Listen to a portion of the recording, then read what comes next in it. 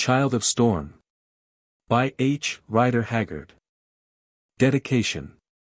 Dear Mr. Stewart. For 20 years, I believe I am right in saying, you, as Assistant Secretary for Native Affairs in Natal, and in other offices, have been intimately acquainted with the Zulu people. Moreover, you are one of the few living men who have made a deep and scientific study of their language, their customs, and their history. So I confess that I was the more pleased after you were so good as to read this tale, the second book of the epic of the vengeance of Zikali, the thing that should never have been born. And of the fall of the house of Senzangakona I, when you wrote to me that it was animated by the true Zulu spirit.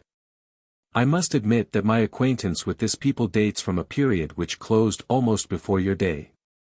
What I know of them I gathered at the time when Sitweo, of whom my volume tells, was in his glory, previous to the evil hour in which he found himself driven by the clamor of his regiments, cut off, as they were, through the annexation of the Transvaal, from their hereditary trade of war, to match himself against the British strength. I learned it all by personal observation in the 70s, or from the lips of the great Shepstone, my chief and friend, and from my colleagues Osborne, Finney, Clark and others, every one of them long since gone down. Perhaps it may be as well that this is so, at any rate in the case of one who desires to write of the Zulus as a reigning nation, which now they have ceased to be, and to try to show them as they were, in all their superstitious madness and blood-stained grandeur. Yet then they had virtues as well as vices. To serve their country in arms, to die for it and for the king, such was their primitive ideal. If they were fierce they were loyal, and feared neither wounds nor doom. If they listened to the dark reeds of the witch doctor, the trumpet call of duty sounded still louder in their ears. If, chanting their terrible ingoma, at the king's bidding they went forth to slay unsparingly, at least they were not mean or vulgar. From those who continually must face the last great issues of life or death, meanness and vulgarity are far removed.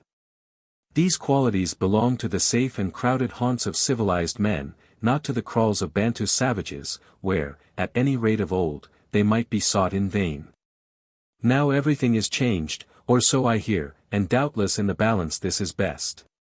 Still we may wonder what are the thoughts that pass through the mind of some ancient warrior of Shaka's or Dingan's time, as he suns himself crouched on the ground, for example, where once stood the royal kraal, Duguza, and watches men and women of the Zulu blood passing homeward from the cities or the mines, bemused, some of them, with the white man's smuggled liquor, grotesque with the white man's cast-off garments, hiding, perhaps, in their blankets examples of the white man's doubtful photographs, and then shuts his sunken eyes and remembers the plumed and kilted regiments making that same ground shake as, with a thunder of salute, line upon line, company upon company, they rushed out to battle. Well, because the latter does not attract me, it is of this former time that I have tried to write, the time of the impis and the witch-finders and the rival princes of the royal house, as I am glad to learn from you, not quite in vain. Therefore, since you, so great an expert, approve of my labors in the seldom-traveled field of Zulu story, I ask you to allow me to set your name upon this page and subscribe myself. Gratefully and sincerely yours. H. Rider Haggard. Ditchingham, October 12, 1912. To James Stewart, Esq. Late Assistant Secretary for Native Affairs, Natal. How do you find this book? Any thoughts about the book or the author? Any suggestion for improvement? Please take a moment to share your thoughts in a comment. If you like it, share it with your friends who might enjoy it as well. Subscribe to keep in touch. Visit CompleteAudiobooks.com for more quality content. Author's note. Mr. Allan Quatermain's story of the wicked and fascinating Mameena, a kind of Zulu Helen, has, it should be stated, a broad foundation in historical fact. Leaving Mameena and her wiles on one side, the tale of the struggle between the princes Sitweo and Umbelazi for succession to the throne of Zululand is true. When the differences between these sons of his became intolerable, because of the tumult which they were causing in his country, King Panda, their father, the son of Senzangakona, and the brother of the great Shaka and of Dingan, who had ruled before him, did say that, when two young bulls quarrel they had better fight it out. So, at least, I was told by the late Mr. F. B. Finney, my colleague at the time of the annexation of the Transvaal in 1877, who, as Zulu border agent, with the exceptions of the late Sir Theophilus Shepstone and the late Sir Melmoth Osborne, perhaps knew more of that land and people than anyone else of his period. As a result of this hint given by a maddened king, the Great Battle of the Tugela was fought at Ndondakusuka in December, 1856, between the Usutu party, commanded by Sitweo, and the adherents of Umbelazi the Handsome, his brother, who was known among the Zulus as Indlovu or the elephant with the tuft of hair, from a little lock of hair which grew low down upon his back. My friend, Sir Melmoth Osborne, who died in or about the year 1897, was present at this battle, although not as a combatant. Well do I remember his thrilling story, told to me over 30 years ago, of the events of that awful day. Early in the morning, or during the previous night, I forget which, he swam his horse across the Tugela and hid with it in a bush-clad kopje, blindfolding the animal with his coat lest it should betray him. As it chanced, the great fight of the day, that of the regiment of veterans, which Sir Melmoth informed me Panda had sent down at the last moment to the assistance of Umbelazi, his favourite son, took place almost at the foot of this kopje. Mr.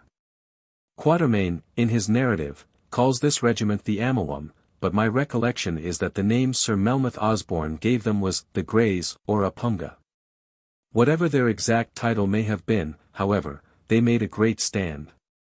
At least, he told me that when Umbelazi's impi, or army, began to give before the Usutu onslaught, these Greys moved forward above 3,000 strong, drawn up in a triple line, and were charged by one of Sitweo's regiments. The opposing forces met, and the noise of their clashing shields, said Sir Melmoth, was like the roll of heavy thunder.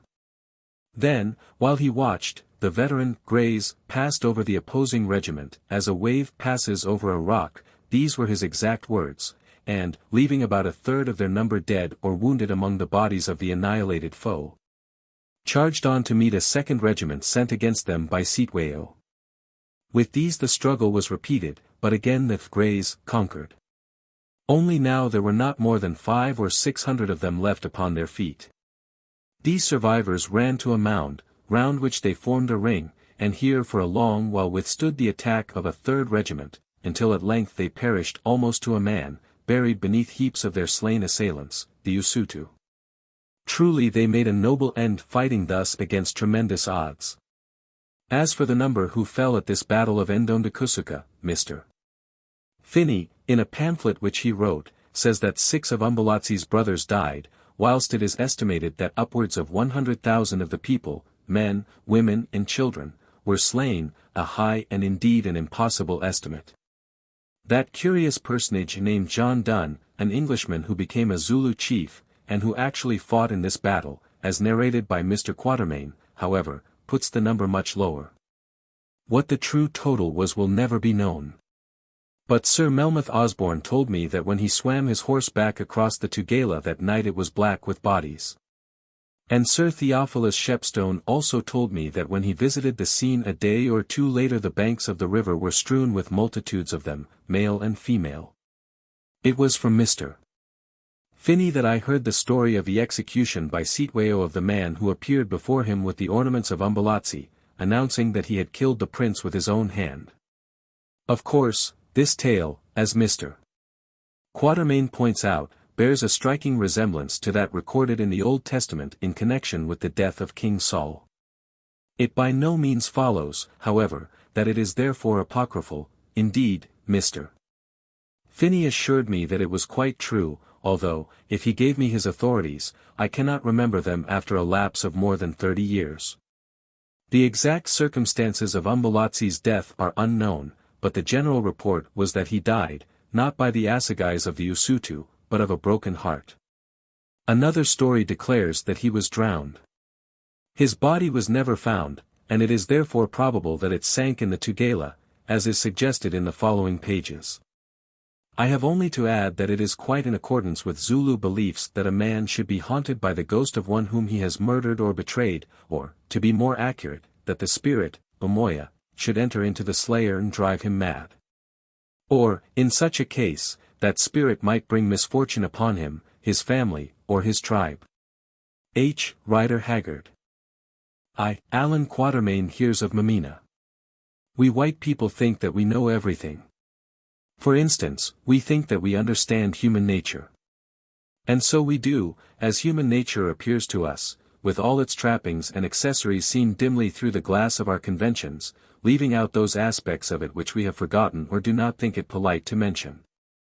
But I, Allan Quatermain, reflecting upon these matters in my ignorant and uneducated fashion, have always held that no one really understands human nature who has not studied it in the rough.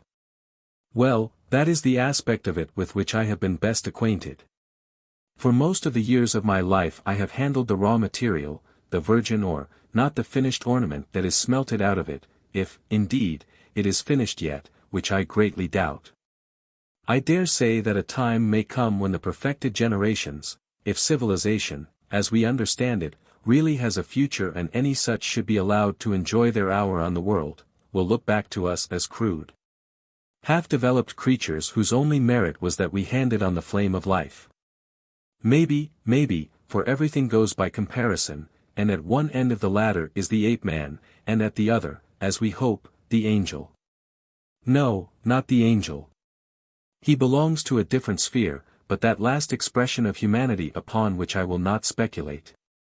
While man is man, that is, before he suffers the magical death change into spirit, if such should be his destiny, well, he will remain man. I mean that the same passions will sway him, he will aim at the same ambitions, he will know the same joys and be oppressed by the same fears, whether he lives in a Kaffir hut or in a golden palace. Whether he walks upon his 2 feet or, as for aught I know he may do one day, flies through the air. This is certain, that in the flesh he can never escape from our atmosphere, and while he breathes it, in the main with some variations prescribed by climate, local law and religion, he will do much as his forefathers did for countless ages. That is why I have always found the savage so interesting, for in him, nakedly and forcibly expressed, we see those eternal principles which direct our human destiny.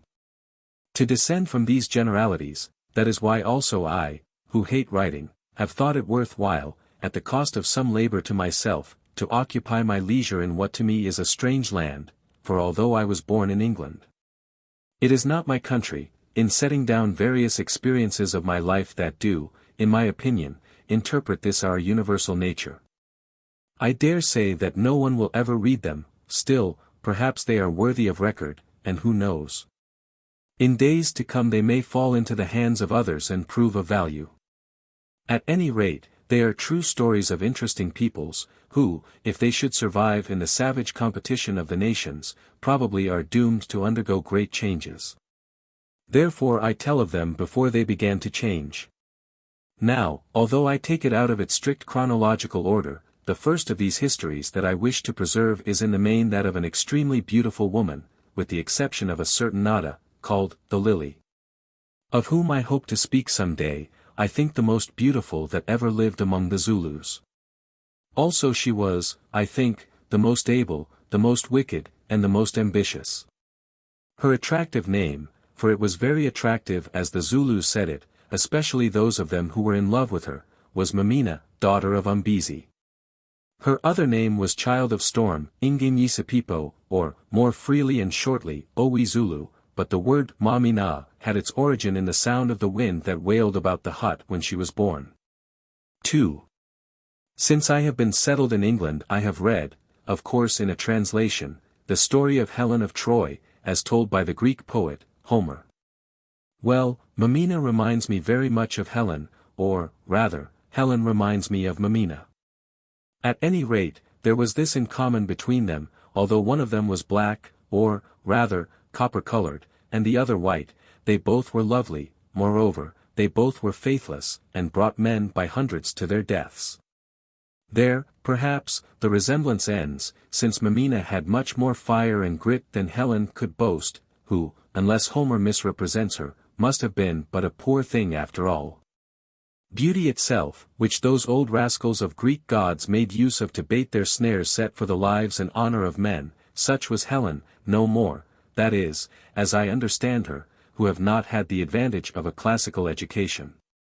Now, Mameena, although she was superstitious, a common weakness of great minds, acknowledging no gods in particular, as we understand them, set her own snares, with varying success but a very definite object, namely, that of becoming the first woman in the world as she knew it, the stormy, blood-stained world of the Zulus. But the reader shall judge for himself, if ever such a person should chance to cast his eye upon this history. It was in the year 1854 that I first met Mameena, and my acquaintance with her continued off and on until 1856, when it came to an end in a fashion that shall be told after the fearful battle of the Tugela in which Umbelazi, Panda's son and Sitweo's brother, who, to his sorrow, had also met Mameena, lost his life. I was still a youngish man in those days, although I had already buried my second wife, as I have told elsewhere, after our brief but happy time of marriage. Leaving my boy in charge of some kind people in Durban, I started into the Zulu, a land with which I had already become well acquainted as a youth, there to carry on my wild life of trading and hunting. For the trading I never cared much, as may be guessed from the little that ever I made out of it, the art of traffic being in truth repugnant to me. But hunting was always the breath of my nostrils, not that I am fond of killing creatures, for any humane man soon wearies of slaughter. No, it is the excitement of sport, which, before breechloaders came in, was acute enough, I can assure you. The lonely existence in wild places, often with only the sun and the stars for companions, the continual adventures, the strange tribes with whom I came in contact. In short, the change, the danger, the hope always of finding something great and new, that attracted and still attracts me, even now when I have found the great and the new. There, I must not go on writing like this, or I shall throw down my pen and book a passage for Africa, and incidentally to the next world, no doubt, that world of the great and new. It was, I think, in the month of May in the year 1854 that I went hunting in rough country between the White and Black Umbelazi rivers. By permission of Panda, whom the Boers had made king of Zululand after the defeat and death of Dingaan his brother. The district was very feverish, and for this reason I had entered it in the winter months. There was so much bush that, in the total absence of roads, I thought it wise not to attempt to bring my wagons down, and as no horses would live in that veld I went on foot. My principal companions were a Kaffir of mixed origin, called Zikali, commonly abbreviated into Scowl, the Zulu chief Saduko, and a headman of the Ndwandwe blood named Umbezi, at whose kraal on the high land about 30 miles away I left my wagon and certain of my men in charge of the goods and some ivory that I had traded. This Umbezi was a stout and genial-mannered man of about 60 years of age, and, what is rare among these people, one who loved sport for its own sake. Being aware of his tastes, also that he knew the country and was skilled in finding game, I had promised him a gun if he would accompany me and bring a few hunters. It was a particularly bad gun that had seen much service, and one which had an unpleasing habit of going off at half-cock, but even after he had seen it, and I in my honesty had explained its weaknesses, he jumped at the offer. O Macumazana, that is my native name, often abbreviated into Macumazan, which means, one who stands out, or as many interpret it, I don't know how. Watcher by night, a gun that goes off sometimes when you do not expect it is much better than no gun at all, and you are a chief with a great heart to promise it to me. For when I own the white man's weapon I shall be looked up to and feared by everyone between the two rivers. Now, while he was speaking he handled the gun, that was loaded, observing which I moved behind him. Off it went in due course, its recoil knocking him backwards, for that gun was a devil to kick, and its bullet cutting the top off the ear of one of his wives. The lady fled screaming, leaving a little bit of her ear upon the ground. What does it matter, said Umbezi, as he picked himself up, rubbing his shoulder with a rueful look. Would that the evil spirit in the gun had cut off her tongue and not her ear. It is the worn-out old cow's own fault. She is always peeping into everything like a monkey. Now she will have something to chatter about and leave my things alone for a while. I thank my ancestral spirit it was not Mameena, for then her looks would have been spoiled. Who is Mameena? I asked. Your last wife? No, no, Macumazin, I wish she were, for then I should have the most beautiful wife in the land. She is my daughter, though not that of the worn-out old cow. Her mother died when she was born, on the night of the great storm. You should ask Saduko there who Mameena is, he added with a broad grin, lifting his head from the gun, which he was examining gingerly, as though he thought it might go off again while unloaded, and nodding towards someone who stood behind him. I turned, and for the first time saw Saduko, whom I recognized at once as a person quite out of the ordinary run of natives. He was a tall and magnificently formed young man, who, although his breast was scarred with assegai wounds, showing that he was a warrior, had not yet attained to the honor of the ring of polished wax laid over strips of rush bound round with sinew and sewn to the hair, the isikoko which at a certain age or dignity, determined by the king, Zulus are allowed to assume. But his face struck me more even than his grace, strength and stature. Undoubtedly it was a very fine face, with little or nothing of the negroid type about it.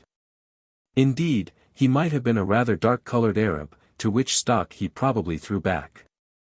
The eyes, too, were large and rather melancholy, and in his reserved, dignified air there was something that showed him to be no common fellow, but one of breeding and intellect.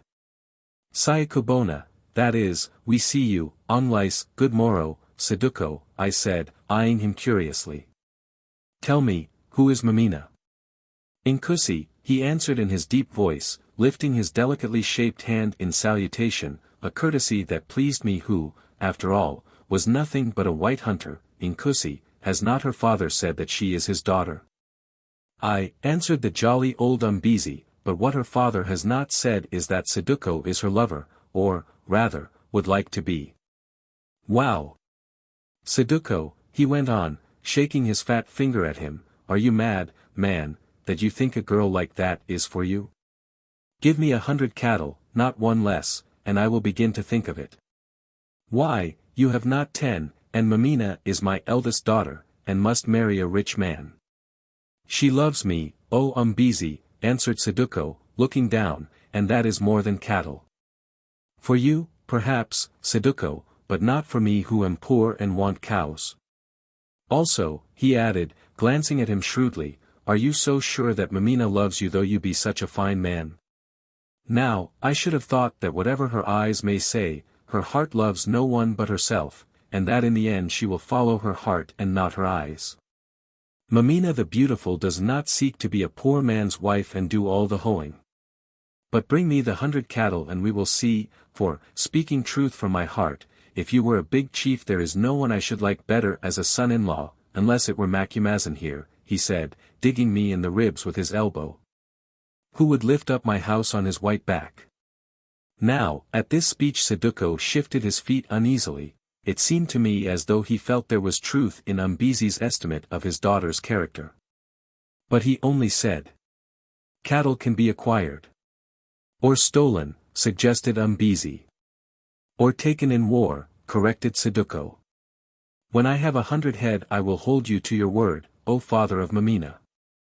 And then what would you live on, fool, if you gave all your beasts to me? There, cease talking wind. Before you have 100 head of cattle Mameena will have 6 children who will not call you father.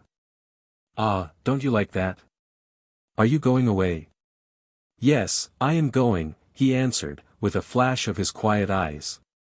Only then let the man whom they do call father beware of Saduko. Beware of how you talk, young man, said Umbezi in a grave voice. Would you travel your father's road?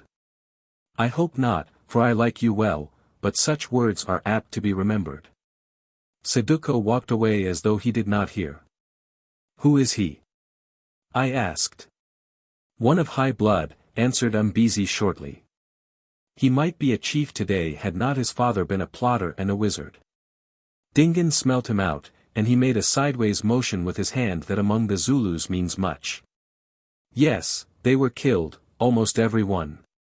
The chief, his wives, his children and his headmen, every one except Chosa his brother and his son Saduko, whom Zikali the dwarf, the smeller out of evildoers, the ancient, who was old before Senzangakona became a father of kings, hid him. There, that is an evil tale to talk of, and he shivered. Come, white man, and doctor that old cow of mine, or she will give me no peace for months. So I went to see the worn-out old cow, not because I had any particular interest in her, for, to tell the truth, she was a very disagreeable and antique person. The cast-off wife of some chief whom at an unknown date in the past the astute Umbezi had married from motives of policy, but because I hoped to hear more of Miss Mameena, in whom I had become interested. Entering a large hut, I found the lady so impolitely named, the old cow, in a parlous state. There she lay upon the floor, an unpleasant object because of the blood that had escaped from her wound, surrounded by a crowd of other women and of children. At regular intervals she announced that she was dying, and emitted a fearful yell, whereupon all the audience yelled also. In short, the place was a perfect pandemonium. Telling Umbezi to get the hut cleared, I said that I would go to fetch my medicines. Meanwhile I ordered my servant, Scowl, a humorous-looking fellow, light yellow in hue, for he had a strong dash of Hottentot in his composition, to cleanse the wound. When I returned from the wagon 10 minutes later the screams were more terrible than before, although the chorus now stood without the hut. Nor was this altogether wonderful, for on entering the place I found Scowl trimming up the old cow's ear with a pair of blunt nail scissors. "Oh Macumazana," said Umbezi in a hoarse whisper, "might it not perhaps be as well to leave her alone? If she bled to death, at any rate she would be quieter. Are you a man or a hyena?" I answered sternly, and set about the job, Scowl holding the poor woman's head between his knees. It was over at length. A simple operation in which I exhibited, I believe that is the medical term, a strong solution of caustic applied with a feather. "There, mother," I said, for now we were alone in the hut, whence Scowl had fled, badly bitten in the calf, "you won't die now." "No, you vile white man," she sobbed. "I shan't die, but how about my beauty?" "It will be greater than ever," I answered, "no one else will have an ear with such a curve in it." "But, talking of beauty, where is Mameena?" "I don't know where she is," she replied with fury, "but I very well know where she would be if I had my way. That peeled willow wand of a girl," here she added certain descriptive epithets I will not repeat, "has brought this misfortune upon me. We had a slight quarrel yesterday, white man, and, being a witch as she is, she prophesied evil. Yes, when by accident I scratched her ear, she said that before long mine should burn, and surely burn it does. This, no doubt, was true, for the caustic had begun to bite. Oh devil of a white man," she went on, "you have bewitched me, you have filled my head with fire." Then she seized an earthenware pot and hurled it at me, saying, "Take that for your doctor fee. Go, crawl after Mameena like the others and get her to doctor you." By this time I was half through the bee-hole of the hut, my movements being hastened by a vessel of hot water which landed on me behind. "What is the matter, Macumazan?" asked old Umbezi, who was waiting outside. "Nothing at all, friend," I answered with a sweet smile, "except that your wife wants to see you at once. She is in pain, and wishes you to soothe her. Go in, do not hesitate." After a moment's pause he went in, that is, half of him went in. Then came a fearful crash, and he emerged again with the rim of a pot about his neck and his countenance veiled in a coating of what I took to be honey. "Where is Mameena?" I asked him as he sat up spluttering. "Where I wish I was," he answered in a thick voice, "at a crawl 5 hours' journey away." Well, that was the first I heard of Mameena. That night as I sat smoking my pipe under the flap lean-to attached to the wagon, laughing to myself over the adventure of the old cow, falsely described as worn out, and wondering whether Umbezi had got the honey out of his hair. The canvas was lifted, and a Kaffir wrapped in a kaross crept in and squatted before me. "Who are you?" I asked, for it was too dark to see the man's face. "Inkusi," answered a deep voice, "I am Saduko." "You are welcome," I answered, handing him a little gourd of snuff in token of hospitality. Then I waited while he poured some of the snuff into the palm of his hand and took it in the usual fashion. "Inkusi," he said, when he had scraped away the tears produced by the snuff, "I have come to ask you a favor." You heard Umbezi say today that he will not give me his daughter, Mameena, unless I give him 100 head of cows. Now, I have not got the cattle, and I cannot earn them by work in many years. Therefore I must take them from a certain tribe I know which is at war with the Zulus. But this I cannot do unless I have a gun. If I had a good gun, Inkusi, one that only goes off when it is asked, and not of its own fancy, I who have some name could persuade a number of men whom I know, who once were servants of my father, or their sons, to be my companions in this venture. Do I understand that you wish me to give you one of my good guns with 2 mouths to it, i.e. double-barreled, a gun worth at least 12 oxen, for nothing, O Saduko? I asked in a cold and scandalized voice. Not so, O watcher by night, he answered. Not so, O he who sleeps with one eye open, another free and difficult rendering of my native name, Macumazan, or more correctly, Macumazana. I should never dream of offering such an insult to your high-born intelligence. He paused and took another pinch of snuff, then went on in a meditative voice, where I propose to get those 100 cattle there are many more, I am told not less than 1,000 head in all. Now, Inkusi, he added, looking at me sideways, suppose you gave me the gun I ask for, and suppose you accompanied me with your own gun and your armed hunters, it would be fair that you should have half the cattle, would it not? That's cool, I said. So, young man, you want to turn me into a cow thief and get my throat cut by Panda for breaking the peace of his country? Neither, Macumazan, for these are my own cattle. Listen, now, and I will tell you a story. You have heard of Madiwayne, the chief of the Amangwain? Yes, I answered. His tribe lived near the head of the Umzinyati, did they not? Then they were beaten by the Boers or the English, and Madiwayne came under the Zulus. But afterwards Dingaan wiped him out, with his house, and now his people are killed or scattered. Yes, his people are killed and scattered, but his house still lives. Macumazan, I am his house, I, the only son of his chief wife, for Zikali the wise little one, the ancient, who is of the Amangwain blood, and who hated Shaka and Dingaan, yes, and Senzangakona their father before them. But whom none of them could kill because he is so great and has such mighty spirits for his servants, saved and sheltered me. If he is so great, why, then, did he not save your father also, Saduko? I asked, as though I knew nothing of this Zikali. I cannot say, Macumazan. Perhaps the spirits plant a tree for themselves, and to do so cut down many other trees. At least, so it happened. It happened thus. Bangu, chief of the Amakoba, whispered into Dingaan's ear that Madiwayne, my father, was a wizard, also that he was very rich.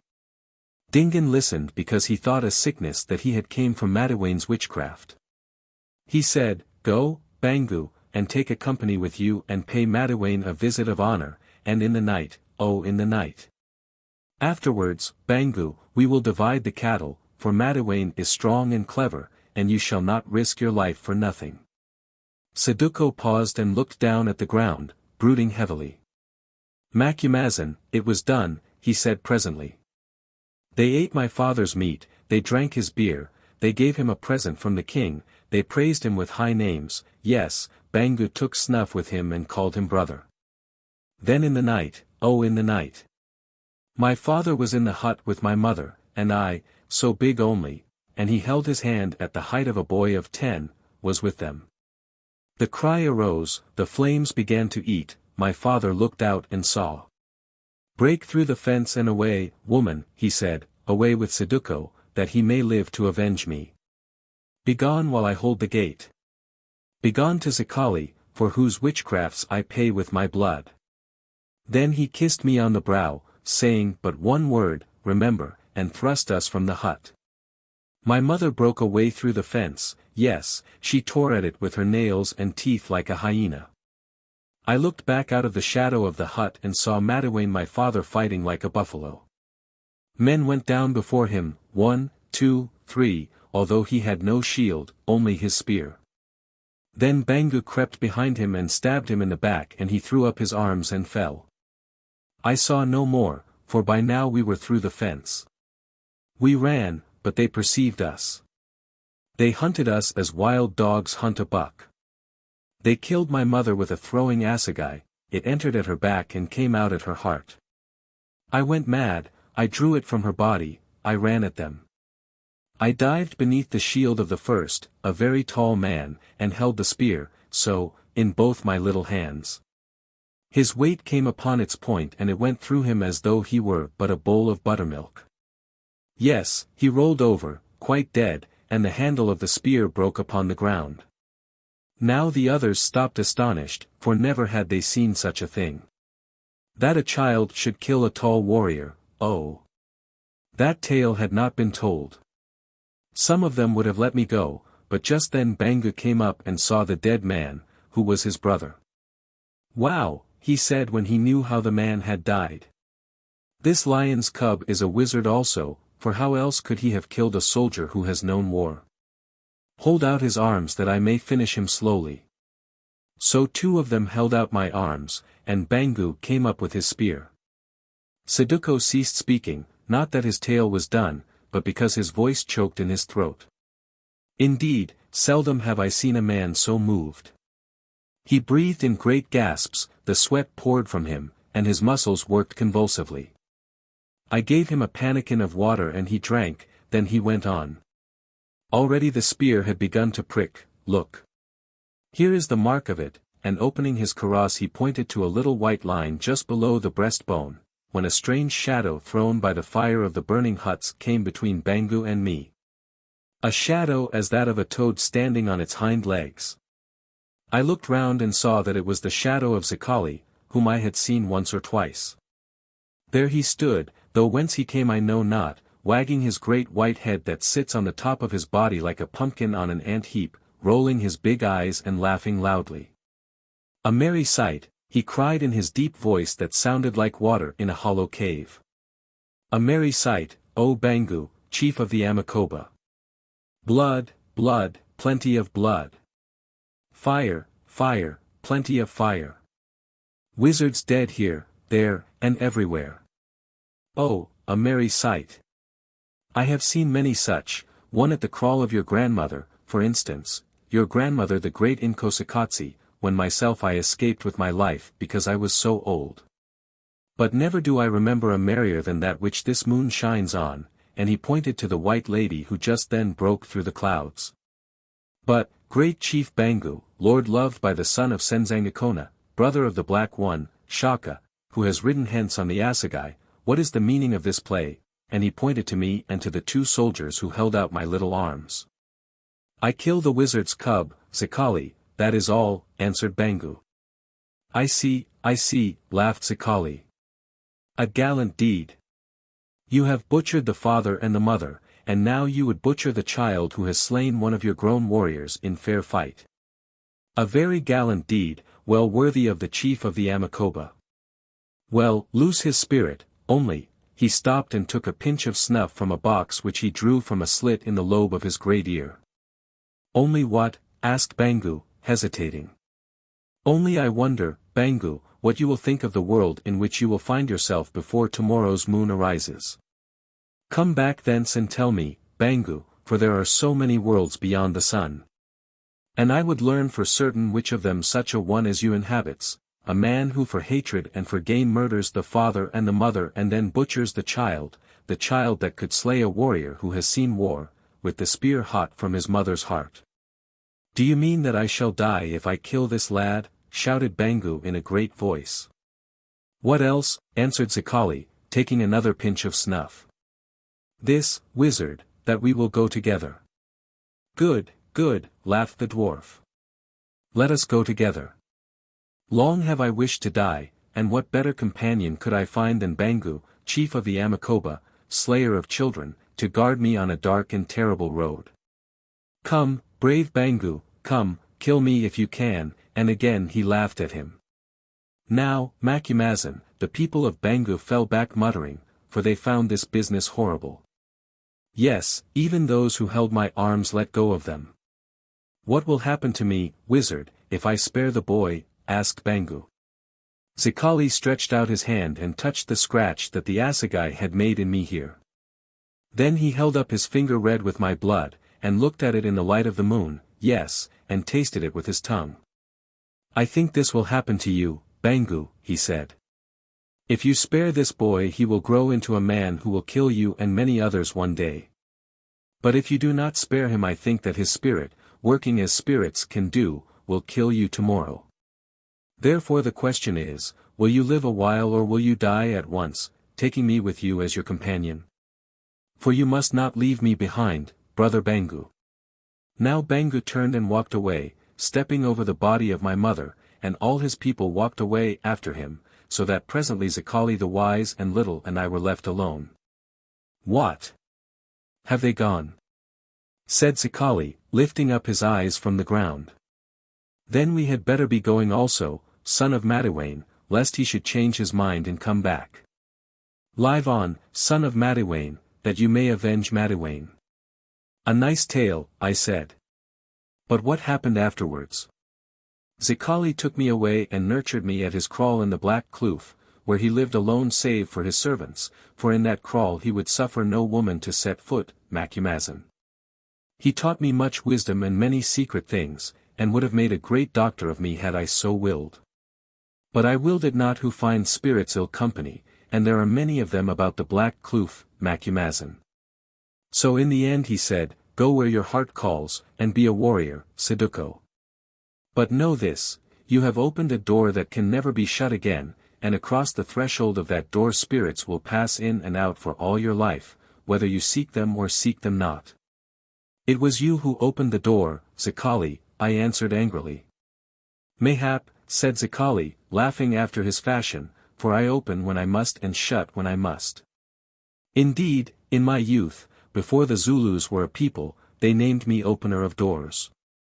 And now, looking through one of those doors, I see something about you, O son of Madiwane. What do you see, my father? I asked. I see two roads, Saduko, the road of medicine, that is the spirit road, and the road of spears, that is the blood road. I see you traveling on the road of medicine, that is my own road, Saduko, and growing wise and great, till at last, far, far away, you vanish over the precipice to which it leads, full of years and honor and wealth, feared yet beloved by all men. White and black. Only that road you must travel alone, since such wisdom may have no friends, and, above all, no woman to share its secrets. Then I look at the road of spears and see you, Saduko, traveling on that road, and your feet are red with blood, and women wind their arms about your neck, and one by one your enemies go down before you. You love much, and sin much for the sake of the love, and she for whom you sin comes and goes and comes again. And the road is short, Saduko, and near the end of it are many spirits. And though you shut your eyes you see them, and though you fill your ears with clay you hear them, for they are the ghosts of your slain. But the end of your journeying I see not. Now choose which road you will, son of Madiwane, and choose swiftly, for I speak no more of this matter. Then, Macumazahn, I thought a while of the safe and lonely path of wisdom, also of the blood-red path of spears where I should find love and war. And my youth rose up in me and, I chose the path of spears and the love and the sin and the unknown death. A foolish choice, Saduko, supposing that there is any truth in this tale of roads, which there is not. Nay, a wise one, Macumazahn, for since then I have seen Mameena and know why I chose that path. Ah! I said. Mameena, I forgot her. Well, after all, perhaps there is some truth in your tale of roads. When I have seen Mameena I will tell you what I think. When you have seen Mameena, Macumazahn, you will say that the choice was very wise. Well, Zikali, opener of doors, laughed loudly when he heard it. The ox seeks the fat pasture, but the young bull the rough mountainside where the heifers graze, he said, and after all, a bull is better than an ox. Now begin to travel your own road, son of Madiwane, and from time to time return to the Black Kloof and tell me how it fares with you. I will promise you not to die before I know the end of it. Now, Macumazahn, I have told you things that hitherto have lived in my own heart only. And, Macumazahn, Bangu is in ill favor with Panda, whom he defies in his mountain, and I have a promise, never mind how, that he who kills him will be called to no account and may keep his cattle. Will you come with me and share those cattle, O watcher by night? Get thee behind me, Satan, I said in English, then added in Zulu, I don't know. If your story is true I should have no objection to helping to kill Bangu. But I must learn lots more about this business first. Meanwhile I am going on a shooting trip tomorrow with Umbezi the Fat, and I like you, O chooser of the road of spears and blood. Will you be my companion and earn the gun with 2 mouths in payment? Inkusi, he said, lifting his hand in salute with a flash of his dark eyes, you are generous, you honor me. What is there that I should love better? Yet, he added, and his face fell, first I must ask Zikali the little, Zikali my foster father. Oh. I said, so you are still tied to the wizard's girdle, are you? Not so, Macumazin. But I promised him not long ago that I would undertake no enterprise, save that you know of, until I had spoken with him. How far off does Zikali live? I asked Saduko. 1 day's journeying. Starting at sunrise I can be there by sunset. Good. Then I will put off the shooting for 3 days and come with you if you think that this wonderful old dwarf will receive me. I believe that he will, Macumazin, for this reason, he told me that I should meet you and love you, and that you would be mixed up in my fortunes. Then he poured moonshine into your gourd instead of beer, I answered. Would you keep me here till midnight listening to such foolishness when we must start at dawn? Begone now and let me sleep. I go, he answered with a little smile. But if this is so, O Macumazana, why do you also wish to drink of the moonshine of Zikali? And he went. Yet I did not sleep very well that night, for Saduko and his strange and terrible story had taken a hold of my imagination. Also, for reasons of my own, I greatly wished to see this Zikali, of whom I had heard a great deal in past years. I wished further to find out if he was a common humbug, like so many witch doctors, this dwarf who announced that my fortunes were mixed up with those of his foster son. And who at least could tell me something true or false about the history and position of Bangu, a person for whom I had conceived a strong dislike, possibly quite unjustified by the facts. But more than all did I wish to see Mameena, whose beauty or talents produced so much impression upon the native mind. Perhaps if I went to see Zikali she would be back at her father's kraal before we started on our shooting trip. Thus it was then that fate wove me and my doings into the web of some very strange events, terrible, tragic and complete indeed as those of a Greek play, as it has often done both before and since those days. 2. The Moonshine of Zikali. On the following morning I awoke, as a good hunter always should do, just at that time when, on looking out of the wagon, nothing can be seen but a little grey glint of light which he knows is reflected from the horns of the cattle tied to the trektoe. Presently, however, I saw another glint of light which I guessed came from the spear of Saduko, who was seated by the ashes of the cooking fire wrapped in his kaross of wildcat skins.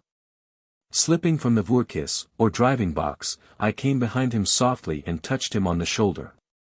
He leapt up with a start which revealed his nervous nature, then recognizing me through the soft grey gloom, said, "You are early, Macumazin." "Of course," I answered, "am I not named Watcher by Night? Now let us go to Umbezi and tell him that I shall be ready to start on our hunting trip on the 3rd morning from today." So we went, to find that Umbezi was in a hut with his last wife and asleep.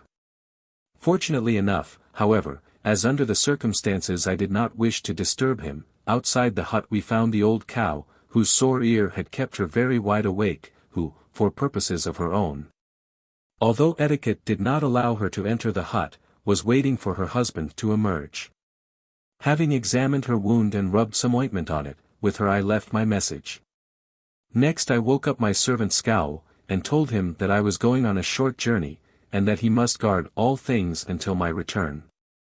And while I did so, took a nip of raw rum and made ready a bag of biltong, that is sun-dried flesh, and biscuits.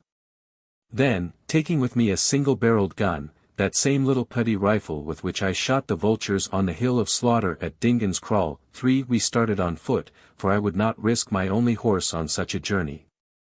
A rough journey it proved to be indeed, over a series of bush-clad hills that at their crests were covered with rugged stones among which no horse could have traveled. Up and down these hills we went, and across the valleys that divided them, following some path which I could not see, for all that livelong day. I have always been held a good walker, being by nature very light and active. But I am bound to say that my companion taxed my powers to the utmost, for on he marched for hour after hour, striding ahead of me at such a rate that at times I was forced to break into a run to keep up with him. Although my pride would not suffer me to complain, since as a matter of principle I would never admit to a Kaffir that he was my master at anything, glad enough was I when, towards evening, Saduko sat himself down on a stone at the top of a hill and said, "Behold the black kloof, Macumazin," which were almost the first words he had uttered since we started. Truly the spot was well named, for there, cut out by water from the heart of a mountain in some primeval age, lay one of the most gloomy places that ever I had beheld. It was a vast cleft in which granite boulders were piled up fantastically, perched one upon another in great columns, and upon its sides grew dark trees set sparsely among the rocks. It faced towards the west, but the light of the sinking sun that flowed up it served only to accentuate its vast loneliness, for it was a big cleft, the best part of a mile wide at its mouth. Up this dreary gorge we marched, mocked at by chattering baboons and following a little path not a foot wide that led us at length to a large hut and several smaller ones set within a reed fence and overhung by a gigantic mass of rock that looked as though it might fall at any moment. At the gate of the fence two natives of I know not what tribe, men of fierce and forbidding appearance, suddenly sprang out and thrust their spears towards my breast. "Whom bring you here, Saduko?" asked one of them sternly. "A white man that I vouch for," he answered. "Tell Zikali that we wait on him." "What need to tell Zikali that which he knows already?" said the sentry. "Your food and that of your companion is already cooked in yonder hut. Enter, Saduko, with him for whom you vouch." So we went into the hut and ate, also I washed myself, for it was a beautifully clean hut, and the stools, wooden bowls, etc., were finely carved out of red ivory wood, this work, Saduko informed me, being done by Zikali's own hand. Just as we were finishing our meal a messenger came to tell us that Zikali waited our presence. We followed him across an open space to a kind of door in the tall reed fence, passing which I set eyes for the first time upon the famous old witch doctor of whom so many tales were told. Certainly he was a curious sight in those strange surroundings, for they were very strange, and I think their complete simplicity added to the effect. In front of us was a kind of courtyard with a black floor made of polished ant-heap earth and cow dung, 2/3 of which at least was practically roofed in by the huge overhanging mass of rock whereof I have spoken. Its arch bending above at a height of not less than 60 or 70 feet from the ground. Into this great, precipice-backed cavity poured the fierce light of the setting sun, turning it and all within it, even the large straw hut in the background, to the deep hue of blood. Seeing the wonderful effect of the sunset in that dark and forbidding place, it occurred to me at once that the old wizard must have chosen this moment to receive us because of its impressiveness. Then I forgot these scenic accessories in the sight of the man himself. There he sat on a stool in front of his hut, quite unattended, and wearing only a cloak of leopard skins open in front, for he was unadorned with the usual hideous trappings of a witch doctor, such as snake skins, human bones, bladders full of unholy compounds, and so forth. What a man he was, if indeed he could be called quite human. His stature, though stout, was only that of a child, his head was enormous, and from it plaited white hair fell down onto his shoulders. His eyes were deep and sunken, his face was broad and very stern. Except for this snow-white hair, however, he did not look ancient, for his flesh was firm and plump, and the skin on his cheeks and neck unwrinkled, which suggested to me that the story of his great antiquity was false. A man who was over 100 years old, for instance, surely could not boast such a beautiful set of teeth, for even at that distance I could see them gleaming. On the other hand, evidently middle age was far behind him. Indeed, from his appearance it was quite impossible to guess even approximately the number of his years. There he sat, red in the red light, perfectly still, and staring without a blink of his eyes at the furious ball of the setting sun, as an eagle is said to be able to do. Saduko advanced, and I walked after him. My stature is not great, and I have never considered myself an imposing person, but somehow I do not think that I ever felt more insignificant than on this occasion.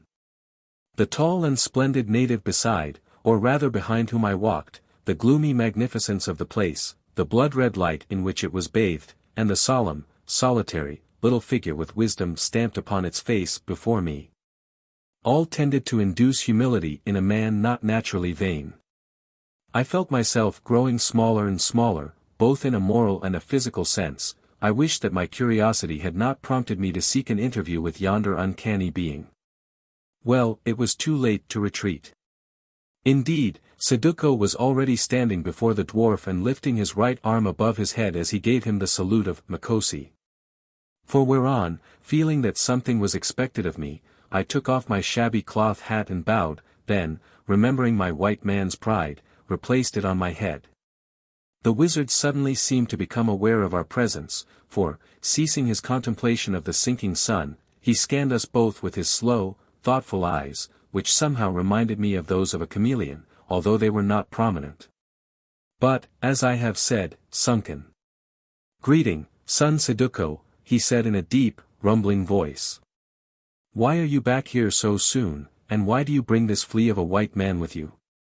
Now this was more than I could bear, so without waiting for my companion's answer I broke in. "You give me a poor name, O Zikali. What would you think of me if I called you a beetle of a wizard?" "I should think you clever," he answered after reflection, "for after all I must look something like a beetle with a white head. But why should you mind being compared to a flea? A flea works by night and so do you, Macumazahn.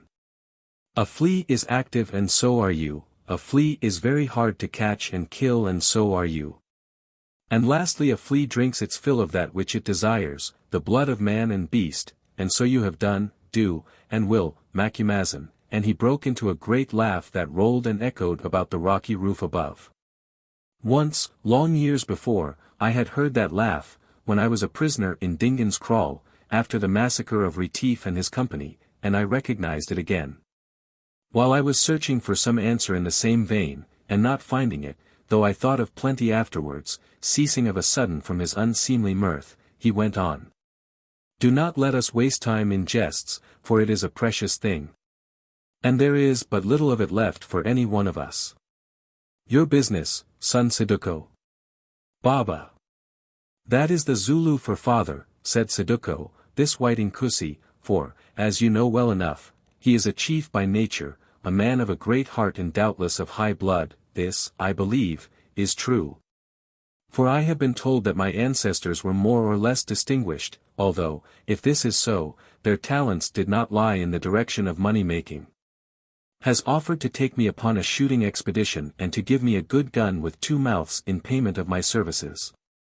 But I told him I could not engage in any fresh venture without your leave, and, he is come to see whether you will grant it, my father."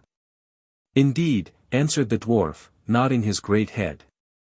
"This clever white man has taken the trouble of a long walk in the sun to come here to ask me whether he may be allowed the privilege of presenting you with a weapon of great value in return for a service that any man of your years in Zululand would love to give for nothing in such company. Son Saduko, because my eye holes are hollow, do you think it your part to try to fill them up with dust? Nay, the white man has come because he desires to see him who is named Opener of Roads, of whom he heard a great deal when he was but a lad, and to judge whether in truth he has wisdom, or is but a common cheat. And you have come to learn whether or no your friendship with him will be fortunate, whether or no he will aid you in a certain enterprise that you have in your mind." "True, O Zikali," I said. "That is so far as I am concerned." But Saduko answered nothing. "Well," went on the dwarf, "since I am in the mood I will try to answer both your questions, for I should be a poor Nyanga, that is doctor, if I did not when you have travelled so far to ask them. Moreover, O Macumazahn, be happy, for I seek no fee who, having made such fortune as I need long ago, before your father was born across the black water, Macumazahn. No longer work for a reward, unless it be from the hand of one of the house of Senzangakona, and therefore, as you may guess, work but seldom. Then he clapped his hands, and a servant appeared from somewhere behind the hut, one of those fierce-looking men who had stopped us at the gate. He saluted the dwarf and stood before him in silence and with bowed head. "Make 2 fires," said Zikali, "and give me my medicine." The man fetched wood, which he built into 2 little piles in front of Zikali. These piles he fired with a brand brought from behind the hut. Then he handed his master a catskin bag. "Withdraw," said Zikali, "and return no more till I summon you, for I am about to prophesy. If, however, I should seem to die, bury me tomorrow in the place you know of and give this white man a safe conduct from my kraal." The man saluted again and went without a word. When he had gone, the dwarf drew from the bag a bundle of twisted roots, also some pebbles, from which he selected 2, one white and the other black. "Into this stone," he said, holding up the white pebble so that the light from the fire shone on it, since, save for the lingering red glow, it was now growing dark. "Into this stone I am about to draw your spirit, O Macumazana. And into this 1 inch, and he held up the black pebble, yours, O son of Madiwayne. Why do you look frightened, O brave white man, who keep saying in your heart, he is nothing but an ugly old Kaffir cheat? If I am a cheat, why do you look frightened? Is your spirit already in your throat, and does it choke you, as this little stone might do if you tried to swallow it?" And he burst into one of his great, uncanny laughs.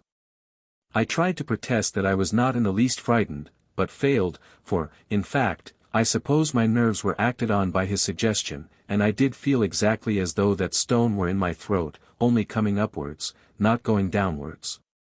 Hysteria, thought I to myself, the result of being overtired, and as I could not speak, sat still as though I treated his jibes with silent contempt. "Now," went on the dwarf, "perhaps I shall seem to die. And if so, do not touch me lest you should really die. Wait till I wake up again and tell you what your spirits have told me. Or if I do not wake up, for a time must come when I shall go on sleeping, well, for as long as I have lived, after the fires are quite out, not before, lay your hands upon my breast. And if you find me turning cold, get you gone to some other Nyanga as fast as the spirits of this place will let you, O ye who would peep into the future." As he spoke he threw a big handful of the roots that I have mentioned on to each of the fires, whereon tall flames leapt up from them, very unholy-looking flames which were followed by columns of dense white smoke that emitted a most powerful and choking odor quite unlike anything that I had ever smelt before. It seemed to penetrate all through me, and that accursed stone in my throat grew as large as an apple and felt as though someone were poking it upwards with a stick. Next he threw the white pebble into the right-hand fire, that which was opposite to me, saying, "Enter, Macumazan, and look," and the black pebble he threw into the left-hand fire saying, "Enter, son of Madiwayne, and look. Then come back both of you and make report to me, your master." Now it is a fact that as he said these words I experienced a sensation as though a stone had come out of my throat.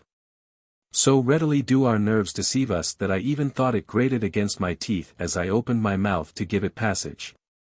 At any rate the choking was gone, only now I felt as though I were quite empty and floating on air, as though I were not I, in short, but a mere shell of a thing, all of which doubtless was caused by the stench of those burning roots.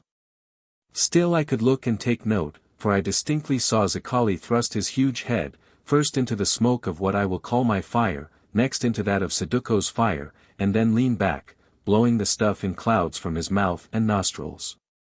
Afterwards I saw him roll over onto his side and lie quite still with his arms outstretched. Indeed, I noticed that one of his fingers seemed to be in the left-hand fire and reflected that it would be burnt off.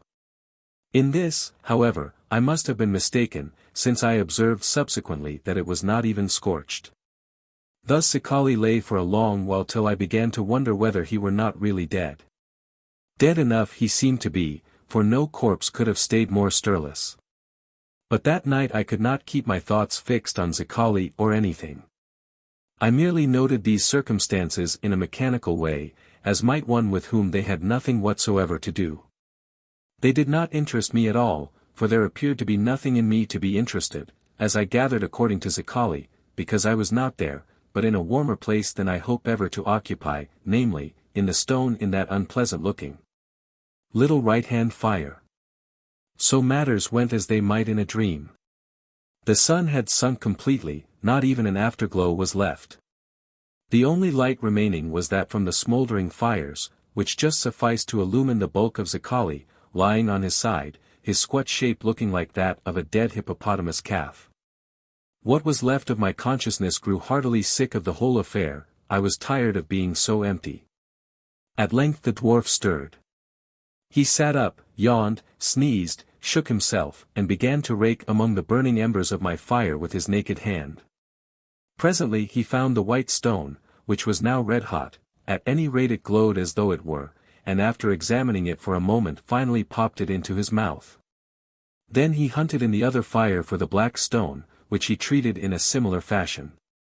The next thing I remember was that the fires, which had died away almost to nothing, were burning very brightly again, I suppose because someone had put fuel on them, and Zikali was speaking.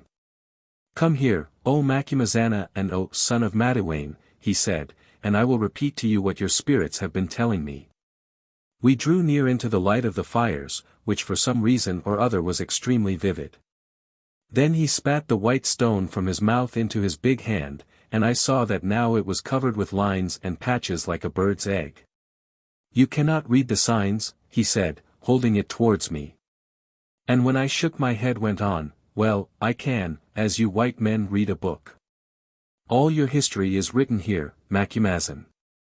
But there is no need to tell you that, since you know it, as I do well enough, having learned it in other days, the days of Dingan, Macumazan. All your future, also, a very strange future," and he scanned the stone with interest. "Yes, yes. A wonderful life, and a noble death far away. But of these matters you have not asked me, and therefore I may not tell them even if I wished, nor would you believe if I did. It is of your hunting trip that you have asked me, and my answer is that if you seek your own comfort you will do well not to go. A pool in a dry river bed, a buffalo bull with the tip of one horn shattered. Yourself and the bull in the pool. Saduko, yonder, also in the pool, and a little half-bred man with a gun jumping about upon the bank. Then a litter made of boughs and you in it, and the father of Mameena walking lamely at your side. Then a hut and you in it, and the maiden called Mameena sitting at your side. Macumazan, your spirit has written on this stone that you should beware of Mameena, since she is more dangerous than any buffalo. If you are wise you will not go out hunting with Umbezi, although it is true that hunt will not cost you your life. There, away, stone, and take your writings with you," and as he spoke he jerked his arm and I heard something was past my face. Next he spat out the black stone and examined it in similar fashion. "Your expedition will be successful, son of Madiwayne," he said. "Together with Macumazan you will win many cattle at the cost of sundry lives. But for the rest, well, you did not ask me of it, did you? Also, I have told you something of that story before today." Away, stone, and the black pebble followed the white out into the surrounding gloom. We sat quite still until the dwarf broke the deep silence with one of his great laughs. "My witchcraft is done," he said. "A poor tale, was it not? Well, hunt for those stones tomorrow and read the rest of it if you can. Why did you not ask me to tell you everything while I was about it, white man? It would have interested you more, but now it has all gone from me back into your spirit with the stones. Saduko, get you to sleep.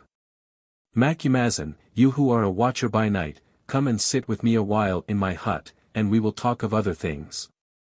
All this business of the stones is nothing more than a Kaffir trick, is it, Macumazan? When you meet the buffalo with the split horn in the pool of a dried river, remember it is but a cheating trick, and now come into my hut and drink a kamba, bowl, of beer and let us talk of other things more interesting." So he took me into the hut, which was a fine one, very well lighted by a fire in its center, and gave me Kaffir beer to drink, that I swallowed gratefully, for my throat was dry and still felt as though it had been scraped. "Who are you, father?" I asked point blank when I had taken my seat upon a low stool, with my back resting against the wall of the hut, and lit my pipe. He lifted his big head from the pile of karosas on which he was lying and peered at me across the fire. "My name is Zikali, which means, weapons, white man." "You know as much as that, don't you?" he answered. "My father went down so long ago that his does not matter.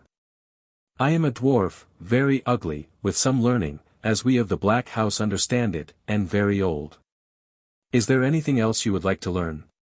"Yes, Zikali, how old?" There, Macumazin, as you know, we poor Kaffirs cannot count very well." "How old?" "Well, when I was young I came down towards the coast from the great river, you call it the Zambesi, I think, with Undwandwa, who lived in the north in those days. They have forgotten it now because it is some time ago, and if I could write I would set down the history of that march, for we fought some great battles with the people who used to live in this country. Afterwards I was the friend of the father of the Zulus, he whom they still call XIII Umkulu, the mighty chief, you may have heard tell of him. I carved that stool on which you sit for him and he left it back to me when he died." "XIII Umkulu!" I exclaimed. "Why, they say he lived hundreds of years ago." "Do they, Macumazin? If so, have I not told you that we black people cannot count as well as you do? Really it was only the other day.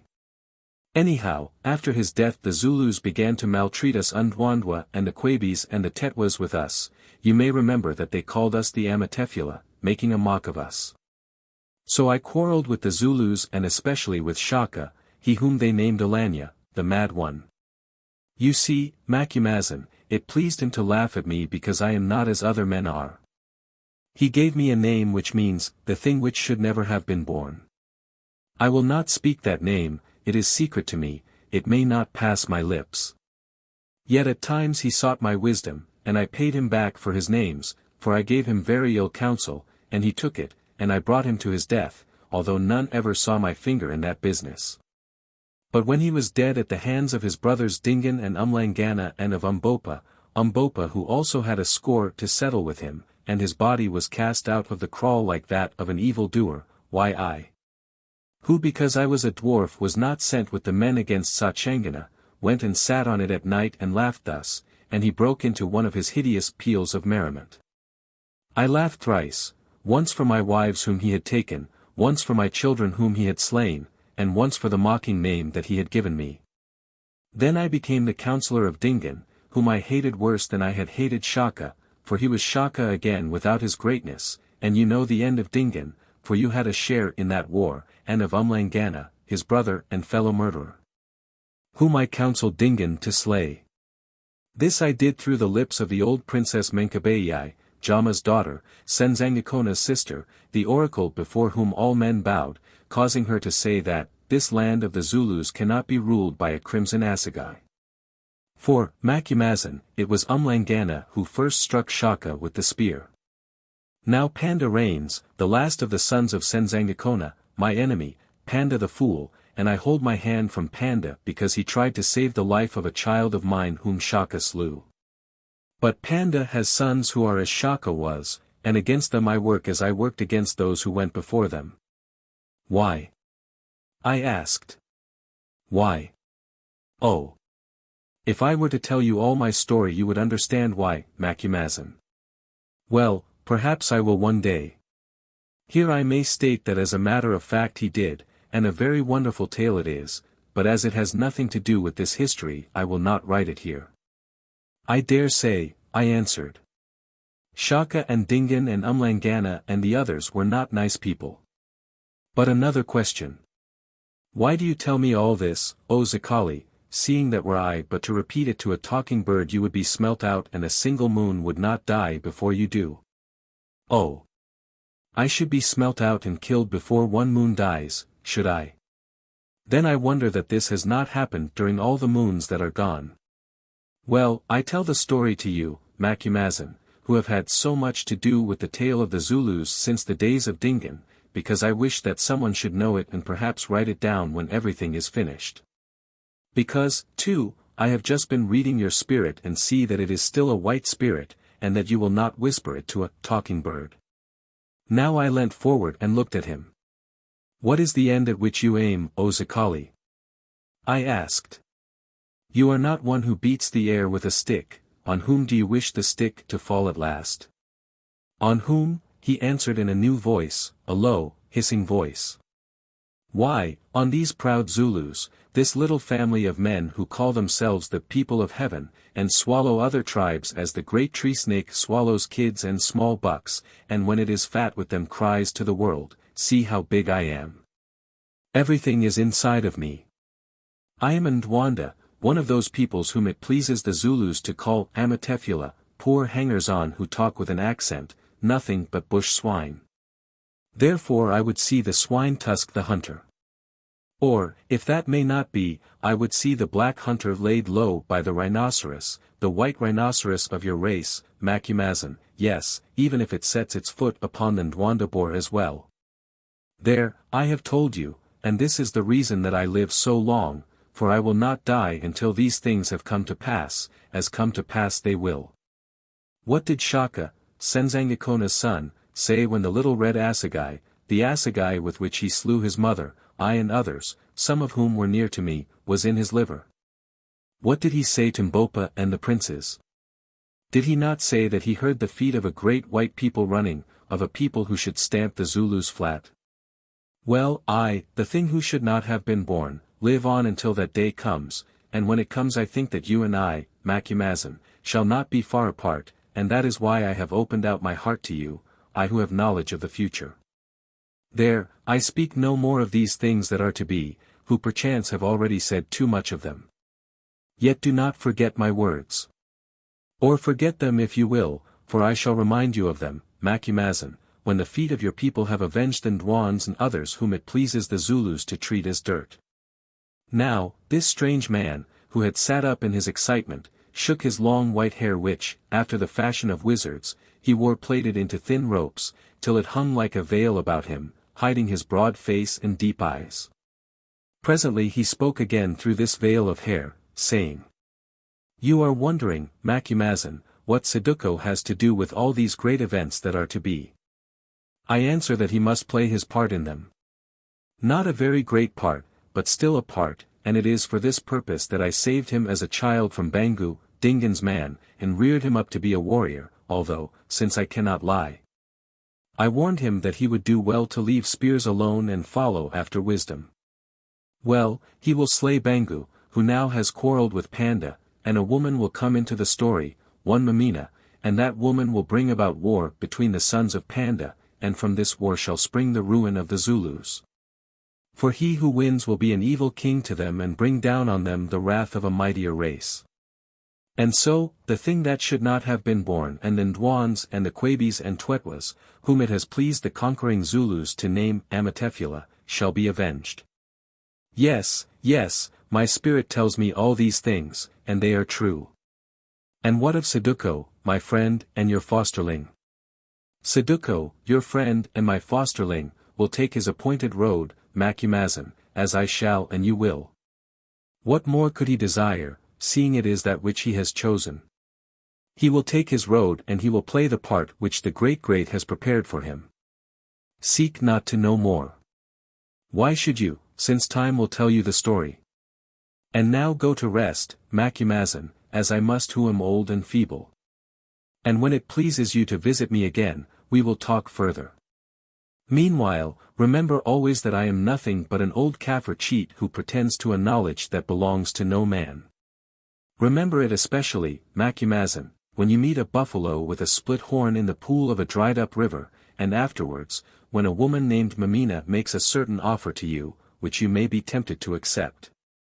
Good night to you, watcher by night with the white heart and the strange destiny, good night to you, and try not to think too hardly of the old Kaffir cheat who just now is called Opener of Roads.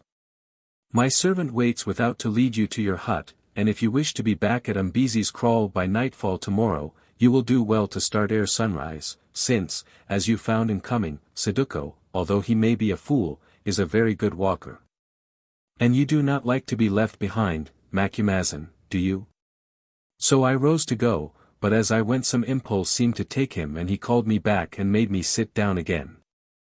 Macumazahn, he said, I would add a word. When you were quite a lad you came into this country with Retief, did you not? Yes, I answered slowly, for this matter of the massacre of Retief is one of which I have seldom cared to speak, for sundry reasons, although I have made a record of it in writing. 5. Even my friends Sir Henry Curtis and Captain Good have heard little of the part one played in that tragedy. But what do you know of that business, Zikali? All that there is to know, I think, Macumazahn, seeing that I was at the bottom of it, and that Dingaan killed those Boers on my advice, just as he killed Shaka and Umlangana. You cold-blooded old murderer, I began, but he interrupted me at once. Why do you throw evil names at me, Macumazahn, as I threw the stone of your fate at you just now?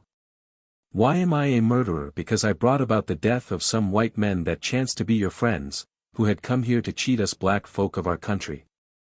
Was it for this reason that you brought about their deaths, Zikali? I asked, staring him in the face, for I felt that he was lying to me. Not altogether, Macumazahn, he answered, letting his eyes, those strange eyes that could look at the sun without blinking, fall before my gaze. Have I not told you that I hate the house of Senzangakona? And when Retief and his companions were killed, did not the spilling of their blood mean war to the end between the Zulus and the white men? Did it not mean the death of Dingaan and of thousands of his people, which is but a beginning of deaths? Now do you understand? I understand that you are a very wicked man, I answered with indignation. At least you should not say so, Macumazahn, he replied in a new voice, one with the ring of truth in it. Why not? Because I saved your life on that day. You escaped alone of the white men, did you not? And you never could understand why, could you? No, I could not, Zikali. I put it down to what you would call the spirits. Well, I will tell you. Those spirits of yours wore my kaross, and he laughed. I saw you with the Boers, and saw, too, that you were of another people, the people of the English.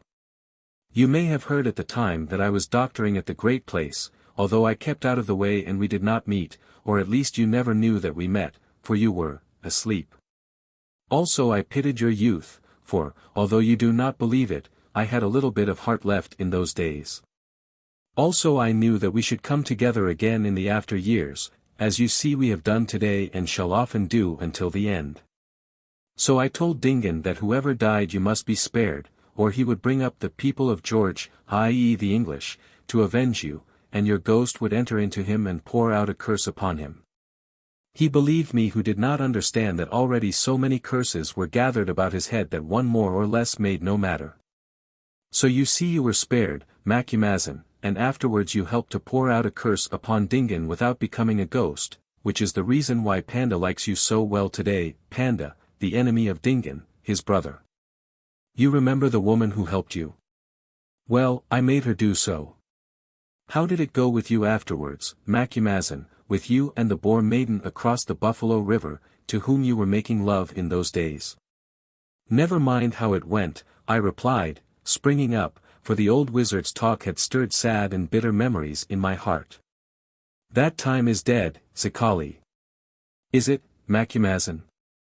Now, from the look upon your face I should have said that it was still very much alive, as things that happened in our youth have a way of keeping alive. But doubtless I am mistaken, and it is all as dead as Dingaan, and as Retief, and as the others, your companions. At least, although you do not believe it, I saved your life on that red day, for my own purposes, of course, not because one white life was anything among so many in my count.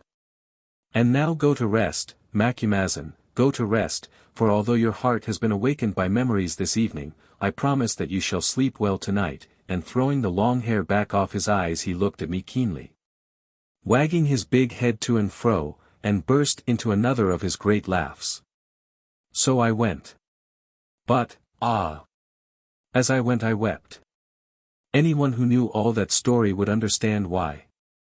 But this is not the place to tell it, that tale of my first love and of the terrible events which befell us in the time of Dingaan. Still, as I say, I have written it down, and perhaps one day it will be read. 3. The Buffalo with the Cleft Horn.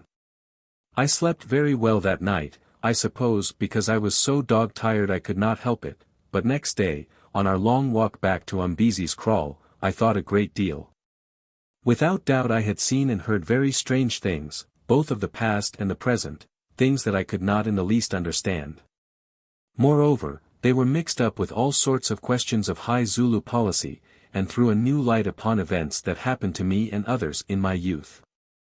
Now, in the clear sunlight, was the time to analyze these things, and this I did in the most logical fashion I could command, although without the slightest assistance from Saduko, who, when I asked him questions, merely shrugged his shoulders. These questions, he said, did not interest him. I had wished to see the magic of Zikali, and Zikali had been pleased to show me some very good magic, quite of his best indeed. Also he had conversed alone with me afterwards, doubtless on high matters, so high that he, Saduko, was not admitted to share the conversation, which was an honor he accorded to very few. I could form my own conclusions in the light of the white man's wisdom, which everyone knew was great. I replied shortly that I could, for Saduko's tone irritated me. Of course, the truth was that he felt aggrieved at being sent off to bed like a little boy while his foster father, the old dwarf, made confidences to me. One of Saduko's faults was that he had always a very good opinion of himself. Also he was by nature terribly jealous, even in little things, as the readers of his history, if any, will learn. We trudged on for several hours in silence, broken at length by my companion. "Do you still mean to go on a shooting expedition with Umbezi, Inkusi?" he asked, "or are you afraid?" "Of what should I be afraid?"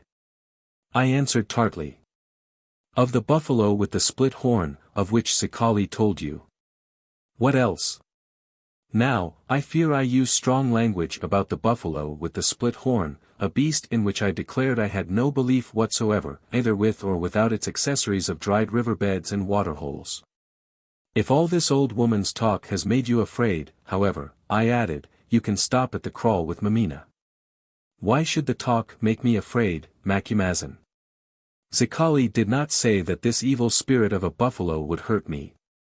If I fear, it is for you, seeing that if you are hurt you may not be able to go with me to look for Bangu's cattle." "Oh!" I replied sarcastically. "It seems that you are somewhat selfish, friend Saduko, since it is of your welfare and not of my safety that you are thinking.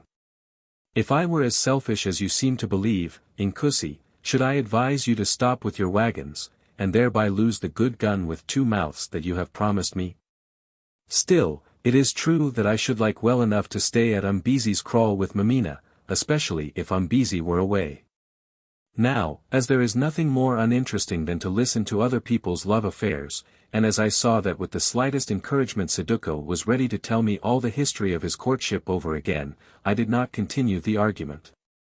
So we finished our journey in silence, and arrived at Umbezi's kraal a little after sundown, to find, to the disappointment of both of us, that Mameena was still away.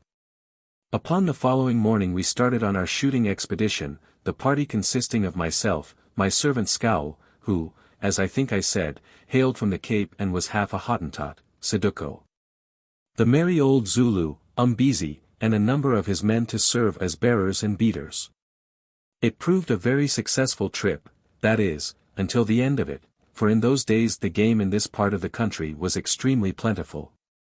Before the end of the second week I killed 4 elephants, 2 of them with large tusks, while Saduko, who soon developed into a very fair shot, bagged another with the double-barreled gun that I had promised him. Also, Umbezi, how, I have never discovered, for the thing partook of the nature of a miracle, managed to slay an elephant cow with fair ivories, using the old rifle that went off at half-cock. Never have I seen a man, black or white, so delighted as was that vainglorious Kaffir. For whole hours he danced and sang and took snuff and saluted with his hand, telling me the story of his deed over and over again, no single version of which tale agreed with the other. He took a new title also, that meant eater-up of elephants. He allowed one of his men to bonga, that is, praise, him all through the night, preventing us from getting a wink of sleep, until at last the poor fellow dropped in a kind of fit from exhaustion, and so forth. It really was very amusing until it became a bore. Besides the elephants we killed lots of other things, including 2 lions, which I got almost with a right and left, and 3 white rhinoceroses, that now, alas, are nearly extinct. At last, towards the end of the 3rd week, we had as much as our men could carry in the shape of ivory, rhinoceros horns, skins and sun-dried buck flesh, or biltong, and determined to start back for Umbezi's kraal next day. Indeed, this could not be long delayed, as our powder and lead were running low, for in those days, it will be remembered, breechloaders had not come in, and ammunition, therefore, had to be carried in bulk. To tell the truth, I was very glad that our trip had come to such a satisfactory conclusion, for, although I would not admit it even to myself, I could not get rid of a kind of sneaking dread lest after all there might be something in the old dwarf's prophecy about a disagreeable adventure with a buffalo which was in store for me. Well, as it chanced, we had not so much as seen a buffalo, and as the road which we were going to take back to the kraal ran over high, bare country that these animals did not frequent, there was now little prospect of our doing so, all of which, of course, showed what I already knew, that only weak-headed superstitious idiots would put the slightest faith in the drivelling nonsense of deceiving or self-deceived Kaffir medicine men. These things, indeed, I pointed out with much vigor to Saduko before we turned in on the last night of the hunt. Saduko listened in silence and said nothing at all, except that he would not keep me up any longer, as I must be tired. Now, whatever may be the reason for it, my experience in life is that it is never wise to brag about anything.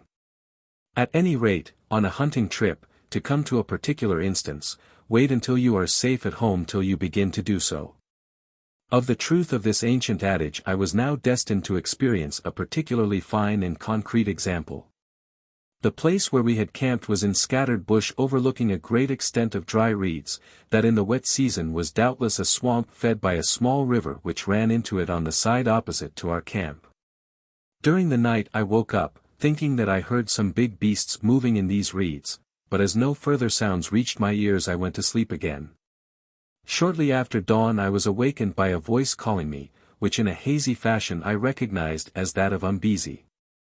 "Macumazahn," said the voice in a hoarse whisper, "the reeds below us are full of buffalo. Get up. Get up at once."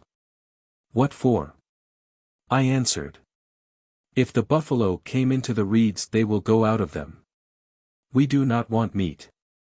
"No, Macumazahn, but I want their hides.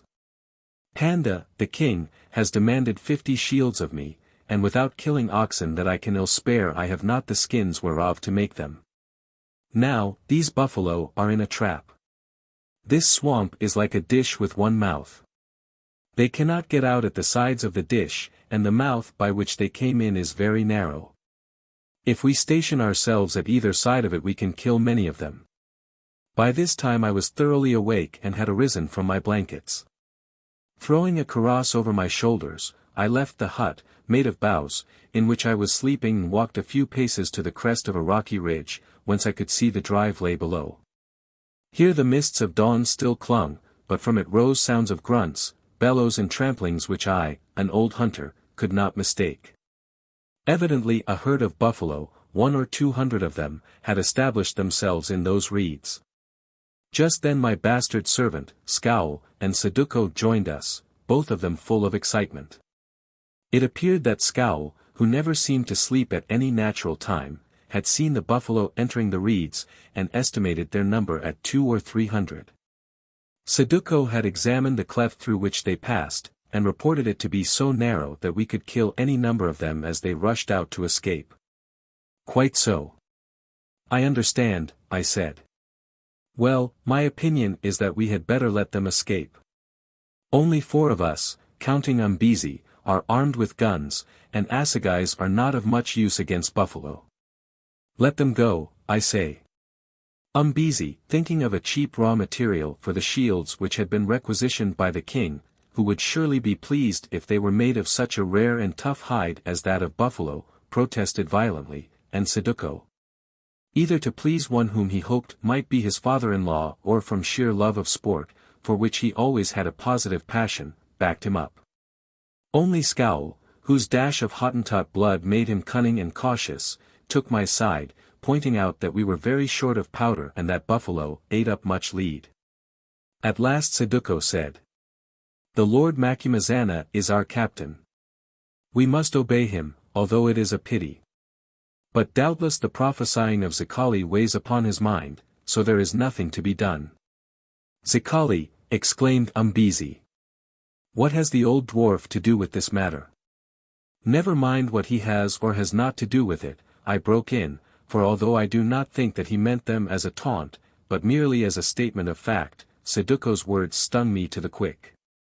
Especially as my conscience told me that they were not altogether without foundation. "We will try to kill some of these buffalo," I went on, "although, unless the herd should get bogged, which is not likely, as the swamp is very dry, I do not think that we can hope for more than 8 or 10 at the most. Which won't be of much use for shields. Come, let us make a plan. We have no time to lose, for I think they will begin to move again before the sun is well up." Half an hour later the 4 of us who were armed with guns were posted behind rocks on either side of the steep, natural roadway cut by water, which led down to the vley, and with us some of Umbezi's men. That chief himself was at my side, a post of honor which he had insisted upon taking. To tell the truth, I did not dissuade him, for I thought that I should be safer so than if he were opposite to me, since, even if the old rifle did not go off of its own accord, Umbezi, when excited, was a most uncertain shot. The herd of buffalo appeared to have lain down in the reeds, so, being careful to post ourselves first, we sent 3 of the native bearers to the farther side of the vley, with instructions to rouse the beasts by shouting. The remainder of the Zulus, there were 10 or a dozen of them armed with stabbing spears, we kept with us. But what did these scoundrels do? Instead of disturbing the herd by making a noise, as we told them, for some reason best known to themselves, I expect it was because they were afraid to go into the vley, where they might meet the horn of a buffalo at any moment, they fired the dry reeds in 3 or 4 places at once, and this, if you please, with a strong wind blowing from them to us. In a minute or two the farther side of the swamp was a sheet of crackling flame that gave off clouds of dense white smoke. Then pandemonium began. The sleeping buffalo leapt to their feet, and, after a few moments of indecision, crashed towards us, the whole huge herd of them, snorting and bellowing like mad things. Seeing what was about to happen, I nipped behind a big boulder, while Scowl shinned up a mimosa with the swiftness of a cat and, heedless of its thorns, sat himself in an eagle's nest at the top. The Zulus with the spears bolted to take cover where they could. What became of Saduko I did not see, but old Umbezi, bewildered with excitement, jumped into the exact middle of the roadway, shouting, "They come! They come! Charge, buffalo folk, if you will! The eater-up of elephants awaits you! You etc. old fool!" I shouted, but got no farther, for just at this moment the first of the buffalo, which I could see was an enormous bull, probably the leader of the herd, accepted Umbezi's invitation and came, with its nose stuck straight out in front of it. Umbezi's gun went off, and next instant he went up. Through the smoke I saw his black bulk in the air, and then heard it alight with a thud on the top of the rock behind which I was crouching. "Exit Umbezi," I said to myself, and by way of a requiem let the bull which had hoisted him, as I thought to heaven, have an ounce of lead in the ribs as it passed me. After that I did not fire any more, for it occurred to me that it was as well not to further advertise my presence. In all my hunting experience I cannot remember ever seeing such a sight as that which followed. Out of the vley rushed the buffalo by dozens, every one of them making remarks in its own language as it came. They jammed in the narrow roadway, they leapt onto each other's backs. They squealed, they kicked, they bellowed. They charged my friendly rock till I felt it shake. They knocked over Scowl's mimosa thorn, and would have shot him out of his eagle's nest had not its flat top fortunately caught in that of another and less accessible tree. And with them came clouds of pungent smoke, mixed with bits of burning reed and puffs of hot air. It was over at last. With the exception of some calves, which had been trampled to death in the rush, the herd had gone. Now, like the Roman emperor, I think he was an emperor, I began to wonder what had become of my legions. Umbezi, I shouted, or, rather, sneezed through the smoke, are you dead, Umbezi? Yes, yes, Macumazahn, replied a choking and melancholy voice from the top of the rock, I am dead, quite dead. That evil spirit of a Silwana, i.e. wild beast, has killed me. Oh! Why did I think I was a hunter? Why did I not stop at my kraal and count my cattle? I am sure I don't know, you old lunatic, I answered, as I scrambled up the rock to bid him goodbye. It was a rock with a razor top like the ridge of a house, and there, hanging across this ridge like a pair of nether garments on a clothesline, I found the Gitarup of elephants. Where did he get you, Umbezi? I asked, for I could not see his wounds because of the smoke. Behind, Macumazahn, behind, he groaned, for I had turned to fly, but, alas! Too late. On the contrary, I replied, for one so heavy you flew very well. Like a bird, Umbezi, like a bird. Look and see what the evil beast has done to me, Macumazahn. It will be easy, for my mucha has gone. So I looked, examining Umbezi's ample proportions with care, but could discover nothing except a large smudge of black mud, as though he had sat down in a half-dried puddle. Then I guessed the truth. The buffalo's horns had missed him. He had been struck only with its muddy nose, which, being almost as broad as that portion of Umbezi with which it came in contact, had inflicted nothing worse than a bruise. When I was sure he had received no serious injury, my temper, already sorely tried, gave out, and I administered to him the soundest smacking, his position being very convenient, that he had ever received since he was a little boy. Get up, you idiot! I shouted, and let us look for the others. This is the end of your folly in making me attack a herd of buffalo in reeds. Get up. Am I to stop here till I choke? Do you mean to tell me that I have no mortal wound, Macumazahn? He asked, with a return of cheerfulness, accepting the castigation in good part, for he was not one who bore malice. Oh, I am glad to hear it, for now I shall live to make those cowards who fired the reed sorry that they are not dead, also to finish off that wild beast, for I hit him, Macumazahn, I hit him. I don't know whether you hit him. I know he hit you, I replied, as I shoved him off the rock and ran towards the tilted tree where I had last seen Scowl. Here I beheld another strange sight.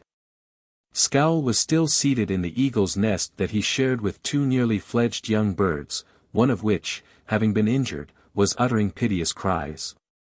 Nor did it cry in vain, for its parents, which were of that great variety of kite that the Boers call lamfange, or lamb-lifters, had just arrived to its assistance, and were giving their new nestling, Scowl, the best doing that man ever received at the beak and claws of feathered kind.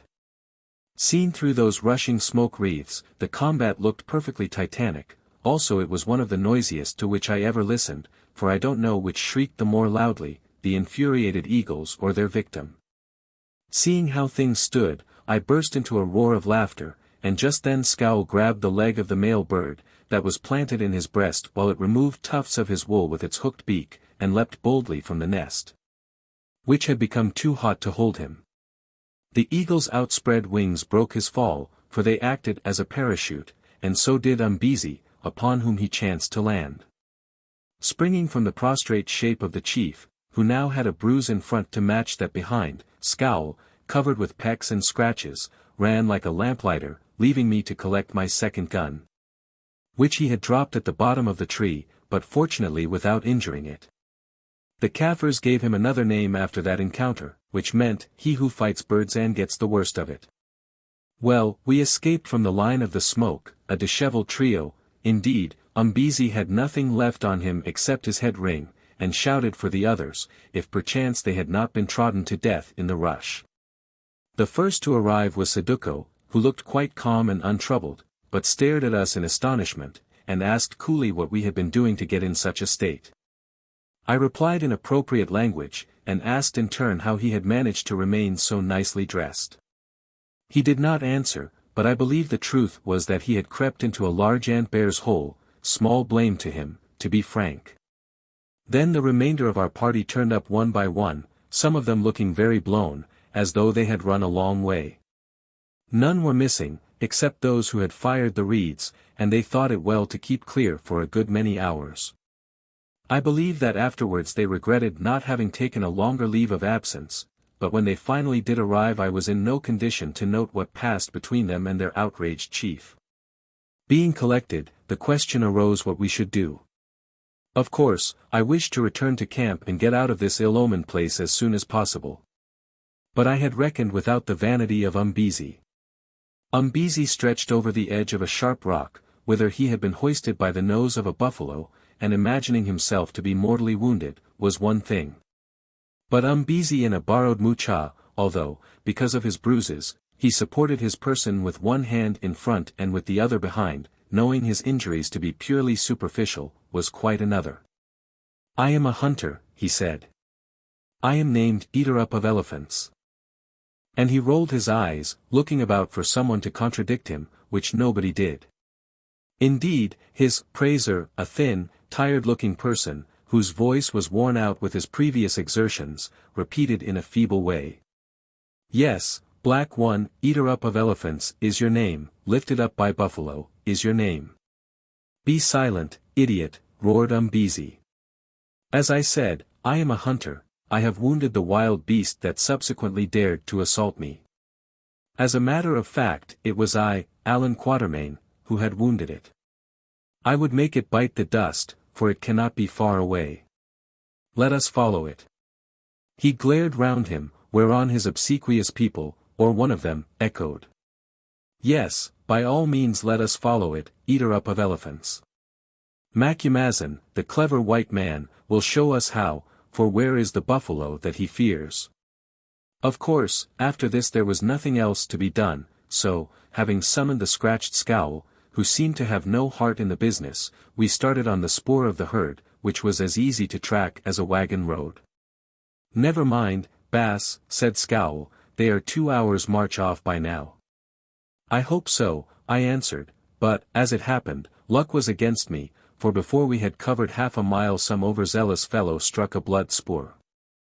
I marched on that spoor for 20 minutes or so, till we came to a patch of bush that sloped downwards to a river bed. Right to this river I followed it, till I reached the edge of a big pool that was still full of water, although the river itself had gone dry. Here I stood looking at the spoor and consulting with Saduko as to whether the beast could have swum the pool, for the tracks that went to its very verge had become confused and uncertain. Suddenly our doubts were ended, since out of a patch of dense bush which we had passed, for it had played the common trick of doubling back on its own spoor, appeared the buffalo, a huge bull, that halted on 3 legs. My bullet having broken one of its thighs. As to its identity there was no doubt, since on, or rather from, its right horn, which was cleft apart at the top, hung the remains of Umbezi's mucha. "Oh, beware, Inkusi," cried Saduko in a frightened voice. "It is the buffalo with the cleft horn." I heard him, I saw. All the scene in the hut of Zikali rose before me, the old dwarf, his words, everything. I lifted my rifle and fired at the charging beast, but knew that the bullet glanced from its skull. I threw down the gun, for the buffalo was right on me, and tried to jump aside. Almost I did so, but that cleft horn, to which hung the remains of Umbezi's mucha, scooped me up and hurled me off the river bank backwards and sideways into the deep pool below. As I departed thither I saw Saduko spring forward and heard a shot fired that caused the bull to collapse for a moment. Then with a slow, sliding motion it followed me into the pool. Now we were together, and there was no room for both, so after a certain amount of dodging I went under, as the lighter dog always does in a fight. That buffalo seemed to do everything to me which a buffalo could do under the circumstances. It tried to horn me, and partially succeeded, although I ducked at each swoop. Then it struck me with its nose and drove me to the bottom of the pool, although I got hold of its lip and twisted it. Then it calmly knelt on me and sank me deeper and deeper into the mud. I remember kicking it in the stomach.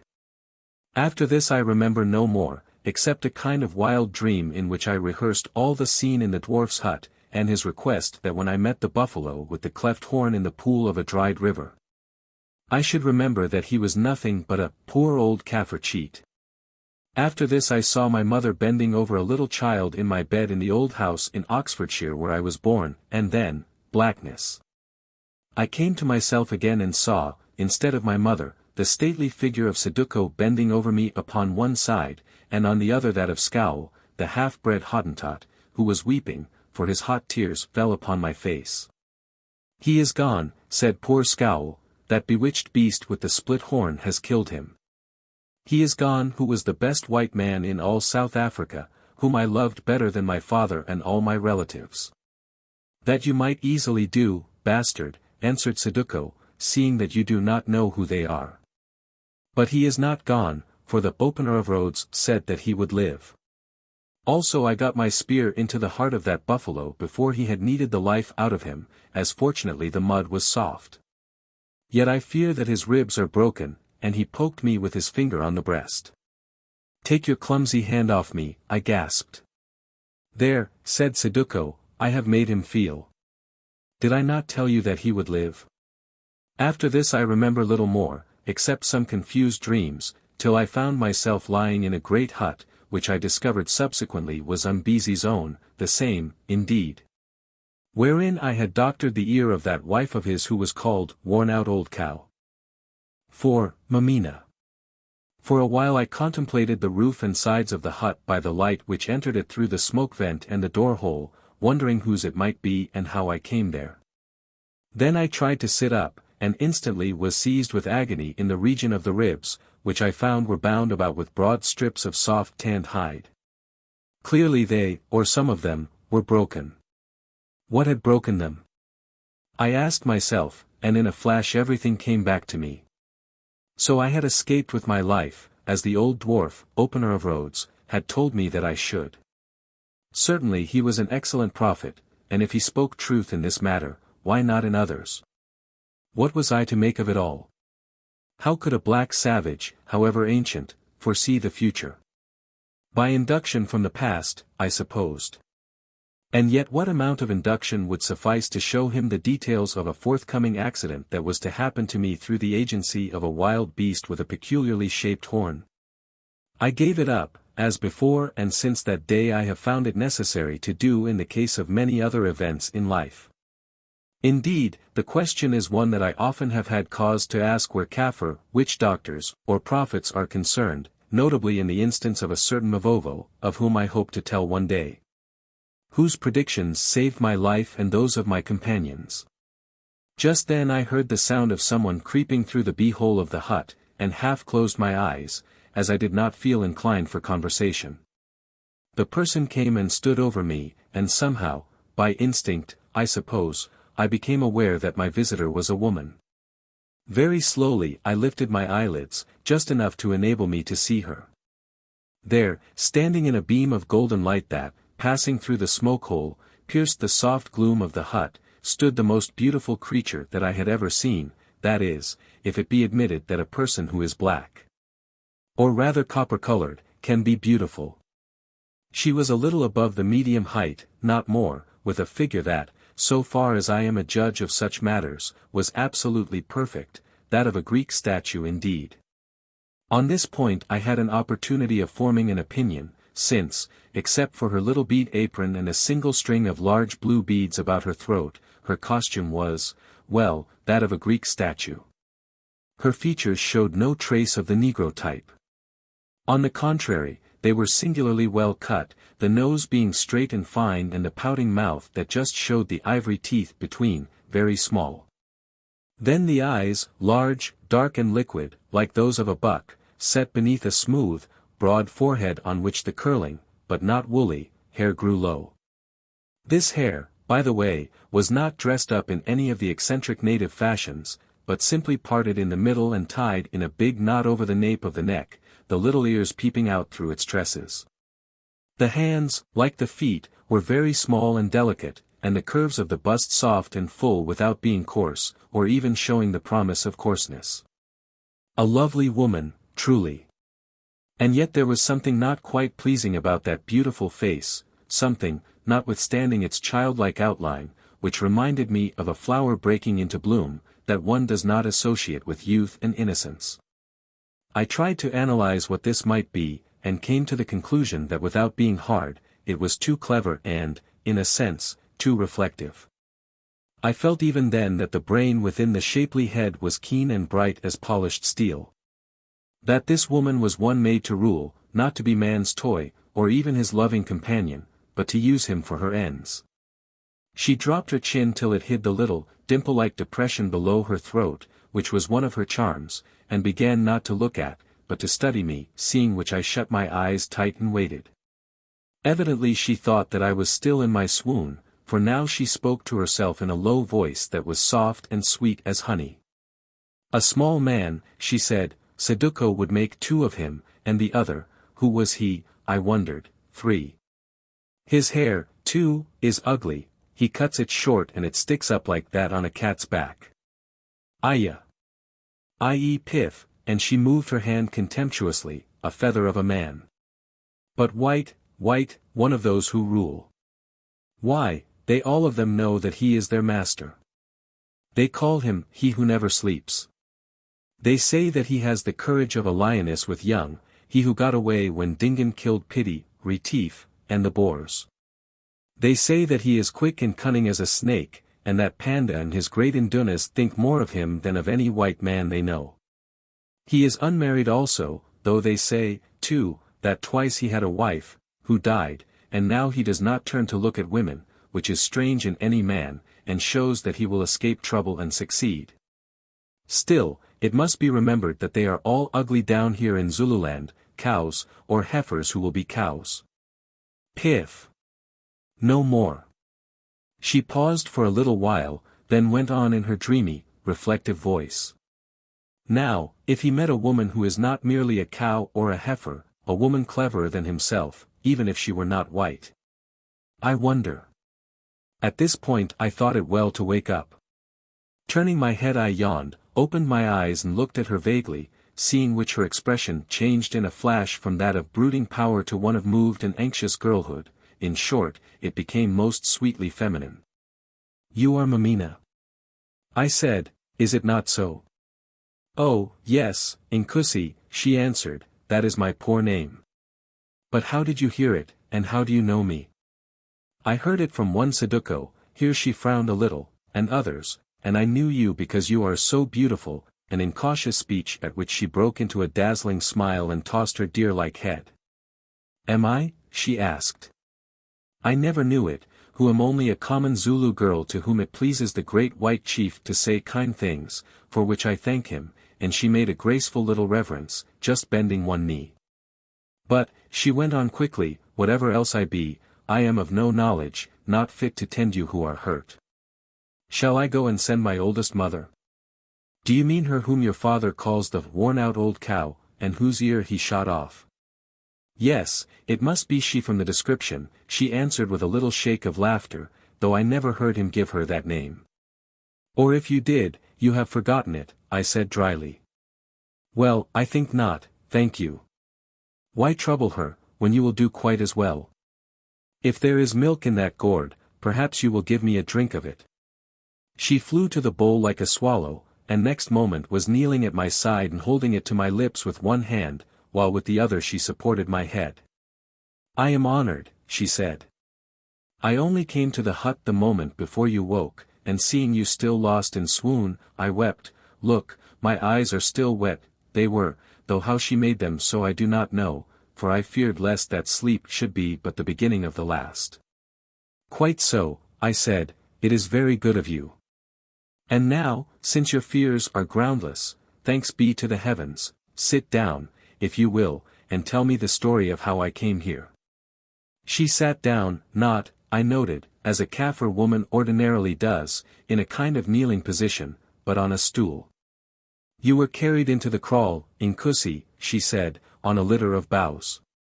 My heart stood still when I saw that litter coming. It was no more heart, it was cold iron, because I thought the dead or injured man was, and she paused. Saduko? I suggested. Not at all, Nkusi, my father.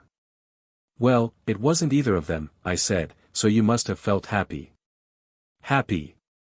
Nkusi, when the guest of our house had been wounded, perhaps to death, the guest of whom I have heard so much, although by misfortune I was absent when he arrived. A difference of opinion with your eldest mother? I suggested. Yes, Nkusi. My own is dead, and I am not too well treated here. She called me a witch. Did she? I answered. Well, I do not altogether wonder at it, but please continue your story. There is none, Nkusi. They brought you here, they told me how the evil brute of a buffalo had nearly killed you in the pool, that is all. Yes, Mameena, but how did I get out of the pool? Oh, it seems that your servant, Zikali, the bastard, leapt into the water and engaged the attention of the buffalo which was kneading you into the mud, while Saduko got onto its back and drove his assegai down between its shoulders to the heart. So that it died. Then they pulled you out of the mud, crushed and almost drowned with water, and brought you to life again. But afterwards you became senseless, and so lay wandering in your speech until this hour. Ah, he is a brave man, is Saduko. Like others, neither more nor less, she replied with a shrug of her rounded shoulders. Would you have had him let you die? I think the brave man was he who got in front of the bull and twisted its nose, not he who sat on its back and poked at it with a spear. At this period in our conversation I became suddenly faint and lost count of things, even of the interesting Mameena. When I awoke again she was gone, and in her place was old Umbezi, who, I noticed, took down a mat from the side of the hut and folded it up to serve as a cushion before he sat himself upon the stool. Greeting, Macumazahn, he said when he saw that I was awake, how are you? As well as can be hoped, I answered, and how are you, Umbezi? Oh, bad, Macumazahn, even now I can scarcely sit down, for that bull had a very hard nose. Also I am swollen up in front where Zikali struck me when he tumbled out of the tree. Also my heart is cut in two because of our losses. What losses, Umbezi? Wow! Macumazahn, the fire that those low fellows of mine lit got to our camp and burned up nearly everything, the meat, the skins, and even the ivory, which it cracked so that it is useless. That was an unlucky hunt, for although it began so well, we have come out of it quite naked, yes, with nothing at all except the head of the bull with the cleft horn, that I thought you might like to keep. Well, Umbezi, let us be thankful that we have come out with our lives, that is, if I am going to live, I added. Oh, Macumazahn, you will live without doubt, and be none the worse. 2 of our doctors, very clever men, have looked at you and said so. One of them tied you up in all those skins, and I promised him a heifer for the business, if he cured you, and gave him a goat on account. But you must lie here for a month or more, so he says. Meanwhile Panda has sent for the hides which he demanded of me to be made into shields, and I have been obliged to kill 25 of my beasts to provide them, that is, of my own and of those of my headmen. Then I wish you and your headmen had killed them before we met those buffalo, Umbezi, I groaned, for my ribs were paining me very much. Send Saduko and Zikali here, I would thank them for saving my life. So they came, next morning, I think, and I thanked them warmly enough. There, Bass, said Scowl, who was literally weeping tears of joy at my return from delirium and coma to the light of life and reason. Not tears of Mameena's sort, but real ones, for I saw them running down his snub nose, that still bore marks of the eagle's claws. There, say no more, I beseech you. If you were going to die, I wish to die, too, who, if you had left it, should only have wandered through the world without a heart. That is why I jumped into the pool, not because I am brave. When I heard this my own eyes grew moist. Oh, it is the fashion to abuse natives, but from whom do we meet with more fidelity and love than from these poor wild Kaffirs that so many of us talk of as black dirt which chances to be fashioned to the shape of man? As for myself, Nkusi, added Saduko, I only did my duty. How could I have held up my head again if the bull had killed you while I walked away alive? Why, the very girls would have mocked at me. But, oh, his skin was tough. I thought that assegai would never get through it. Observe the difference between these 2 men's characters. The one, although no hero in daily life, imperils himself from sheer, dog-like fidelity to a master who had given him many hard words and sometimes a flogging in punishment for drunkenness, and the other to gratify his pride. Also perhaps because my death would have interfered with his plans and ambitions in which I had a part to play. No, that is a hard saying. Still, there is no doubt that Saduko always first took his own interests into consideration, and how what he did would reflect upon his prospects and repute, or influence the attainment of his desires.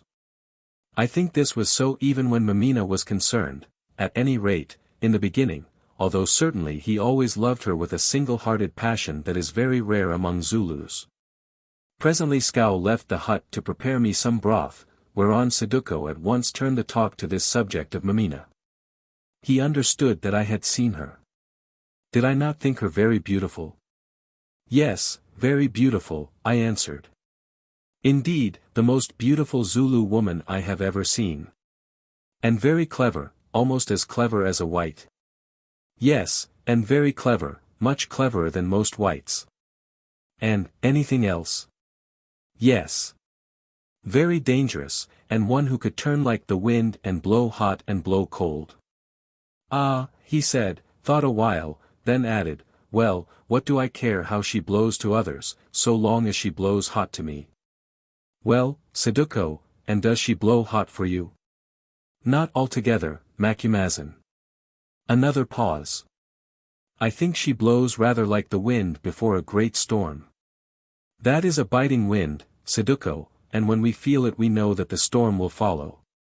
I dare say that the storm will follow, Inkusi, for she was born in a storm and storm goes with her, but what of that, if she and I stand it out together? I love her, and I had rather die with her than live with any other woman. The question is, Saduko, whether she would rather die with you than live with any other man. Does she say so? Inkusi, Mameena's thought works in the dark, it is like a white ant in its tunnel of mud. You see the tunnel which shows that she is thinking, but you do not see the thought within. Still, sometimes, when she believes that no one beholds or hears her, here I bethought me of the young lady's soliloquy over my apparently senseless self, or when she is surprised, the true thought peeps out of its tunnel. It did so the other day, when I pleaded with her after she had heard that I killed the buffalo with the cleft horn. Do I love you? She said. I know not for sure. How can I tell? It is not our custom that a maiden should love before she is married, for if she did so most marriages would be things of the heart and not of cattle. And then half the fathers of Zululand would grow poor and refuse to rear girl children who would bring them nothing. You are brave, you are handsome, you are well-born, would sooner live with you than with any other man I know, that is, if you were rich and, better still, powerful. Become rich and powerful, Saduko, and I think that I shall love you. I will, Mameena, I answered, but you must wait. The Zulu nation was not fashioned from nothing in a day. First Shaka had to come. Ah, she said, and, my father, her eyes flashed. Ah. Shaka. There was a man. Be another Shaka, Saduko, and I will love you more than you can dream of, thus and thus, and she flung her arms about me and kissed me as I was never kissed before, which, as you know, among us is a strange thing for a girl to do. Then she thrust me from her with a laugh, and added, as for the waiting, you must ask my father of that. Am I not his heifer, to be sold, and can I disobey my father? And she was gone, leaving me empty, for it seemed as though she took my vitals with her. Nor will she talk thus any more, the white ant who has gone back into its tunnel. And did you speak to her father? Yes, I spoke to him, but in an evil moment, for he had but just killed the cattle to furnish Panda's shields. He answered me very roughly. He said, you see these dead beasts which I and my people must slay for the king, or fall under his displeasure. Well, bring me 5 times their number, and we will talk of your marriage with my daughter, who is a maid in some request. I answered that I understood and would try my best, whereon he became more gentle, for Umbezi has a kindly heart. My son, he said, I like you well, and since I saw you save Macumazin, my friend, from that mad wild beast of a buffalo I like you better than before. Yet you know my case. I have an old name and am called the chief of a tribe, and many live on me. But I am poor, and this daughter of mine is worth much. Such a woman few men have bred. Well, I must make the best of her. My son-in-law must be one who will prop up my old age, one to whom, in my need or trouble, I could always go as to a dry log, 6 to break off some of its bark to make a fire to comfort me. Not one who treads me into the mire as the buffalo did to Macumazahn. Now I have spoken, and I do not love such talk. Come back with the cattle, and I will listen to you, but meanwhile understand that I am not bound to you or to anyone. I shall take what my spirit sends me, which, if I may judge the future by the past, will not be much. One word more, do not linger about this kraal too long, lest it should be said that you are the accepted suitor of Mameena. Go hence and do a man's work, and return with a man's reward, or not at all. Well, Saduko, that spear has an edge on it, has it not? I answered. And now, what is your plan? My plan is, Macumazahn, he said, rising from his seat, to go hence and gather those who are friendly to me because I am my father's son and still the chief of the Amangwain, or those who are left of them. Although I have no kraal and no hoof of kine. Then, within a moon, I hope, I shall return here to find you strong again and once more a man, and we will start out against Bangu, as I have whispered to you, with the leave of a high one, who has said that, if I can take any cattle, I may keep them for my pains. I don't know about that, Saduko. I never promised you that I would make war upon Bangu, with or without the king's leave. No, you never promised, but Zikali the dwarf, the wise little one, said that you would, and does Zikali lie? Ask yourself, who will remember a certain saying of his about a buffalo with a cleft horn, a pool and a dry river bed. Farewell, O my father Macumazahn, I walk with the dawn, and I leave Mameena in your keeping. You mean that you leave me in Mameena's keeping, I began, but already he was crawling through the hole in the hut. Well, Mameena kept me very comfortably. She was always in evidence, yet not too much so. Heedless of her malice and abuse, she headed off the worn-out old cow, whom she knew I detested, from my presence. She saw personally to my bandages, as well as to the cooking of my food, over which matter she had several quarrels with the bastard, Scowl, who did not like her, for on him she never wasted any of her sweet looks. Also, as I grew stronger, she sat with me a good deal, talking, since, by common consent, Mameena the fair was exempted from all the field, and even the ordinary household labors that fall to the lot of Kaffir women. Her place was to be the ornament and, I may add, the advertisement of her father's kraal.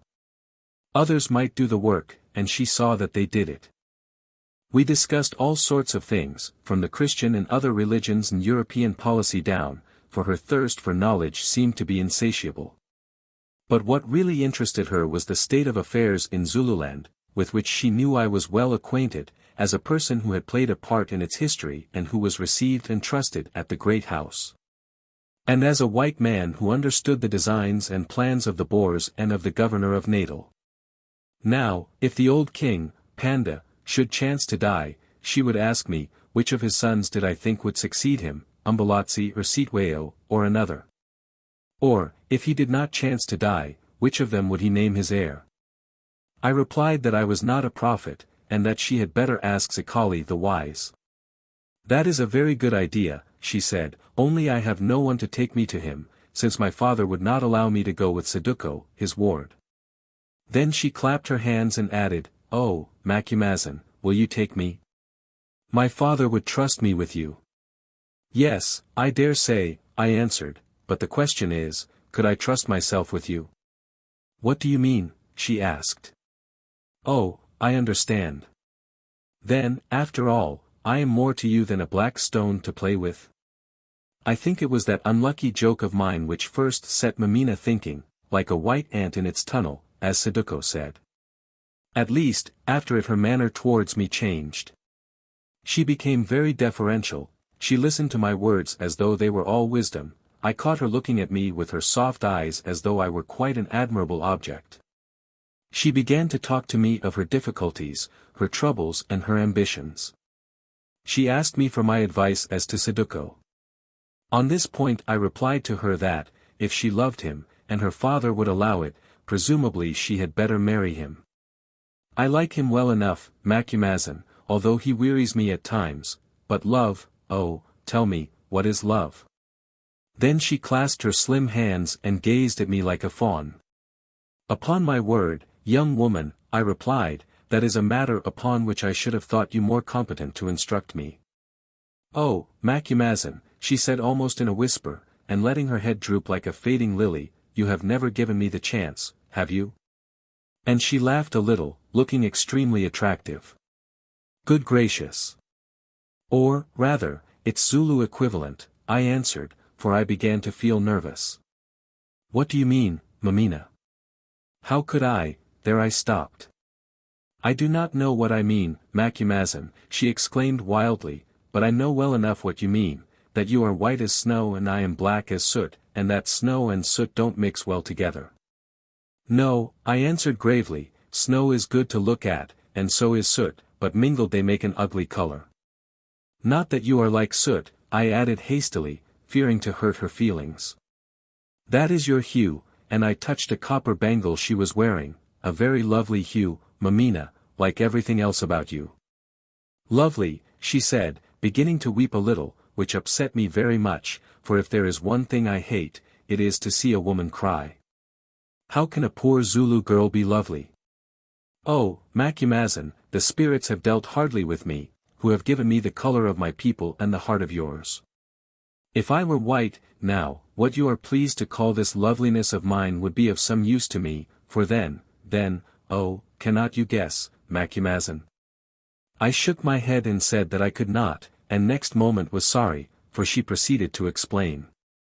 Sinking to her knees, for we were quite alone in the big hut and there was no one else about, all the other women being engaged on rural or domestic tasks, for which Mameena declared she had no time.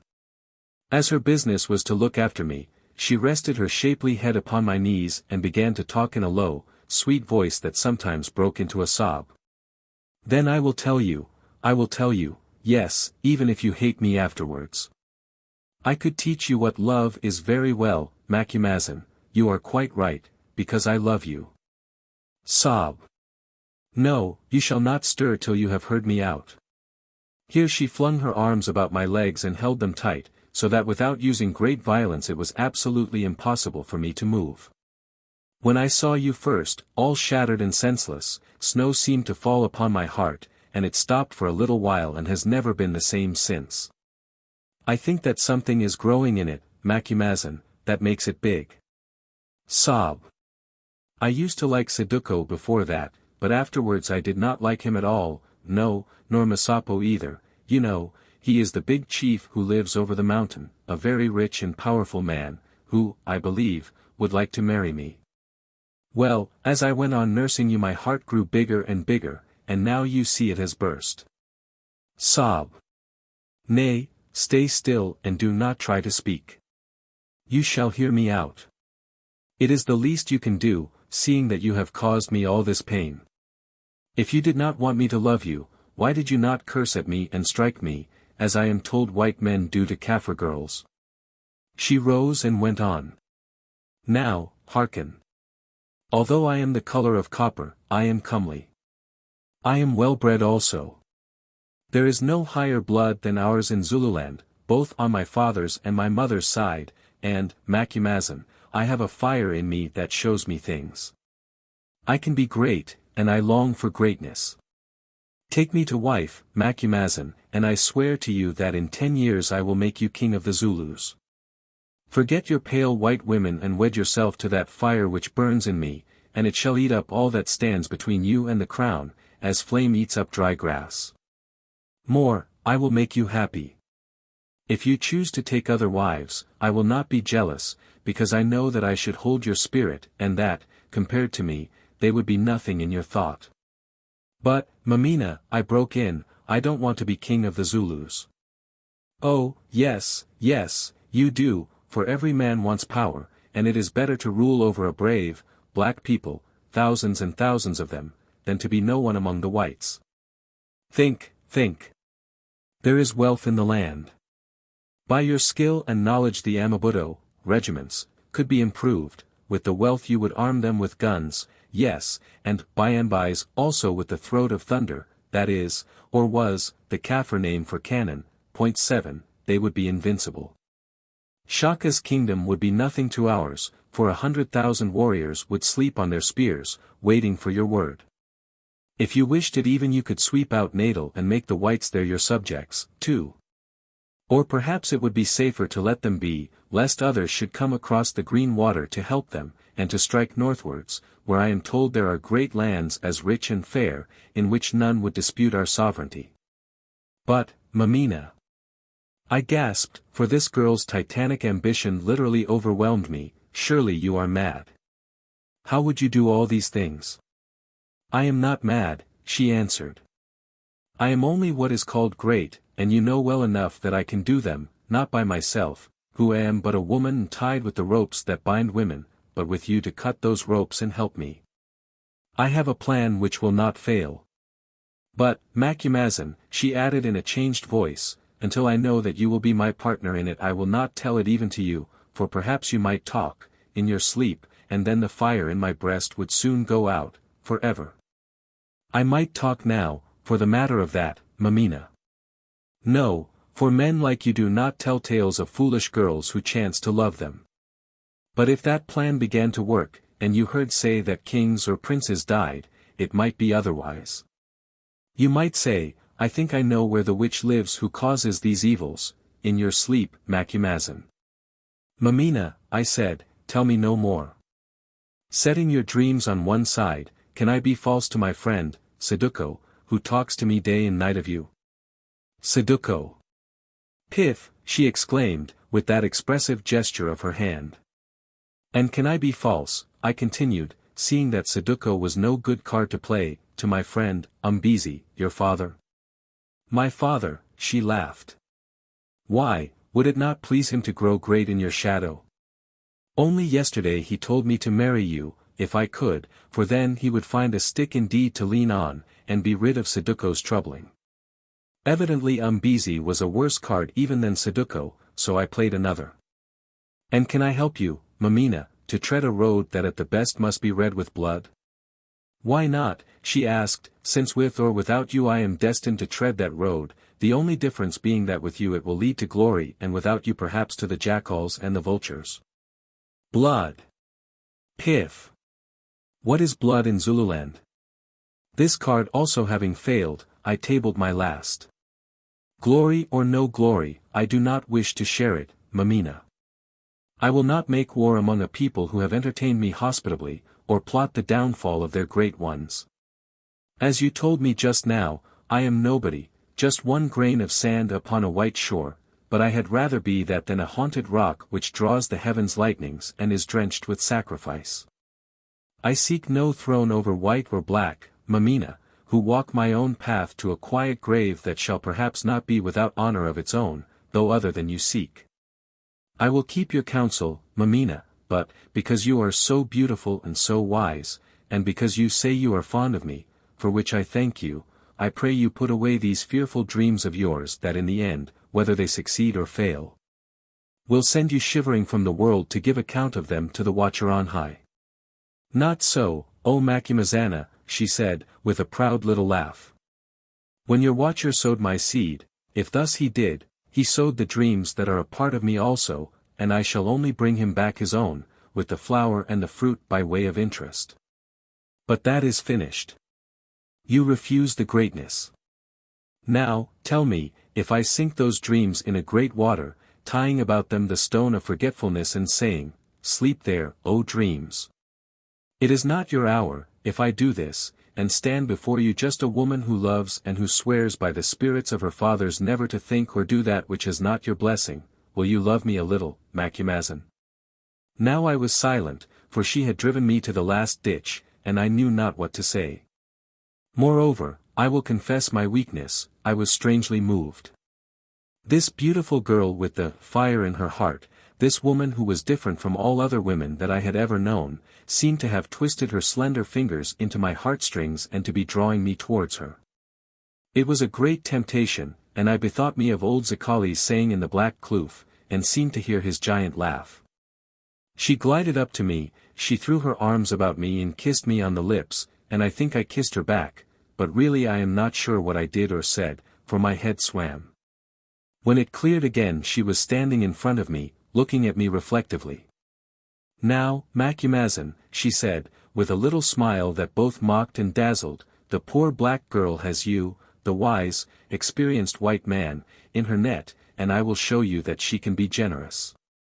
Do you think that I do not read your heart, that I do not know that you believe I am dragging you down to shame and ruin?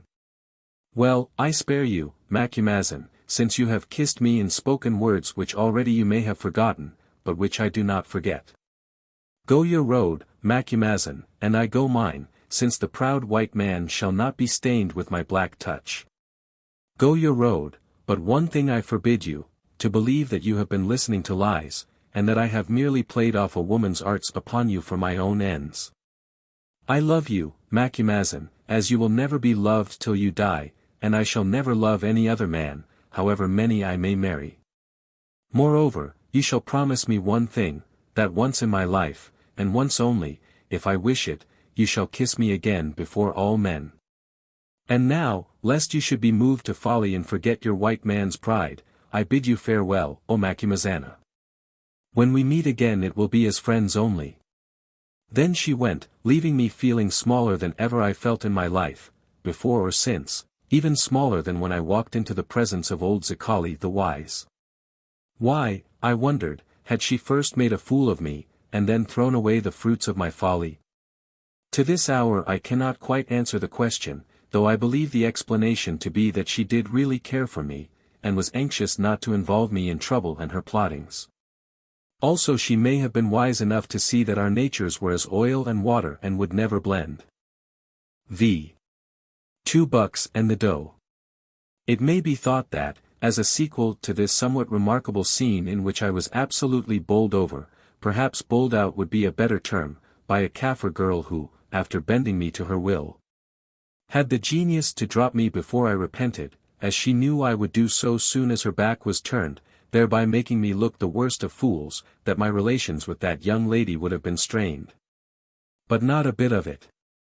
When next we met, which was on the following morning, she was just her easy, natural self, attending to my hurts, which by now were almost well, joking about this and that, inquiring as to the contents of certain letters which I had received from Natal, and of some newspapers that came with them, for on all such matters she was very curious, and so forth. Impossible, the clever critic will say, impossible that a savage could act with such finish. Well, friend critic, that is just where you are wrong. When you come to add it up there's very little difference in all main and essential matters between the savage and yourself. To begin with, by what exact right do we call people like the Zulus savages? Setting aside the habit of polygamy, which, after all, is common among very highly civilized peoples in the East, they have a social system not unlike our own. They have, or had, their king, their nobles, and their commons. They have an ancient and elaborate law, and a system of morality in some ways as high as our own, and certainly more generally obeyed. They have their priests and their doctors, they are strictly upright, and observe the rites of hospitality. Where they differ from us mainly is that they do not get drunk until the white man teaches them so to do, they wear less clothing, the climate being more genial, their towns at night are not disgraced by the sights that distinguish ours. They cherish and are never cruel to their children, although they may occasionally put a deformed infant or a twin out of the way, and when they go to war, which is often, they carry out the business with a terrible thoroughness. Almost as terrible as that which prevailed in every nation in Europe a few generations ago. Of course, there remain their witchcraft and the cruelties which result from their almost universal belief in the power and efficiency of magic. Well, since I lived in England I have been reading up this subject. And I find that quite recently similar cruelties were practiced throughout Europe, that is in a part of the world which for over 1,000 years has enjoyed the advantages of the knowledge and profession of the Christian faith. Now, let him who is highly cultured take up a stone to throw at the poor, untaught Zulu, which I notice the most dissolute and drunken wretch of a white man is often ready to do, generally because he covets his land, his labor, or whatever else may be his. But I wander from my point, which is that a clever man or woman among the people whom we call savages is in all essentials very much the same as a clever man or woman anywhere else. Here in England every child is educated at the expense of the country, but I have not observed that the system results in the production of more really able individuals. Ability is the gift of nature, and that universal mother sheds her favors impartially over all who breathe. No, not quite impartially, perhaps, for the old Greeks and others were examples to the contrary. Still, the general rule obtains. To return. Mameena was a very able person, as she chanced to be a very lovely one, a person who, had she been favored by opportunity, would doubtless have played the part of a Cleopatra with equal or greater success. Since she shared the beauty in the unscrupulousness of that famous lady and was, I believe, capable of her passion. I scarcely like to mention the matter since it affects myself, and the natural vanity of man makes him prone to conclude that he is the particular object of sole and undying devotion. Could he know all the facts of the case, or cases, probably he would be much undeceived, and feel about as small as I did when Mameena walked, or rather crawled, out of the hut. She could even crawl gracefully. Still, to be honest, and why should I not, since all this business went beyond so long ago? I do believe that there was a certain amount of truth in what she said, that, for heaven knows what reason, she did take a fancy to me, which fancy continued during her short and stormy life. But the reader of her story may judge for himself. Within a fortnight of the day of my discomfiture in the hut I was quite well and strong again, my ribs, or whatever part of me it was that the buffalo had injured with his iron knees, having mended up. Also, I was anxious to be going, having business to attend to in Natal, and, as no more had been seen or heard of Saduko, I determined to trek homewards, leaving a message that he knew where to find me if he wanted me. The truth is that I was by no means keen on being involved in his private war with Bangu. Indeed, I wished to wash my hands of the whole matter, including the fair Mameena and her mocking eyes. So one morning, having already got up my oxen, I told Scowl to inspan them, an order which he received with joy, for he and the other boys wished to be off to civilization and its delights. Just as the operation was beginning, however, a message came to me from old Umbezi, who begged me to delay my departure till afternoon, as a friend of his, a big chief, had come to visit him who wished much to have the honor of making my acquaintance. Now, I wished the big chief farther off, but, as it seemed rude to refuse the request of one who had been so kind to me, I ordered the oxen to be unyoked but kept at hand, and in an irritable frame of mind walked up to the kraal. This was about half a mile from my place of outspan, for as soon as I was sufficiently recovered I had begun to sleep in my wagon, leaving the big hut to the worn-out old cow. There was no particular reason why I should be irritated, since time in those days was of no great account in Zululand, and it did not much matter to me whether I trekked in the morning or the afternoon. But the fact was that I could not get over the prophecy of Zikali, the little and wise, that I was destined to share Saduko's expedition against Bangu, and, although he had been right about the buffalo and Mameena, I was determined to prove him wrong in this particular. If I had left the country, obviously I could not go against Bangu, at any rate at present. But while I remained in it Saduko might return at any moment, and then, doubtless, I should find it hard to escape from the kind of half-promise that I had given to him.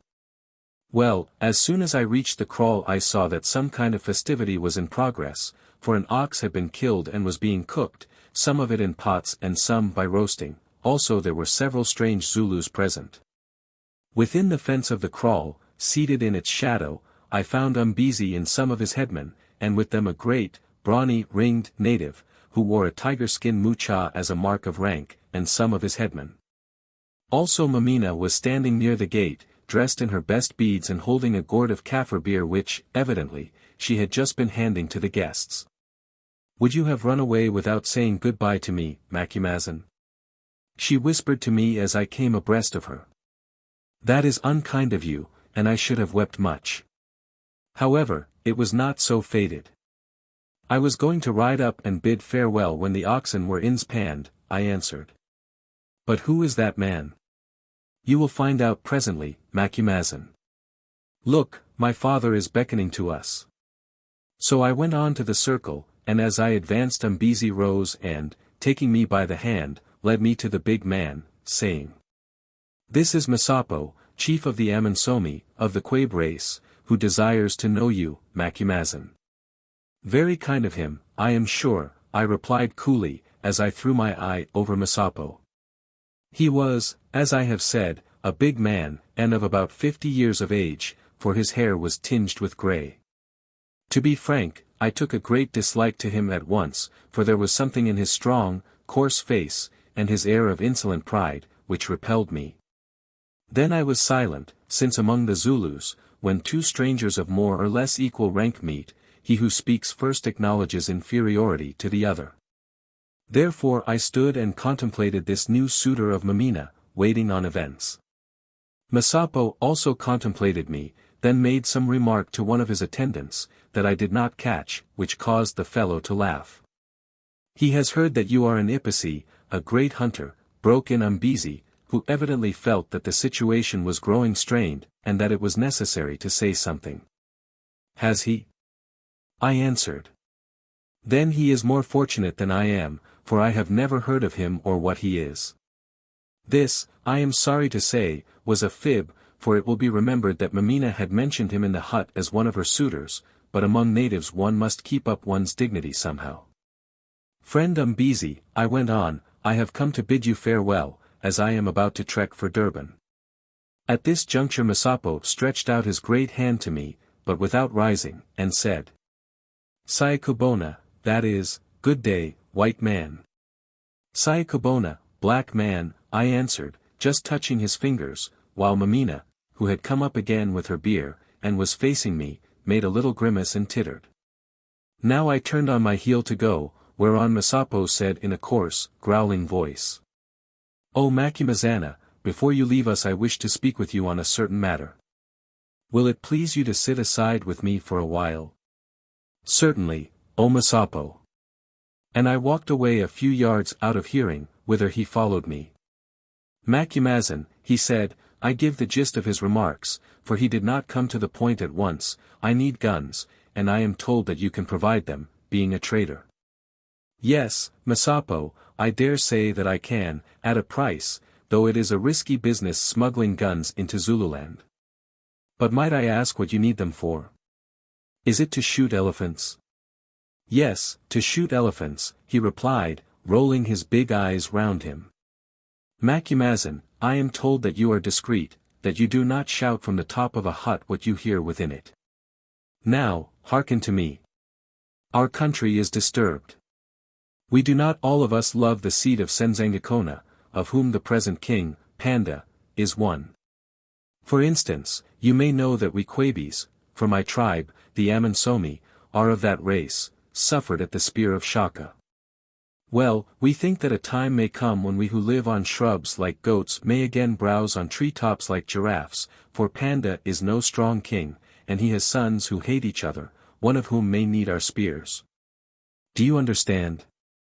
I understand that you want guns, O Masapo, I answered dryly. Now, as to the price and place of delivery.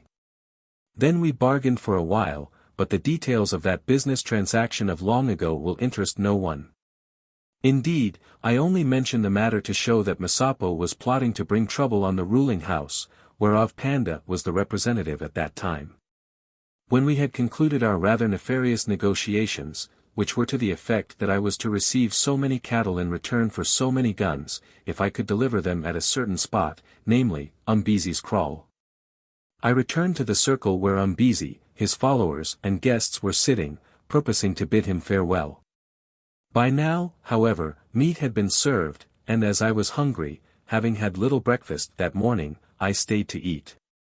When I had finished my meal, and washed it down with a draught of chwala, that is, Kaffir beer, I rose to go, but just at that moment who should walk through the gate but Saduko? Piff! Said Mameena, who was standing near me, speaking in a voice that none but I could hear. When two bucks meet, what happens, Macumazahn? Sometimes they fight and sometimes one runs away. It depends very much on the doe, I answered in the same low voice, looking at her. She shrugged her shoulders, folded her arms beneath her breast, nodded to Saduko as he passed, then leaned gracefully against the fence and awaited events. "Greeting, Umbezi," said Saduko in his proud manner. "I see that you feast. Am I welcome here?" "Of course you are always welcome, Saduko," replied Umbezi uneasily, "although, as it happens, I am entertaining a great man." And he looked towards Masapo. "I see," said Saduko, eyeing the strangers. "But which of these may be the great man? I ask that I may salute him."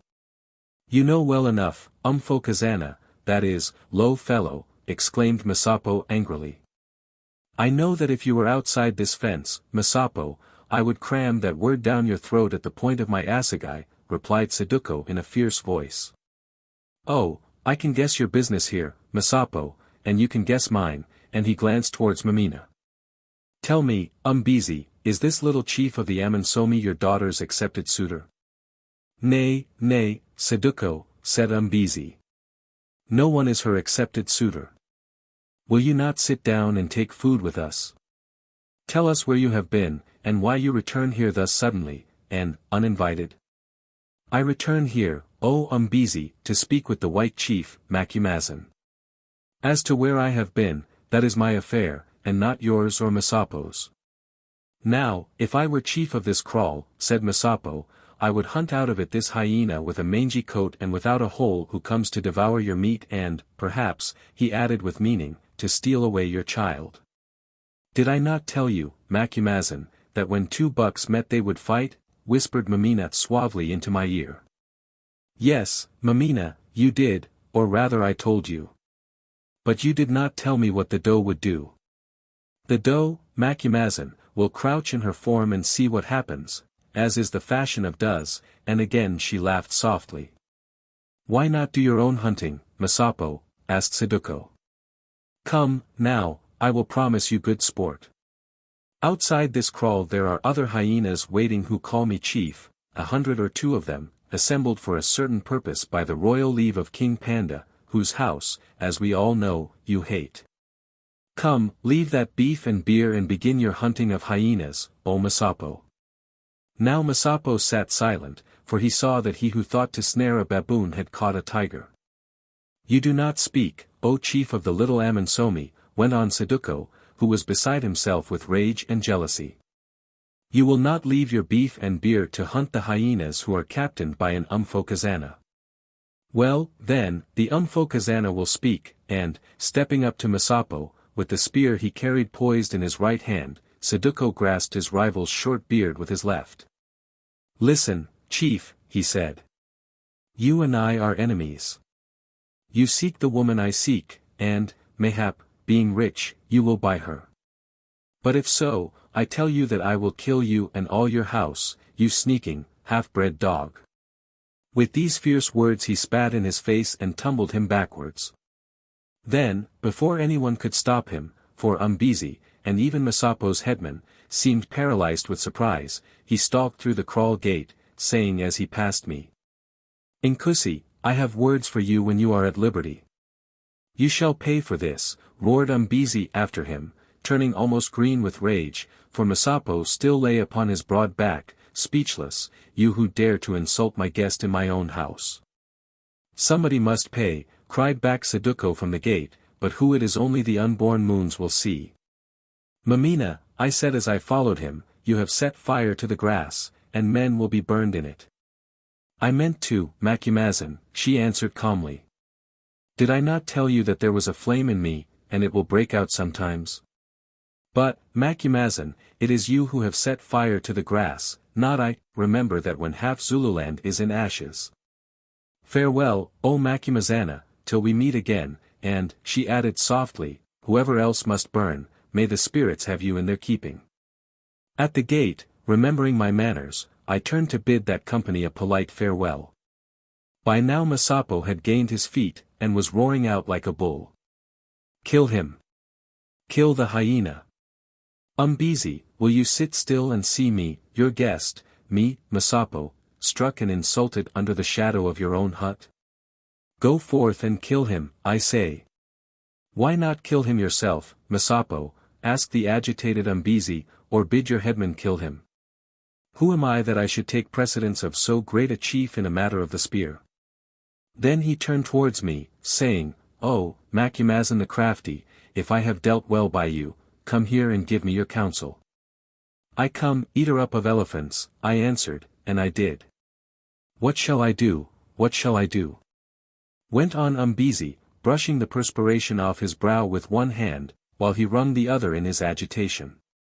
There stands a friend of mine, he pointed to the infuriated Masapo, who wishes me to kill another friend of mine, and he jerked his thumb towards the kraal gate. If I refuse I offend one friend, and if I consent I bring blood upon my hands which will call for blood, since, although Saduko is poor, without doubt he has those who love him. Yes, I answered, and perhaps you will bring blood upon other parts of yourself besides your hands, since Saduko is not one to sit still like a sheep while his throat is cut. Also did he not say that he is not quite alone?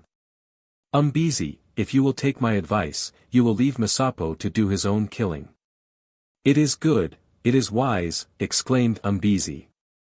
Masapo, he called to that warrior, if you wish to fight, pray do not think of me. I see nothing, I hear nothing, and I promise proper burial to any who fall. Only you had best be swift, for Saduko is walking away all this time. Come, you and your people have spears, and the gate stands open. Am I to go without my meat in order to knock that hyena on the head? Asked Masapo in a brave voice. No, he can wait my leisure. Sit still, my people. I tell you, sit still. Tell him, you Macumazahn, that I am coming for him presently, and be warned to keep yourself away from him, lest you should tumble into his hole. I will tell him, I answered, though I know not who made me your messenger. But listen to me, you speaker of big words and doer of small deeds, if you dare to lift a finger against me I will teach you something about holes, for there shall be one or more through that great carcass of yours. Then, walking up to him, I looked him in the face, and at the same time tapped the handle of the big double-barreled pistol I carried. He shrank back muttering something. Oh, don't apologize, I said, only be more careful in future. And now I wish you a good dinner, Chief Masapo, and peace upon your kraal, friend Umbezi. After this speech I marched off, followed by the clamor of Masapo's furious attendants and the sound of Mameena's light and mocking laughter. I wonder which of them she will marry. I thought to myself, as I set out for the wagons. As I approached my camp I saw that the oxen were being inspanned, as I supposed by the order of Scowl, who must have heard that there was a row up at the kraal, and thought it well to be ready to bolt. In this I was mistaken, however, for just then Saduko strolled out of a patch of bush and said, I ordered your boys to yoke up the oxen, Inkusi. Have you? That's cool. I answered. Perhaps you will tell me why. Because we must make a good trek to the northward before night, Inkusi. Indeed. I thought that I was heading southeast. Bangu does not live in the south or the east, he replied slowly. Oh, I had almost forgotten about Bangu, I said, with a rather feeble attempt at evasion. Is it so? He answered in his haughty voice. I never knew before that Macumazahn was a man who broke a promise to his friend. Would you be so kind as to explain your meaning, Saduko? Is it needful? He answered, shrugging his shoulders. Unless my ears played me tricks, you agreed to go up with me against Bangu. Well, I have gathered the necessary men, with the king's leave, they await us yonder, and he pointed with his spear towards a dense patch of bush that lay some miles beneath us. But, he added, if you desire to change your mind I will go alone. Only then, I think, we had better bid each other goodbye, since I love not friends who change their minds when the assegais begin to shake. Now, whether Saduko spoke thus by design I do not know. Certainly, however, he could have found no better way to ensure my companionship for what it was worth, since, although I had made no actual promise in this case, I have always prided myself on keeping even a half-bargain with a native. "I will go with you," I said quietly, "and I hope that, when it comes to the pinch, your spear will be as sharp as your tongue, Saduko. Only do not speak to me again like that, lest we should quarrel." As I said this I saw a look of relief appear on his face, a very great relief. "I pray your pardon, my lord Macumazahn," he said, seizing my hand, "but, oh! There is a hole in my heart. I think that Mameena means to play me false, and now that has happened with yonder dog, Masapo, which will make her father hate me. If you will take my advice, Saduko," I replied earnestly, "you will let this Mameena fall out of the hole in your heart, you will forget her name, you will have done with her. Ask me not why. Perhaps there is no need, O Macumazahn.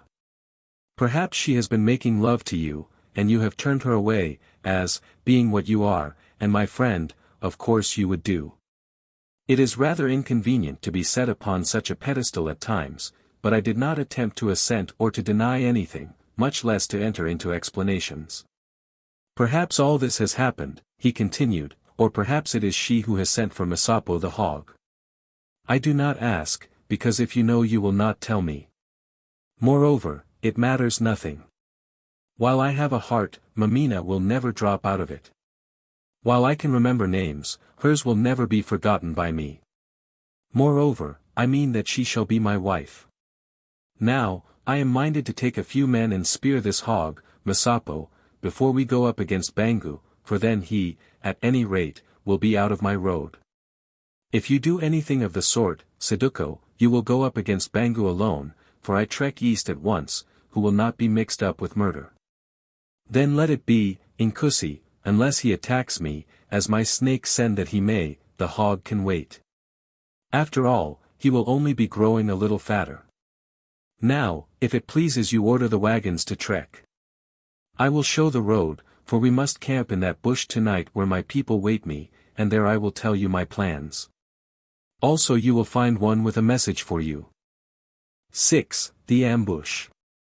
We had reached the bush after 6 hours' downhill trek over a pretty bad track made by cattle. Of course, there were no roads in Zululand at this date. I remember the place well. It was a kind of spreading woodland on a flat bottom, where trees of no great size grew sparsely. Some were mimosa thorns, others had deep green leaves and bore a kind of plum with an acid taste and a huge stone, and others silver-colored leaves in their season. A river, too, low at this time of the year, wound through it, and in the scrub upon its banks were many guinea-fowl and other birds. It was a pleasing, lonely place, with lots of game in it, that came here in the winter to eat the grass, which was lacking on the higher veld. Also it gave the idea of vastness, since wherever one looked there was nothing to be seen except a sea of trees. Well, we outspanned by the river, of which I forget the name, at a spot that Saduko showed us, and set to work to cook our food, that consisted of venison from a blue wildebeest. One of a herd of these wild-looking animals which I had been fortunate enough to shoot as they whisked past us, gambolling in and out between the trees. While we were eating I observed that armed Zulus arrived continually in parties of from 6 to a score of men, and as they arrived lifted their spears, though whether in salutation to Saduko or to myself I did not know, and sat themselves down on an open space between us and the river bank. Although it was difficult to say whence they came, for they appeared like ghosts out of the bush, I thought it well to take no notice of them, since I guessed that their coming was prearranged. "Who are they?" I whispered to Scowl, as he brought me my tot of square face. "Saduko's wild men," he answered in the same low voice, "outlaws of his tribe who live among the rocks." Now I scanned them sideways, while pretending to light my pipe and so forth, and certainly they seemed a remarkably savage set of people. Great, gaunt fellows with tangled hair, who wore tattered skins upon their shoulders and seemed to have no possessions save some snuff, a few sleeping mats, and an ample supply of large fighting shields, hardwood carries or knobsticks, and broad ixwas, or stabbing assegais. Such was the look of them as they sat round us in silent semicircles, like Aas vogels, as the Dutch call vultures, sit round a dying ox. Still I smoked on and took no notice. At length, as I expected, Saduko grew weary of my silence and spoke. These are men of the Amangwain tribe, Macumazin, 300 of them, all that Bangu left alive, for when their fathers were killed, the women escaped with some of the children, especially those of the outlying kraals. I have gathered them to be revenged upon Bangu, I who am their chief by right of blood. Quite so, I answered. I see that you have gathered them, but do they wish to be revenged on Bangu at the risk of their own lives? We do, White Inkusi, came the deep-throated answer from the 300. And do they acknowledge you, Saduko, to be their chief? We do, again came the answer. Then a spokesman stepped forward, one of the few grey-haired men among them, for most of these Amangwain were of the age of Saduko, or even younger. O Watcher by Night, he said, I am Xhosa, the brother of Madiwain, Saduko's father, the only one of his brothers that escaped the slaughter on the night of the great killing. Is it not so? It is so, exclaimed the serried ranks behind him. I acknowledge Saduko as my chief, and so do we all, went on Xhosa. So do we all, echoed the ranks. Since Madiwain died we have lived as we could, O Macumazana, like baboons among the rocks, without cattle, often without a hut to shelter us. Here one, there one. Still, we have lived, awaiting the hour of vengeance upon Bangu, that hour which Zikali the Wise, who is of our blood, has promised to us. Now we believe that it has come, and one and all, from here, from there, from everywhere, we have gathered at the summons of Saduko to be led against Bangu and to conquer him or to die. Is it not so, Amangwain? It is so. Came the deep, unanimous answer, that caused the stirless leaves to shake in the still air. I understand, O Xhosa, brother of Madiwain and uncle of Saduko the chief, I replied. But Bangu is a strong man, living, I am told, in a strong place. Still, let that go, for have you not said that you come out to conquer or to die, you who have nothing to lose, and if you conquer, and if you die, and the tale is told. But supposing that you conquer, what will Panda, king of the Zulus, say to you, and to me also, who stir up war in his country? Now the Amangwain looked behind them, and Saduko cried out. Appear, messenger from Panda the king. Before his words had ceased to echo I saw a little, withered man threading his way between the tall, gaunt forms of the Amangwain. He came and stood before me, saying, Hail, Macumazin. Do you remember me? I answered, I remember you as Maputa, one of Panda's Indunas. Quite so, Macumazin. I am Maputa, one of his Indunas, a member of his council, a captain of his impis, that is, armies, as I was to his brothers who are gone, whose names it is not lawful that I should name. Well, Panda the king has sent me to you, at the request of Saduko there, with a message. How do I know that you are a true messenger? I asked. Have you brought me any token? He answered, and, fumbling under his cloak, he produced something wrapped in dried leaves, which he undid and handed to me, saying, This is the token that Panda sends to you, Macumazin. Bidding me to tell you that you will certainly know it again. Also that you are welcome to it, since the 2 little bullets which he swallowed as you directed made him very ill, and he needs no more of them. I took the token, and, examining it in the moonlight, recognized it at once. It was a cardboard box of strong calomel pills, on the top of which was written, Allan Quatermain, Esq., one only to be taken as directed. Without entering into explanations, I may state that I had taken one as directed, and subsequently presented the rest of the box to King Panda, who was very anxious to taste the white man's medicine. Do you recognize the token, Macumazin? Asked the Induna. Yes, I replied gravely, and let the king return thanks to the spirits of his ancestors that he did not swallow 3 of the balls, for if he had done so, by now there would have been another head in Zululand. Well, speak on, messenger. But to myself I reflected, not for the first time, how strangely these natives could mix up the sublime with the ridiculous. Here was a matter that must involve the death of many men, and the token sent to me by the autocrat who stood at the back of it all, to prove the good faith of his messenger, was a box of calomel pills. However, it served the purpose as well as anything else. Maputa and I drew aside, for I saw that he wished to speak with me alone. "O Macumazana," he said, when we were out of hearing of the others, "these are the words of Panda to you. I understand that you, Macumazan, have promised to accompany Saduko, son of Madiwane, on an expedition of his against Bangu, chief of the Amakoba. Now, were anyone else concerned, I should forbid this expedition, and especially should I forbid you, a white man in my country, to share therein. But this dog of a Bangu is an evildoer. Many years ago he worked on the Black One who went before me to send him to destroy Madiwane, my friend, filling the Black One's ears with false accusations. And thereafter he did treacherously destroy him and all his tribe save Saduko, his son, and some of the people and children who escaped. Moreover, of late he has been working against me, the king, striving to stir up rebellion against me, because he knows that I hate him for his crimes. Now I, Panda, unlike those who went before me, am a man of peace who do not wish to light the fire of civil war in the land, for who knows where such fires will stop, or whose kraals they will consume. Yet I do wish to see Bangu punished for his wickedness, and his pride abated. Therefore I give Saduko leave, and those people of the Amangwane who remain to him, to avenge their private wrongs upon Bangu if they can. And I give you leave, Macumazan, to be of his party. Moreover, if any cattle are taken, I shall ask no account of them, you and Saduko may divide them as you wish. But understand, O Macumazana, that if you or your people are killed or wounded, or robbed of your goods, I know nothing of the matter, and am not responsible to you or to the White House of Natal, it is your own matter. These are my words. I have spoken. I see, I answered. I am to pull Panda's hot iron out of the fire and to extinguish the fire.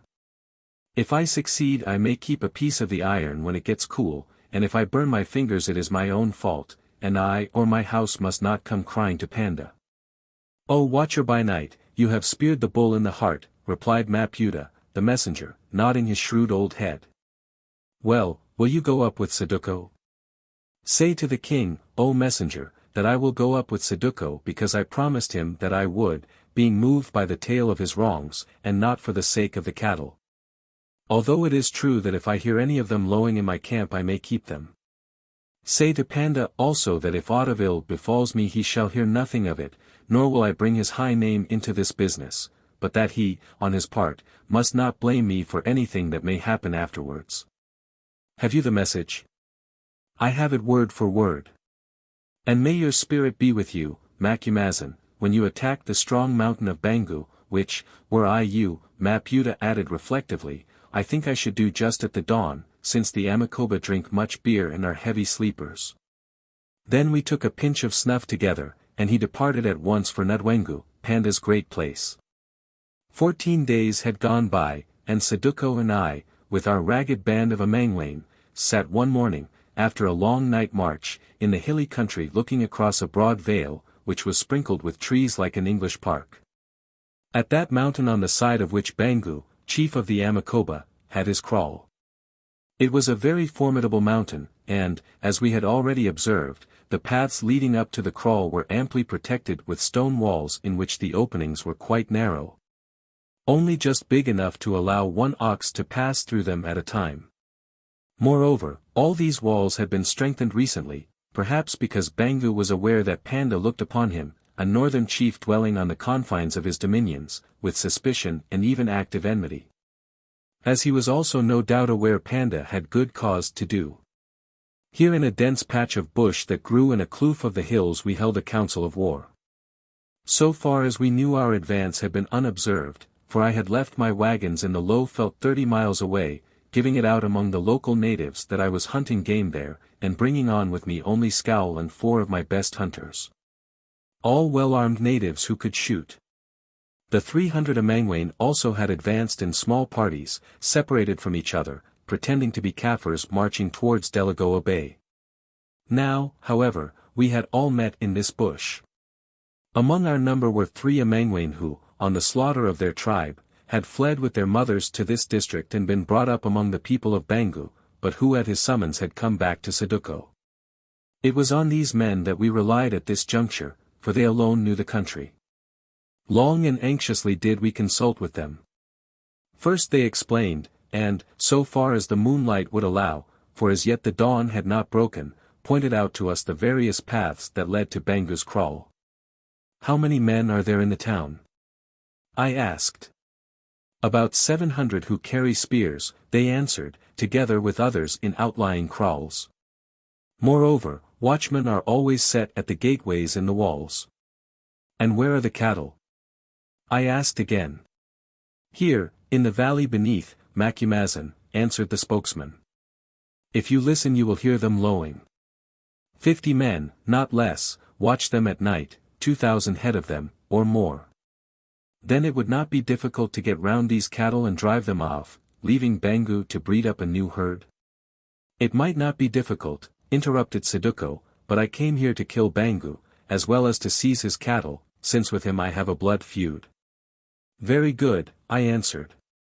"But that mountain cannot be stormed with 300 men, fortified as it is with walls and shanzas. Our band would be destroyed before ever we came to the kraal, since, owing to the sentries who are set everywhere, it would be impossible to surprise the place. Also you have forgotten the dogs, Saduko. Moreover, even if it were possible, I will have nothing to do with the massacre of women and children, which must happen in an assault. Now, listen to me, O Saduko. I say let us leave the kraal of Bangu alone, and this coming night send 50 of our men, under the leadership of the guides, down to yonder bush, where they will lie hid. Then, after moonrise, when all are asleep, these 50 must rush the cattle kraal, killing any who may oppose them, should they be seen, and driving the herd out through yonder great pass by which we have entered the land. Bangu and his people, thinking that those who have taken the cattle are but common thieves of some wild tribe, will gather and follow the beasts to recapture them. But we, with the rest of the Amangwain, can set an ambush in the narrowest part of the pass among the rocks, where the grass is high and the euphorbia trees grow thick, and there, when they have passed the neck, which I and my hunters will hold with our guns, we will give them battle. What say you?" Now, Saduko answered that he would rather attack the kraal, which he wished to burn. But the old Amangwain, Shoza, brother of the dead Madiwain, said, "No, Macumazahn, watcher by night, is wise. Why should we waste our strength on stone walls, of which none know the number or can find the gates in the darkness, and thereby leave our skulls to be set up as ornaments on the fences of the accursed Amakoba? Let us draw the Amakoba out into the pass of the mountains, where they have no walls to protect them, and there fall on them when they are bewildered and settle the matter with them man to man. As for the women and children, with Macumazahn I say let them go, afterwards, perhaps, they will become our women and children." "I," answered the Amangwain, "the plan of the whiting Kusi is good, he is clever as a weasel. We will have his plan and no other." So Saduko was overruled and my counsel adopted. All that day we rested, lighting no fires and remaining still as the dead in the dense bush. It was a very anxious day, for although the place was so wild and lonely, there was always the fear lest we should be discovered. It was true that we had traveled mostly by night in small parties, to avoid leaving a spoor, and avoided all kraals. Still, some rumor of our approach might have reached the Amakoba, or a party of hunters might stumble on us, or those who sought for lost cattle. Indeed, something of this sort did happen, for about midday we heard a footfall, and perceived the figure of a man, whom by his headdress we knew for an Amakoba, threading his way through the bush. Before he saw us he was in our midst.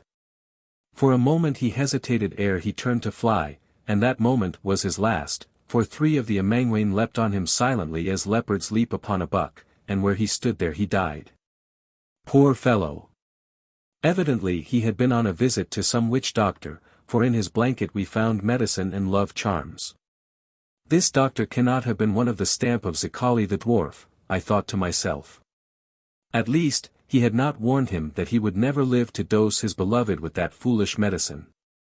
Meanwhile a few of us who had the quickest eyes climbed trees, and thence watched the town of Bangu and the valley that lay between us and it. Soon we saw that so far, at any rate, fortune was playing into our hands, since herd after herd of kine were driven into the valley during the afternoon and enclosed in the stock kraals.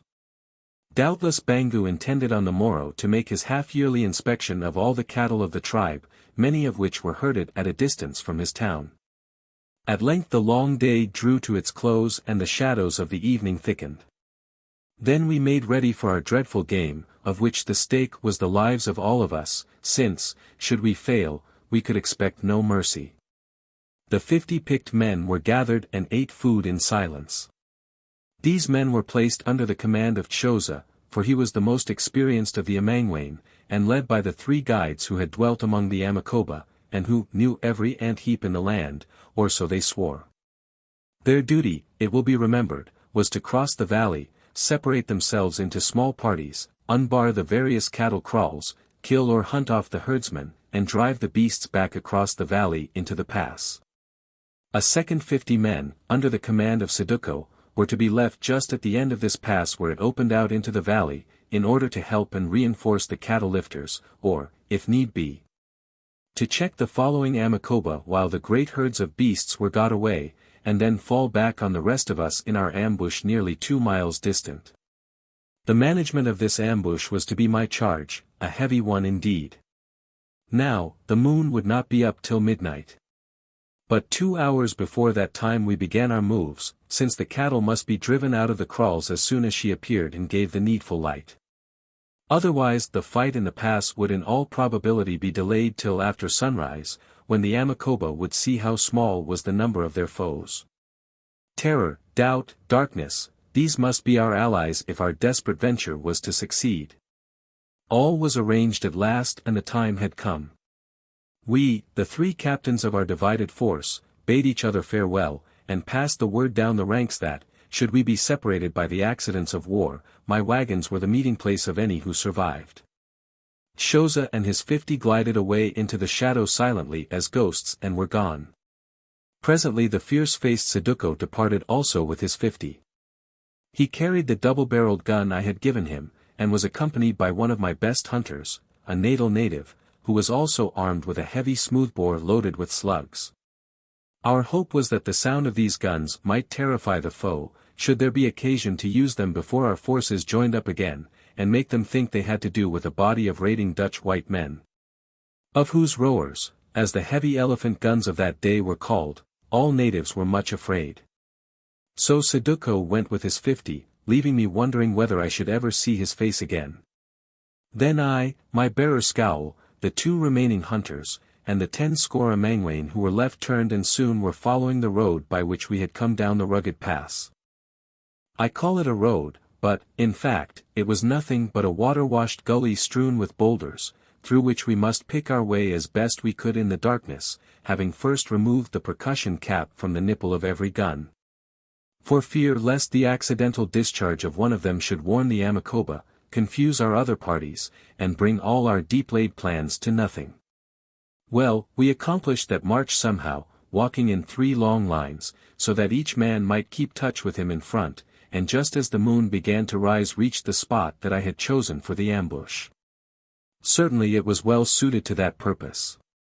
Here the track or gully bed narrowed to a width of not more than 100 feet, while the steep slopes of the kloof on either side were clothed with scattered bushes and finger-like euphorbias which grew among stones. Behind these stones and bushes we hid ourselves, 100 men on one side and 100 on the other, whilst I and my 3 hunters, who were armed with guns, took up a position under shelter of a great boulder nearly 5 feet thick that lay but a little to the right of the gully itself, up which we expected the cattle would come. This place I chose for 2 reasons. First, that I might keep touch with both wings of my force, and, secondly, that we might be able to fire straight down the path on the pursuing Amakoba. These were the orders that I gave to the Amangwane, warning them that he who disobeyed would be punished with death. They were not to stir until I, or, if I should be killed, one of my hunters, fired a shot. For my fear was lest, growing excited, they might leap out before the time and kill some of our own people, who very likely would be mixed up with the first of the pursuing Amakoba. Secondly, when the cattle had passed and the signal had been given, they were to rush on the Amakoba, throwing themselves across the gully, so that the enemy would have to fight upwards on a steep slope. That was all I told them, since it is not wise to confuse natives by giving too many orders. One thing I added, however, that they must conquer or they must die. There was no mercy for them, it was a case of death or victory. Their spokesman, for these people always find a spokesman, answered that they thanked me for my advice, that they understood, and that they would do their best. Then they lifted their spears to me in salute. A wild lot of men they looked in the moonlight as they departed to take shelter behind the rocks and trees and wait. That waiting was long, and I confess that before the end it got upon my nerves.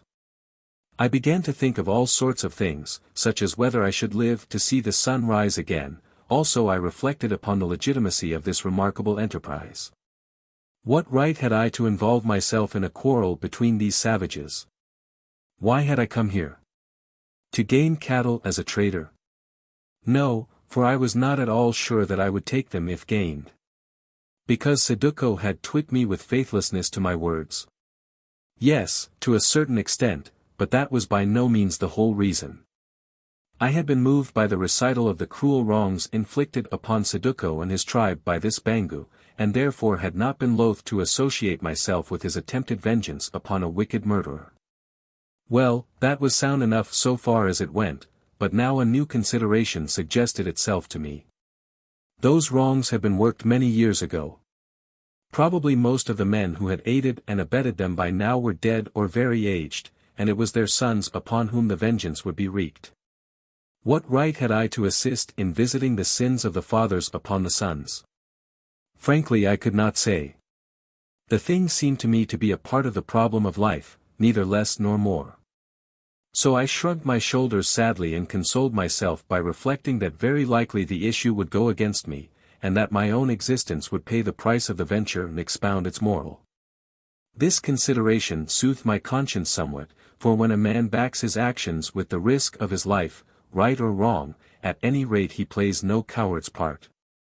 The time went by very slowly and nothing happened. The waning moon shone brightly in a clear sky, and as there was no wind the silence seemed peculiarly intense. Save for the laugh of an occasional hyena and now and again for a sound which I took for the coughing of a distant lion, there was no stir between sleeping earth and moonlit heaven in which little clouds floated beneath the pale stars. At length I thought that I heard a noise, a kind of murmur far away. It grew, it developed. It sounded like 1,000 sticks tapping upon something hard, very faintly. It continued to grow, and I knew the sound for that of the beating hoofs of animals galloping.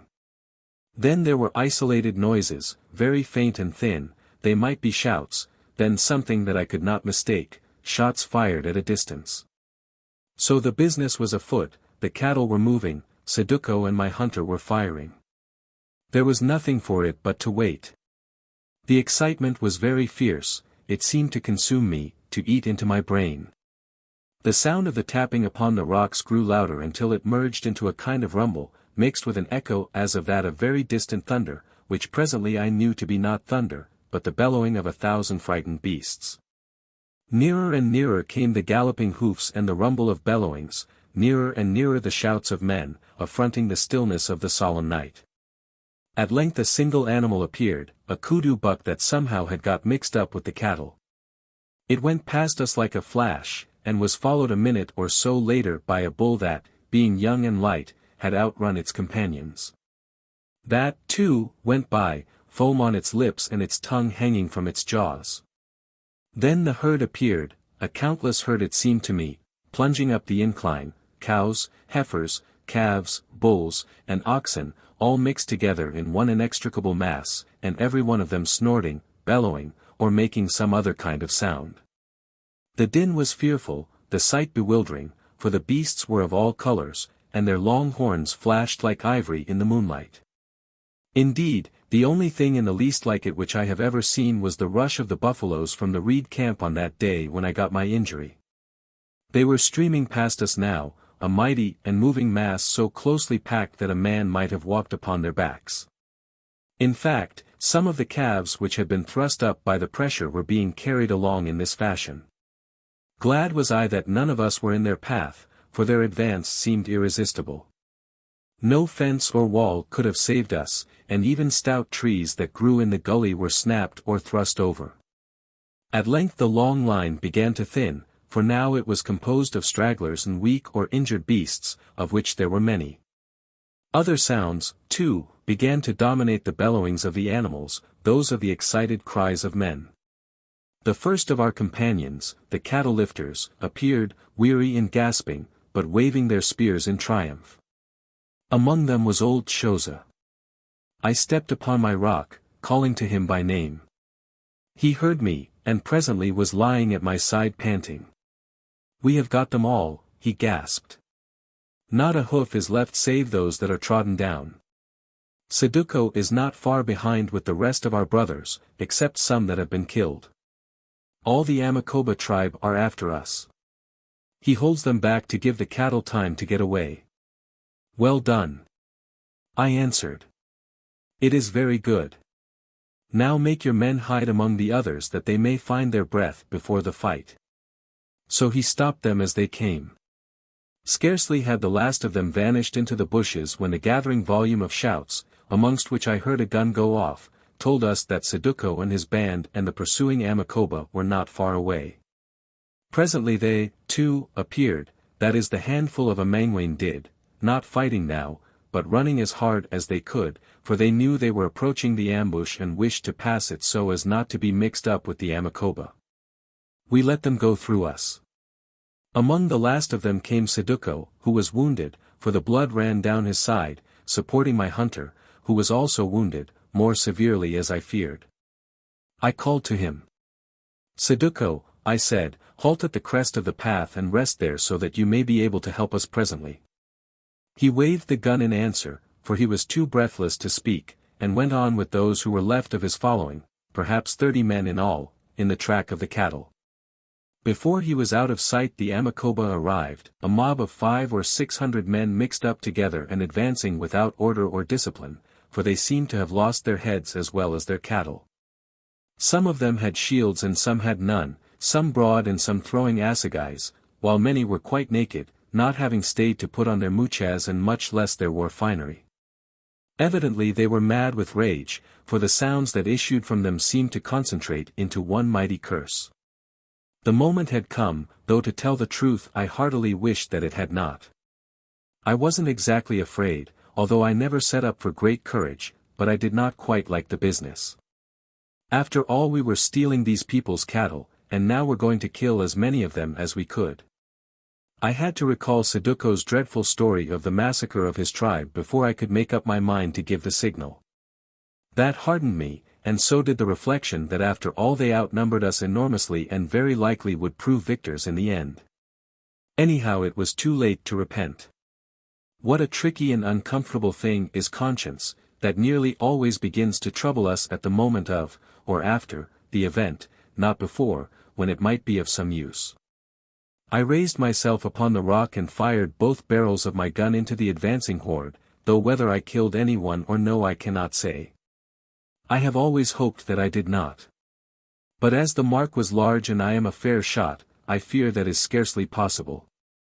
Next moment, with a howl that sounded like that of wild beasts, from either side of the gorge the fierce Amangwain free spears, for that is what they were, leapt out of their hiding places and hurled themselves upon their hereditary foes. They were fighting for more than cattle, they were fighting for hate and for revenge since these Amakoba had slaughtered their fathers and their mothers, their sisters and their brothers, and they alone remained to pay them back blood for blood. Great heaven! How they did fight, more like devils than human beings. After that first howl which shaped itself to the word Saduko, they were silent as bulldogs. Though they were so few, at first their terrible rush drove back the Amakoba. Then, as these recovered from their surprise, the weight of numbers began to tell, for they, too, were brave men who did not give way to panic. Scores of them went down at once, but the remainder pushed the Amangwain before them up the hill. I took little share in the fight, but was thrust backward with the others, only firing when I was obliged to save my own life. Foot by foot we were pushed back till at length we drew near to the crest of the pass. Then, while the issue hung in the balance, there was another shout of Saduko, and that chief himself, followed by his 30, rushed upon the Amakoba.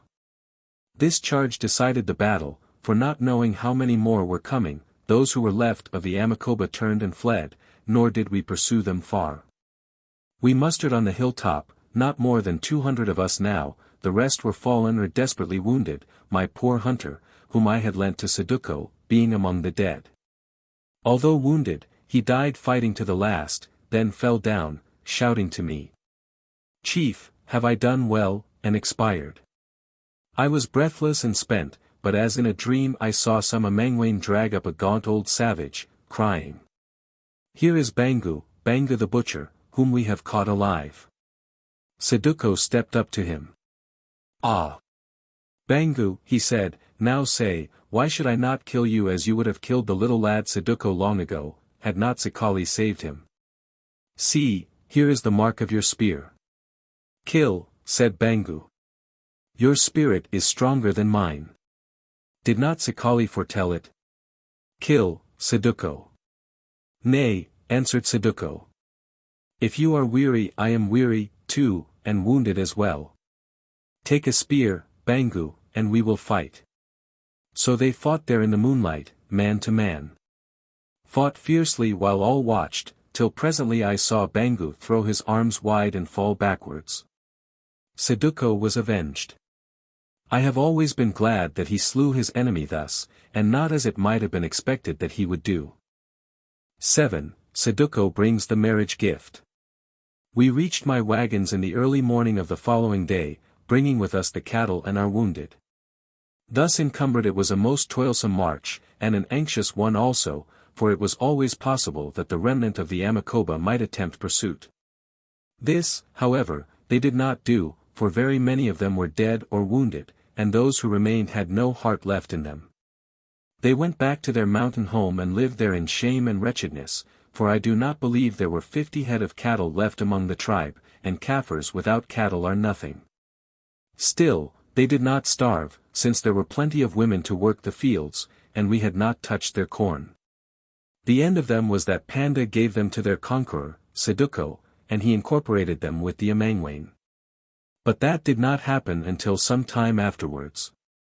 When we had rested a while at the wagons the captured beasts were mustered, and on being counted were found to number a little over 1,200 head, not reckoning animals that had been badly hurt in the flight, which we killed for beef. It was a noble prize, truly, and, notwithstanding the wound in his thigh, which hurt him a good deal now that it had stiffened, Saduko stood up and surveyed them with glistening eyes. No wonder, for he who had been so poor was now rich, and would remain so even after he had paid over whatever number of cows Umbezi chose to demand as the price of Mameena's hand. Moreover, he was sure, and I shared his confidence, that in these changed circumstances both that young woman and her father would look upon his suit with very favorable eyes. He had, so to speak, succeeded to the title and the family estates by means of a lawsuit brought in the court of the assegai, and therefore there was hardly a father in Zululand who would shut his kraal gate upon him. We forgot, both of us, the proverb that points out how numerous are the slips between the cup and the lip, which, by the way, is one that has its Zulu equivalents. One of them, if I remember right at the moment, is, however loud the hen cackles, the housewife does not always get the egg. As it chanced, although Saduko's hen was cackling very loudly just at this time, he was not destined to find the coveted egg. But of that matter I will speak in its place. I, too, looked at those cattle, wondering whether Saduko would remember our bargain, under which some 600 head of them belonged to me. 600 head. Why, putting them at £5 apiece all round, and as oxen were very scarce just at that time, they were worth quite as much, if not more. That meant £3,000, a larger sum of money than I had ever owned at one time in all my life. Truly the paths of violence were profitable. But would he remember? On the whole I thought probably not, since Kaffirs are not fond of parting with cattle. Well, I did him an injustice, for presently he turned and said, with something of an effort. Macumazahn, half of all these belong to you, and truly you have earned them, for it was your cunning and good counsel that gained us the victory. Now we will choose them beast by beast. So I chose a fine ox, then Saduko chose one, and so it went on till I had 8 of my number driven out. As the 8th was taken I turned to Saduko and said, "There, that will do. These oxen I must have to replace those in my teams which died on the trek, but I want no more." "Wow!" said Saduko, and all those who stood with him, while one of them added, I think it was old Shoza. "He refuses 600 cattle which are fairly his. He must be mad." "No friends," I answered, "I am not mad, but neither am I bad. I accompanied Saduko on this raid because he is dear to me and stood by me once in the hour of danger. But I do not love killing men with whom I have no quarrel, and I will not take the price of blood." "Wow!" said old Shoza again, for Saduko seemed too astonished to speak. "He is a spirit, not a man. He is holy." "Not a bit of it," I answered.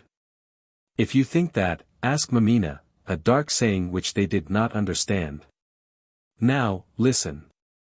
I will not take those cattle because I do not think as you Kaffirs think. But as they are mine, according to your law, I am going to dispose of them. I give 10 head to each of my hunters, and 15 head to the relations of him who was killed. The rest I give to Xhosa and to the other men of the Amangwain who fought with us, to be divided among them in such proportions as they may agree, I being the judge in the event of any quarrel arising." Now these men raised a great cry of Inkusi, and, running up, old Xhosa seized my hand and kissed it. "Your heart is big," he cried, "you drop fatness. Although you are so small, the spirit of a king lives in you, and the wisdom of the heavens." Thus he praised me, while all the others joined in, till the din was awful. Saduko thanked me also in his magnificent manner. Yet I do not think that he was altogether pleased, although my great gift relieved him from the necessity of sharing up the spoil with his companions. The truth was, or so I believe, that he understood that henceforth the Amangwain would love me better than they loved him. This, indeed, proved to be the case, for I am sure that there was no man among all those wild fellows who would not have served me to the death, and to this day my name is a power among them and their descendants. Also it has grown into something of a proverb among all those Kaffirs who know the story. They talk of any great act of liberality in an idiom as, a gift of Macumazahn, and in the same way of one who makes any remarkable renunciation, as, a wearer of Macumazahn's blanket, or as, he who has stolen Macumazahn's shadow. Thus did I earn a great reputation very cheaply, for really I could not have taken those cattle, also I am sure that had I done so they would have brought me bad luck. Indeed, one of the regrets of my life is that I had anything whatsoever to do with the business.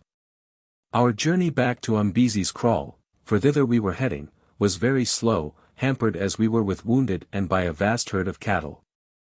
Of the latter, indeed, we got rid after a while, for, except those which I had given to my men, and 100 or so of the best beasts that Saduko took with him for a certain purpose, they were sent away to a place which he had chosen, in charge of about half of his people, under the command of his uncle, Xhosa, there to await his coming. Over a month had gone by since the night of the ambush when at last we outspanned quite close to Umbezi's, in that bush where first I had met the Amangwain free spears. A very different set of men they looked on this triumphant day to those fierce fellows who had slipped out of the trees at the call of their chief. As we went through the country Saduko had bought fine muchas and blankets for them. Also headdresses had been made with the long black feathers of the Sakabuli finch, and shields and leglets of the hides and tails of oxen. Moreover, having fed plentifully and travelled easily, they were fat and well favoured, as, given good food, natives soon become after a period of abstinence. The plan of Saduko was to lie quiet in the bush that night, and on the following morning to advance in all his grandeur, accompanied by his spears, present the 100 head of cattle that had been demanded, and formally ask his daughter's hand from Umbezi. As the reader may have gathered already, there was a certain histrionic vein in Saduko, also when he was in feather he liked to show off his plumage. Well, this plan was carried out to the letter. On the following morning, after the sun was well up, Saduko, as a great chief does, sent forward 2 bedizened heralds to announce his approach to Umbezi, after whom followed 2 other men to sing his deeds and praises. By the way, I observed that they had clearly been instructed to avoid any mention of a person called Macumazan. Then we advanced in force. First went Saduko, splendidly apparelled as a chief, carrying a small assegai and adorned with plumes, leglets and a leopard skin kilt.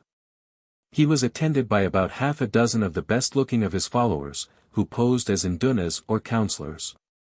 Behind these I walked, a dusty, insignificant little fellow, attended by the ugly, snub-nosed scowl in a very greasy pair of trousers, worn-out European boots through which his toes peeped, and nothing else, and by my 3 surviving hunters, whose appearance was even more disreputable. After us marched about 80 of the transformed Amangwain, and after them came the 100 picked cattle driven by a few herdsmen. In due course we arrived at the gate of the kraal, where we found the heralds and the praisers prancing and shouting. "Have you seen Umbezi?" asked Saduko of them. "No," they answered. "He was asleep when we got here, but his people say that he is coming out presently." "Then tell his people that he had better be quick about it, or I shall turn him out," replied the proud Saduko. Just at this moment the kraal gate opened and through it appeared Umbezi, looking extremely fat and foolish. Also, it struck me, frightened, although this he tried to conceal. "Who visits me here?" he said, with so much, ceremony. And with the carved dancing stick he carried he pointed doubtfully at the lines of armed men. "Oh, it is you, is it, Saduko?" and he looked him up and down, adding, "How grand you are to be sure. Have you been robbing anybody? And you, too, Macumazan? Well, you do not look grand. You look like an old cow that has been suckling 2 calves on the winter veldt. But tell me, what are all these warriors for?" "I ask because I have not food for so many, especially as we have just had a feast here." "Fear nothing, Umbezi," answered Saduko in his grandest manner. "I have brought food for my own men. As for my business, it is simple. You asked 100 head of cattle as the lobola, that is, the marriage gift, of your daughter, Mameena. They are there. Go send your servants to the kraal and count them." "Oh, with pleasure," Umbezi replied nervously, and he gave some orders to certain men behind him. "I am glad to see that you have become rich in this sudden fashion, Saduko, though how you have done so I cannot understand." "Never mind how I have become rich," answered Saduko. "I am rich, that is enough for the present. Be pleased to send for Mameena, for I would talk with her." Yes, Saduko, I understand that you would talk with Mameena. But," and he looked round him desperately, "I fear that she is still asleep. As you know, Mameena was always a late riser, and, what is more, she hates to be disturbed. Don't you think that you could come back, say, tomorrow morning? She will be sure to be up by then, or, better still, the day after." "In which hut is Mameena?" asked Saduko sternly, while I, smelling a rat, began to chuckle to myself. "I really do not know, Saduko," replied Umbezi. "Sometimes she sleeps in one, sometimes in another, and sometimes she goes several hours' journey away to her aunt's kraal for a change. I should not be in the least surprised if she had done so last night. I have no control over Mameena." Before Saduko could answer, a shrill, rasping voice broke upon our ears, which after some search I saw proceeded from an ugly and ancient female seated in the shadow, in whom I recognized the lady who was known by the pleasing name of worn-out old cow. "He lies," screeched the voice. "He lies. Thanks be to the spirit of my ancestors that wild cat Mameena has left this kraal for good. She slept last night, not with her aunt, but with her husband, Masapo, to whom Umbezi gave her in marriage 2 days ago, receiving in payment 120 head of cattle, which was 20 more than you bid, Saduko." Now when Saduko heard these words I thought that he would really go mad with rage. He turned quite grey under his dark skin and for a while trembled like a leaf, looking as though he were about to fall to the ground.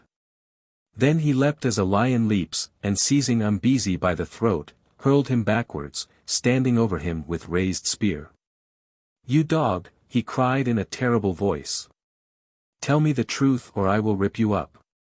What have you done with Mameena?" "Oh. Saduko," answered Umbezi in choking tones, "Mameena has chosen to get married. It was no fault of mine, she would have her way." He got no farther, and had I not intervened by throwing my arms about Saduko and dragging him back, that moment would have been Umbezi's last, for Saduko was about to pin him to the earth with his spear. As it proved, I was just in time, and Saduko, being weak with emotion, for I felt his heart going like a sledgehammer, could not break from my grasp before his reason returned to him. At length he recovered himself a little and threw down his spear as though to put himself out of temptation.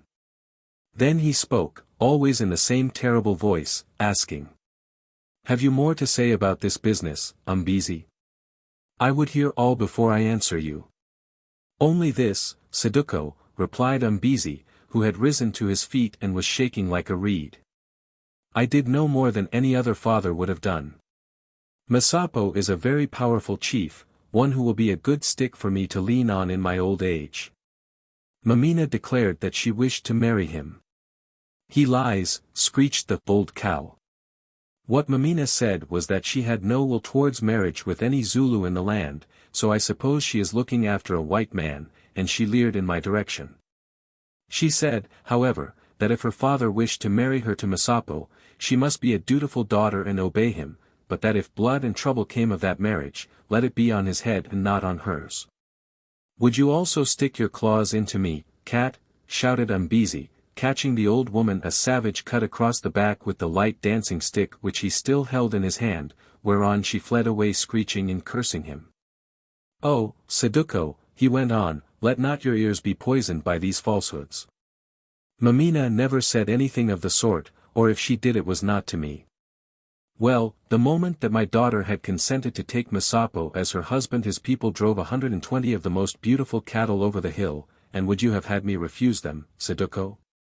I am sure that when you have seen them you will say that I was quite right to accept such a splendid lobola in return for one sharp-tongued girl. Remember, Saduko, that although you had promised 100 head, that is less by 20, at the time you did not own one, and where you were to get them from I could not guess. Moreover," he added with a last, desperate, imaginative effort, for I think he saw that his arguments were making no impression. "Some strangers who called here told me that both you and Macumazahn had been killed by certain evil-doers in the mountains. There, I have spoken, and, Saduko, if you now have cattle, why, on my part, I have another daughter, not quite so good-looking perhaps, but a much better worker in the field. Come and drink a sup of beer, and I will send for her." "Stop talking about your other daughter and your beer and listen to me," replied Saduko, looking at the assegai which he had thrown to the ground so ominously that I set my foot on it. "I am now a greater chief than the boar Masapo. Has Masapo such a bodyguard as these eaters up of enemies?" And he jerked his thumb backwards towards the serried lines of fierce-faced Amangwain who stood listening behind us. "Has Masapo as many cattle as I have, whereof those which you see are but a tithe brought as a lobola gift to the father of her who had been promised to me as wife? Is Masapo Panda's friend? I think that I have heard otherwise. Has Masapo just conquered a countless tribe by his courage and his wit? Is Masapo young and of high blood, or is he but an old, low-born boar of the mountains? You do not answer, Umbezi, and perhaps you do well to be silent. Now listen again. Were it not for Macumazahn here, whom I do not desire to mix up with my quarrels, I would bid my men take you and beat you to death with the handles of their spears, and then go on and serve the boar in the same fashion in his mountain sty. As it is, these things must wait a little while, especially as I have other matters to attend to first. Yet the day is not far off when I will attend to them also. Therefore my counsel to you, cheat, is to make haste to die or to find courage to fall upon a spear, unless you would learn how it feels to be brayed with sticks like a green hide until none can know that you were once a man. Send now and tell my words to Masapo the boar." And to Mameena say that soon I will come to take her with spears and not with cattle. Do you understand? Oh. I see that you do, since already you weep with fear like a woman. Then farewell to you till that day when I return with the sticks, O Umbezi the cheat and the liar, Umbezi, eater up of elephants, and turning, Saduko stalked away. I was about to follow in a great hurry, having had enough of this very unpleasant scene, when poor old Umbezi sprang at me and clasped me by the arm. "O Macumazana," he exclaimed, weeping in his terror, "O Macumazana, if ever I have been a friend to you, help me out of this deep pit into which I have fallen through the tricks of that monkey of a daughter of mine, who I think is a witch born to bring trouble upon men. Macumazan, if she had been your daughter and a powerful chief had appeared with 120 head of such beautiful cattle, you would have given her to him, would you not, although he is of mixed blood and not very young? Especially as she did not mind who only cares for place and wealth." "I think not," I answered, "but then it is not our custom to sell women in that fashion." "No, no, I forgot, in this as in other matters you white men are mad and, Macumazan, to tell you the truth, I believe it is you she really cares for. She said as much to me once or twice." "Well, why did you not take her away when I was not looking? We could have settled matters afterwards, and I should have been free of her witcheries and not up to my neck in this hole as I am now.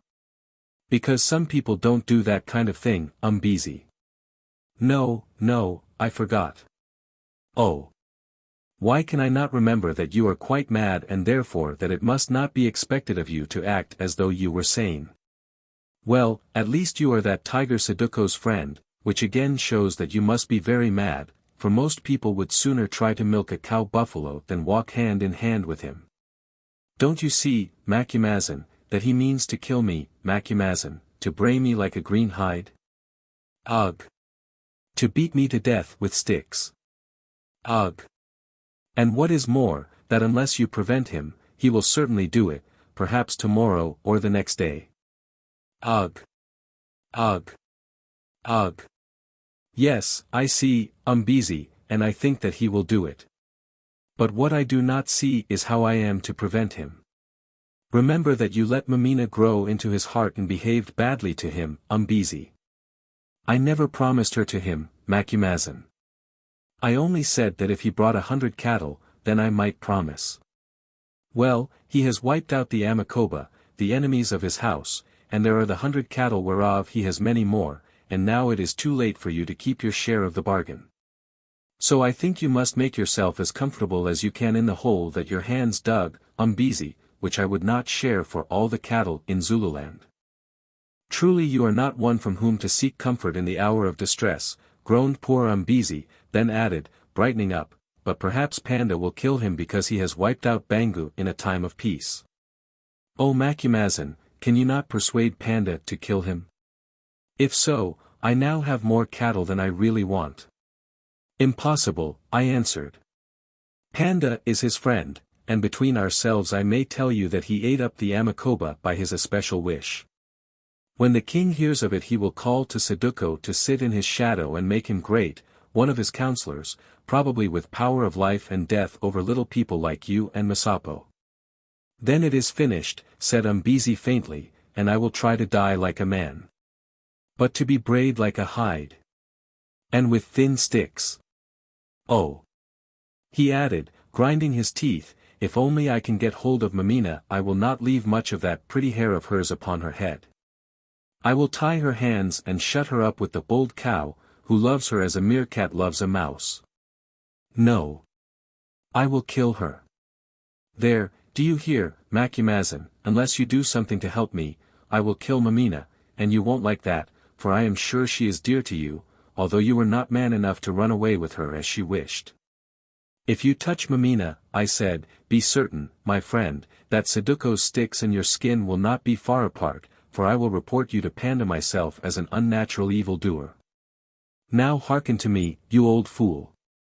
Saduko is so fond of your daughter, on this point being mad, as you say I am, that if only he could get her I think he might overlook the fact of her having been married before. What you have to do is to try to buy her back from Masapo. Mind you, I say buy her back, not get her by bloodshed, which you might do by persuading Masapo to put her away. Then, if he knew that you were trying to do this, I think that Saduko might leave his sticks uncut for a while. I will try. I will indeed, Macumazin. I will try very hard.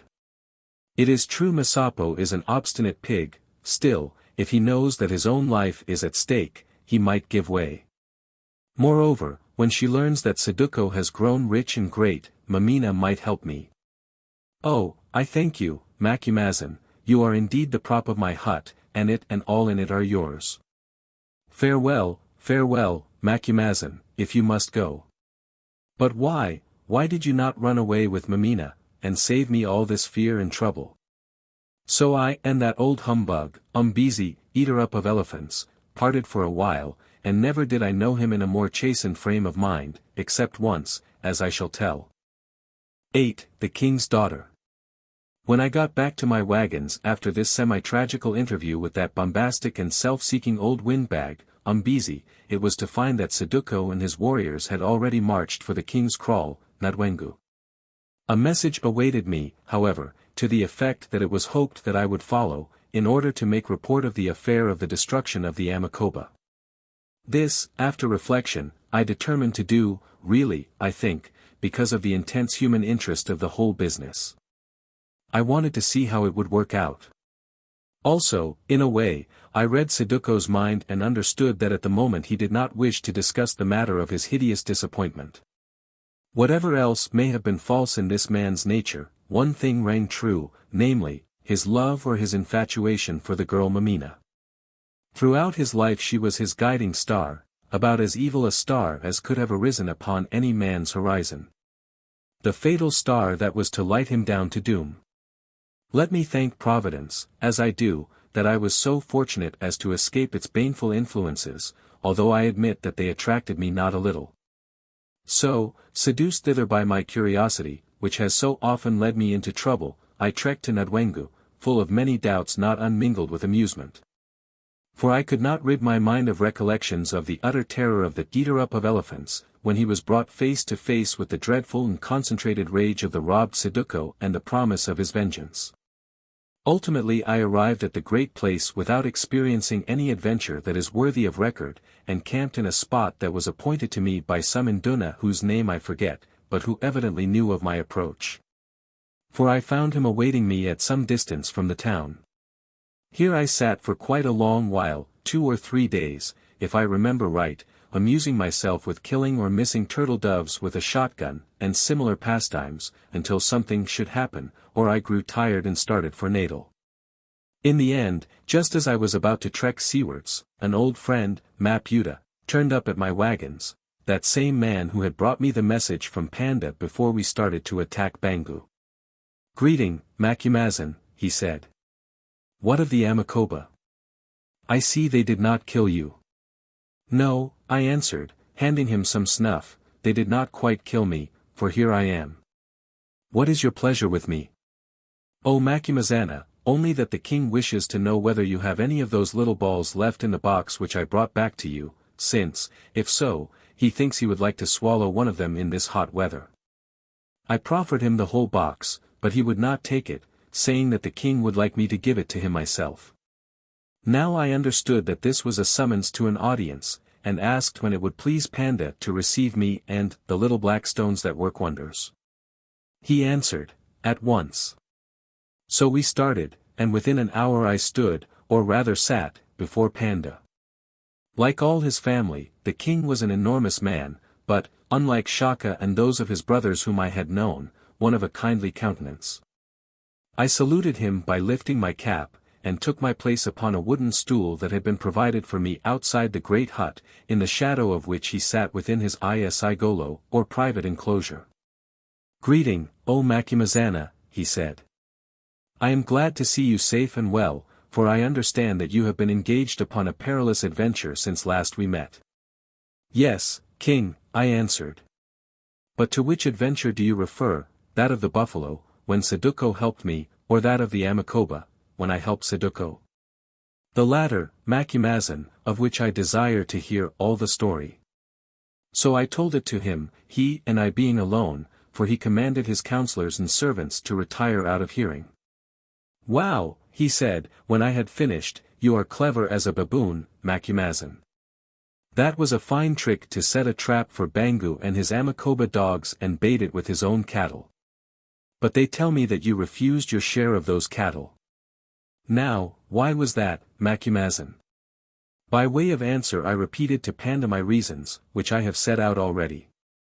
"Ah," he exclaimed, when I had finished. "Every one seeks greatness in his own way, and perhaps yours is better than ours. Well, the white man walks one road, or some of them do, and the black man another. They both end at the same place, and none will know which is the right road till the journey is done. Meanwhile, what you lose Saduko and his people gain.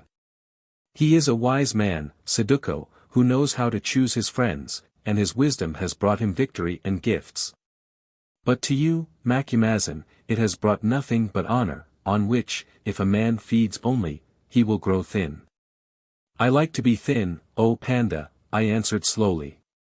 Yes, I understand," replied the king, who, in common with most natives, was quick enough to seize a point, "and I, too, like people who keep thin on such food as yours, people, also, whose hands are always clean. We Zulus trust you, Macumazahn, as we trust few white men, for we have known for years that your lips say what your heart thinks, and that your heart always thinks the thing which is good. You may be named Watcher by night, but you love light, not darkness." Now, at these somewhat unusual compliments I bowed, and felt myself coloring a little as I did so, even through my sunburn, but I made no answer to them, since to do so would have involved a discussion of the past and its tragical events, into which I had no wish to enter. Panda, too, remained silent for a while. Then he called to a messenger to summon the princes, XIII and Umbelazi, and to bid Saduko, the son of Madiwayne, to wait without, in case he should wish to speak with him. A few minutes later the two princes arrived. I watched their coming with interest, for they were the most important men in Zululand, and already the nation debated fiercely which of them would succeed to the throne. I will try to describe them a little. They were both of much the same age. It is always difficult to arrive at a Zulu's exact years, and both fine young men. XIII, however, had the stronger countenance. It was said that he resembled that fierce and able monster, Shaka the wild beast, his uncle, and certainly I perceived in him a likeness to his other uncle, Dingan, Panda's predecessor, whom I had known but too well when I was a lad. He had the same surly eyes and haughty bearing, also, when he was angry his mouth shut itself in the same iron fashion. Of Umbelazi it is difficult for me to speak without enthusiasm.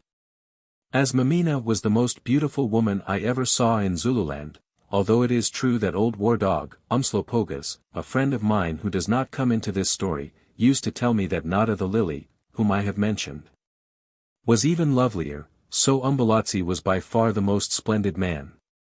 Indeed, the Zulus named him Umbelazi the Handsome, and no wonder. To begin with, he stood at least 3 inches above the tallest of them. From a quarter of a mile away I have recognized him by his great height, even through the dust of a desperate battle, and his breadth was proportionate to his stature. Then he was perfectly made, his great, shapely limbs ending, like Saduko's, in small hands and feet. His face, too, was well cut and open, his color lighter than XIII's, and his eyes, which always seemed to smile, were large and dark. Even before they passed the small gate of the inner fence it was easy for me to see that this royal pair were not upon the best of terms, for each of them tried to get through it first, to show his right of precedence. The result was somewhat ludicrous, for they jammed in the gateway. Here, however, Umbelazi's greater weight told, for, putting out his strength, he squeezed his brother into the reeds of the fence, and won through a foot or so in front of him. "You grow too fat, my brother," I heard XIII say, and saw him scowl as he spoke. "If I had held an assegai in my hand you would have been cut." "I know it, my brother," answered Umbelazi, with a good-humored laugh, "but I knew also that none may appear before the king armed. Had it been otherwise, I would rather have followed after you." Now, at this hint of Umbelazi's, that he would not trust his brother behind his back with a spear, although it seemed to be conveyed in jest. I saw Panda shift uneasily on his seat, while Sitweo scowled even more ominously than before. However, no further words passed between them, and, walking up to the king side by side, they saluted him with raised hands, calling out, "Baba." That is, father. "Greeting, my children," said Panda, adding hastily, for he foresaw a quarrel as to which of them should take the seat of honor on his right, "sit there in front of me, both of you, and, Macumazahn, do you come hither." And he pointed to the coveted place. I am a little deaf in my left ear this morning. So these brothers sat themselves down in front of the king, nor were they, I think, grieved to find this way out of their rivalry. But first they shook hands with me, for I knew them both, though not well, and even in this small matter the old trouble arose, since there was some difficulty as to which of them should first offer me his hand. Ultimately, I remember, Sitweo won this trick. When these preliminaries were finished, Panda addressed the princes, saying, "My sons, I have sent for you to ask your counsel upon a certain matter, not a large matter, but one that may grow." And he paused to take snuff, whereon both of them ejaculated, "We hear you, father." "Well, my sons, the matter is that of Saduko, the son of Madiwayne, chief of the Amangwain, whom Bangu, chief of the Amakoba, ate up years ago by leave of him who went before me. Now, this Bangu, as you know, has for some time been a thorn in my foot, a thorn that caused it to fester, and yet I did not wish to make war on him. So I spoke a word in the ear of Saduko, saying, 'He is yours, if you can kill him. And his cattle are yours.' Well, Saduko is not dull. With the help of this white man, Macumazahn, our friend from of old, he has killed Bangu and taken his cattle, and already my foot is beginning to heal." "We have heard it," said Sitweo.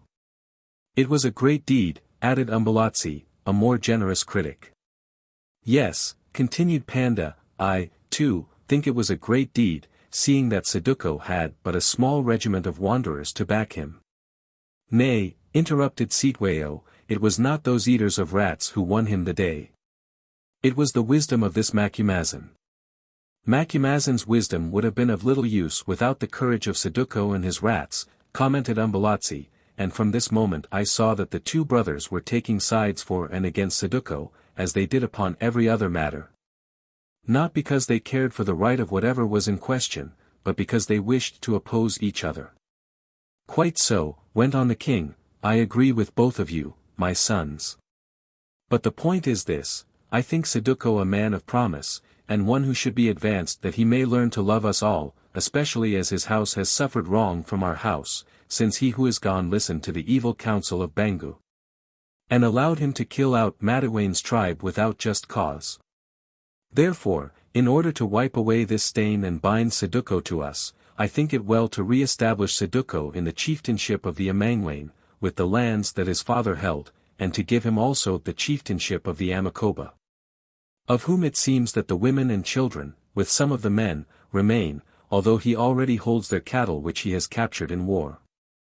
"As the king pleases," said Umbelazi, with a yawn, for he was growing weary of listening to the case of Saduko. But Sitweo said nothing, for he appeared to be thinking of something else. "I think also," went on Panda in a rather uncertain voice, "in order to bind him so close that the bonds may never be broken, it would be wise to give him a woman of our family in marriage." "Why should this little Amangwain be allowed to marry into the royal house?" asked Sitweo, looking up. "If he is dangerous, why not kill him, and have done?" "For this reason, my son. There is trouble ahead in Zululand, and I do not wish to kill those who may help us in that hour, nor do I wish them to become our enemies. I wish that they may be our friends. And therefore it seems to me wise, when we find a seed of greatness, to water it, and not to dig it up or plant it in a neighbor's garden. From his deeds I believe that this Saduko is such a seed." "Our father has spoken," said Umbelazi. "And I like Saduko, who is a man of mettle and good blood. Which of our sisters does our father propose to give to him?" "She who is named after the mother of our race, O Umbelazi.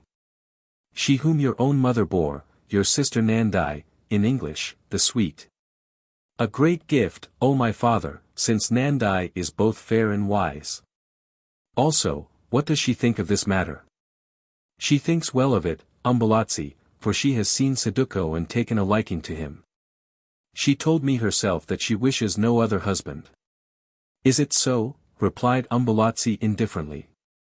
Then if the king commands, and the king's daughter desires, what more is there to be said? Much, I think, broke in Sitwayo.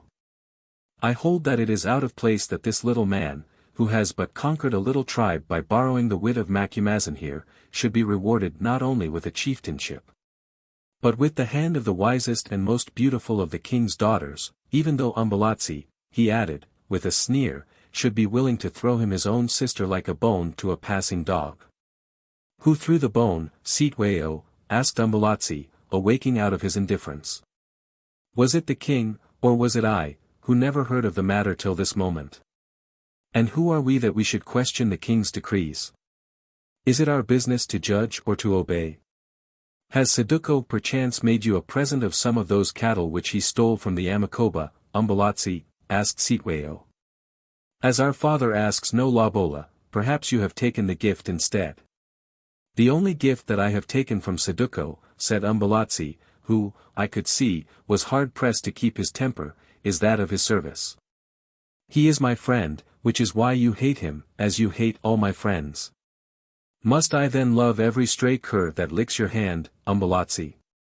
Oh, no need to tell me he is your friend, for I know it was you who put it into our father's heart to allow him to kill Bangu and steal his cattle, which I hold to be an ill deed.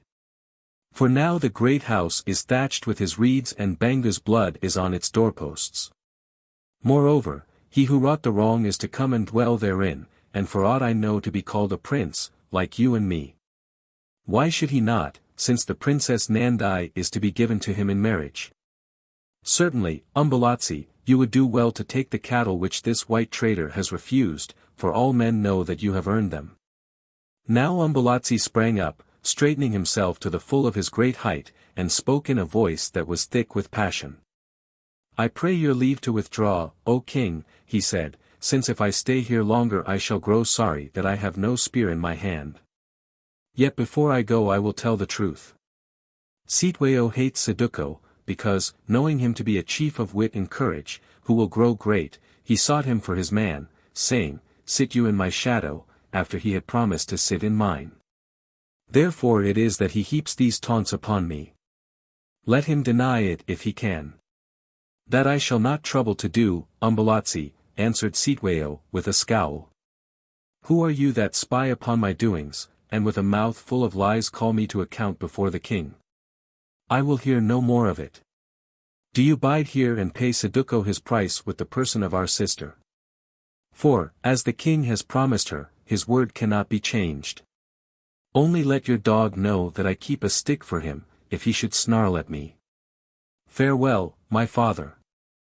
I go upon a journey to my own lordship, the land of Kakazi, and there you will find me when you want me, which I pray may not be till after this marriage is finished, for on that I will not trust my eyes to look. Then, with a salute, he turned and departed, bidding no goodbye to his brother. My hand, however, he shook in farewell, for Sitwayo was always friendly to me, perhaps because he thought I might be useful to him.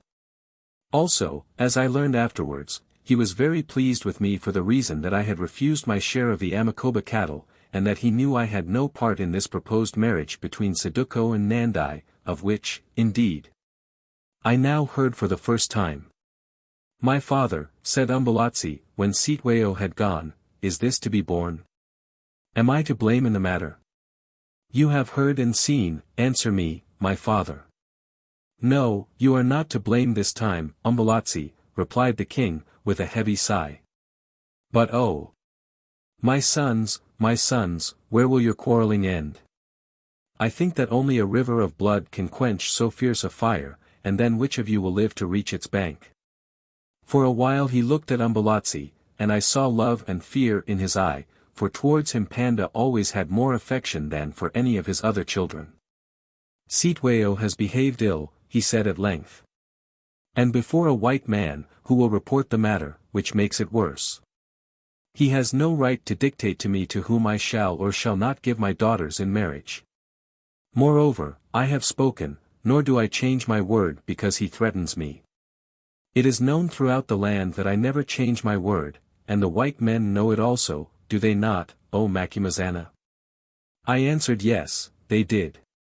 Also, this was true, for, like most weak men, Panda was very obstinate, and honest, too, in his own fashion. He waved his hand, to show that the subject was ended, then bade Umbelazi go to the gate and send a messenger to bring in the son of Madiwayne. Presently Saduko arrived, looking very stately and composed as he lifted his right hand and gave Panda the bayet, the royal salute. "Be seated," said the king. "I have words for your ear."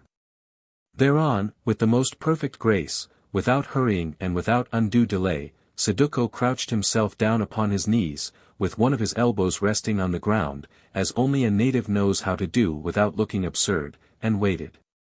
"Son of Madiwayne," said the king, "I have heard all the story of how, with a small company, you destroyed Bangu and most of the men of the Amakoba, and ate up their cattle every one." "Your pardon, Black One," interrupted Saduko. "I am but a boy, I did nothing.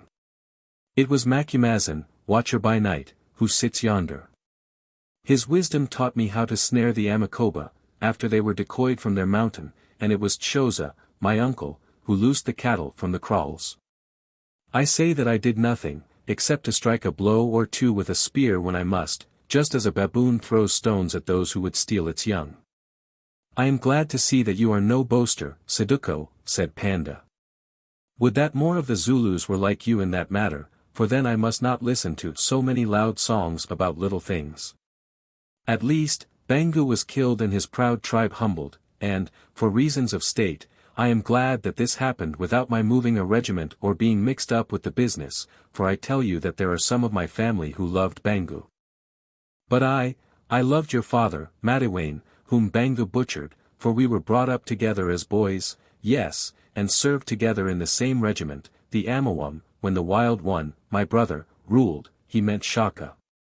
"For among the Zulus the names of dead kings are Hlanapa, that is, they must not be spoken if it can be avoided. Therefore, went on Panda, for this reason, and for others, I am glad that Bangu has been punished and that, although vengeance has crawled after him like a footsore bull, at length he has been tossed with its horns and crushed with its knees. Yebwa, Ngunyama." "Yes, O lion," said Saduko. "Now, Saduko," went on Panda, "because you are your father's son, and because you have shown yourself a man, although you are still little in the land, I am minded to advance you. Therefore I give to you the chieftainship over those who remain of the Amakoba and over all of the Amangwain blood whom you can gather." "But yet." "As the king pleases," said Saduko. "And I give you leave to become a Kala, a wearer of the head ring, although, as you have said, you are still but a boy, and with it a place upon my council." "But yet."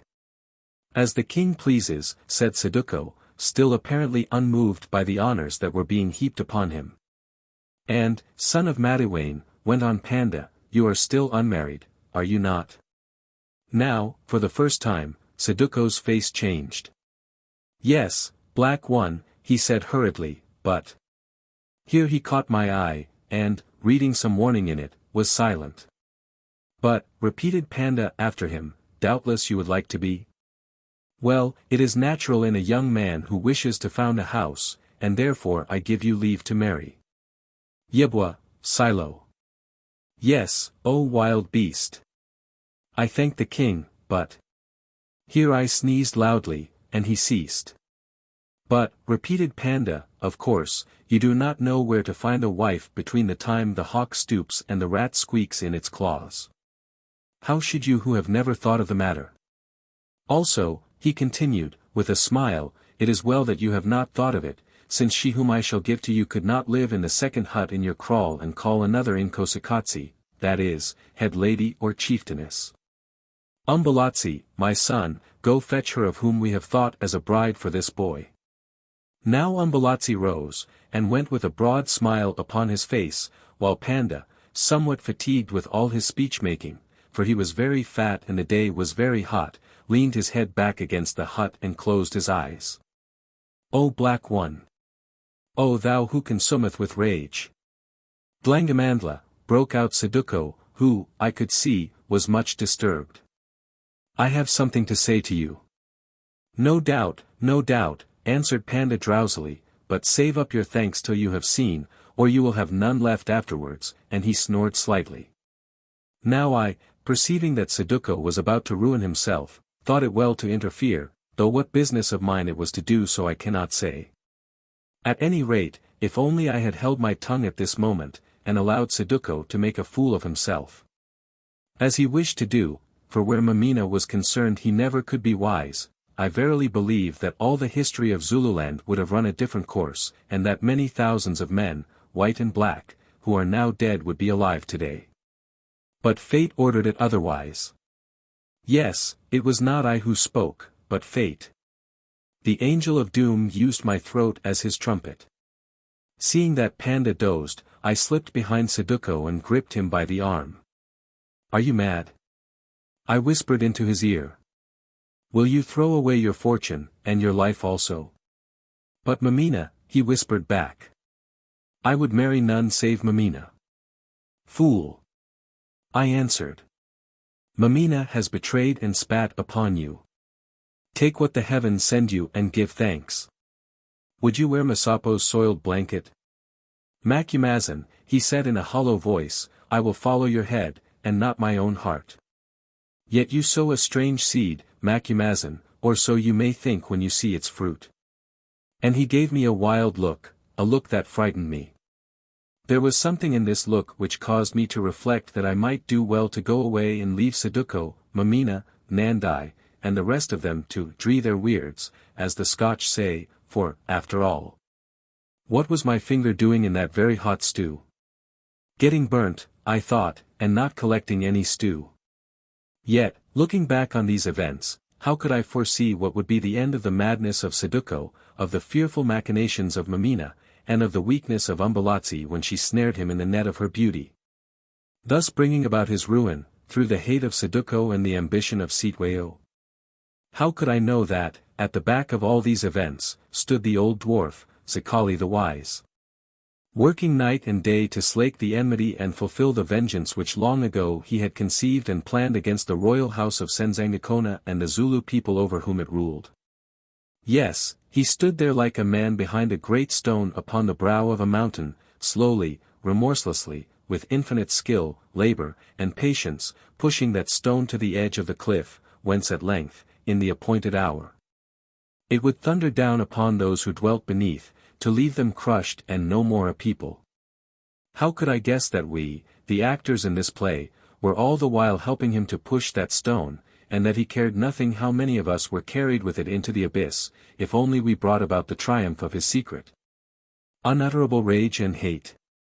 Now I see and understand all these things, as it is easy to do, but then I was blind, nor did the voices reach my dull ears to warn me, as, how or why I cannot tell, they did, I believe, reach those of Zikali. Oh, what was the sum of it?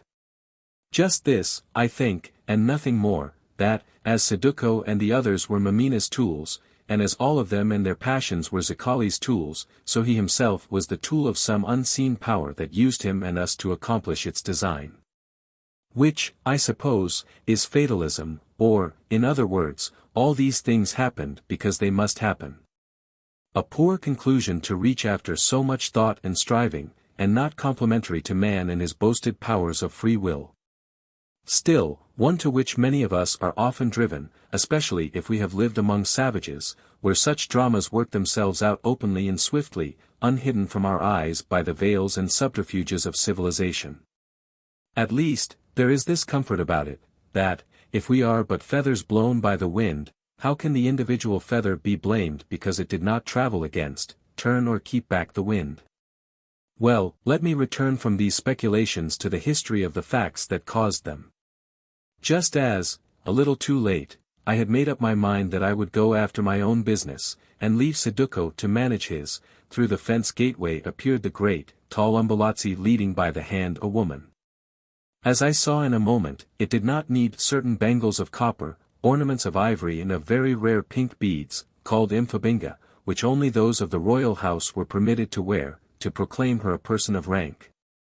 For dignity and high blood were apparent in her face, her carriage, her gestures, and all that had to do with her. Nandi the Sweet was not a great beauty, as was Mameena, although her figure was fine, and her stature like that of all the race of Senzangakona, considerably above the average. To begin with, she was darker in hue, and her lips were rather thick, as was her nose, nor were her eyes large and liquid like those of an antelope. Further, she lacked the informing mystery of Mameena's face, that at times was broken and lit up by flashes of alluring light and quick, sympathetic perception, as a heavy evening sky, that seems to join the dim earth to the dimmer heavens, is illuminated by pulsings of fire, soft and many-hued, suggesting, but not revealing, the strength and splendor that it veils. Nandi had none of these attractions, which, after all, anywhere upon the earth belong only to a few women in each generation. She was a simple, honest-natured, kindly, affectionate young woman of high birth, no more. That is, as these qualities are understood and expressed among her people. Umbelazi led her forward into the presence of the king, to whom she bowed gracefully enough.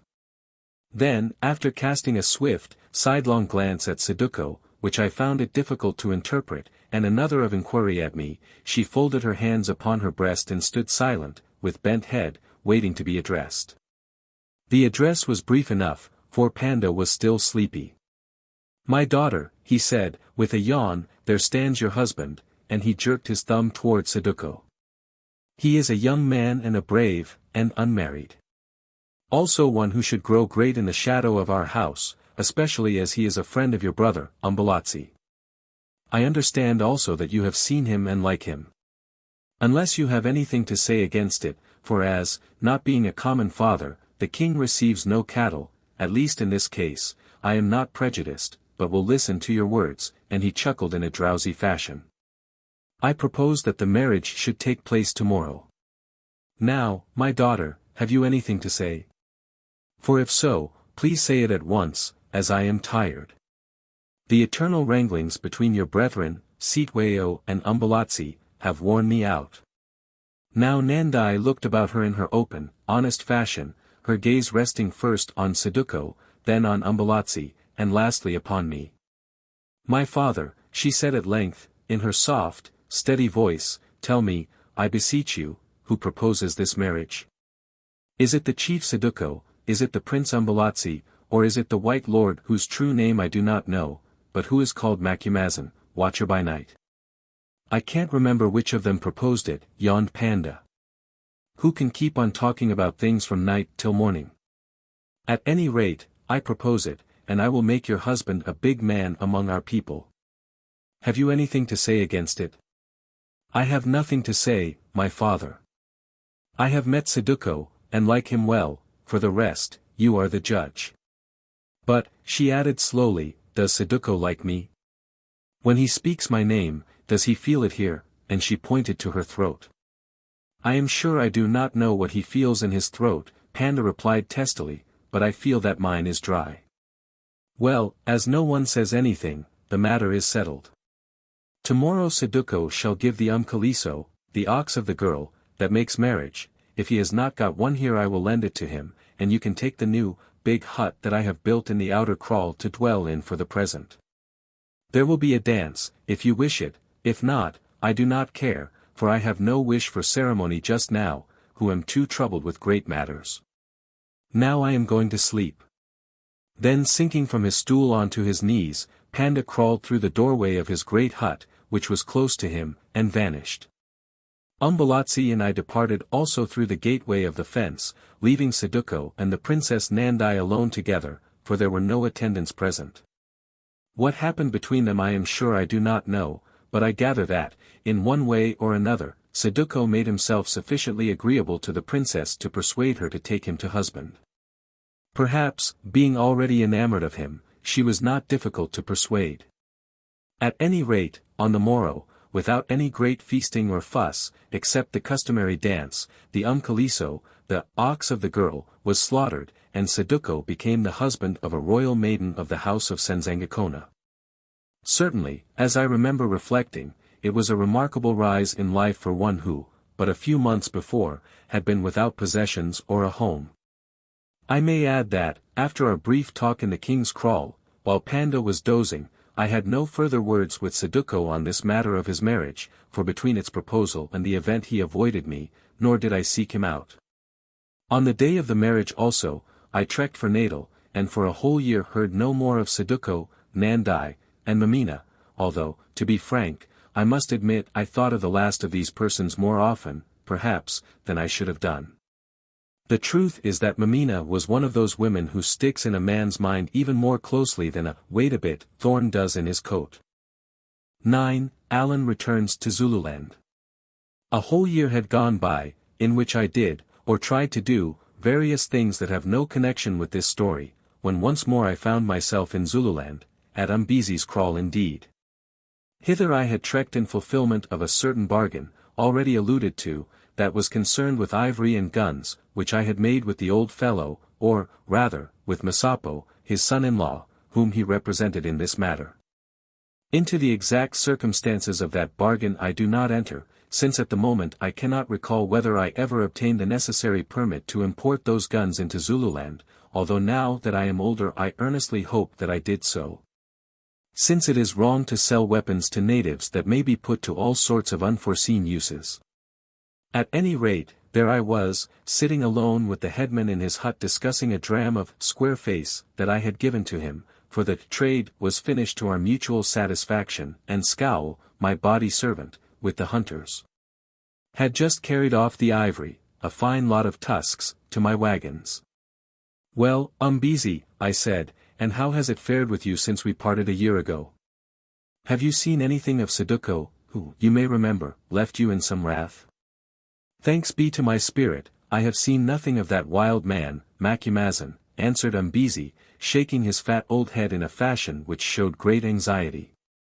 "Yet I have heard of him, for he sent me a message the other day to tell me that he had not forgotten what he owed me." "Did he mean the sticks with which he promised to bray you like a green hide?" I inquired innocently. "I think so, Macumazahn, I think so, for certainly he owes me nothing else. And the worst of it is that, there at Panda's kraal, he has grown like a pumpkin on a dung heap, great. And therefore is now one who can pay any debt that he owes." "Umbezi," I said, taking a pull at the square face and looking at him over the top of the pannikin. "Doubtless he can, Macumazahn, and, between you and me, that is the real reason why I, or rather Masapo, was so anxious to get those guns. They were not for hunting, as he told you by the messenger, or for war, but to protect us against Saduko, in case he should attack. Well, now I hope we shall be able to hold our own. You and Masapo must teach your people to use them first, Umbezi. But I expect Saduko has forgotten all about both of you now that he is the husband of a princess of the royal blood. Tell me, how goes it with Mameena?" "Oh, well, Macumazahn. For is she not the head lady of the Amasomi? There is nothing wrong with her, nothing at all, except that as yet she has no child, also that," and he paused. "That what?" I asked. "That she hates the very sight of her husband, Masapo, and says that she would rather be married to a baboon, yes, to a baboon, than to him, which gives him offense, after he has paid so many cattle for her." "But what of this, Macumazahn? There is always a grain missing upon the finest head of corn. Nothing is quite perfect in the world, Macumazahn, and if Mameena does not chance to love her husband," and he shrugged his shoulders and drank some, square face. "Of course it does not matter in the least, Umbezi, except to Mameena and her husband, who no doubt will settle down in time, now that Saduko is married to a princess of the Zulu house." "I hope so, Macumazahn, but, to tell the truth, I wish you had brought more guns, for I live amongst a terrible lot of people. Masapo, who is furious with Mameena because she will have none of him, and therefore with me, as though I could control Mameena, Mameena, who is mad with Masapo, and therefore with me, because I gave her in marriage to him. Saduko, who foams at the mouth at the name of Masapo, because he has married Mameena, whom, it is said, he still loves, and therefore at me, because I am her father and did my best to settle her in the world. Oh, give me some more of that fire water, Macumazan, for it makes me forget all these things, and especially that my guardian spirit made me the father of Mameena, with whom you would not run away when you might have done so. Oh, Macumazan, why did you not run away with Mameena, and turn her into a quiet white woman who ties herself up in sacks, sings songs to the great in the sky, that is, hymns to the power above us, and never thinks of any man who is not her husband? Because if I had done so, Umbezi, I should have ceased to be a quiet white man. Yes, my friend, I should have been in some such place as yours today, and that is the last thing that I wish. And now, Umbezi, you have had quite enough square face, so I will take the bottle away with me. Good night. On the following morning I trekked very early from Umbezi's kraal, before he was up indeed, for the square face made him sleep sound. My destination was Ndwengu, Panda's great place, where I hoped to do some trading, but, as I was in no particular hurry, my plan was to go round by Masapo's, and see for myself how it fared between him and Mameena. Indeed, I reached the borders of the Amasomi territory, whereof Masapo was chief, by evening, and camped there. But with the night came reflection, and reflection told me that I should do well to keep clear of Mameena and her domestic complications, if she had any. So I changed my mind, and next morning trekked on to Ndwengu by the only route that my guides reported to be practicable, one which took me a long way round. That day, owing to the roughness of the road, if road it could be called, and an accident to one of the wagons, we only covered about 15 miles, and as night fell were obliged to outspan at the first spot where we could find water. When the oxen had been unyoked I looked about me, and saw that we were in a place that, although I had approached it from a somewhat different direction, I recognized at once as the mouth of the Black Kloof, in which, over a year before, I had interviewed Zikali the Little and Wise. There was no mistaking the spot, that blasted valley, with the piled-up columns of boulders and the overhanging cliff at the end of it, have, so far as I am aware, no exact counterparts in Africa. I sat upon the box of the first wagon, eating my food, which consisted of some biltong and biscuit, for I had not bothered to shoot any game that day, which was very hot, and wondering whether Zikali were still alive. Also whether I should take the trouble to walk up the kloof and find out.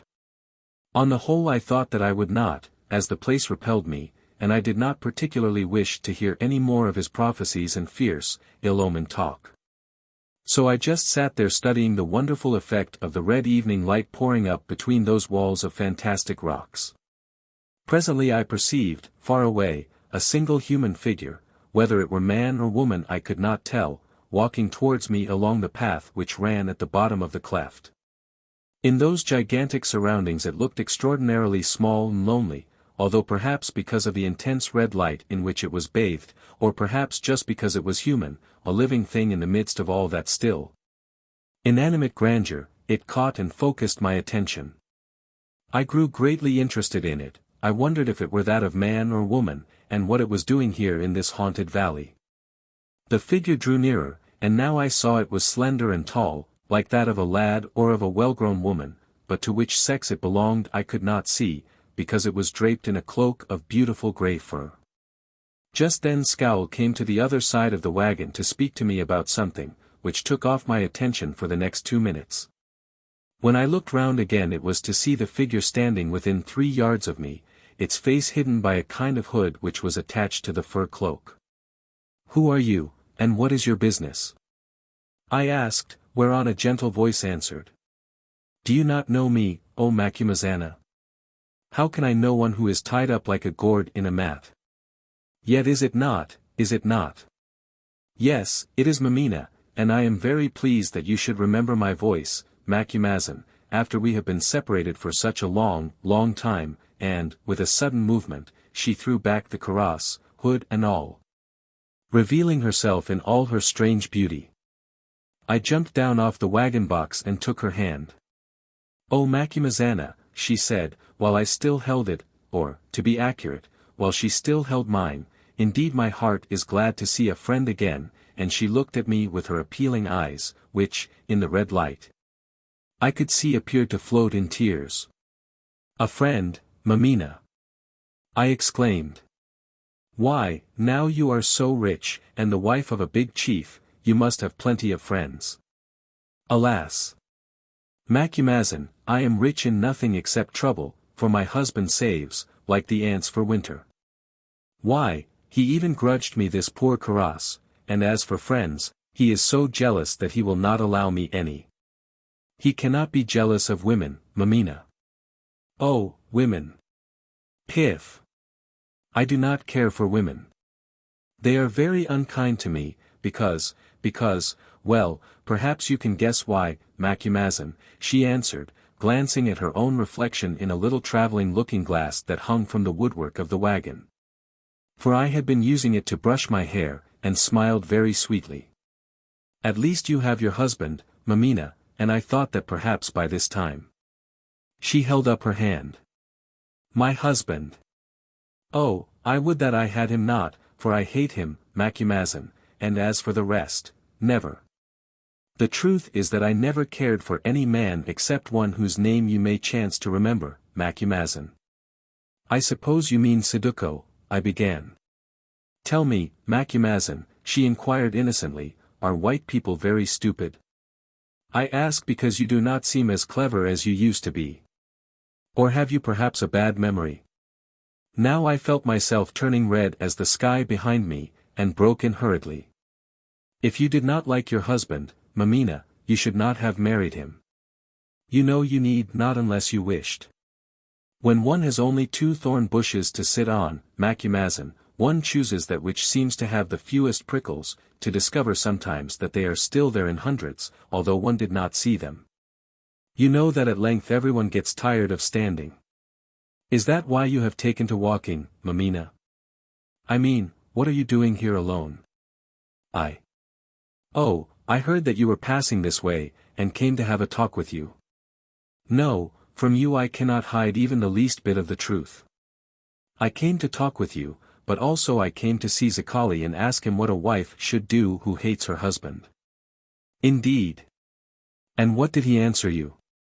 He answered that he thought she had better run away with another man, if there were one whom she did not hate, out of Zululand, of course, she replied, looking first at me and then at my wagon and the 2 horses that were tied to it. Is that all he said, Mameena? No. Have I not told you that I cannot hide 1 grain of the truth from you?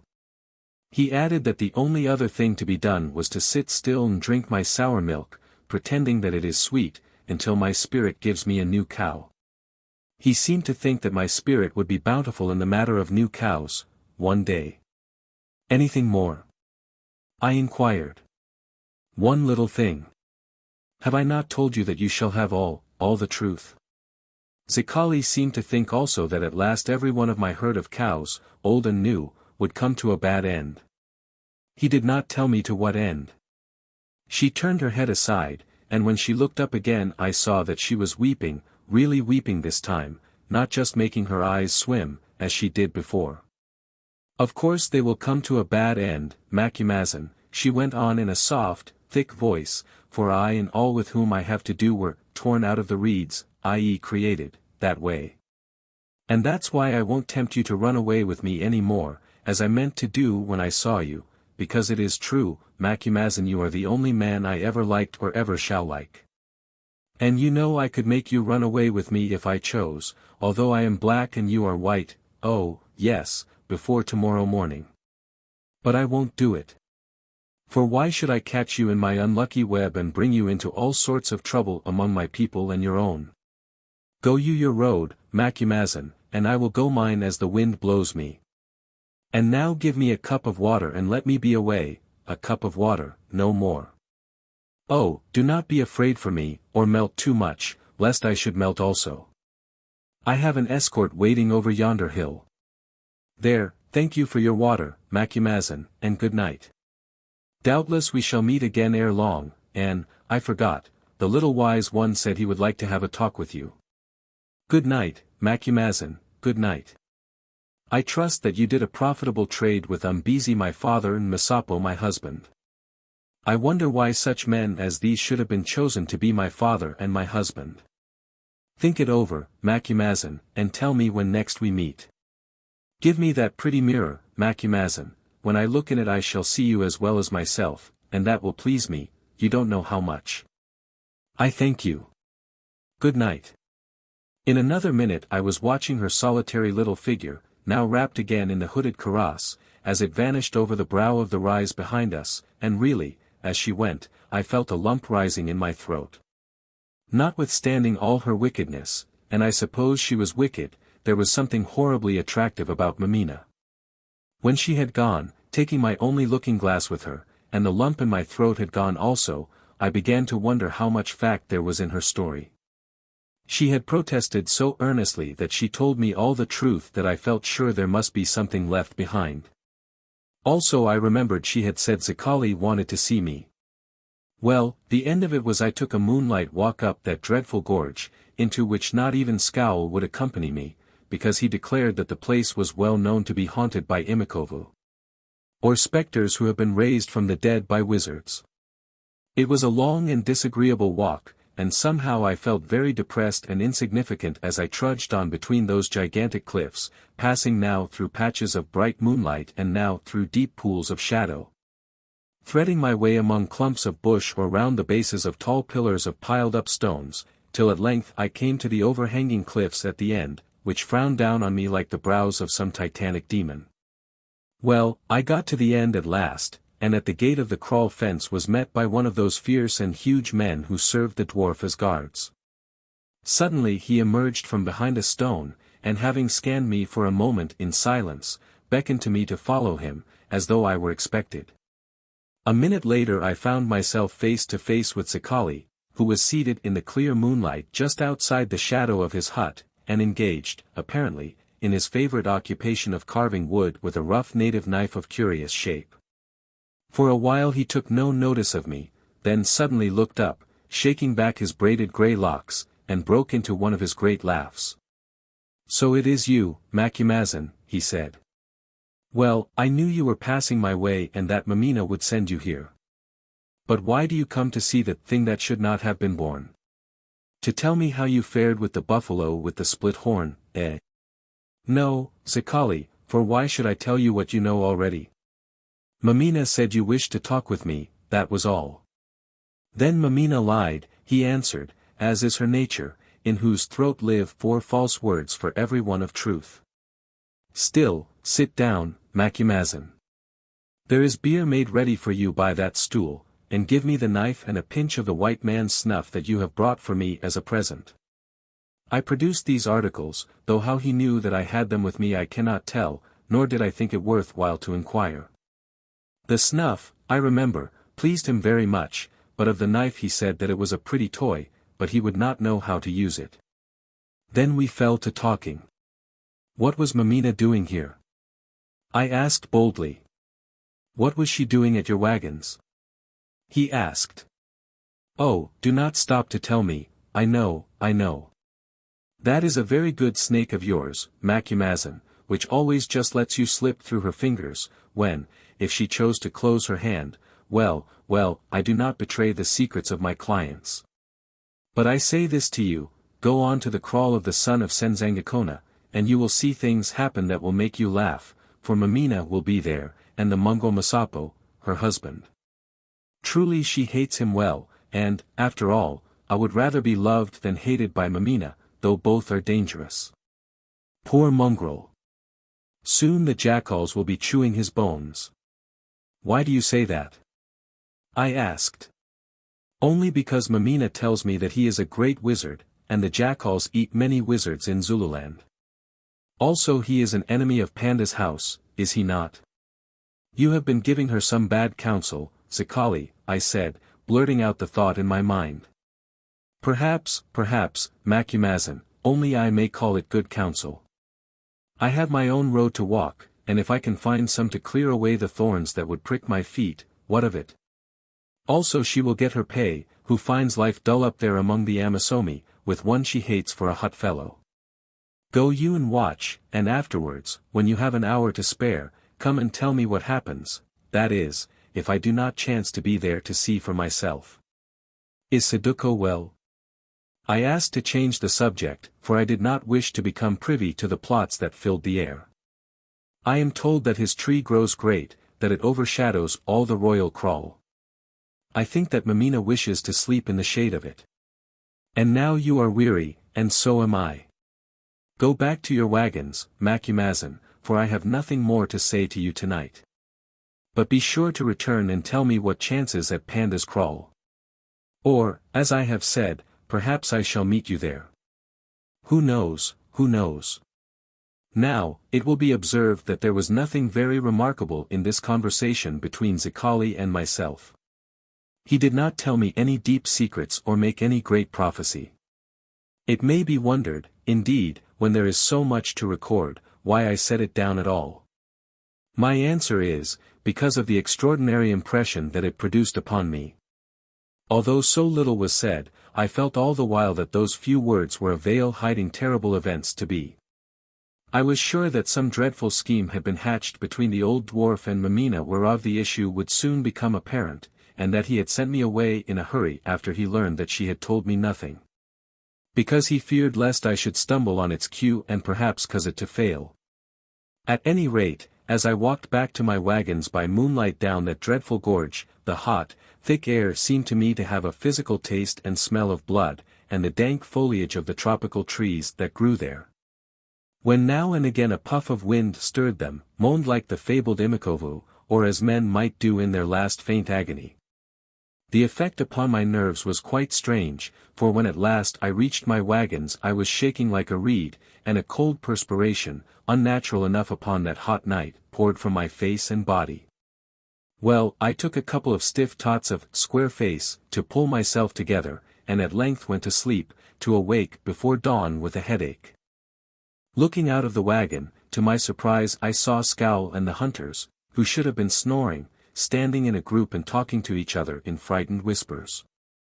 I called Scowl to me and asked what was the matter. Nothing, Bass, he said with a shamefaced air, only there are so many spooks about this place. They have been passing in and out of it all night. Spooks, you idiot. I answered. Probably they were people going to visit the Nyanga, Zikali. Perhaps, Bass, only then we do not know why they should all look like dead people, princes, some of them, by their dress, and walk upon the air a man's height from the ground. Pooh! I replied. Do you not know the difference between owls in the mist and dead kings? Make ready, for we trek at once, the air here is full of fever. Certainly, Bass, he said, springing off to obey. And I do not think I ever remember 2 wagons being got under way quicker than they were that morning. I merely mention this nonsense to show that the black kloof could affect other people's nerves as well as my own. In due course I reached Nadwengu without accident, having sent forward one of my hunters to report my approach to Panda. When my wagons arrived outside the great place they were met by none other than my old friend, Maputa, he who had brought me back the pills before our attack upon Bangu. Greeting, Macumazahn, he said. I am sent by the king to say that you are welcome and to point you out a good place to outspan, also to give you permission to trade as much as you will in this town, since he knows that your dealings are always fair. I returned my thanks in the usual fashion, adding that I had brought a little present for the king which I would deliver when it pleased him to receive me. Then I invited Maputa, to whom I also offered some trifle which delighted him very much, to ride with me on the wagon box till we came to the selected outspan. This, by the way, proved to be a very good place indeed, a little valley full of grass for the cattle, for by the king's order it had not been grazed, with a stream of beautiful water running down it. Moreover, it overlooked a great open space immediately in front of the main gate of the town, so that I could see everything that went on and all who arrived or departed.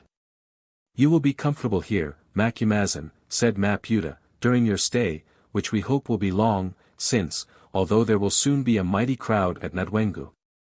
The king has given orders that none except your own servants are to enter this valley. I thank the king, but why will there be a crowd, Maputa? Oh, he answered with a shrug of the shoulders, because of a new thing. All the tribes of the Zulus are to come up to be reviewed. Some say that Sitweo has brought this about, and some say that it is Umbelazi. But I am sure that it is the work of neither of these, but of Saduko, your old friend, though what his object is I cannot tell you. I only trust, he added uneasily, that it will not end in bloodshed between the great brothers. So Saduko has grown tall, Maputa. Tall as a tree, Macumazin. His whisper in the king's ear is louder than the shouts of others. Moreover, he has become a self-eater, that is a Zulu term which means one who is very haughty. You will have to wait on him, Macumazin, he will not wait on you. Is it so? I answered. Well, tall trees are blown down sometimes. He nodded his wise old head. Yes, Macumazin, I have seen plenty grow and fall in my time, for at last the swimmer goes with the stream. Anyhow, you will be able to do a good trade among so many, and, whatever happens, none will harm you whom all love. And now farewell, I bear your messages to the king, who sends an ox for you to kill lest you should grow hungry in his house.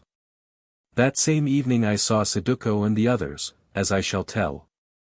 I had been up to visit the king and give him my present, a case of English table knives with bone handles, which pleased him greatly, although he did not in the least know how to use them. Indeed, without their accompanying forks these are somewhat futile articles. I found the old fellow very tired and anxious, but as he was surrounded by indunas, I had no private talk with him.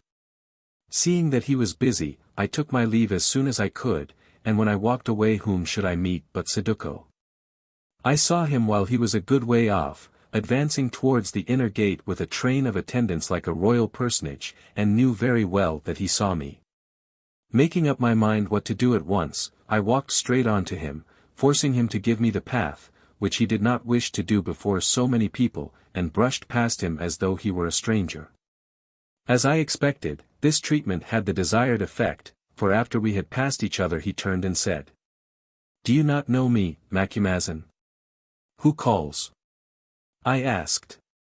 "Why, friend, your face is familiar to me. How are you named?" "Have you forgotten Saduko?" he said in a pained voice. "No, no, of course not," I answered.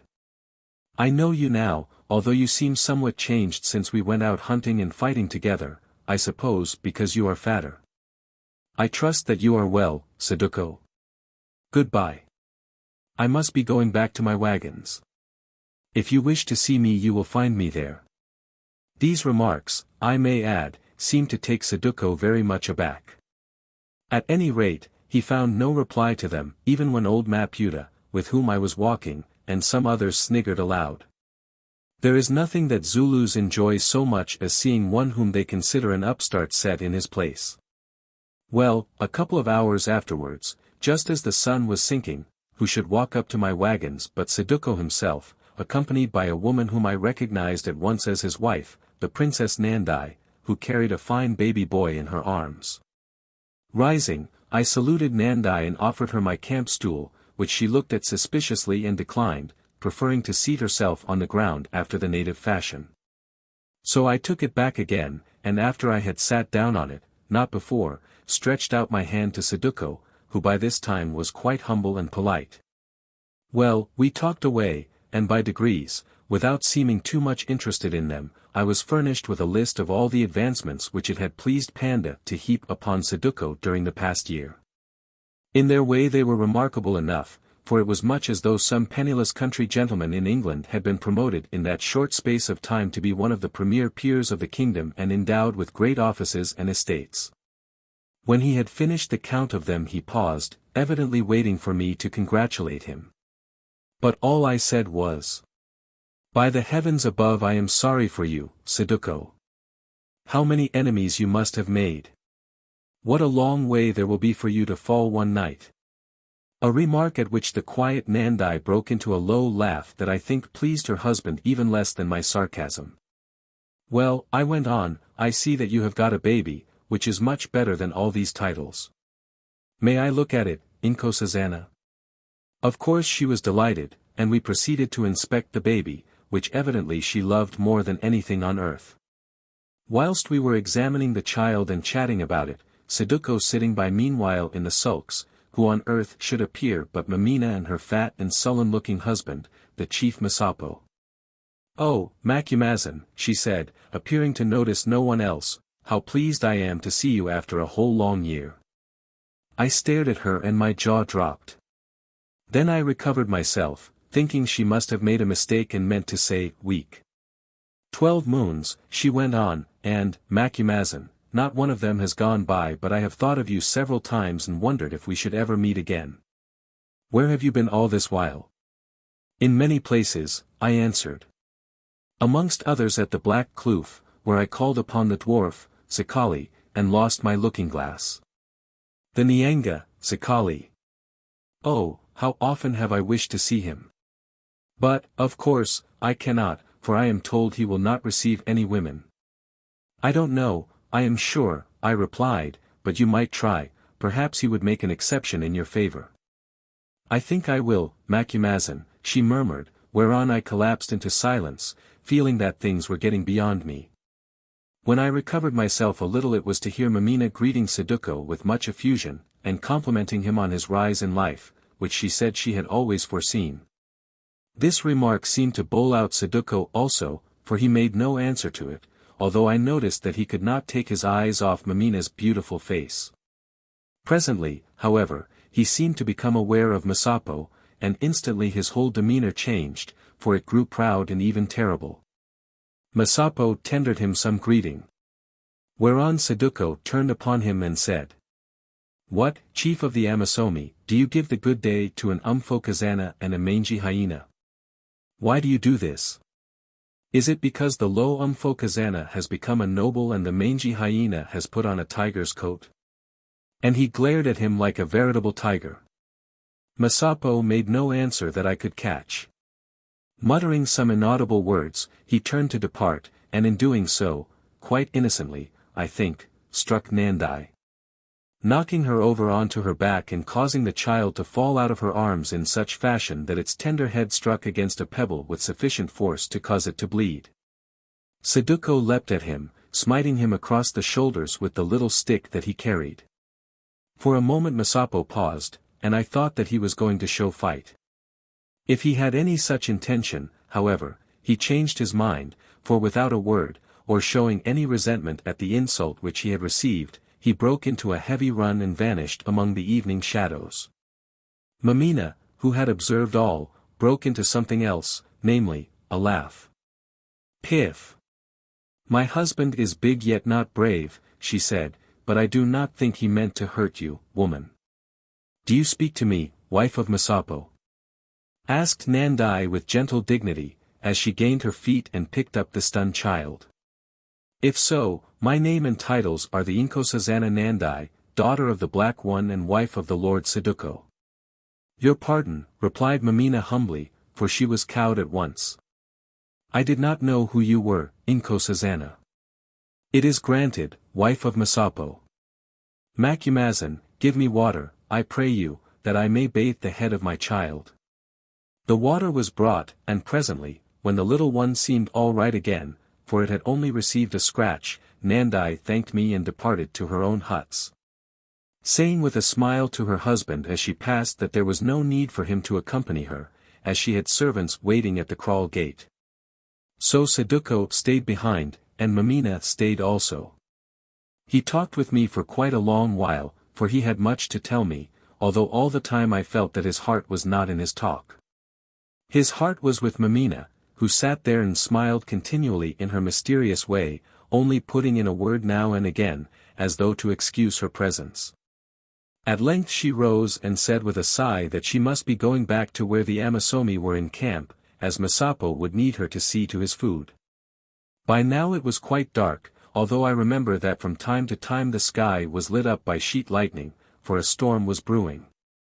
As I expected, Saduko rose also, saying that he would see me on the morrow, and went away with Mameena, walking like one who dreams. A few minutes later I had occasion to leave the wagons in order to inspect one of the oxen which was tied up by itself at a distance, because it had shown signs of some sickness that might or might not be catching. Moving quietly, as I always do from a hunter's habit, I walked alone to the place where the beast was tethered behind some mimosa thorns. Just as I reached these thorns the broad lightning shone out vividly, and showed me Saduko holding the unresisting shape of Mameena in his arms and kissing her passionately. Then I turned and went back to the wagons even more quietly than I had come. I should add that on the morrow I found out that, after all, there was nothing serious the matter with my ox. The smelling out. After these events matters went on quietly for some time.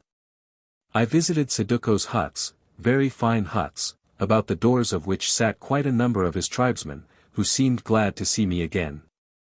Here I learned from the Lady Nandai that her babe, whom she loved dearly, was none the worse for its little accident.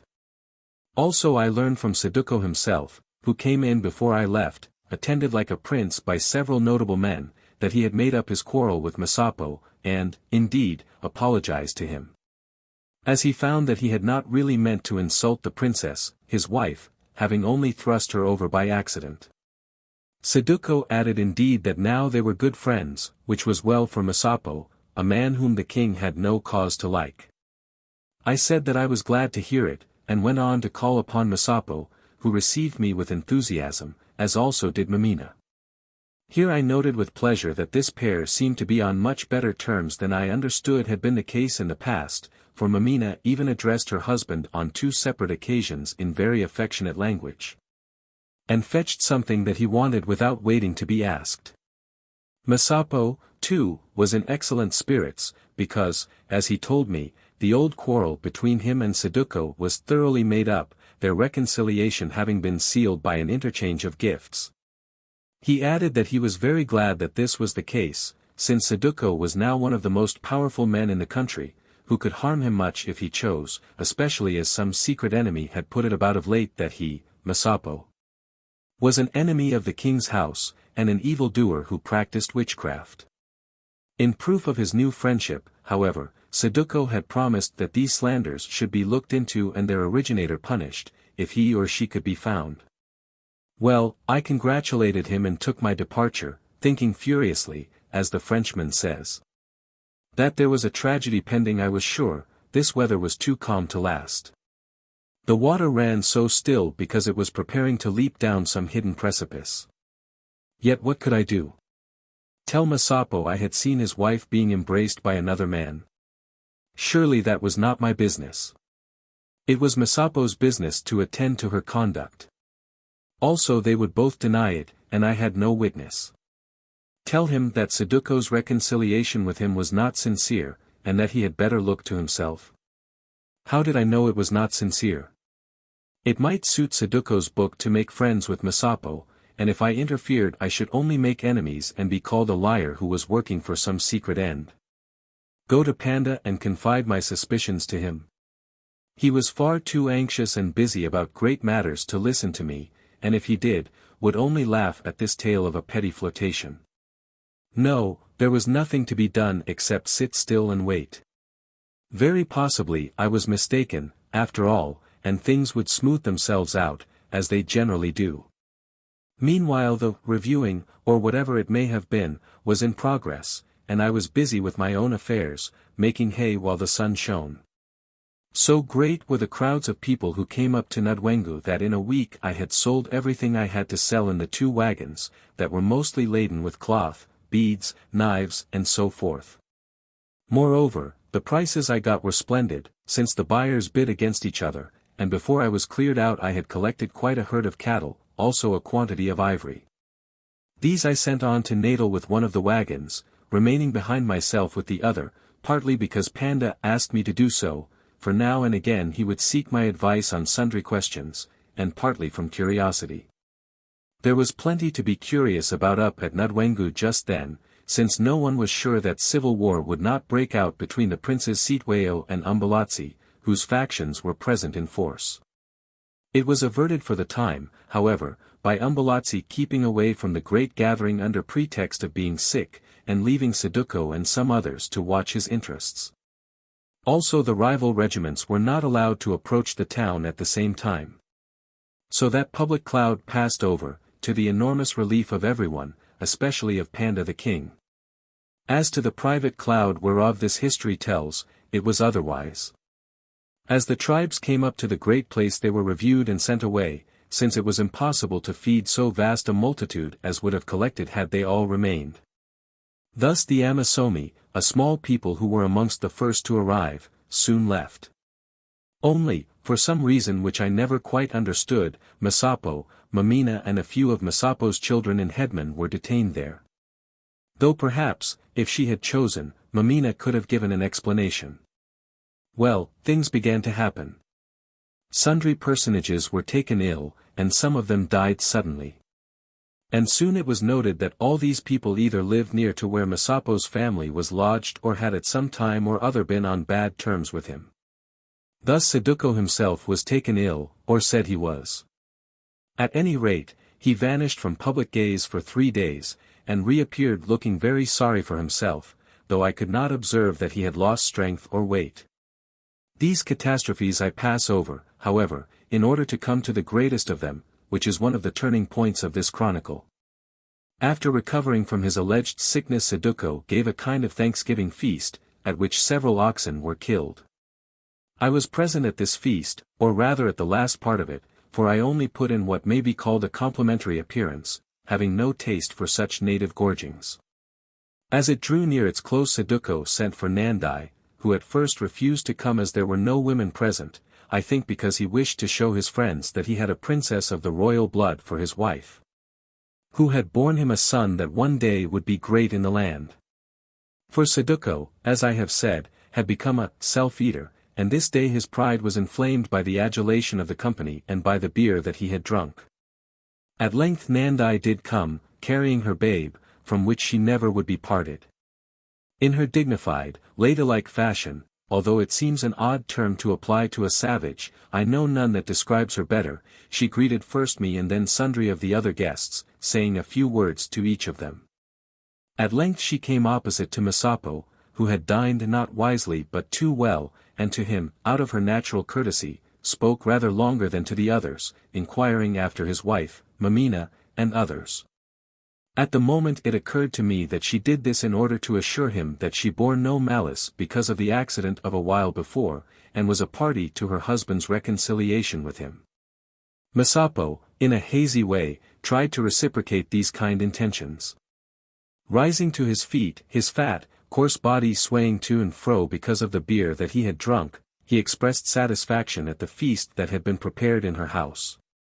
Then, his eyes falling on the child, he began to declaim about its size and beauty, until he was stopped by the murmured protests of others, since among natives it is held to be not fortunate to praise a young child. Indeed, the person who does so is apt to be called an umtakati, or bewitcher, who will bring evil upon its head, a word that I heard murmured by several near to me. Not satisfied with this serious breach of etiquette, the intoxicated Masapo snatched the infant from its mother's arms under pretext of looking for the hurt that had been caused to its brow when it fell to the ground at my camp, and finding none, proceeded to kiss it with his thick lips. Nandai dragged it from him, saying, "Would you bring death upon my son, O chief of the Amasomi?" Then, turning, she walked away from the feasters, upon whom there fell a certain hush. Fearing lest something unpleasant should ensue, for I saw Saduko biting his lips with rage not unmixed with fear, and remembering Masapo's reputation as a wizard, I took advantage of this pause to bid a general good night to the company and retire to my camp. What happened immediately after I left I do not know, but just before dawn on the following morning I was awakened from sleep in my wagon by my servant Scowl, who said that a messenger had come from the huts of Saduko, begging that I would proceed there at once and bring the white man's medicines, as his child was very ill.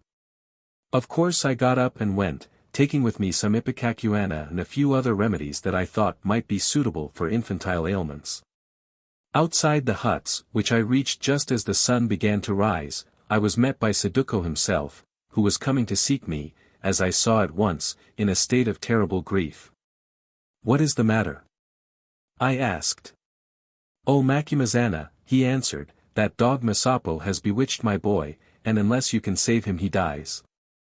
"Nonsense," I said, "why do you utter wind?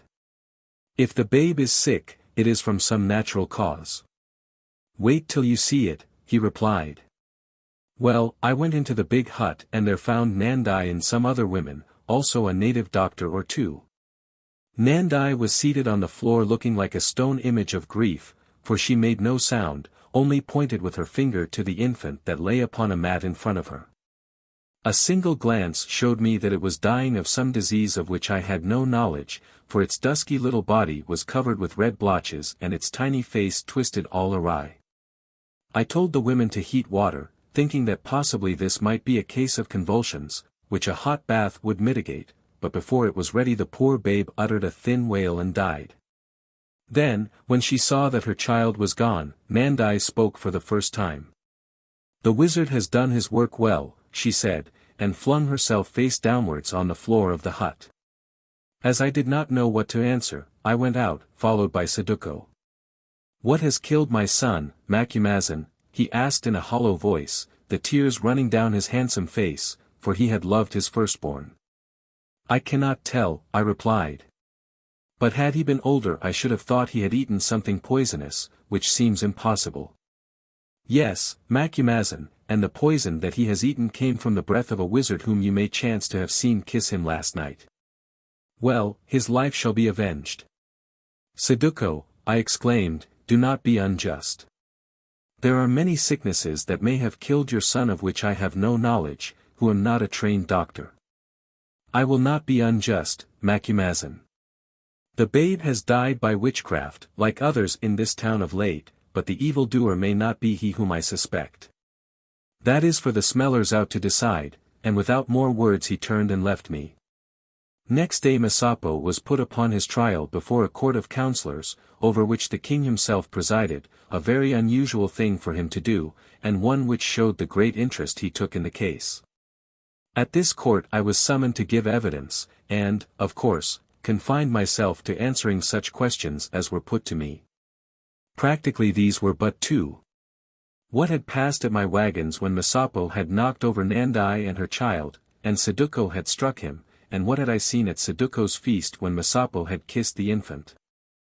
I told them in as few words as I could, and after some slight cross-examination by Masapo, made with a view to prove that the upsetting of Nandai was an accident and that he was drunk at Saduko's feast, to both of which suggestions I assented. I rose to go. Panda, however, stopped me and bade me describe the aspect of the child when I was called in to give it medicine. I did so as accurately as possible, and could see that my account made a deep impression on the mind of the court. Then Panda asked me if I had ever seen any similar case, to which I was obliged to reply. No, I have not. After this the councillors consulted privately, and when we were called back the king gave his judgment, which was very brief. It was evident, he said, that there had been events which might have caused enmity to arise in the mind of Masapo against Saduko, by whom Masapo had been struck with a stick. Therefore, although a reconciliation had taken place, there seemed to be a possible motive for revenge. But if Masapo killed the child, there was no evidence to show how he had done so. Moreover, that infant, his own grandson, had not died of any known disease. He had, however, died of a similar disease to that which had carried off certain others with whom Masapo had been mixed up, whereas more, including Saduko himself, had been sick and recovered.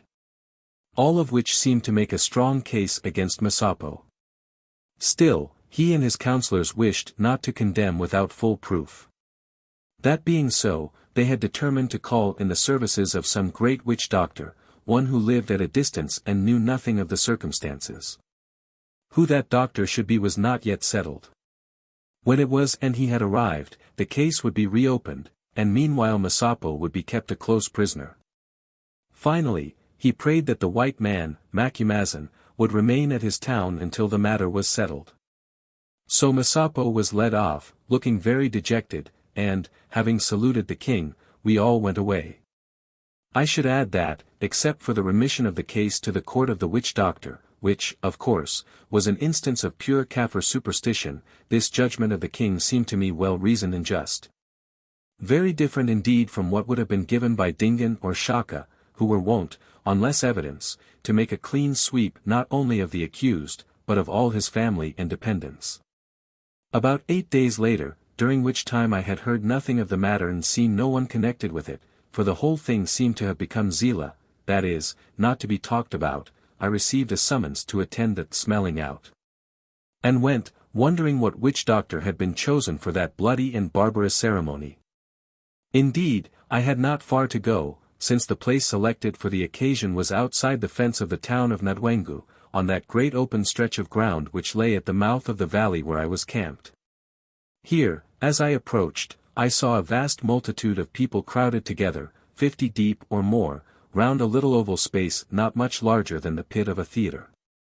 On the inmost edge of this ring were seated many notable people, male and female, and as I was conducted to the side of it which was nearest to the gate of the town, I observed among them Saduko, Masapo, Mameena and others. And mixed up with them a number of soldiers, who were evidently on duty.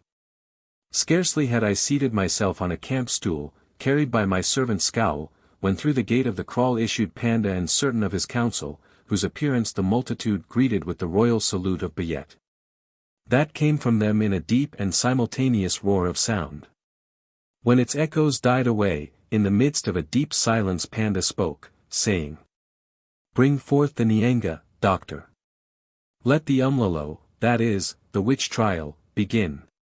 There was a long pause, and then in the open gateway appeared a solitary figure that at first sight seemed to be scarcely human, the figure of a dwarf with a gigantic head, from which hung long, white hair, plaited into locks.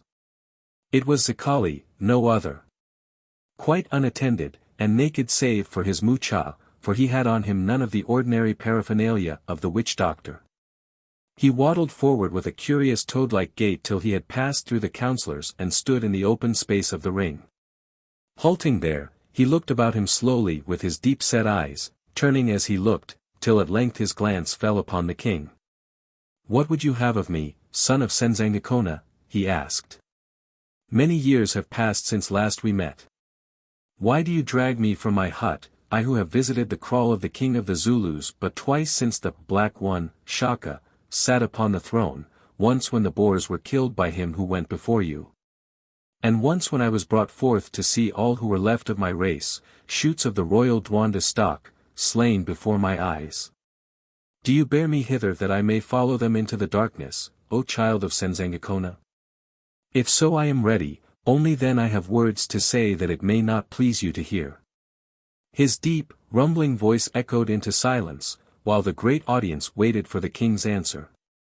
I could see that they were all afraid of this man, yes, even Panda was afraid, for he shifted uneasily upon his stool. At length he spoke, saying, "Not so, O Zikali. Who would wish to do hurt to the wisest and most ancient man in all the land, to him who touches the far past with one hand and the present with the other, to him who was old before our grandfathers began to be? Nay, you are safe, you on whom not even the Black One dared to lay a finger, although you were his enemy and he hated you. As for the reason why you have been brought here, tell it to us, O Zikali. Who are we that we should instruct you in the ways of wisdom?" When the dwarf heard this he broke into one of his great laughs. "So at last the house of Senzangakona acknowledges that I have wisdom. Then before all is done they will think me wise indeed." He laughed again in his ill-omened fashion and went on hurriedly, as though he feared that he should be called upon to explain his words. "Where is the fee? Where is the fee? Is the king so poor that he expects an old Dwanda doctor to divine for nothing, just as though he were working for a private friend?" Panda made a motion with his hand, and 10 fine heifers were driven into the circle from some place where they had been kept in waiting. "Sorry beasts," said Zikali contemptuously, "compared to those we used to breed before the time of Senzangakona," a remark which caused a loud wow of astonishment to be uttered by the multitude that heard it. "Still, such as they are, let them be taken to my kraal, with a bull, for I have none." The cattle were driven away, and the ancient dwarf squatted himself down and stared at the ground, looking like a great black toad. For a long while, quite 10 minutes, I should think, he stared thus, till I, for one, watching him intently, began to feel as though I were mesmerized. At length he looked up, tossing back his grey locks, and said, I see many things in the dust. Oh, yes, it is alive, and tells me many things. Show that you are alive, O dust. Look. As he spoke, throwing his hands upwards, there arose at his very feet one of those tiny and incomprehensible whirlwinds with which all who know South Africa will be familiar. It drove the dust together. It lifted it in a tall, spiral column that rose and rose to a height of 50 feet or more. Then it died away as suddenly as it had come, so that the dust fell down again over Zikali, over the king, and over 3 of his sons who sat behind him. Those 3 sons, I remember, were named Thonquini, Dabulesini, and Mantantasia. As it chanced, by a strange coincidence all of these were killed at the great battle of the Tugela of which I have to tell. Now again an exclamation of fear and wonder rose from the audience, who set down this lifting of the dust at Zikali's very feet not to natural causes, but to the power of his magic. Moreover, those on whom it had fallen, including the king, rose hurriedly and shook and brushed it from their persons with a zeal that was not, I think, inspired by a mere desire for cleanliness. But Zikali only laughed again in his terrible fashion and let it lie on his fresh-oiled body, which it turned to the dull, dead hue of a grey adder. He rose and, stepping here and there, examined the new-fallen dust. Then he put his hand into a pouch he wore and produced from it a dried human finger, whereof the nail was so pink that I think it must have been colored, a sight at which the circle shuddered. Be clever, he said, O finger of her I loved best. Be clever and write in the dust as yonder Macumazana can write, and as some of the Dwanda used to write before we became slaves and bowed ourselves down before the great heavens. By this he meant the Zulus, whose name means the heavens. Be clever, dear finger which caressed me once, me, the thing that should not have been born, as more will think before I die, and write those matters that it pleases the house of Senzangakona to know this day. Then he bent down, and with the dead finger at 3 separate spots made certain markings in the fallen dust, which to me seemed to consist of circles and dots, and a strange and horrid sight it was to see him do it. I thank you, dear finger. Now sleep, sleep, your work is done, and slowly he wrapped the relic up in some soft material and restored it to his pouch. Then he studied the first of the markings and asked, What am I here for? What am I here for? Does he who sits upon the throne desire to know how long he has to reign? Now, those of the inner circle of the spectators, who at these smellings out act as a kind of chorus, looked at the king, and, seeing that he shook his head vigorously, stretched out their right hands, holding the thumb downwards, and said simultaneously in a cold, low voice, Iswa. That is, we hear you. Zikali stamped upon this set of markings. It is well, he said. He who sits upon the throne does not desire to know how long he has to reign, and therefore the dust is forgotten and shows it not to me. Then he walked to the next markings and studied them. Does the child of Senzangakona desire to know which of his sons shall live and which shall die, aye, and which of them shall sleep in his hut when he is gone? Now a great roar of Iswa, accompanied by the clapping of hands, rose from all the outer multitude who heard, for there was no information that the Zulu people desired so earnestly as this at the time of which I write. But again Panda, who, I saw, was thoroughly alarmed at the turn things were taking, shook his head vigorously, whereon the obedient chorus negatived the question in the same fashion as before. Zikali stamped upon the second set of markings, saying, The people desire to know, but the great ones are afraid to learn. And therefore the dust has forgotten who in the days to come shall sleep in the hut of the king and who shall sleep in the bellies of the jackals and the crops of the vultures after they have gone beyond by the bridge of spears. Now, at this awful speech, which, both because of all that it implied of bloodshed and civil war and of the wild, wailing voice in which it was spoken, that seemed quite different from Zikali's, caused everyone who heard it, including myself, I am afraid, to gasp and shiver. The king sprang from his stool as though to put a stop to such doctoring. Then, after his fashion, he changed his mind and sat down again. But Zikali, taking no heed, went to the third set of marks and studied them.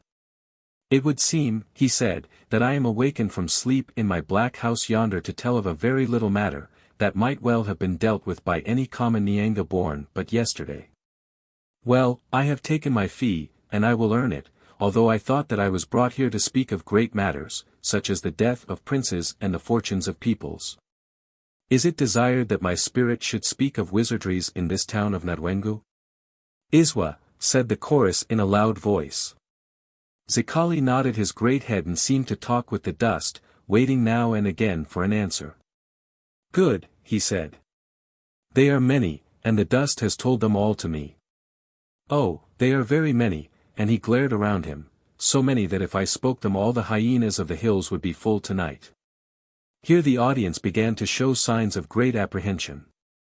But, looking down at the dust and turning his head sideways, what do you say, what do you say? Speak more plainly, little voices, for you know I grow deaf. Oh. Now I understand. The matter is even smaller than I thought. Just of one wizard. Iswa. Loudly. Just of a few deaths and some sicknesses. Iswa. Just of one death, one principal death. Iswa.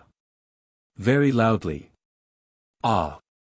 So we have it, one death. Now, was it a man? Iswa. Very coldly. A woman? Iswa. Still more coldly. Then a child. It must be a child, unless indeed it is the death of a spirit. But what do you people know of spirits? A child. A child. Ah. You hear me, a child. A male child, I think. Do you not say so, O dust? Iswa. Emphatically. A common child. A bastard. The son of nobody. Iswa. Very low. A well-born child. One who would have been great. O dust, I hear, I hear.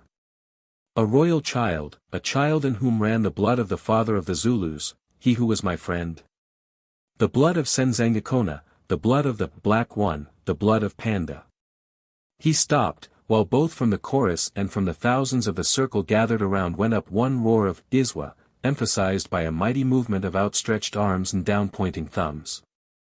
Then silence, during which Zikali stamped upon all the remaining markings, saying, I thank you, O dust, though I am sorry to have troubled you for so small a matter.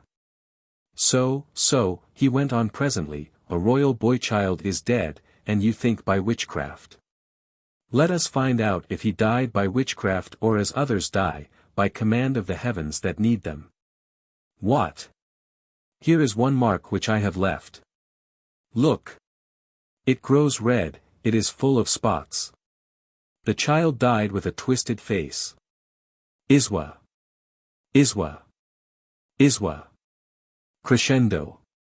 This death was not natural.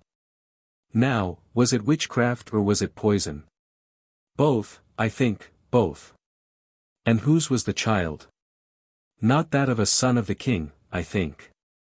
Oh, yes, you hear me, people, you hear me, but be silent, I do not need your help. No, not of a son, of a daughter, then. He turned and looked about him till his eye fell upon a group of women, amongst whom sat Nandai, dressed like a common person. Of a daughter, he walked to the group of women. Why, none of these are royal. They are the children of low people. And yet I seem to smell the blood of Senzangakona. He sniffed at the air as a dog does, and as he sniffed drew ever nearer to Nandai, till at last he laughed and pointed to her. Your child, princess, whose name I do not know. Your firstborn child, whom you loved more than your own heart. She rose. Yes, Nyanga, she cried. I am the Princess Nandai, and he was my child, whom I loved more than my own heart. Huh, said Zikali. Dust, you did not lie to me. My spirit, you did not lie to me. But now, tell me, dust, and tell me, my spirit, who killed this child. He began to waddle round the circle, an extraordinary sight, covered as he was with grey grime, varied with streaks of black skin where the perspiration had washed the dust away. Presently he came opposite to me, and, to my dismay, paused, sniffing at me as he had at Nandai. "Ah! Ah! Oh Macumazana," he said, "you have something to do with this matter," a saying at which all that audience pricked their ears. Then I rose up in wrath and fear, knowing my position to be one of some danger. "Wizard, or smeller out of wizards, whichever you name yourself," I called in a loud voice, "if you mean that I killed Nandi's child, you lie." "No, no, Macumazan," he answered, "but you tried to save it, and therefore you had something to do with the matter, had you not? Moreover, I think that you, who are wise like me, know who did kill it. Won't you tell me, Macumazan?" "No. Then I must find out for myself." "Be at peace. Does not all the land know that your hands are white as your heart?" Then, to my great relief, he passed on, amidst a murmur of approbation, for, as I have said, the Zulus liked me. Round and round he wandered, to my surprise passing both Mameena and Masapo without taking any particular note of them, although he scanned them both, and I thought that I saw a swift glance of recognition pass between him and Mameena. It was curious to watch his progress, for as he went those in front of him swayed in their terror like corn before a puff of wind, and when he had passed they straightened themselves as the corn does when the wind has gone by. At length he had finished his journey and returned to his starting point, to all appearance completely puzzled. "You keep so many wizards at your kraal, king," he said, addressing Panda, "that it is hard to say which of them wrought this deed. It would have been easier to tell you of greater matters. Yet I have taken your fee, and I must earn it, I must earn it. Dust, you are dumb.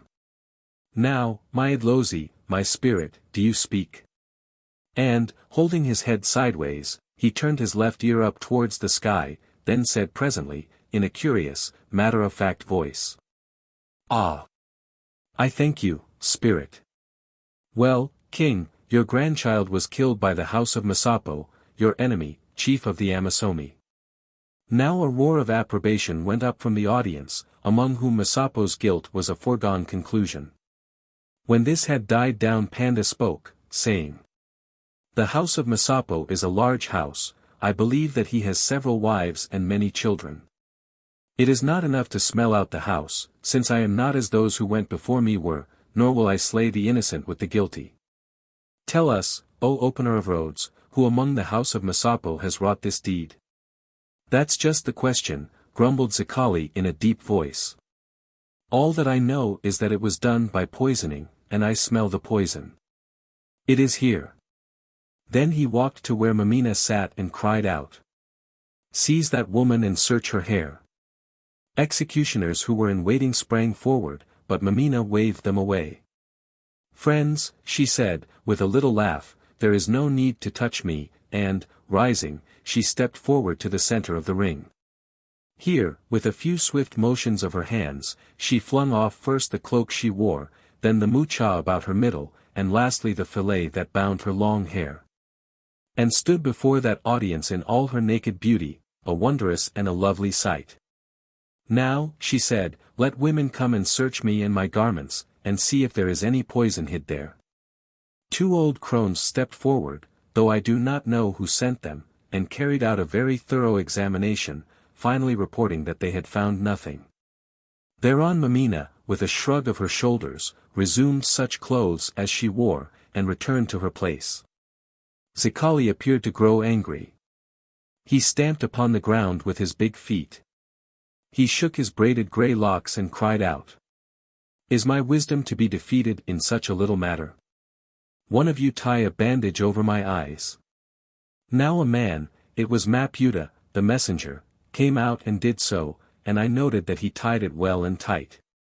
Zikali whirled round upon his heels, first one way and then another, and, crying aloud, "Guide me, my spirit," marched forward in a zigzag fashion, as a blindfolded man does, with his arms stretched out in front of him.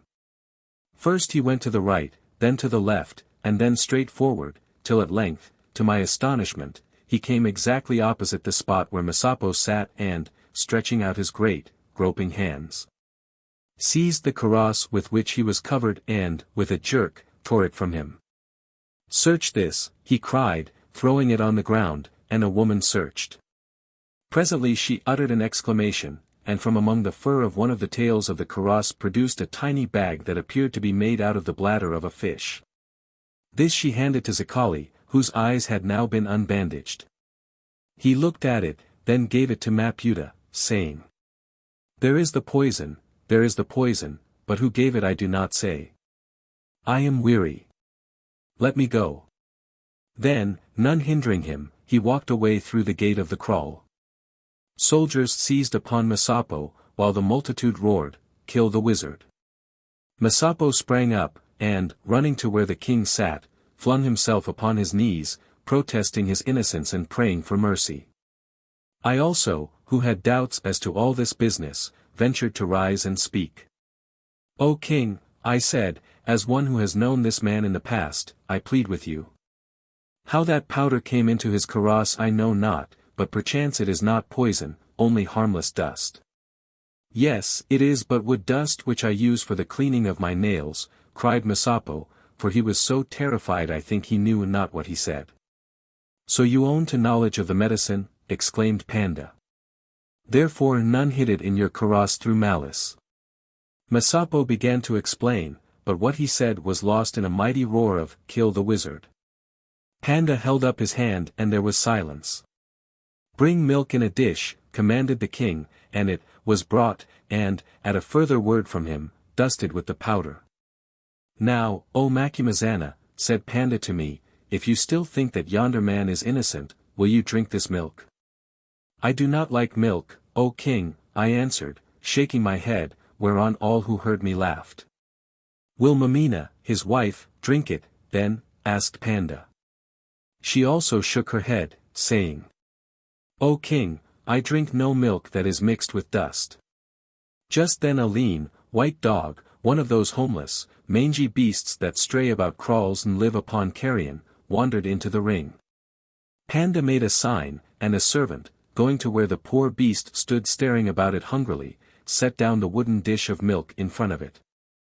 Instantly the dog lapped it up, for it was starving, and as it finished the last drop the man slipped a leathern thong about its neck and held it fast.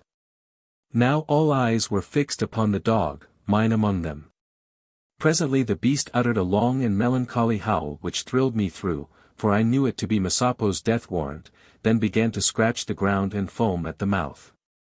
Guessing what would follow, I rose, bowed to the king, and walked away to my camp, which, it will be remembered, was set up in a little kloof commanding this place, at a distance only of a few hundred yards. So intent was all the multitude upon watching the dog that I doubt whether anyone saw me go. As for that poor beast, Scowl, who stayed behind, told me that it did not die for about 10 minutes, since before its end a red rash appeared upon it similar to that which I had seen upon Saduko's child, and it was seized with convulsions. Well, I reached my tent unmolested, and, having lit my pipe, engaged myself in making business entries in my notebook, in order to divert my mind as much as I could, when suddenly I heard a most devilish clamor. Looking up, I saw Masapo running towards me with a speed that I should have thought impossible in so fat a man, while after him raced the fierce-faced executioners, and behind came the mob. "Kill the evil-doer," they shouted. Masapo reached me.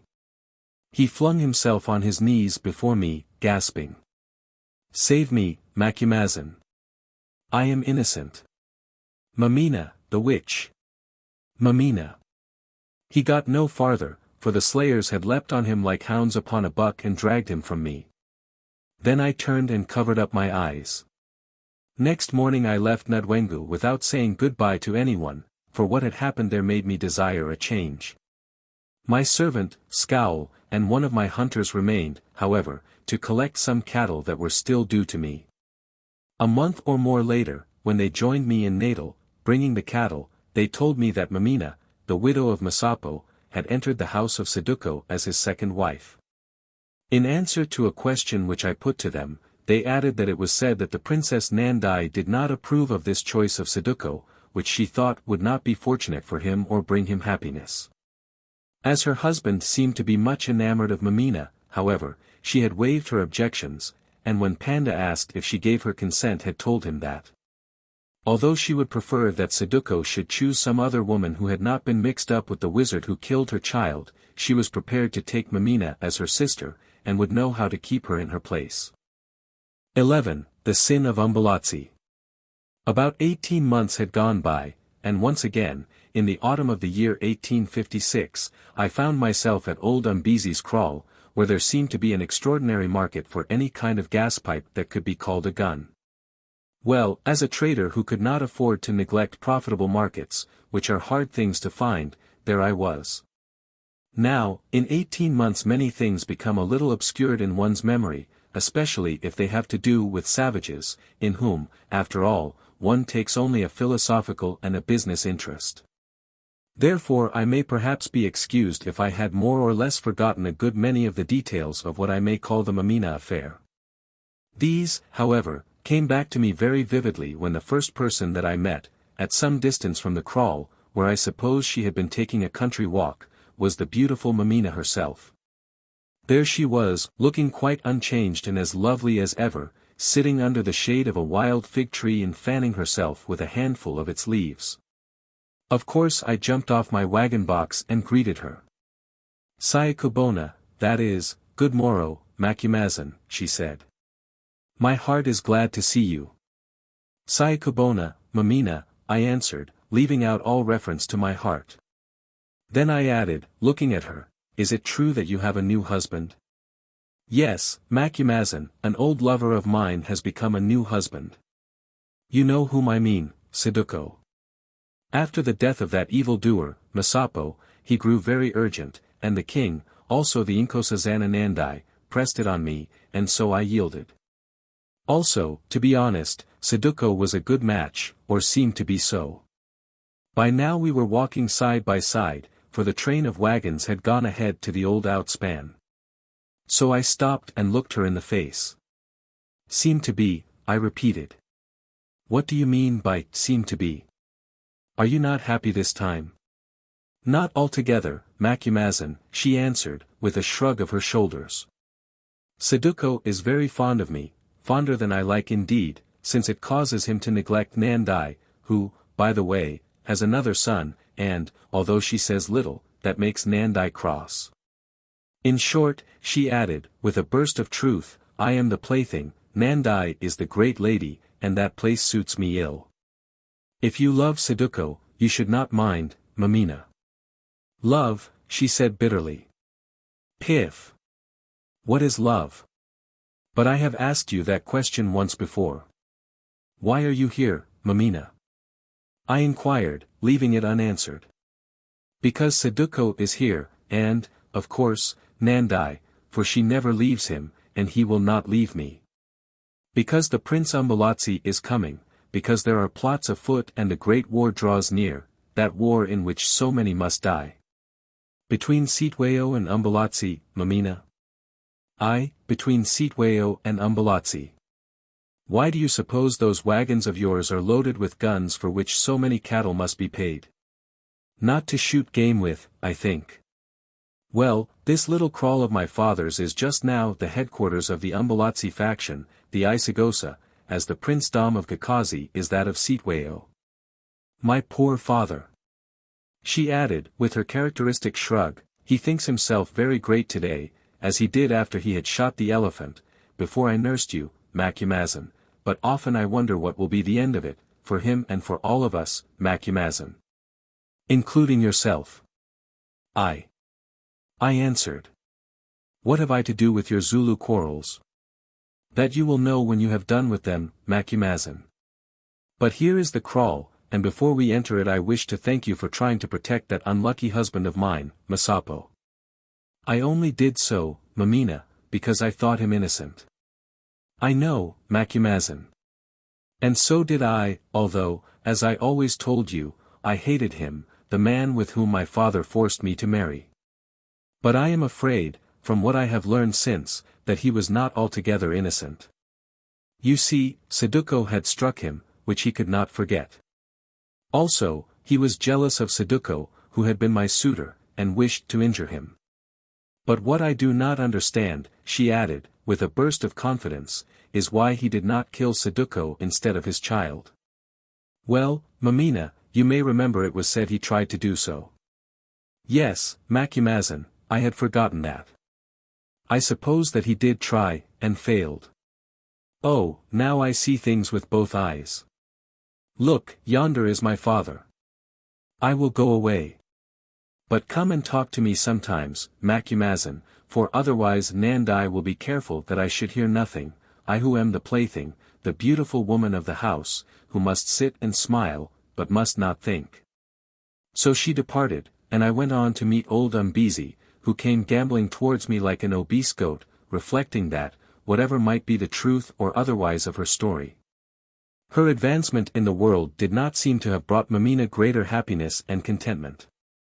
Umbezi, who greeted me warmly, was in high spirits and full of importance. He informed me that the marriage of Mameena to Saduko, after the death of the wizard, her husband, whose tribe and cattle had been given to Saduko in compensation for the loss of his son, was a most fortunate thing for him. I asked why. Because as Saduko grows great so I, his father-in-law, grow great with him, Macumazahn, especially as he has been liberal to me in the matter of cattle, passing on to me a share of the herds of Masapo, so that I, who have been poor so long, am getting rich at last. Moreover, my kraal is to be honored with a visit from Umbelazi and some of his brothers tomorrow, and Saduko has promised to lift me up high when the prince is declared heir to the throne. Which prince? I asked. Umbelazi, Macumazahn. Who else? Umbelazi, who without doubt will conquer XIII. Why without doubt, Umbezi? XIII has a great following, and if he should conquer I think that you will only be lifted up in the crops of the vultures. At this rough suggestion Umbezi's fat face fell. Oh Macumazahn, he said, if I thought that, I would go over to XIII, although Saduko is my son-in-law. But it is not possible, since the king loves Umbelazi's mother most of all his wives, and, as I chance to know, has sworn to her that he favors Umbelazi's cause, since he is the dearest to him of all his sons, and will do everything that he can to help him, even to the sending of his own regiment to his assistance, if there should be need.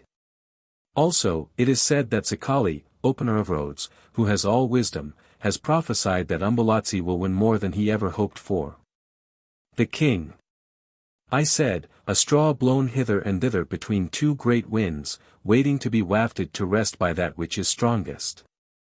The prophecy of Zikali. It seems to me that it can be read two ways, if, indeed, he ever made one.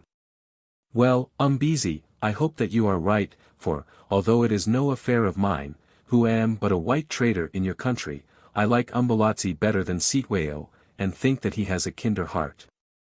Also, as you have chosen his side, I advise you to stick to it, since traitors to a cause seldom come to any good, whether it wins or loses. And now, will you take count of the guns and powder which I have brought with me? Ah! Better would it have been for Umbezi if he had listened to my advice and remained faithful to the leader he had chosen, for then, even if he had lost his life, at least he would have kept his good name. But of him presently, as they say in pedigrees. Next day I went to pay my respects to Nandi, whom I found engaged in nursing her new baby and as quiet and stately in her demeanor as ever. Still, I think that she was very glad to see me, because I had tried to save the life of her first child, whom she could not forget, if for no other reason. Whilst I was talking to her of that sad matter, also of the political state of the country, as to which I think she wished to say something to me, Mameena entered the hut, without waiting to be asked, and sat down. Whereon Nandi became suddenly silent. This, however, did not trouble Mameena, who talked away about anything and everything, completely ignoring the headwife. For a while Nandi bore it with patience, but at length she took advantage of a pause in the conversation to say in her firm, low voice. This is my hut, daughter of Umbezi. A thing which you remember well enough when it is a question whether Saduko, our husband, shall visit you or me. Can you not remember it now when I would speak with the white chief, watcher by night, who has been so good as to take the trouble to come to see me? On hearing these words Mameena leapt up in a rage, and I must say I never saw her look more lovely. You insult me, daughter of Panda, as you always try to do, because you are jealous of me. Your pardon, sister, replied Nandai.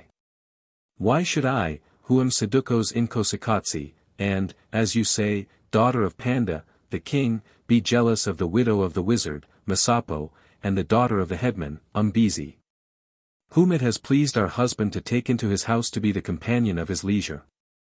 Why? Because you know that Saduko loves my little finger more than he does your whole body, although you are of the king's blood and have borne him brats, she answered, looking at the infant with no kindly eye.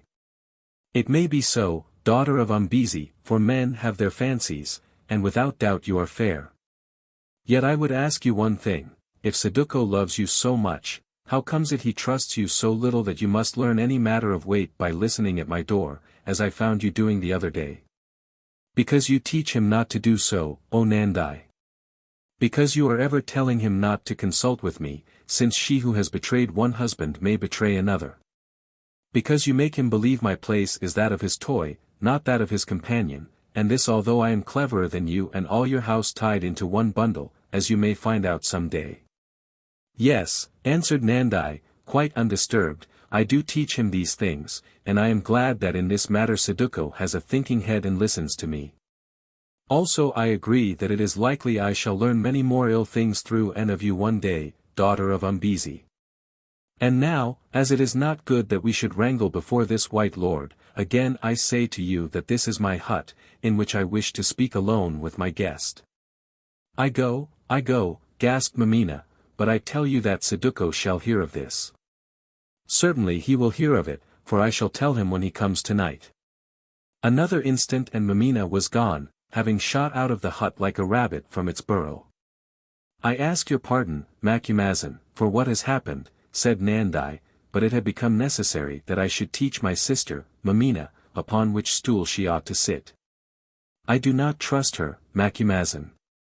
I think that she knows more of the death of my child than she chooses to say, she who wished to be rid of Masapo for a reason you can guess. I think also she will bring shame and trouble upon Saduko, whom she has bewitched with her beauty, as she bewitches all men, perhaps even yourself a little, Macumazahn. And now let us talk of other matters. To this proposition I agreed cordially, since, to tell the truth, if I could have managed to do so with any decent grace, I should have been out of that hut long before Mameena. So we fell to conversing on the condition of Zululand and the dangers that lay ahead for all who were connected with the royal house, a state of affairs which troubled Nandai much, for she was a clear-headed woman, and one who feared the future. Ah! Macumazahn, she said to me as we parted, I would that I were the wife of some man who did not desire to grow great, and that no royal blood ran in my veins. On the next day the Prince Umbelazi arrived, and with him Saduko and a few other notable men. They came quite quietly and without any ostensible escort, although Scowl, my servant, told me he heard that the bush at a little distance was swarming with soldiers of the Isigosa party. If I remember rightly, the excuse for the visit was that Umbezi had some of a certain rare breed of white cattle whereof the prince wished to secure young bulls and heifers to improve his herd. Once inside the kraal, however, Umbelazi, who was a very open-natured man, threw off all pretense, and, after greeting me heartily enough, told me with plainness that he was there because this was a convenient spot on which to arrange the consolidation of his party. Almost every hour during the next 2 weeks messengers, many of whom were chiefs disguised, came and went. I should have liked to follow their example, that is, so far as their departure was concerned, for I felt that I was being drawn into a very dangerous vortex. But, as a matter of fact, I could not escape, since I was obliged to wait to receive payment for my stuff, which, as usual, was made in cattle. Umbelazi talked with me a good deal at that time, impressing upon me how friendly he was towards the English white men of Natal, as distinguished from the Boers, and what good treatment he was prepared to promise to them, should he ever attain to authority in Zululand. It was during one of the earliest of these conversations, which, of course, I saw had an ultimate object, that he met Mameena, I think, for the first time. We were walking together in a little natural glade of the bush that bordered one side of the kraal, when, at the end of it, looking like some wood nymph of classic fable in the light of the setting sun, appeared the lovely Mameena. Clothed only in her girdle of fur, her necklace of blue beads and some copper ornaments, and carrying upon her head a gourd. Umbelazi noted her at once, and, ceasing his political talk, of which he was obviously tired, asked me who that beautiful Ntombi, that is, girl, might be. She is not an Ntombi, prince, I answered. She is a widow who is again a wife, the second wife of your friend and counselor, Saduko, and the daughter of your host, Umbezi. Is it so, Macumazahn? Oh, then I have heard of her, though, as it chances, I have never met her before. No wonder that my sister Nandai is jealous, for she is beautiful indeed. Yes, I answered, she looks pretty against the red sky, does she not? By now we were drawing near to Mameena, and I greeted her, asking if she wanted anything. Nothing, Macumazahn, she answered in her delicate, modest way, for never did I know anyone who could seem quite so modest as Mameena, and with a swift glance of her shy eyes at the tall and splendid Umbelazi, nothing. Only, she added, I was passing with the milk of one of the few cows my father gave me, and saw you, and I thought that perhaps, as the day has been so hot, you might like a drink of it. Then, lifting the gourd from her head, she held it out to me. I thanked her, drank some, who could do less, and returned it to her, whereon she made as though she would hasten to depart. May I not drink also, daughter of Umbezi? Asked Umbelazi, who could scarcely take his eyes off her. Certainly, sir, if you are a friend of Macumazahn, she replied, handing him the gourd. I am that, lady, and more than that, since I am a friend of your husband, Saduko, also, as you will know when I tell you that my name is Umbelazi. I thought it must be so, she replied, because of your stature. Let the prince accept the offering of his servant, who one day hopes to be his subject, and, dropping upon her knee, she held out the gourd to him. Over it I saw their eyes meet. He drank, and as he handed back the vessel she said, O prince, may I be granted a word with you? I have that to tell which you would perhaps do well to hear, since news sometimes reaches the ears of humble women that escapes those of the men, our masters. He bowed his head in assent, whereon, taking a hint which Mameena gave me with her eyes, I muttered something about business and made myself scarce. I may add that Mameena must have had a great deal to tell Umbelazi. Fully an hour and a half had gone by before, by the light of the moon, from a point of vantage on my wagon box, whence, according to my custom, I was keeping a lookout on things in general, I saw her slip back to the kraal silently as a snake. Followed at a little distance by the towering form of Umbelazi. Apparently Mameena continued to be the recipient of information which she found it necessary to communicate in private to the prince. At any rate, on sundry subsequent evenings the dullness of my vigil on the wagon box was relieved by the sight of her graceful figure gliding home from the kloof that Umbelazi seemed to find a very suitable spot for reflection after sunset. On one of the last of these occasions I remember that Nandai chanced to be with me, having come to my wagon for some medicine for her baby. What does it mean, Macumazahn? She asked, when the pair had gone by, as they thought unobserved, since we were standing where they could not see us. I don't know, and I don't want to know, I answered sharply. Neither do I, Macumazahn. But without doubt we shall learn in time.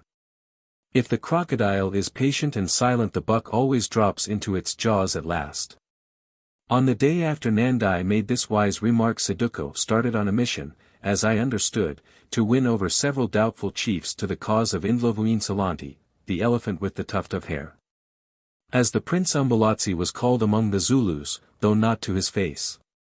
This mission lasted 10 days, and before it was concluded an important event happened at Umbezi's kraal. One evening Mameena came to me in a great rage, and said that she could bear her present life no longer.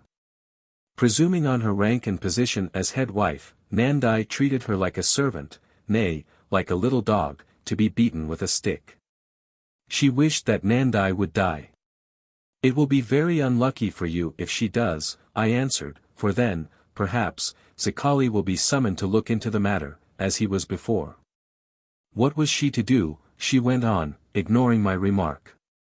Eat the porridge that you have made in your own pot, or break the pot, i.e. go away, I suggested. There was no need for you to marry Saduko, any more than there was for you to marry Masapo. How can you talk to me like that, Macumazahn, she answered, stamping her foot, when you know well it is your fault if I married anyone. Piff. I hate them all, and, since my father would only beat me if I took my troubles to him, I will run off, and live in the wilderness alone and become a witch-doctoress.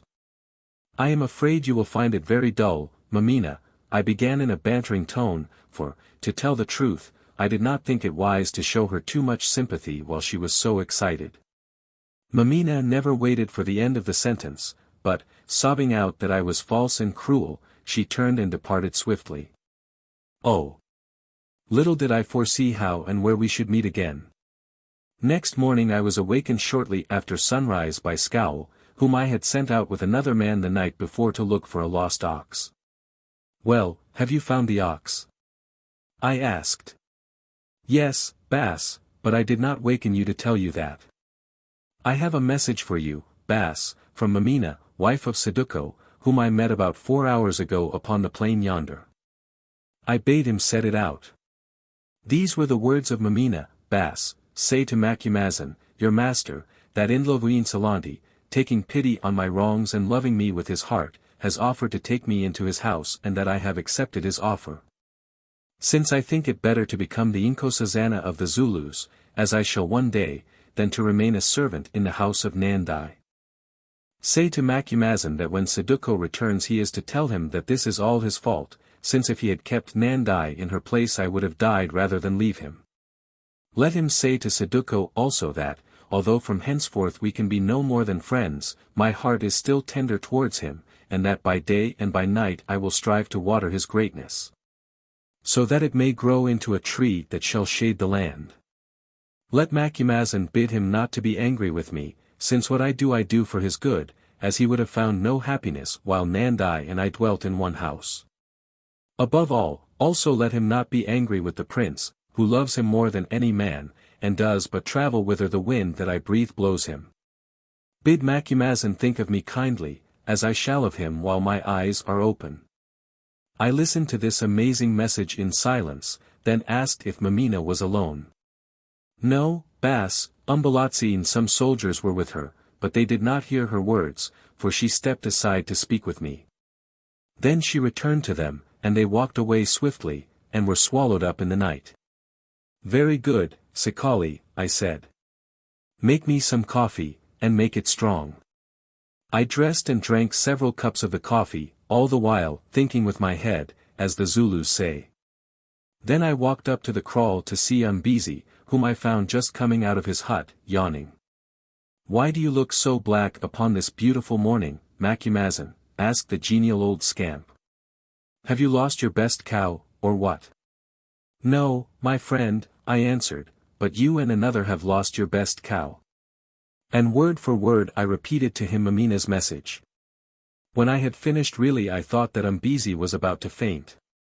Curses be on the head of this Mameena, he exclaimed. Surely some evil spirit must have been her father, not I, and well was she called child of Storm. 8 What shall I do now, Macumazahn? Thanks be to my spirit, he added, with an air of relief, she is too far gone for me to try to catch her. Also, if I did, Umbelazi and his soldiers would kill me. And what will Saduko do if you don't? I asked. Oh, of course he will be angry, for no doubt he is fond of her. But, after all, I am used to that. You remember how he went mad when she married Masapo. At least, he cannot say that I made her run away with Umbelazi. After all, it is a matter which they must settle between them. I think it may mean great trouble, I said, at a time when trouble is not needed. Oh, why so, Macumazahn? My daughter did not get on with the Princess Nandai, we could all see that, for they would scarcely speak to each other. And if Saduko is fond of her, well, after all, there are other beautiful women in Zululand. I know 1 or 2 of them myself whom I will mention to Saduko, or rather to Nandai. Really, as things were, I am not sure but that he is well rid of her. But what do you think of the matter as her father? I asked, for I wanted to see to what length his accommodating morality would stretch. As her father, well, of course, Macumazin, as her father I am sorry, because it will mean talk, will it not, as the Masapo business did? Still, there is this to be said for Mameena, he added, with a brightening face, she always runs away up the tree, not down. When she got rid of Masapo, I mean when Masapo was killed for his witchcraft, she married Saduko, who was a bigger man, Saduko, whom she would not marry when Masapo was the bigger man. And now, when she has got rid of Saduko, she enters the hut of Umbelazi, who will one day be king of the Zulus, the biggest man in all the world, which means that she will be the biggest woman, for remember, Macumazin. She will walk round and round that great Umbelazi till whatever way he looks he will see her and no one else. Oh, she will grow great, and carry up her poor old father in the blanket on her back. Oh, the sun still shines behind the cloud, Macumazin, so let us make the best of the cloud, since we know that it will break out presently. Yes, Umbezi. But other things besides the sun break out from clouds sometimes, lightning, for instance, lightning which kills. You speak ill-omened words, Macumazin, words that take away my appetite, which is generally excellent at this hour. Well, if Mameena is bad it is not my fault, for I brought her up to be good. After all, he added with an outburst of petulance, why do you scold me when it is your fault? If you had run away with the girl when you might have done so, there would have been none of this trouble. Perhaps not, I answered. Only then I am sure I should have been dead today, as I think that all who have to do with her will be ere long. And now, Umbezi, I wish you a good breakfast. On the following morning, Saduko returned and was told the news by Nandai, whom I had carefully avoided. On this occasion, however, I was forced to be present, as the person to whom the sinful Mameena had sent her farewell message. It was a very painful experience, of which I do not remember all the details. For a while after he learned the truth Saduko sat still as a stone, staring in front of him, with a face that seemed to have become suddenly old. Then he turned upon Umbezi, and in a few terrible words accused him of having arranged the matter in order to advance his own fortunes at the price of his daughter's dishonor. Next, without listening to his ex-father-in-law's voluble explanations, he rose and said that he was going away to kill Umbelazi, the evil-doer who had robbed him of the wife he loved, with the connivance of all three of us. And by a sweep of his hand he indicated Umbezi, the Princess Nandai and myself.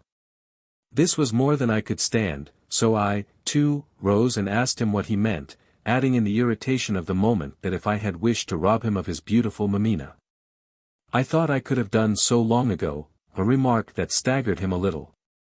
Then Nandai rose also, and spoke in her quiet voice. Saduko, my husband, she said, I, a princess of the Zulu house, married you who are not of royal blood because I loved you, and although Panda the king and Umbelazi the prince wished it, for no other reason whatsoever. Well, I have been faithful to you through some trials, even when you set the widow of a wizard, if, indeed, as I have reason to suspect, she was not herself the wizard, before me, and although that wizard had killed our son, lived in her hut rather than in mine. Now this woman of whom you thought so much has deserted you for your friend and my brother, the Prince Umbelazi, Umbelazi who is called the Handsome, and who, if the fortune of war goes with him, as it may or may not, will succeed to Panda, my father. This she has done because she alleges that I, your Inkosikatsi and the king's daughter, treated her as a servant, which is a lie. I kept her in her place, no more, who, if she could have had her will, would have ousted me from mine, perhaps by death, for the wives of wizards learn their arts. On this pretext she has left you, but that is not her real reason. She has left you because the prince, my brother, whom she has befooled with her tricks and beauty, as she has befooled others, or tried to, and she glanced at me, is a bigger man than you are. You, Saduko, may become great, as my heart prays that you will, but my brother may become a king. She does not love him any more than she loved you, but she does love the place that may be his, and therefore hers, she who would be the first doe of the herd. My husband, I think that you are well rid of Mameena, for I think also that if she had stayed with us there would have been more deaths in our house, perhaps mine, which would not matter, and perhaps yours, which would matter much. All this I say to you, not from jealousy of one who is fairer than I, but because it is the truth. Therefore my counsel to you is to let this business pass over and keep silent. Above all, seek not to avenge yourself upon Umbelazi, since I am sure that he has taken vengeance to dwell with him in his own hut. I have spoken. That this moderate and reasoned speech of Nandi's produced a great effect upon Saduko I could see, but at the time the only answer he made to it was, "Let the name of Mameena be spoken no more within hearing of my ears. Mameena is dead."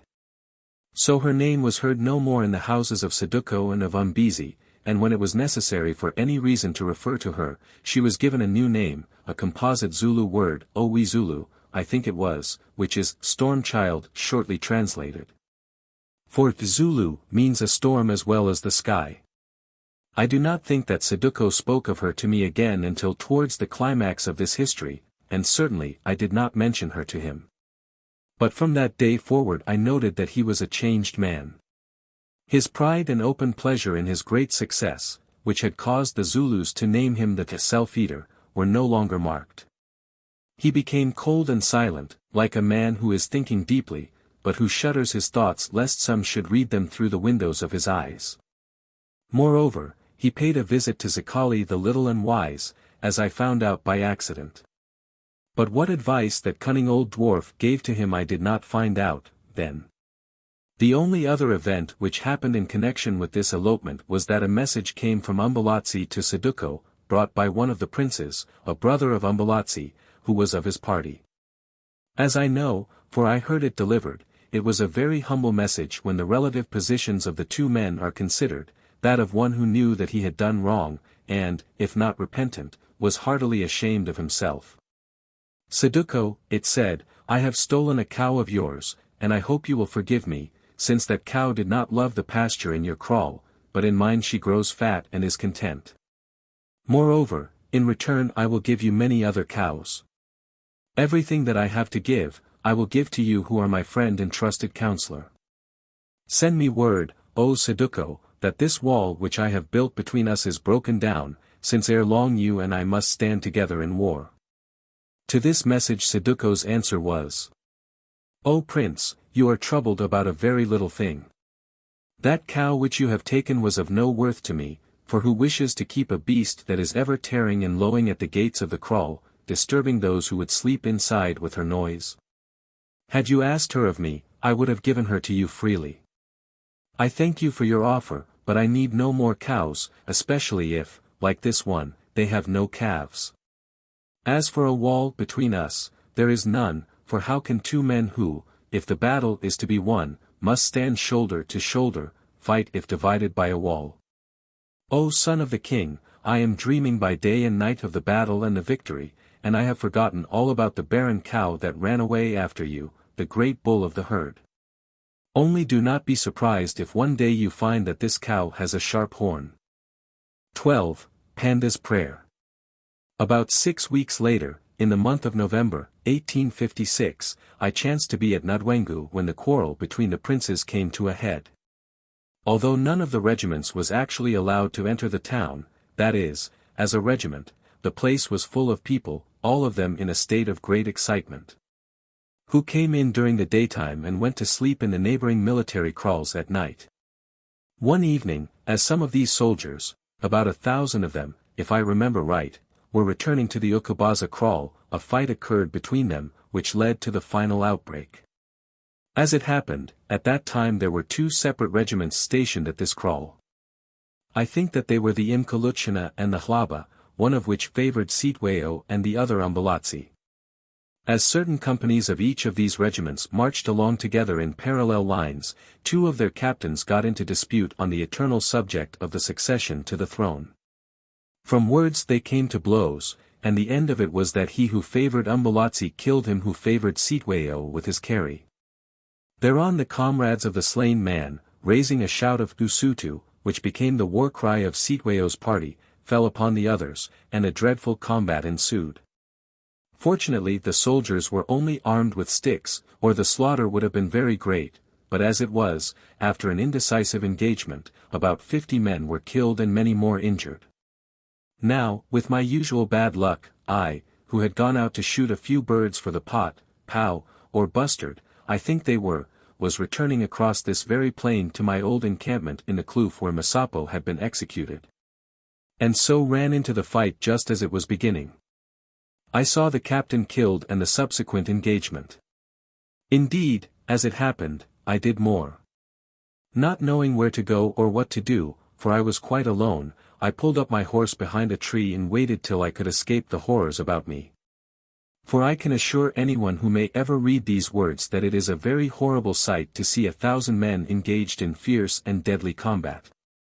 In truth, the fact that they had no spears, and could only batter each other to death with their heavy carries, made it worse, since the duels were more desperate and prolonged.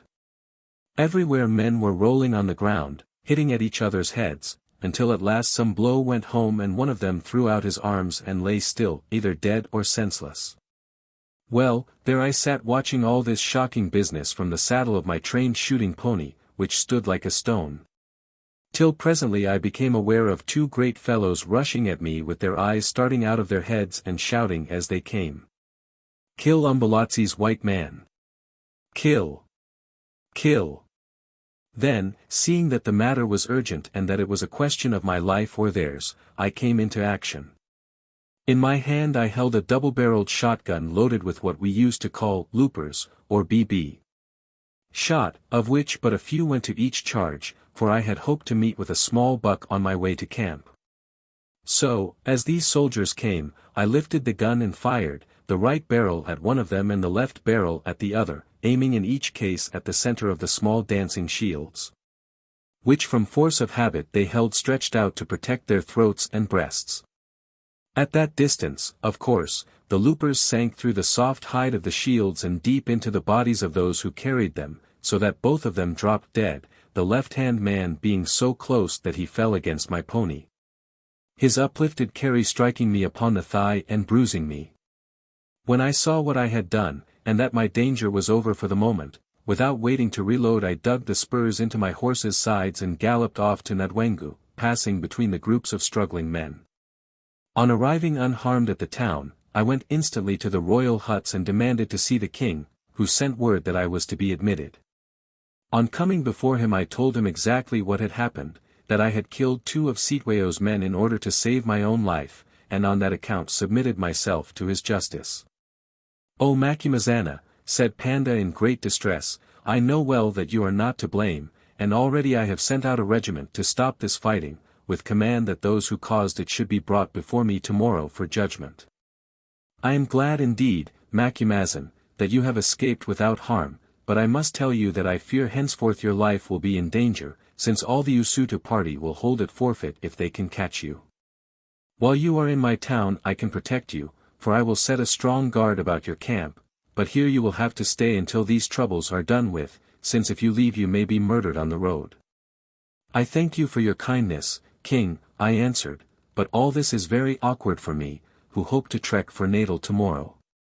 "Well, there it is, Macumazan, you will have to stay here unless you wish to be killed.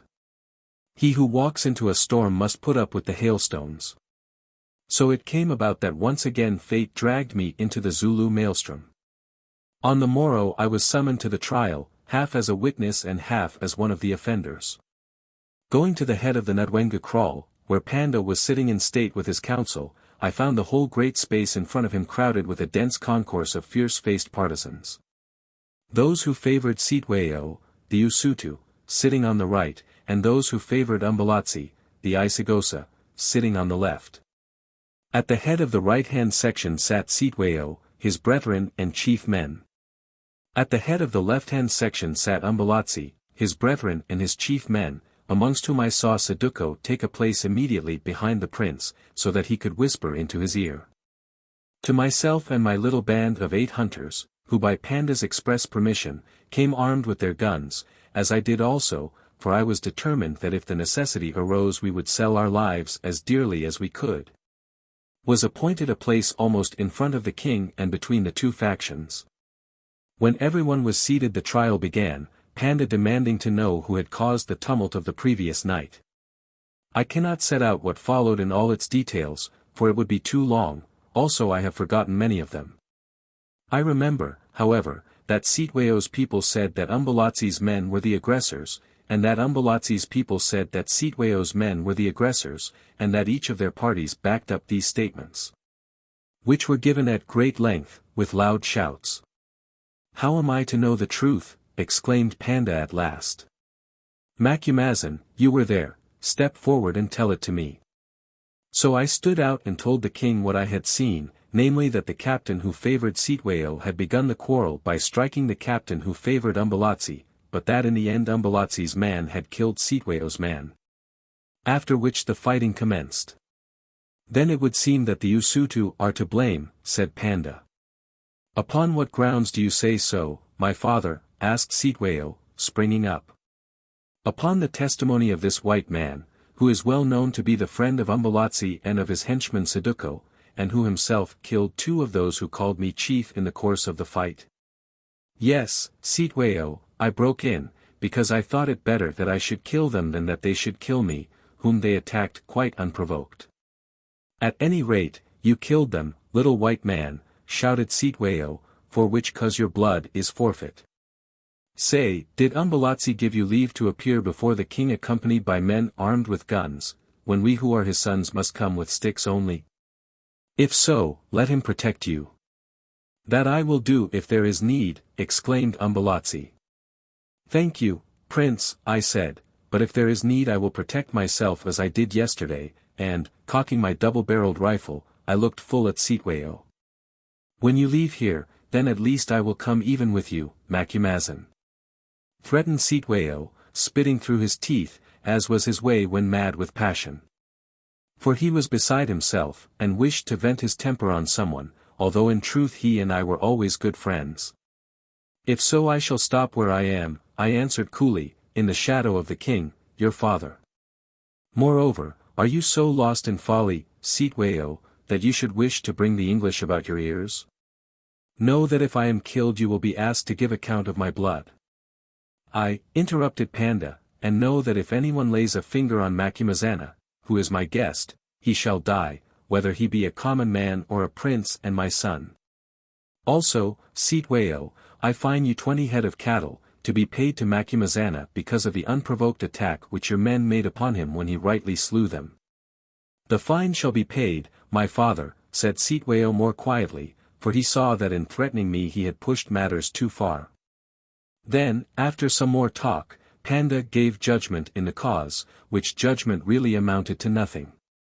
As it was impossible to decide which party was most to blame, he fined both an equal number of cattle, accompanying the fine with a lecture on their ill behavior, which was listened to indifferently.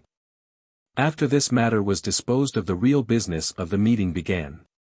Rising to his feet, Sitweo addressed Panda. "My father," he said, "the land wanders and wanders in darkness, and you alone can give light for its feet. I and my brother, Umbelazi, are at variance, and the quarrel is a great one, namely, as to which of us is to sit in your place when you are gone down, when we call and you do not answer. Some of the nation favor one of us and some favor the other, but you, O king, and you alone, have the voice of judgment. Still, before you speak, I and those who stand with me would bring this to your mind. My mother, Umkombatsi, is your Inkosikatsi, your head wife, and therefore, according to our law, I, her eldest son, should be your heir. Moreover, when you fled to the Boers before the fall of him who sat in your place before you, Dingan, did not they, the white Amabunu, ask you which amongst your sons was your heir, and did you not point me out to the white men? And thereon did not the Amabunu clothe me in a dress of honor because I was the king to be? But now of late the mother of Umbelazi has been whispering in your ear, as have others, and he looked at Saduko and some of Umbelazi's brethren, and your face has grown cold towards me. So cold that many say that you will point out Umbelazi to be king after you and stamp on my name. If this is so, my father, tell me at once, that I may know what to do." Having finished this speech, which certainly did not lack force and dignity, Sitweo sat down again, awaiting the answer in sullen silence. But, making none, Panda looked at Umbelazi, who, on rising, was greeted with a great cheer, for although XIII had the larger following in the land, especially among the distant chiefs, the Zulus individually loved Umbelazi more. Perhaps because of his stature, beauty and kindly disposition, physical and moral qualities that naturally appeal to a savage nation. "My father," he said, "like my brother, XIII, I await your word. Whatever you may have said to the Amabunu in haste or fear, I do not admit that XIII was ever proclaimed your heir in the hearing of the Zulu people. I say that my right to the succession is as good as his, and that it lies with you, and you alone, to declare which of us shall put on the royal cuirass in days that my heart prays may be distant. Still, to save bloodshed, I am willing to divide the land with XIII." Here both Panda and XIII shook their heads and the audience roared, "Nay," or, if that does not please him. "I am willing to meet XIII man to man and spear to spear and fight till one of us be slain." "A safe offer," sneered XIII, "for is not my brother named Elephant, and the strongest warrior among the Zulus? No, I will not set the fortunes of those who cling to me on the chance of a single stab, or on the might of a man's muscles. Decide, O father, say which of the two of us is to sit at the head of your kraal after you have gone over to the spirits and are but an ancestor to be worshipped."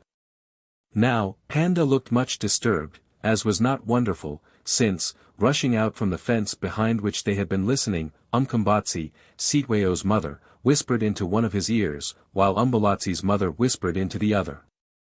What advice each of them gave I do not know, although obviously it was not the same advice, since the poor man rolled his eyes first at one and then at the other, and finally put his hands over his ears that he might hear no more.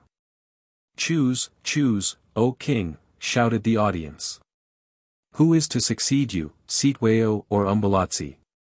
Watching Panda, I saw that he fell into a kind of agony, his fat sides heaved, and, although the day was cold, sweat ran from his brow. "What would the white men do in such a case?" he said to me in a hoarse, low voice, whereon I answered, looking at the ground and speaking so that few could hear me. "I think, O king, that a white man would do nothing. He would say that others might settle the matter after he was dead." "Would that I could say so, too," muttered Panda, "but it is not possible." Then followed a long pause, during which all were silent, for every man there felt that the hour was big with doom. At length Panda rose with difficulty, because of his unwieldy weight, and uttered these fateful words, that were none the less ominous because of the homely idiom in which they were couched. "When two young bulls quarrel they must fight it out." Instantly in one tremendous roar volleyed forth the royal salute of VIII, a signal of the acceptance of the king's word, the word that meant civil war and the death of many thousands. Then Panda turned and, so feebly that I thought he would fall, walked through the gateway behind him, followed by the rival queens. Each of these ladies struggled to be first after him in the gate, thinking that it would be an omen of success for her son. Finally, however, to the disappointment of the multitude, they only succeeded in passing it side by side. When they had gone the great audience began to break up, the men of each party marching away together as though by common consent, without offering any insult or molestation to their adversaries. I think that this peaceable attitude arose, however, from the knowledge that matters had now passed from the stage of private quarrel into that of public war. It was felt that their dispute awaited decision, not with sticks outside the Ndwengu kraal, but with spears upon some great battlefield, for which they went to prepare. Within 2 days, except for those regiments which Panda kept to guard his person, scarcely a soldier was to be seen in the neighborhood of Ndwengu.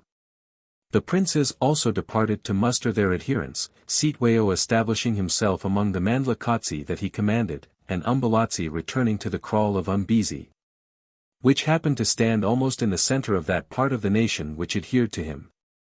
Whether he took Mameena with him there I am not certain. I believe, however, that, fearing lest her welcome at her birthplace should be warmer than she wished, she settled herself at some retired and outlying kraal in the neighborhood, and there awaited the crisis of her fortune. At any rate, I saw nothing of her, for she was careful to keep out of my way. With Umbelazi and Saduko, however, I did have an interview. Before they left Ndwengu they called on me together, apparently on the best of terms, and said in effect that they hoped for my support in the coming war. I answered that, however well I might like them personally, a Zulu civil war was no affair of mine, and that, indeed, for every reason, including the supreme one of my own safety, I had better get out of the way at once. They argued with me for a long while, making great offers and promises of reward, till at length, when he saw that my determination could not be shaken, Umbelazi said, "Come, Saduko, let us humble ourselves no more before this white man. After all, he is right, the business is none of his, and why should we ask him to risk his life in our quarrel, knowing as we do that white men are not like us, they think a great deal of their lives. Farewell, Macumazahn. If I conquer and grow great you will always be welcome in Zululand, whereas if I fail perhaps you will be best over the Tugela River." Now, I felt the hidden taunt in this speech very keenly.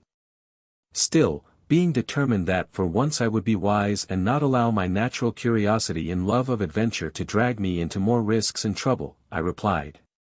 "The prince says that I am not brave and love my life, and what he says is true. I fear fighting, who by nature am a traitor with the heart of a traitor, not a warrior with the heart of a warrior, like the great Ndlovu Nsalanti," words at which I saw the grave Saduko smile faintly. "So farewell to you, Prince, and may good fortune attend you." Of course, to call the prince to his face by this nickname, which referred to a defect in his person, was something of an insult.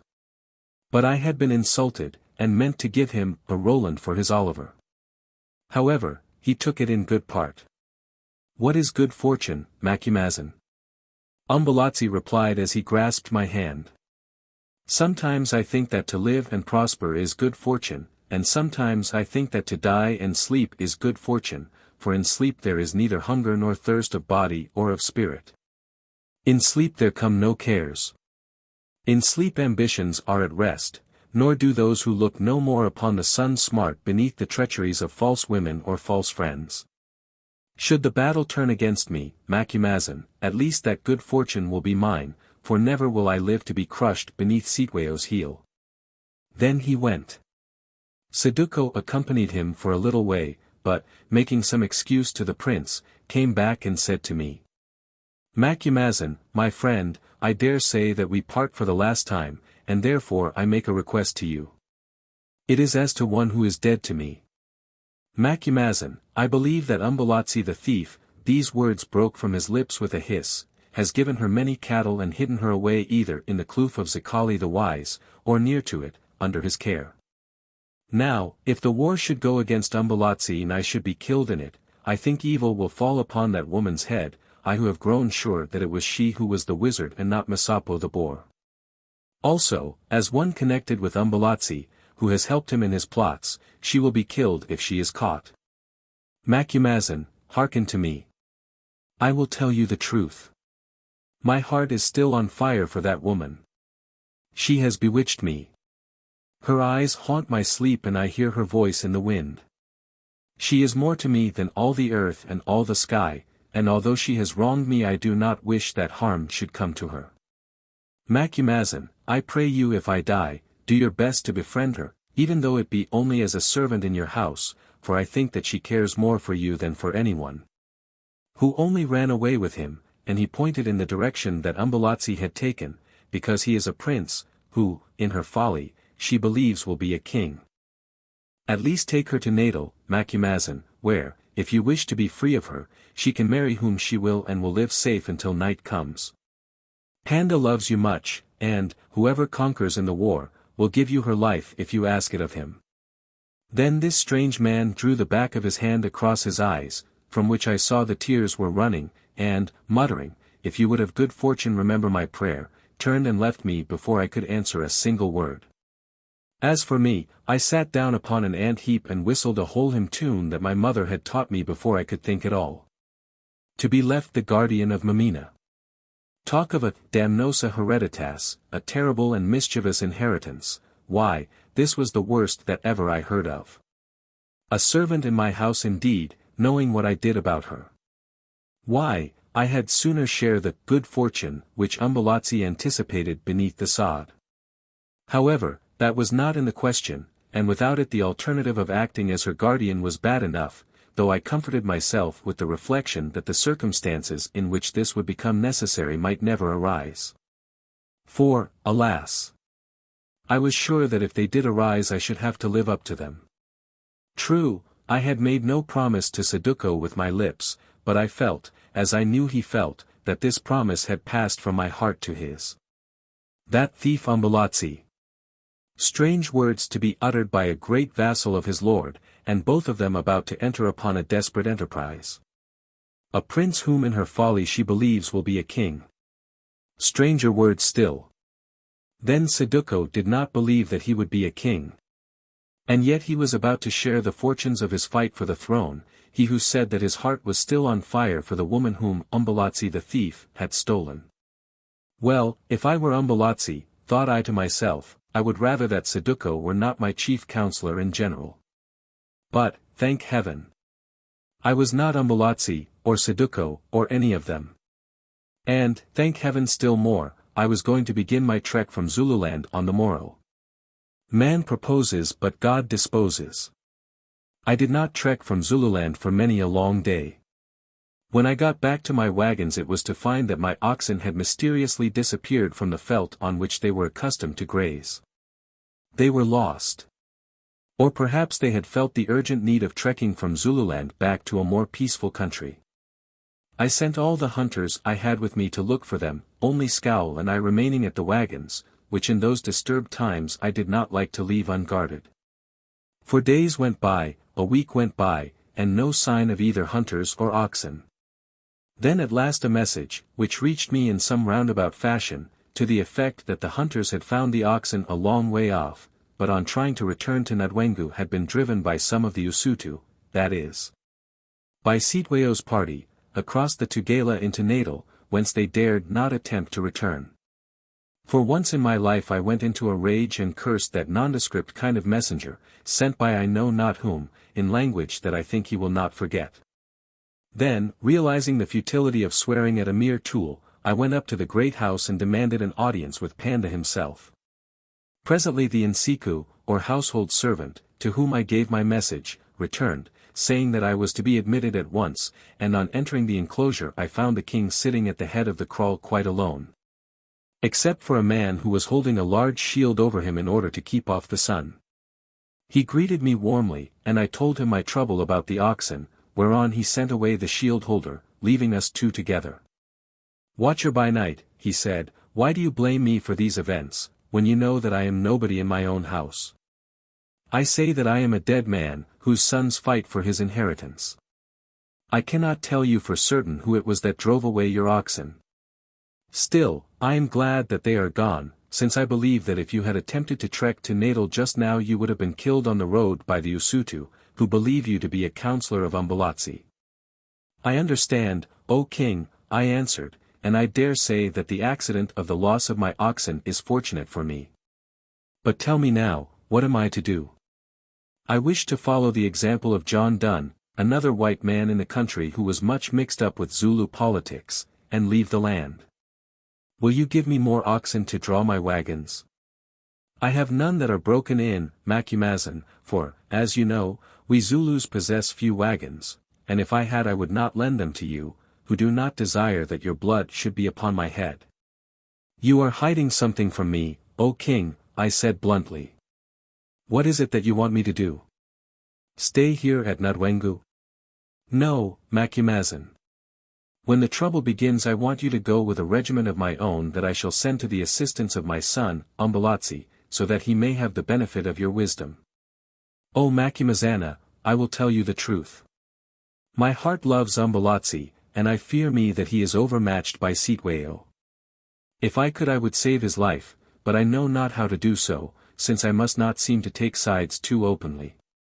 But I can send down a regiment as your escort, if you choose to go to view the battle as my agent and make report to me. Say, will you not go? Why should I go? I answered, seeing that whoever wins I may be killed, and that if Sitweo wins I shall certainly be killed, and all for no reward. Nay, Macumazan. I will give orders that whoever conquers, the man that dares to lift a spear against you shall die. In this matter, at least, I shall not be disobeyed. Oh! I pray you, do not desert me in my trouble. Go down with the regiment that I shall send and breathe your wisdom into the ear of my son, Umbelazi. As for your reward, I swear to you by the head of the Black One, Shaka, that it shall be great. I will see to it that you do not leave Zululand empty-handed, Macumazahn. Still I hesitated, for I mistrusted me of this business. O Watcher by Night, exclaimed Panda, you will not desert me, will you? I am afraid for the son of my heart, Umbelazi, whom I love above all my children. I am much afraid for Umbelazi, and he burst into tears before me. It was foolish, no doubt, but the sight of the old king weeping for his best beloved child, whom he believed to be doomed, moved me so much that I forgot my caution. If you wish it, O Panda, I said, I will go down to the battle with your regiment and stand there by the side of the Prince Umbelazi. 13. Umbelazi the Fallen. So I stayed on at Nudwengu, who, indeed, had no choice in the matter, and was very wretched and ill at ease. The place was almost deserted, except for a couple of regiments which were quartered there, the Sanku and the Amawam. This latter was the Royal Regiment, a kind of household guards, to which the Kings Shaka, Dingan and Panda all belonged in turn. Most of the headmen had taken one side or the other, and were away raising forces to fight for Sitweo or Umbelazi, and even the greater part of the women and children had gone to hide themselves in the bush or among the mountains. Since none knew what would happen, or if the conquering army would not fall upon and destroy them. A few councillors, however, remained with Panda, among whom was old Maputa, the general, who had once brought me the message of the pills. Several times he visited me at night and told me the rumors that were flying about. From these I gathered that some skirmishes had taken place and the battle could not be long delayed, also that Umbelazi had chosen his fighting ground, a plain near the banks of the Tugela. Why has he done this, I asked, seeing that then he will have a broad river behind him, and if he is defeated water can kill as well as spears. I know not for certain, answered Maputa. But it is said because of a dream that Saduko, his general, has dreamed thrice, which dream declares that there and there alone Umbelazi will find honor. At any rate, he has chosen this place. And I am told that all the women and children of his army, by thousands, are hidden in the bush along the banks of the river, so that they may fly into Natal if there is need. Have they wings, I asked, wherewith to fly over the Tugela, in wrath, as it well may be after the rains? Oh, surely his spirit has turned from Umbelazi.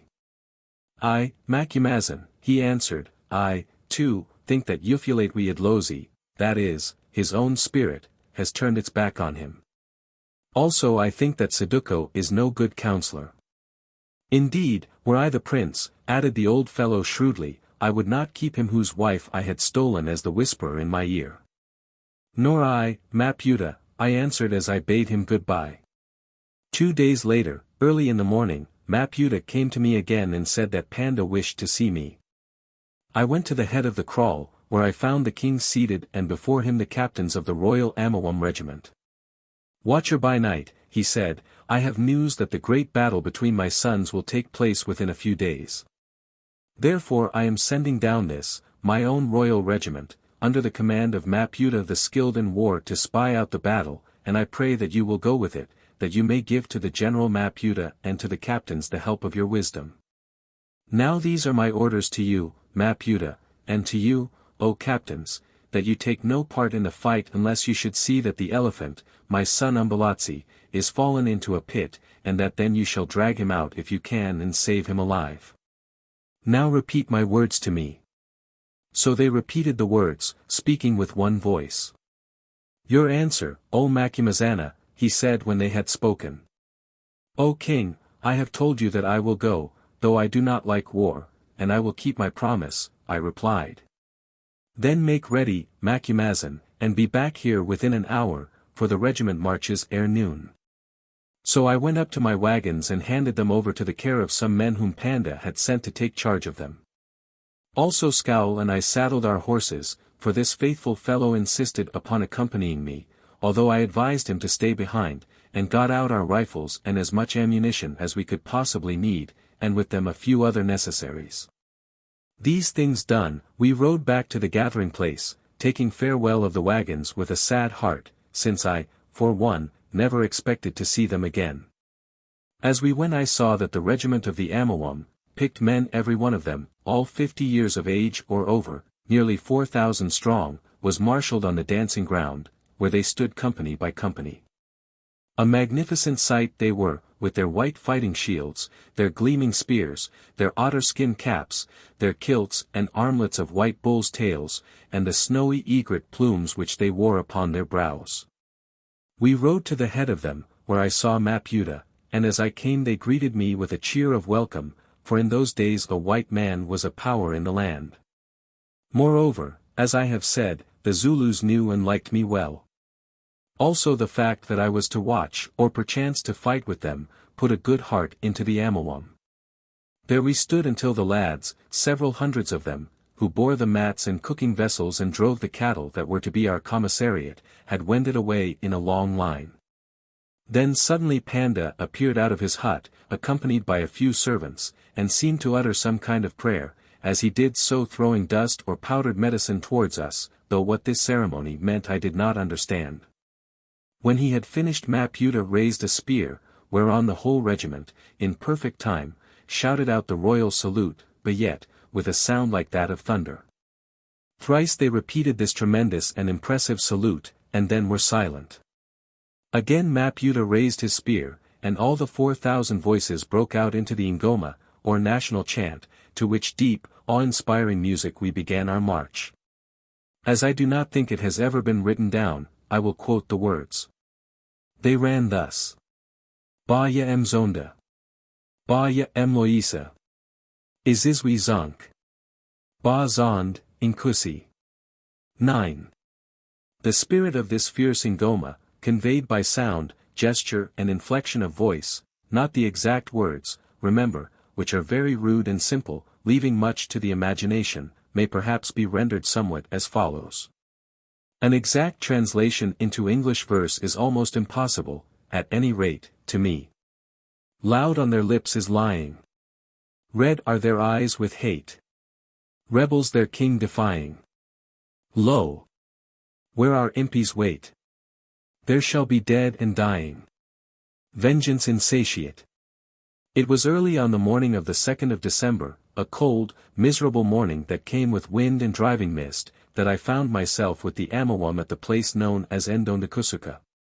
A plain with some koppies in it that lies within 6 miles of the natal border, from which it is separated by the Tugela River. As the orders of the Amawam were to keep out of the fray if that were possible, we had taken up a position about a mile to the right of what proved to be the actual battlefield. Choosing as our camping ground a rising knoll that looked like a huge tumulus, and was fronted at a distance of about 500 yards by another smaller knoll. Behind us stretched bushland, or rather broken land, where mimosa thorns grew in scattered groups, sloping down to the banks of the Tugela about 4 miles away.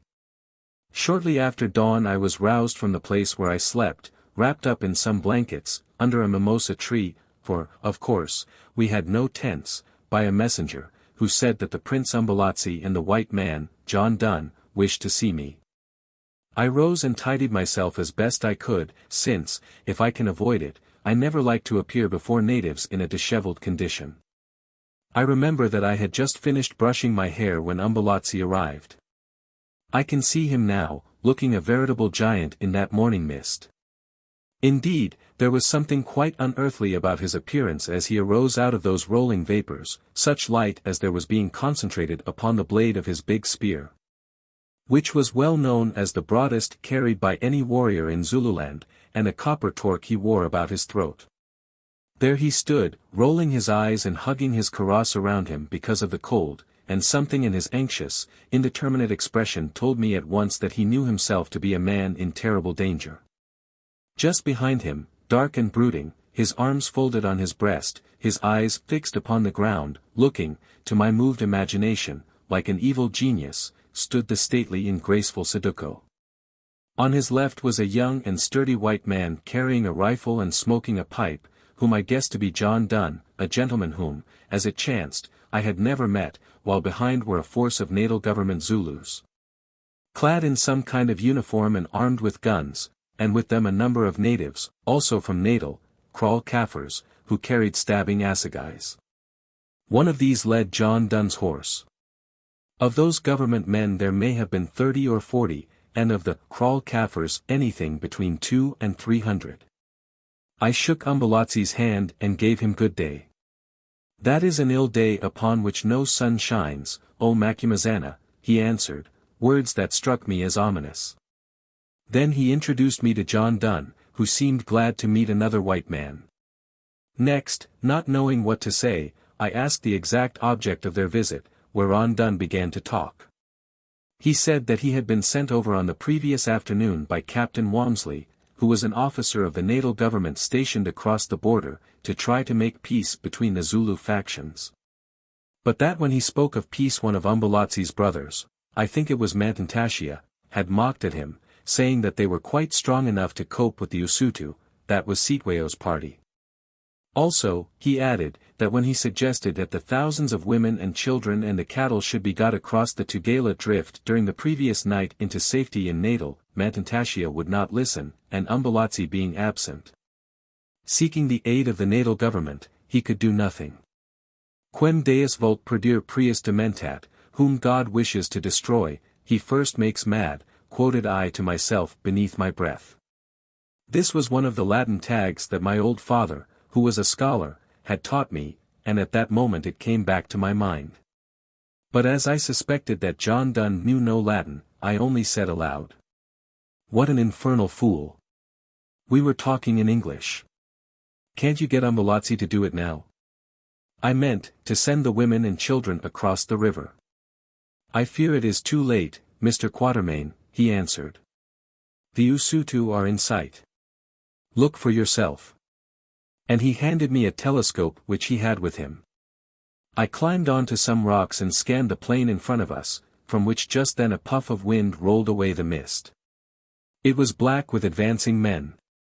As yet they were a considerable distance away, quite 2 miles, I should think, and coming on very slowly in a great half-moon with thin horns and a deep breast, but a ray from the sun glittered upon their countless spears. It seemed to me that there must be quite 20 or 30,000 of them in this breast, which was in 3 divisions, commanded, as I learned afterwards, by Sitweo, Uzamila, and by a young Boer named Graining. "There they are, right enough," I said, climbing down from my rocks. "What are you going to do, Mr. Donne?" "Obey orders and try to make peace, if I can find anyone to make peace with, and if I can't, well, fight, I suppose." "And you, Mr. Quatermain?" "Oh, obey orders and stop here, I suppose. Unless," I added doubtfully, "these Amawam take the bit between their teeth and run away with me. They'll do that before nightfall, Mr. Quatermain, if I know anything of the Zulus. Look here, why don't you get on your horse and come off with me? This is a queer place for you." "Because I promised not to," I answered with a groan, for really, as I looked at those savages round me, who were already fingering their spears in a disagreeable fashion, and those other thousands of savages advancing towards us, I felt such little courage as I possessed sinking into my boots. "Very well, Mr. Quatermain, you know your own business best, but I hope you will come out of it safely, that is all." "Same to you," I replied. Then John Donne turned, and in my hearing asked Umbelazi what he knew of the movements of the Usutu and of their plan of battle. The prince replied, with a shrug of his shoulders, "Nothing at present, son of Mr. Donne, but doubtless before the sun is high I shall know much." As he spoke a sudden gust of wind struck us, and tore the nodding ostrich plume from its fastening on Umbelazi's headring. Whilst a murmur of dismay rose from all who saw what they considered this very ill-omened accident, away it floated into the air, to fall gently to the ground at the feet of Saduko. He stooped, picked it up, and reset it in its place, saying as he did so, with that ready wit for which some Kaffirs are remarkable, So may I live, O Prince, to set the crown upon the head of Panda's favored son. This apt speech served to dispel the general gloom caused by the incident, for those who heard it cheered, while Umbelazi thanked his captain with a nod and a smile. Only I noted that Saduko did not mention the name of Panda's favored son, upon whose head he hoped to live to set the crown. Now, Panda had many sons, and that day would show which of them was favored. A minute or two later John Donne and his following departed, as he said, to try to make peace with the advancing Usutu. Umbelazi, Saduko and their escort departed also towards the main body of the host of the Isigosa, which was massed to our left, sitting on their spears, as the natives say, and awaiting the attack. As for me, I remained alone with the Amawam, drinking some coffee that Scowl had brewed for me, and forcing myself to swallow food. I can say honestly that I do not ever remember partaking of a more unhappy meal. Not only did I believe that I was looking on the last sun I should ever see, though by the way, there was uncommonly little of that orb visible, but what made the matter worse was that, if so, I should be called upon to die alone among savages, with not a single white face near to comfort me. Oh, how I wished I had never allowed myself to be dragged into this dreadful business. Yes, and I was even mean enough to wish that I had broken my word to Panda and gone off with John Donne when he invited me, although now I thank goodness that I did not yield to that temptation and thereby sacrifice my self-respect. Soon, however, things grew so exciting that I forgot these and other melancholy reflections in watching the development of events from the summit of our tumulus-like knoll, whence I had a magnificent view of the whole battle. Here, after seeing that his regiment made a full meal, as a good general should, old Maputa joined me, whom I asked whether he thought there would be any fighting for him that day. I think so, he answered cheerfully. It seems to me that the Usutu greatly outnumber Umbelazi and the Isigosa, and, of course, as you know, Panda's orders are that if he is in danger we must help him. Oh, keep a good heart, Macumazahn, for I believe I can promise you that you will see our spears grow red today. You will not go hungry from this battle to tell the white people that the Amawam are cowards whom you could not flog into the fight. No, Macumazahn, my spirit looks towards me this morning, and I who am old and who thought that I should die at length like a cow, shall see one more great fight, my 20th, Macumazahn. For I fought with this same Amawam in all the Black One's big battles, and for Panda against Dingan also. Perhaps it will be your last, I suggested. I dare say, Macumazahn. But what does that matter if only I and the royal regiment can make an end that shall be spoken of? Oh, cheer up, Macumazahn, your spirit, too, looks towards you, as I promise that we all will do when the shields meet. For know, Macumazahn, that we poor black soldiers expect that you will show us how to fight this day, and, if need be, how to fall hidden in a heap of the foe. Oh! I replied, so this is what you Zulus mean by the giving of counsel, is it? You infernal, bloodthirsty old scoundrel, I added in English. But I think Maputa never heard me. At any rate, he only seized my arm and pointed in front, a little to the left, where the horn of the great Usutu army was coming up fast, a long, thin line alive with twinkling spears. Their moving arms and legs causing them to look like spiders, of which the bodies were formed by the great war shields. See their plan, he said. They would close on Umbelazi and gore him with their horns and then charge with their head. The horn will pass between us and the right flank of the Isigosa. Oh! Awake, elephant. Are you asleep with Mameena in a hut?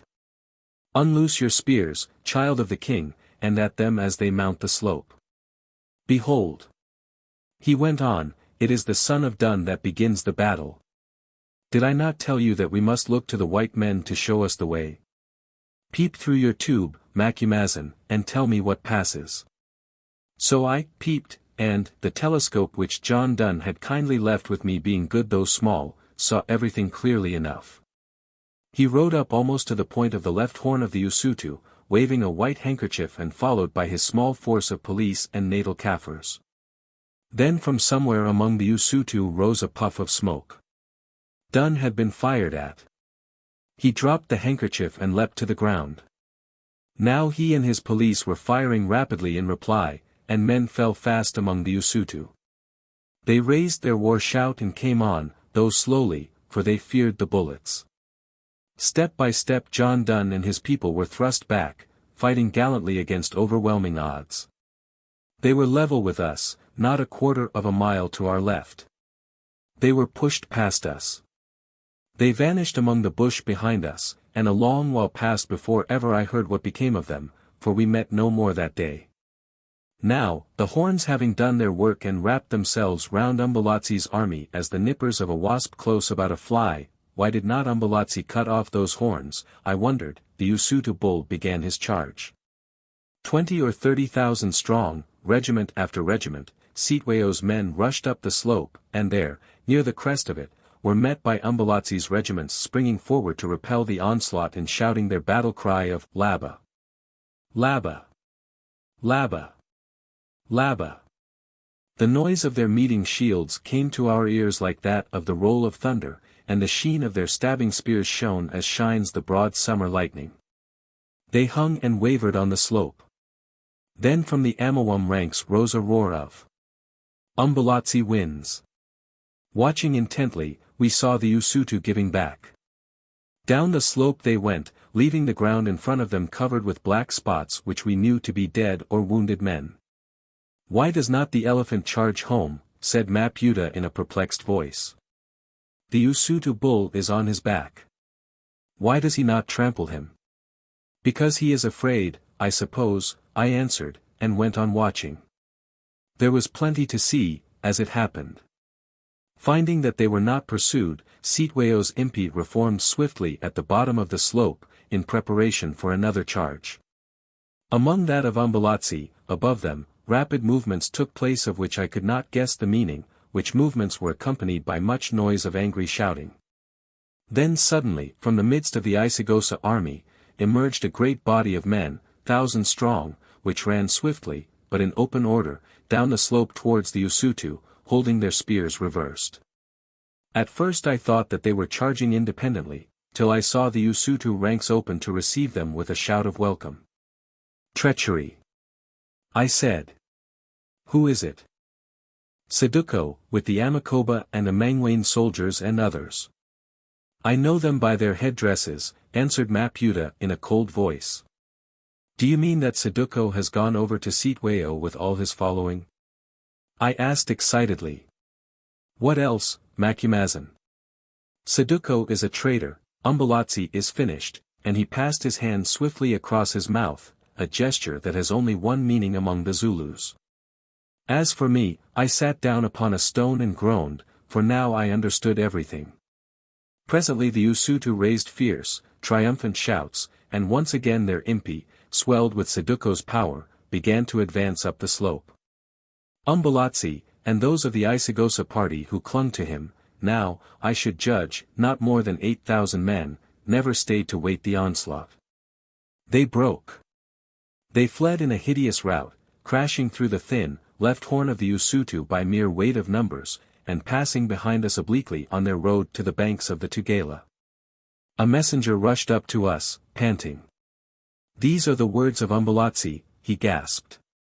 "O Watcher by night and O Maputa, Indlovuin Salandi prays that you will hold back the Usutu, as the king bade you do in case of need, and so give to him and those who cling to him time to escape with the women and children into Natal. His general, Saduko, has betrayed him, and gone over with 3 regiments to Sitweo, and therefore we can no longer stand against the thousands of the Usutu. Go tell the prince that Macumazan, Maputa, and the Amawam regiment will do their best," answered Maputa calmly. "Still, this is our advice to him, that he should cross the Tugela swiftly with the women and the children, seeing that we are few and Sitweo is many." The messenger leapt away, but, as I heard afterwards, he never found Umbelazi, since the poor man was killed within 500 yards of where we stood. Then Maputa gave an order, and the Amawam formed themselves into a triple line, 1,300 men in the first line, 1,300 men in the second line, and about 1,000 in the third, behind whom were the carrier boys. 300 or 400 of them. The place assigned to me was in the exact center of the second line, where, being mounted on a horse, it was thought, as I gathered, that I should serve as a convenient rallying point. In this formation we advanced a few hundred yards to our left, evidently with the object of interposing ourselves between the routed Impi and the pursuing Usutu, or, if the latter should elect to go round us, with that of threatening their flank. Sitweo's generals did not leave us long in doubt as to what they would do. The main body of their army bore away to the right in pursuit of the flying foe, but 3 regiments, each of about 2,500 spears, halted. 5 minutes passed perhaps while they marshalled, with a distance of some 600 yards between them. Each regiment was in a triple line like our own.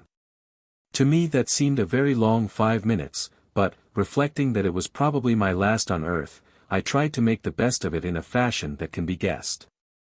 Strange to say, however, I found it impossible to keep my mind fixed upon those matters with which it ought to have been filled. My eyes and thoughts would roam. I looked at the ranks of the veteran Amawam, and noted that they were still and solemn as men about to die should be, although they showed no sign of fear. Indeed, I saw some of those near me passing their snuff-boxes to each other. 2 gray-haired men also, who evidently were old friends, shook hands as people do who are parting before a journey, while 2 others discussed in a low voice the possibility of our wiping out most of the Usutu before we were wiped out ourselves. "It depends," said one of them, "whether they attack us regiment by regiment or all together, as they will do if they are wise." Then an officer bade them be silent, and conversation ceased. Maputa passed through the ranks giving orders to the captains. From a distance his withered old body, with a fighting shield held in front of it, looked like that of a huge black ant carrying something in its mouth. He came to where Scowl and I sat upon our horses. "Ah! I see that you are ready, Macumazahn," he said in a cheerful voice. "I told you that you should not go away hungry, did I not?" "Maputa," I said in remonstrance, "what is the use of this? Umbelazi is defeated, you are not of his Impi, why send all these," and I waved my hand, down into the darkness. "Why not go to the river and try to save the women and children?" "Because we shall take many of those down into the darkness with us, Macumazahn," and he pointed to the dense masses of the Usutu.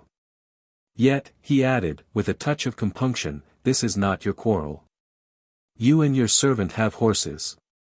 Slip out, if you will, and gallop hard to the lower drift. You may get away with your lives." Then my white man's pride came to my aid. "Nay," I answered, "I will not run while others stay to fight.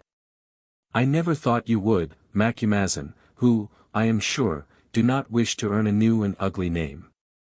Well, neither will the Amawam run to become a mock among their people. The king's orders were that we should try to help Umbelazi, if the battle went against him. We obey the king's orders by dying where we stand. Macumazahn, do you think that you could hit that big fellow who is shouting insults at us there?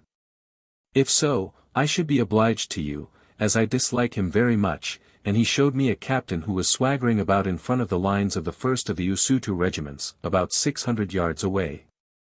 "I will try," I answered, "but it's a long shot." Dismounting, I climbed a pile of stones and, resting my rifle on the topmost of them, took a very full sight, aimed, held my breath, and pressed the trigger. A second afterwards the shouter of insults threw his arms wide, letting fall his spear, and pitched forward on to his face. A roar of delight rose from the watching Amawam, while old Maputa clapped his thin brown hands and grinned from ear to ear. "Thank you, Macumazahn. A very good omen. Now I am sure that, whatever those Isigosa dogs of Umbelazi's may do, we king's men shall make an excellent end, which is all that we can hope. Oh, what a beautiful shot! It will be something to think of when I am an Idlozi, a spirit snake, crawling about my own kraal. Farewell, Macumazahn," and he took my hand and pressed it. "The time has come. I go to lead the charge. The Amawam have orders to defend you to the last, for I wish you to see the finish of this fight. Farewell." Then off he hurried, followed by his orderlies and staff officers. I never saw him again alive, though I think that once in after years I did meet his Udlozi in his kraal under strange circumstances. But that has nothing to do with this history. As for me, having reloaded, I mounted my horse again, being afraid lest, if I went on shooting, I should miss and spoil my reputation. Besides, what was the use of killing more men unless I was obliged? There were plenty ready to do that. Another minute, and the regiment in front of us began to move, while the other two behind it ostentatiously sat themselves down in their ranks, to show that they did not mean to spoil sport. The fight was to begin with a duel between about 6,000 men. "Good," muttered the warrior who was nearest me. "They are in our bag." "Aye," answered another, "those little boys, used as a term of contempt, are going to learn their last lesson." For a few seconds there was silence, while the long ranks leant forward between the hedges of lean and cruel spears. A whisper went down the line, it sounded like the noise of wind among trees, and was the signal to prepare. Next a far-off voice shouted some word, which was repeated again and again by other voices before and behind me. I became aware that we were moving, quite slowly at first, then more quickly. Being lifted above the ranks upon my horse I could see the whole advance, and the general aspect of it was that of a triple black wave. Each wave crowned with foam, the white plumes and shields of the Amawam were the foam, and alive with sparkles of light, their broad spears were the light. We were charging now, and oh! the awful and glorious excitement of that charge. Oh, the rush of the bending plumes and the dull thudding of 8,000 feet. The Usutu came up the slope to meet us. In silence we went, and in silence they came. We drew near to each other. Now we could see their faces peering over the tops of their mottled shields, and now we could see their fierce and rolling eyes. Then a rolling roar such as at that time I had never heard, the thunder of the roar of the meeting shields, and a flash, a swift, simultaneous flash, the flash of the lightning of the stabbing spears. Up went the cry of "Kill, Amawam, kill," answered by another cry of "Toss, Usutu, toss." After that, what happened? Heaven knows alone, or at least I do not. But in later years Mr. Osborne, afterwards the resident magistrate at Newcastle, in Natal, who, being young and foolish in those days, had swum his horse over the Tugela and hidden in a little koppie quite near to us in order to see the battle, told me that it looked as though some huge breaker, that breaker being the splendid Amawam, rolling in towards the shore with the weight of the ocean behind it, had suddenly struck a ridge of rock and, rearing itself up, submerged and hidden it. At least, within 3 minutes that Usutu regiment was no more. We had killed them every one, and from all along our lines rose a fierce hissing sound of "Sji, Sji, Ji" in the Zulu, uttered as the spears went home in the bodies of the conquered. That regiment had gone, taking nearly a third of our number with it, for in such a battle as this the wounded were as good as dead. Practically our first line had vanished in a fray that did not last more than a few minutes. Before it was well over the second Usutu regiment sprang up and charged. With a yell of victory we rushed down the slope towards them. Again there was the roar of the meeting shields, but this time the fight was more prolonged, and, being in the front rank now, I had my share of it. I remember shooting 2 Usutu who stabbed at me, after which my gun was wrenched from my hand. I remember the melee swinging backwards and forwards, the groans of the wounded, the shouts of victory and despair, and then Scout's voice saying, "We have beat them, Bass, but here come the others." The 3rd regiment was on our shattered lines. We closed up, we fought like devils, even the bearer boys rushed into the fray. From all sides they poured down upon us, for we had made a ring, every minute men died by hundreds, and, though their numbers grew few, not one of the Amawam yielded. I was fighting with a spear now, though how it came into my hand I cannot remember for certain. I think, however, I wrenched it from a man who rushed at me and was stabbed before he could strike. I killed a captain with this spear, for as he fell I recognized his face. It was that of one of Sitweo's companions to whom I had sold some cloth at Nadwengu. The fallen were piled up quite thick around me, we were using them as a breastwork, friend and foe together. I saw Scowl's horse rear into the air and fall. He slipped over its tail, and next instant was fighting at my side, also with a spear, muttering Dutch and English oaths as he struck. Beach varm. A little hot, beach varm, bass. I heard him say. Then my horse screamed aloud and something hit me hard upon the head. I suppose it was a thrown carry, after which I remember nothing for a while, except a sensation of passing through the air. I came to myself again, and found that I was still on the horse, which was ambling forward across the veldt at a rate of about 8 miles an hour, and that Scowl was clinging to my stirrup leather and running at my side. He was covered with blood, so was the horse, and so was I.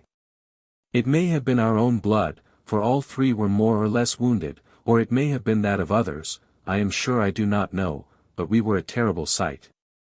I pulled upon the reins, and the horse stopped among some thorns. Scowl felt in the saddlebags and found a large flask of Holland's gin and water, half gin and half water, which he had placed there before the battle. He uncorked and gave it to me. I took a long pull at the stuff, that tasted like veritable nectar, then handed it to him, who did likewise. New life seemed to flow into my veins. Whatever teetotalers may say, alcohol is good at such a moment. Where are the Amawam? I asked. All dead by now, I think, Bass, as we should be had not your horse bolted. Wow! But they made a great fight, one that will be told of. They have carried those 3 regiments away upon their spears. That's good, I said. But where are we going? To Natal, I hope, Bass. I have had enough of the Zulus for the present. The Tugela is not far away, and we will swim it. Come on, before our hurts grow stiff. So we went on, till presently we reached the crest of a rise of ground overlooking the river, and there saw and heard dreadful things, for beneath us those devilish Usutu were massacring the fugitives and the camp followers. These were being driven by the 100 to the edge of the water, there to perish on the banks or in the stream, which was black with drowned or drowning forms. And oh! The sounds! Well, these I will not attempt to describe. Keep upstream, I said shortly, and we struggled across a kind of donga, where only a few wounded men were hidden, into a somewhat denser patch of bush that had scarcely been entered by the flying Isigosa. Perhaps because here the banks of the river were very steep and difficult. Also, between them its waters ran swiftly, for this was above the drift. For a while we went on in safety, then suddenly I heard a noise. A great man plunged past me, breaking through the bush like a buffalo, and came to a halt upon a rock which overhung the Tugela, for the floods had eaten away the soil beneath. Umbelazi, said Scowl, and as he spoke we saw another man following as a wild dog follows a buck. Saduko, said Scowl. I rode on. I could not help riding on, although I knew it would be safer to keep away. I reached the edge of that big rock. Saduko and Umbelazi were fighting there. In ordinary circumstances, strong and active as he was, Saduko would have had no chance against the most powerful Zulu living. But the prince was utterly exhausted. His sides were going like a blacksmith's bellows, or those of a fat eland bull that has been galloped to a standstill. Moreover, he seemed to me to be distraught with grief, and, lastly, he had no shield left, nothing but an assegai. A stab from Saduko's spear, which he partially parried, wounded him slightly on the head, and cut loose the fillet of his ostrich plume, that same plume which I had seen blown off in the morning, so that it fell to the ground. Another stab pierced his right arm, making it helpless. He snatched the assegai with his left hand, striving to continue the fight, and just at that moment we came up. What are you doing, Saduko? I cried. Does a dog bite his own master? He turned and stared at me, both of them stared at me. Macumazin, he answered in an icy voice, sometimes when it is starving and that full-fed master has snatched away its bone. Nay, stand aside, Macumazin, for, although I was quite unarmed, I had stepped between them, lest you should share the fate of this woman-thief. Not I, Saduko, I cried, for this sight made me mad, unless you murder me. Then Umbelazi spoke in a hollow voice, sobbing out his words. I thank you, white man, yet do as this snake bids you, this snake that has lived in my kraal and fed out of my cup. Let him have his fill of vengeance because of the woman who bewitched me, yes, because of the sorceress who has brought me and thousands to the dust. Have you heard, Macumazahn, of the great deed of this son of Madiwayne? Have you heard that all the while he was a traitor in the pay of XIII, and that he went over, with the regiments of his command, to the Usutu just when the battle hung upon the turn? Come, traitor, here is my heart, the heart that loved and trusted you. Strike, strike hard. Out of the way, Macumazahn, hissed Saduko. But I would not stir. He sprang at me, and, though I put up the best fight that I could in my injured state, got his hands about my throat and began to choke me. Scowl ran to help me, but his wound, for he was hurt, or his utter exhaustion took effect on him. Or perhaps it was excitement. At any rate, he fell down in a fit.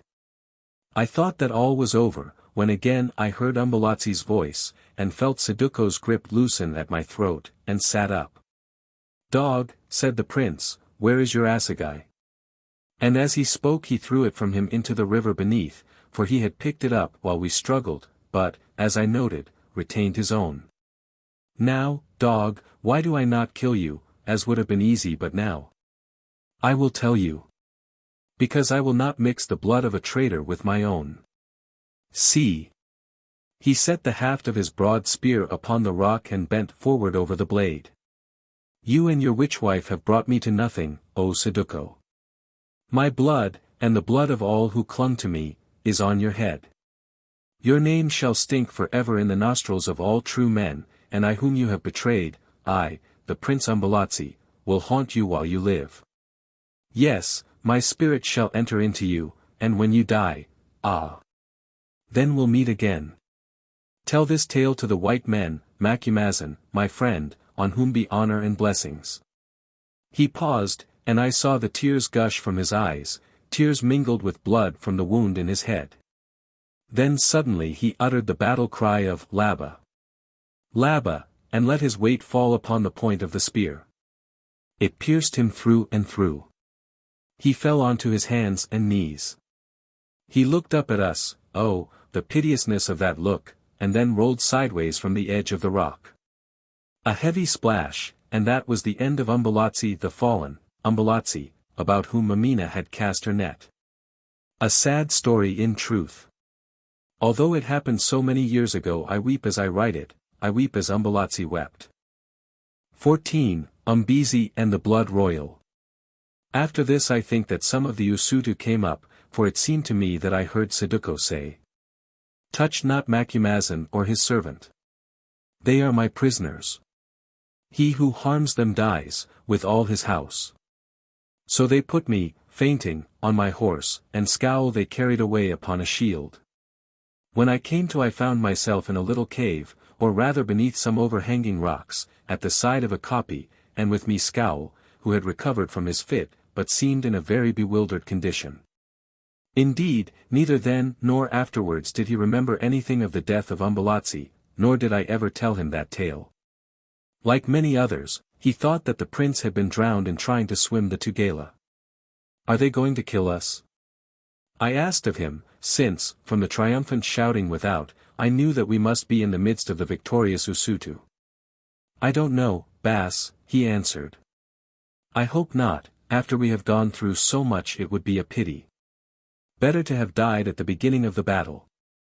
I nodded my head in assent, and just at that moment a Zulu, who had very evidently been fighting, entered the place carrying a dish of toasted lumps of beef and a gourd of water. Sitweo sends you these, Macumazahn, he said, and is sorry that there is no milk or beer. When you have eaten a guard waits without to escort you to him. And he went. Well, I said to Scowl, if they were going to kill us, they would scarcely take the trouble to feed us first. So let us keep up our hearts and eat. Who knows, answered poor Scowl, as he crammed a lump of beef into his big mouth. Still, it is better to die on a full than on an empty stomach. So we ate and drank, and, as we were suffering more from exhaustion than from our hurts, which were not really serious, our strength came back to us. As we finished the last lump of meat, which, although it had been only half cooked upon the point of an assegai, tasted very good, the Zulu put his head into the mouth of the shelter and asked if we were ready. I nodded, and, supporting each other, Scowl and I limped from the place.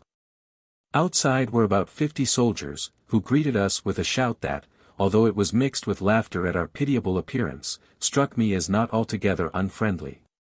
Amongst these men was my horse, which stood with its head hanging down, looking very depressed. I was helped on to its back, and, Scowl clinging to the stirrup leather, we were led a distance of about 1/4 of a mile to Sitwayo. We found him seated, in the full blaze of the evening sun, on the eastern slope of one of the land waves of the veldt, with the open plain in front of him. It was a strange and savage scene. There sat the victorious prince, surrounded by his captains and indunas, while before him rushed the triumphant regiments, shouting his titles in the most extravagant language. Izimbanji also, that is, professional praisers, were running up and down before him dressed in all sorts of finery, telling his deeds, calling him Geeter up of the earth, and yelling out the names of those great ones who had been killed in the battle. Meanwhile parties of bearers were coming up continually, carrying dead men of distinction upon shields and laying them out in rows, as game is laid out at the end of a day's shooting in England. It seems that Sitwayo had taken a fancy to see them, and, being too tired to walk over the field of battle, ordered that this should be done. Among these, by the way, I saw the body of my old friend, Maputa, the general of the Amawam, and noted that it was literally riddled with spear thrusts, every one of them in front, also that his quaint face still wore a smile. At the head of these lines of corpses were laid 6 dead, all men of large size, in whom I recognized the brothers of Umbelazi, who had fought on his side, and the half-brothers of Sitwayo. Among them were those 3 princes upon whom the dust had fallen when Zikali, the prophet, smelt out Masapo, the husband of Mameena. Dismounting from my horse, with the help of Scowl, I limped through and over the corpses of these fallen royalties, cut in the Zulu fashion to free their spirits, which otherwise, as they believed, would haunt the slayers. And stood in front of Sitwayo.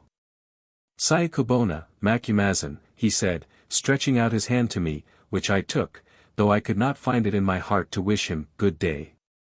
I hear that you are leading the Amawam, whom my father, the king, sent down to help Umbelazi, and I am very glad that you have escaped alive. Also my heart is proud of the fight that they made, for you know, Macumazan, once, next to the king, I was general of that regiment, though afterwards we quarreled. Still, I am pleased that they did so well, and I have given orders that every one of them who remains alive is to be spared, that they may be officers of a new Amawam which I shall raise. Do you know, Macumazan, that you have nearly wiped out 3 whole regiments of the Usutu, killing many more people than did all my brother's army, the Isagosa? Oh, you are a great man. Had it not been for the loyalty, this word was spoken with just a tinge of sarcasm, of Saduko yonder, you would have won the day for Umbelazi. Well, now that this quarrel is finished, if you will stay with me I will make you general of a whole division of the king's army, since henceforth I shall have a voice in affairs. You are mistaken, O son of Panda, I answered. The splendor of the Amawam's great stand against a multitude is on the name of Maputa, the king's counselor and the Induna of the Black One, Shaka, who is gone. He lies yonder in his glory, and I pointed to Maputa's pierced body. I did but fight as a soldier in his ranks. Oh, yes, we know that, we know all that, Macumazan, and Maputa was a clever monkey in his way, but we know also that you taught him how to jump. Well, he is dead, and nearly all the Amawam are dead, and of my 3 regiments but a handful is left, the vultures have the rest of them. That is all finished and forgotten, Macumazan, though by good fortune the spears went wide of you, who doubtless are a magician. Since otherwise you and your servant and your horse would not have escaped with a few scratches when everyone else was killed. But you did escape, as you have done before in Zululand, and now you see here lie certain men who were born of my father. Yet one is missing, he against whom I fought, I, and he whom, although we fought, I loved the best of all of them. Now, It has been whispered in my ear that you alone know what became of him, and, Macumazan, I would learn whether he lives or is dead, also, if he is dead, by whose hand he died, who would reward that hand. Now, I looked round me, wondering whether I should tell the truth or hold my tongue, and as I looked my eyes met those of Saduko, who, cold and unconcerned, was seated among the captains, but at a little distance from any of them, a man apart. And I remembered that he and I alone knew the truth of the end of Umbelazi. Why, I do not know, but it came into my mind that I would keep the secret. Why should I tell the triumphant Sitwayo that Umbelazi had been driven to die by his own hand? Why should I lay bare Saduko's victory and shame? All these matters had passed into the court of a different tribunal. Who was I that I should reveal them or judge the actors of this terrible drama? O Sitwayo, I said, as it chanced I saw the end of Umbelazi. No enemy killed him. He died of a broken heart upon a rock above the river, and for the rest of the story go ask the Tugela into which he fell. For a moment Sitwayo hid his eyes with his hand. Is it so? He said presently. Wow! I say again that had it not been for Saduko, the son of Madawane, yonder, who had some quarrel with Umbezi about a woman and took his chance of vengeance, it might have been I who died of a broken heart upon a rock above the river. Oh, Saduko, I owe you a great debt and will pay you well, but you shall be no friend of mine, lest we also should chance to quarrel about a woman, and I should find myself dying of a broken heart on a rock above a river. Oh my brother Umbelazi, I mourn for you, my brother, for, after all, we played together when we were little and loved each other once, who in the end fought for a toy that is called a throne, since, as our father said, two bulls cannot live in the same yard, my brother. Well, you are gone and I remain, yet who knows but that at the last your lot may be happier than mine. You died of a broken heart, Umbelazi, but of what shall I die, I wonder. 10. I have given this interview in detail, since it was because of it that the saying went abroad that Umbelazi died of a broken heart. So in truth he did, for before his spear pierced it his heart was broken. Now, seeing that Sitwayo was in one of his soft moods, and that he seemed to look upon me kindly, though I had fought against him, I reflected that this would be a good opportunity to ask his leave to depart. To tell the truth, my nerves were quite shattered with all I had gone through, and I longed to be away from the sights and sounds of that terrible battlefield, on and about which so many thousand people had perished this fateful day. As I had seldom longed for anything before. But while I was making up my mind as to the best way to approach him, something happened which caused me to lose my chance. Hearing a noise behind me, I looked round, to see a stout man arrayed in a very fine war dress, and waving in one hand a gory spear and in the other a head plume of ostrich feathers, who was shouting out, "Give me audience of the son of the king. I have a song to sing to the prince. I have a tale to tell to the conqueror, Sitwayo." I stared. I rubbed my eyes. It could not be, yes, it was, Umbezi, eater-up of elephants, the father of Mameena.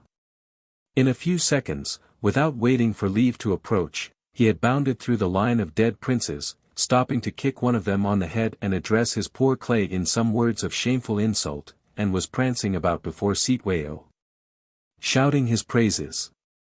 "Who is this Umfokazana?" "That is, low fellow," growled the prince. "Bid him cease his noise and speak, lest he should be silent forever."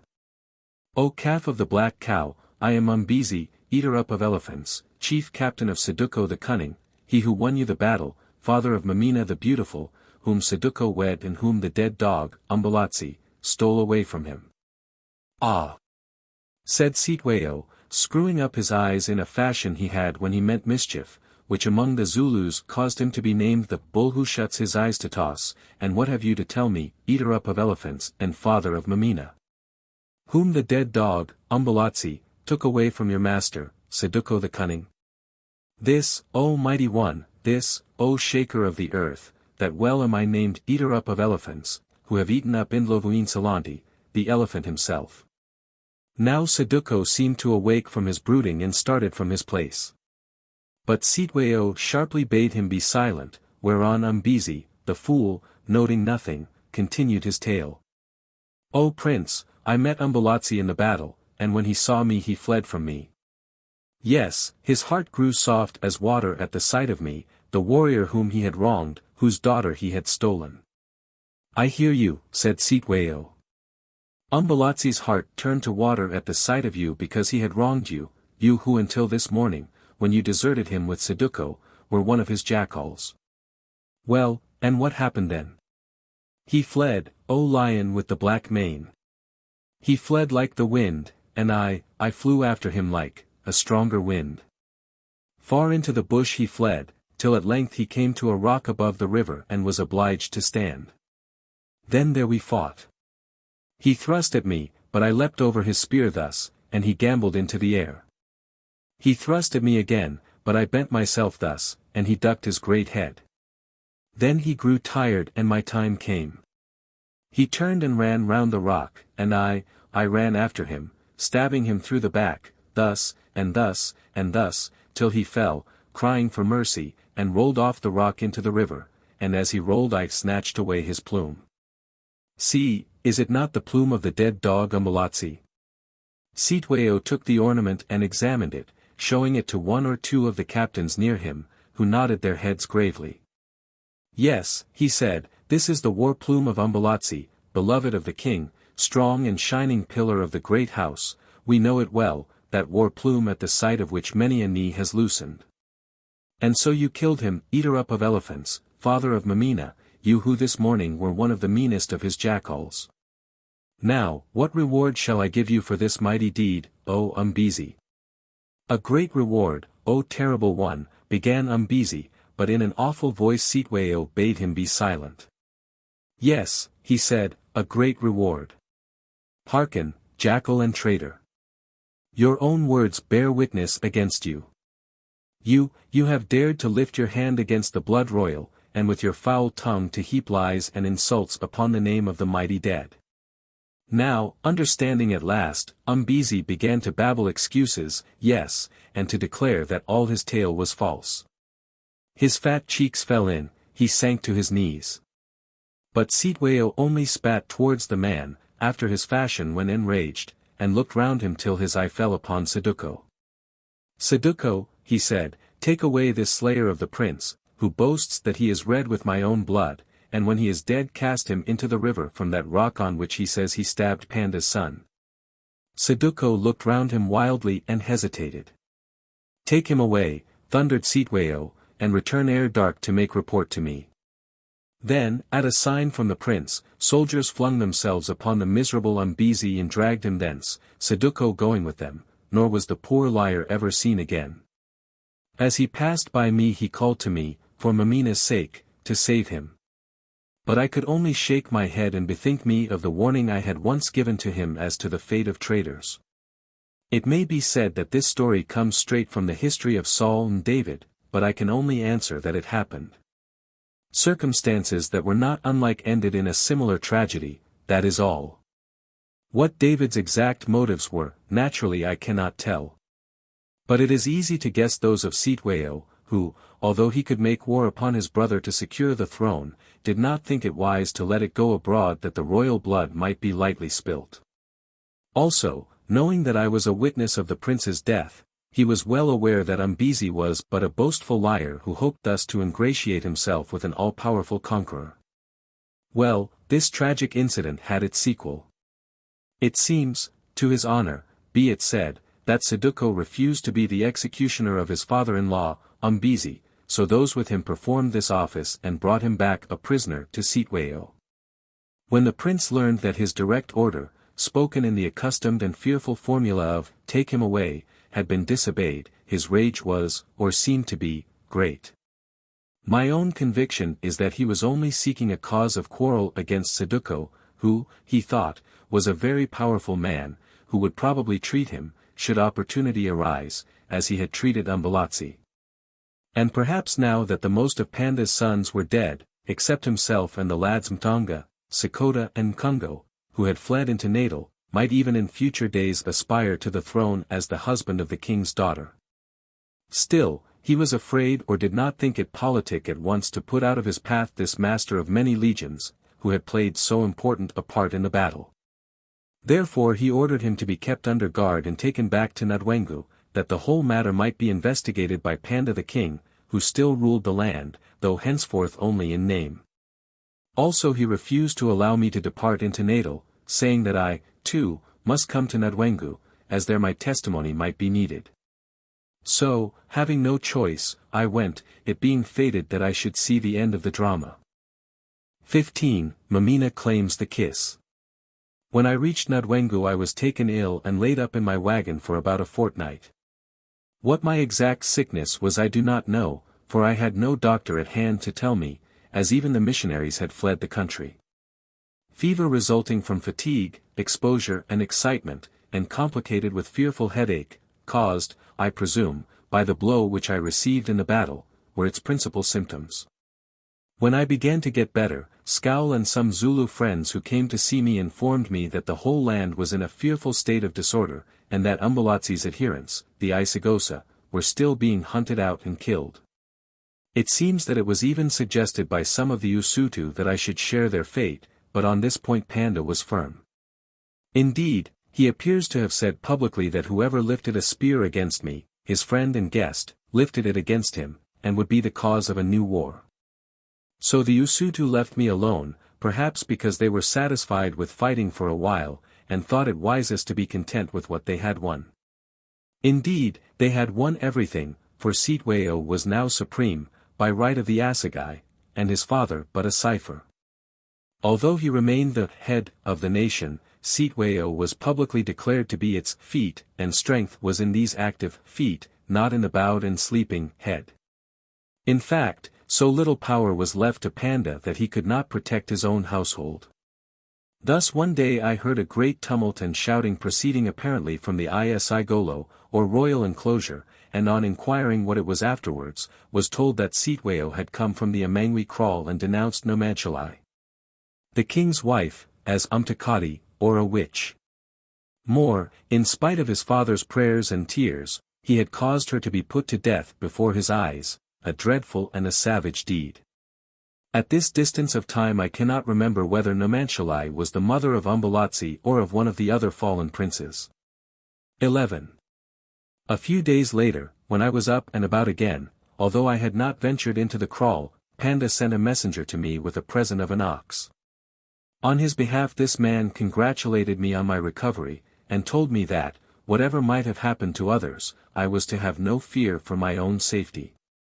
He added that Sitweo had sworn to the king that not a hair of my head should be harmed, in these words. Had I wished to kill Watcher by night because he fought against me, I could have done so down at Ndondakusuka. But then I ought to kill you also, my father, since you sent him thither against his will with your own regiment. But I like him well, who is brave and who brought me good tidings that the prince, my enemy, was dead of a broken heart. Moreover, I wish to have no quarrel with the White House, the English, on account of Macumazan, so tell him that he may sleep in peace. The messenger said further that Saduko, the husband of the king's daughter, Nandai, and Umbelazi's chief Induna, was to be put upon his trial on the morrow before the king and his council, together with Mameena, daughter of Umbezi. And that my presence was desired at this trial. I asked what was the charge against them. He replied that, so far as Saduko was concerned, there were two: first, that he had stirred up civil war in the land, and, secondly, that having pushed on Umbelazi into a fight in which many thousands perished, he had played the traitor, deserting him in the midst of the battle, with all his following, a very heinous offense in the eyes of Zulus, to whatever party they may belong. Against Mameena there were 3 counts of indictment. First, that it was she who had poisoned Saduko's child and others, not Masapo, her first husband, who had suffered for that crime. Secondly, that she had deserted Saduko, her second husband, and gone to live with another man, namely, the late Prince Umbelazi. Thirdly, that she was a witch, who had enmeshed Umbelazi in the web of her sorceries and thereby caused him to aspire to the succession to the throne, to which he had no right, and made the Isalilo, or cry of mourning for the dead, to be heard in every kraal in Zululand. With 3 such pitfalls in her narrow path, Mameena will have to walk carefully if she would escape them all, I said. Yes, Inkusi, especially as the pitfalls are dug from side to side of the path and have a pointed stake set at the bottom of each of them. Oh, Mameena is already as good as dead, as she deserves to be, who without doubt is the greatest Umtakati north of the Tugela. I sighed, for somehow I was sorry for Mameena, though why she should escape when so many better people had perished because of her I did not know. And the messenger went on. The Black One, that is, Panda, sent me to tell Saduko that he would be allowed to see you, Macumazin, before the trial, if he wished, for he knew that you had been a friend of his. And thought that you might be able to give evidence in his favor. And what did Saduko say to that? I asked. He said that he thanked the king, but that it was not needful for him to talk with Macumazin, whose heart was white like his skin, and whose lips, if they spoke at all, would tell neither more nor less than the truth. The Princess Nandai, who is with him, for she will not leave him in his trouble, as all others have done, on hearing these words of Saduko's, said that they were true, and that for this reason, although you were her friend, she did not hold it necessary to see you either.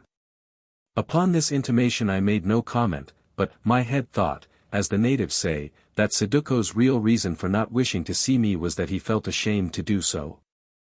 And Nandi's that she feared to learn more about her husband's perfidies than she knew already.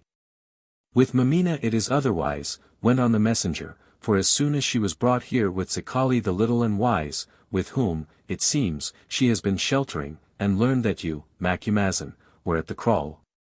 She asked leave to see you. And is it granted? I broke in hurriedly, for I did not at all wish for a private interview with Mameena. Nay, have no fear, Inkusi, replied the messenger with a smile. It is refused, because the king said that if once she saw you she would bewitch you and bring trouble on you, as she does on all men. It is for this reason that she is guarded by women only, no man being allowed to go near to her, for on women her witcheries will not bite. Still, they say that she is merry, and laughs and sings a great deal, declaring that her life has been dull up at old Zikali's, and that now she is going to a place as gay as the veldt in spring, after the first warm rain, where there will be plenty of men to quarrel for her and make her great and happy.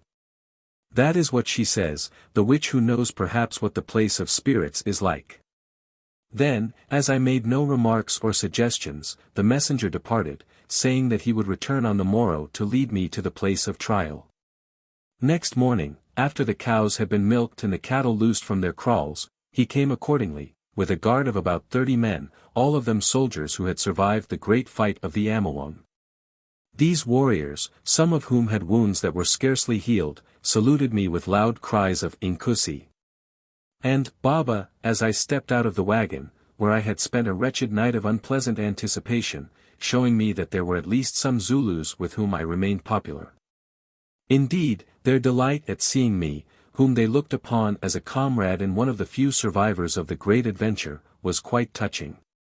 As we went, which we did slowly, their captain told me of their fears that I had been killed with the others, and how rejoiced they were when they learned that I was safe. He told me also that, after the 3rd Regiment had attacked them and broken up their ring, a small body of them, from 80 to 100 only, managed to cut a way through and escape, running, not towards the Tugela, where so many thousands had perished, but up to Nutwengu, where they reported themselves to Panda as the only survivors of the Amawang. And are you safe now? I asked of the captain. Oh, yes, he answered. You see, we were the king's men, not Umbelazi's, so Sitweo bears us no grudge. Indeed, he is obliged to us, because we gave the Usutu their stomachs full of good fighting, which is more than did those cows of Umbelazi's. It is toward Saduko that he bears a grudge, for you know, my father, one should never pull a drowning man out of the stream, which is what Saduko did, for had it not been for his treachery, Sitweo would have sunk beneath the water of death, especially if it is only to spite a woman who hates him. Still, perhaps Saduko will escape with his life, because he is Nandi's husband, and Sitweo fears Nandai, his sister, if he does not love her. But here we are, and those who have to watch the sky all day will be able to tell of the evening weather, in other words, those who live will learn. As he spoke we passed into the private enclosure of the Isigolo, outside of which a great many people were gathered, shouting, talking and quarreling, for in those days all the usual discipline of the great place was relaxed. Within the fence, however, that was strongly guarded on its exterior side, were only about a score of councillors, the king, the Prince Sitweo, who sat upon his right, the Princess Nandai, Saduko's wife, a few attendants, 2 great silent fellows armed with clubs, whom I guessed to be executioners, and, seated in the shade in a corner, that ancient dwarf, Zikali, though how he came to be there I did not know. Obviously the trial was to be quite a private affair, which accounted for the unusual presence of the 2 slayers. Even my Amawam guard was left outside the gate, although I was significantly informed that if I chose to call upon them they would hear me, which was another way of saying that in such a small gathering I was absolutely safe. Walking forward boldly towards Panda, who, though he was as fat as ever, looked very worn and much older than when I had last seen him, I made my bow, whereon he took my hand and asked after my health. Then I shook Sitweo's hand also, as I saw that it was stretched out to me. He seized the opportunity to remark that he was told that I had suffered a knock on the head in some scrimmage down by the Tugela, and he hoped that I felt no ill effects. I answered, no, though I feared that there were a few others who had not been so fortunate, especially those who had stumbled against the Amawam regiment, with whom I chanced to be travelling upon a peaceful mission of inquiry. It was a bold speech to make, but I was determined to give him a quid pro quo, and, as a matter of fact, he took it in very good part, laughing heartily at the joke. After this I saluted such of the councillors present as I knew, which was not many, for most of my old friends were dead, and sat down upon the stool that was placed for me not very far from the dwarf Zikali, who stared at me in a stony fashion, as though he had never seen me before. There followed a pause. Then, at some sign from Panda, a side gate in the fence was opened, and through it appeared Saduko, who walked proudly to the space in front of the king, to whom he gave the salute of VIII, and, at a sign, sat himself down upon the ground. Next, through the same gate, to which she was conducted by some women, came Mameena, quite unchanged and, I think, more beautiful than she had ever been.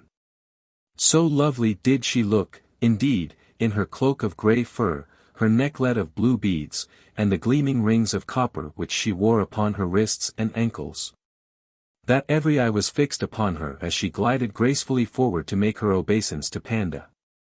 This done, she turned and saw Nandai, to whom she also bowed, as she did so inquiring after the health of her child.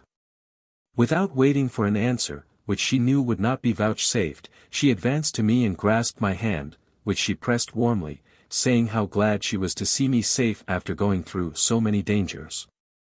Though she thought I looked even thinner than I used to be. Only of Saduko, who was watching her with his intent and melancholy eyes, she took no heed whatsoever. Indeed, for a while I thought that she could not have seen him. Nor did she appear to recognize Sitweo, although he stared at her hard enough. But, as her glance fell upon the 2 executioners, I thought I saw her shudder like a shaken reed. Then she sat down in the place appointed to her, and the trial began. The case of Saduko was taken first. An officer learned in Zulu law, which I can assure the reader is a very intricate and well-established law, I suppose that he might be called a kind of attorney general, rose and stated the case against the prisoner. He told how Saduko, from a nobody, had been lifted to a great place by the king and given his daughter, the Princess Nandai, in marriage. Then he alleged that, as would be proved in evidence, the said Saduko had urged on Umbelazi the prince, to whose party he had attached himself, to make war upon Sitweo. This war having begun, at the great battle of Ndondekusuka, he had treacherously deserted Umbelazi, together with 3 regiments under his command, and gone over to Sitweo, thereby bringing Umbelazi to defeat and death. This brief statement of the case for the prosecution being finished, Panda asked Saduko whether he pleaded guilty or not guilty. Guilty, O king, he answered, and was silent. Then Panda asked him if he had anything to say in excuse of his conduct.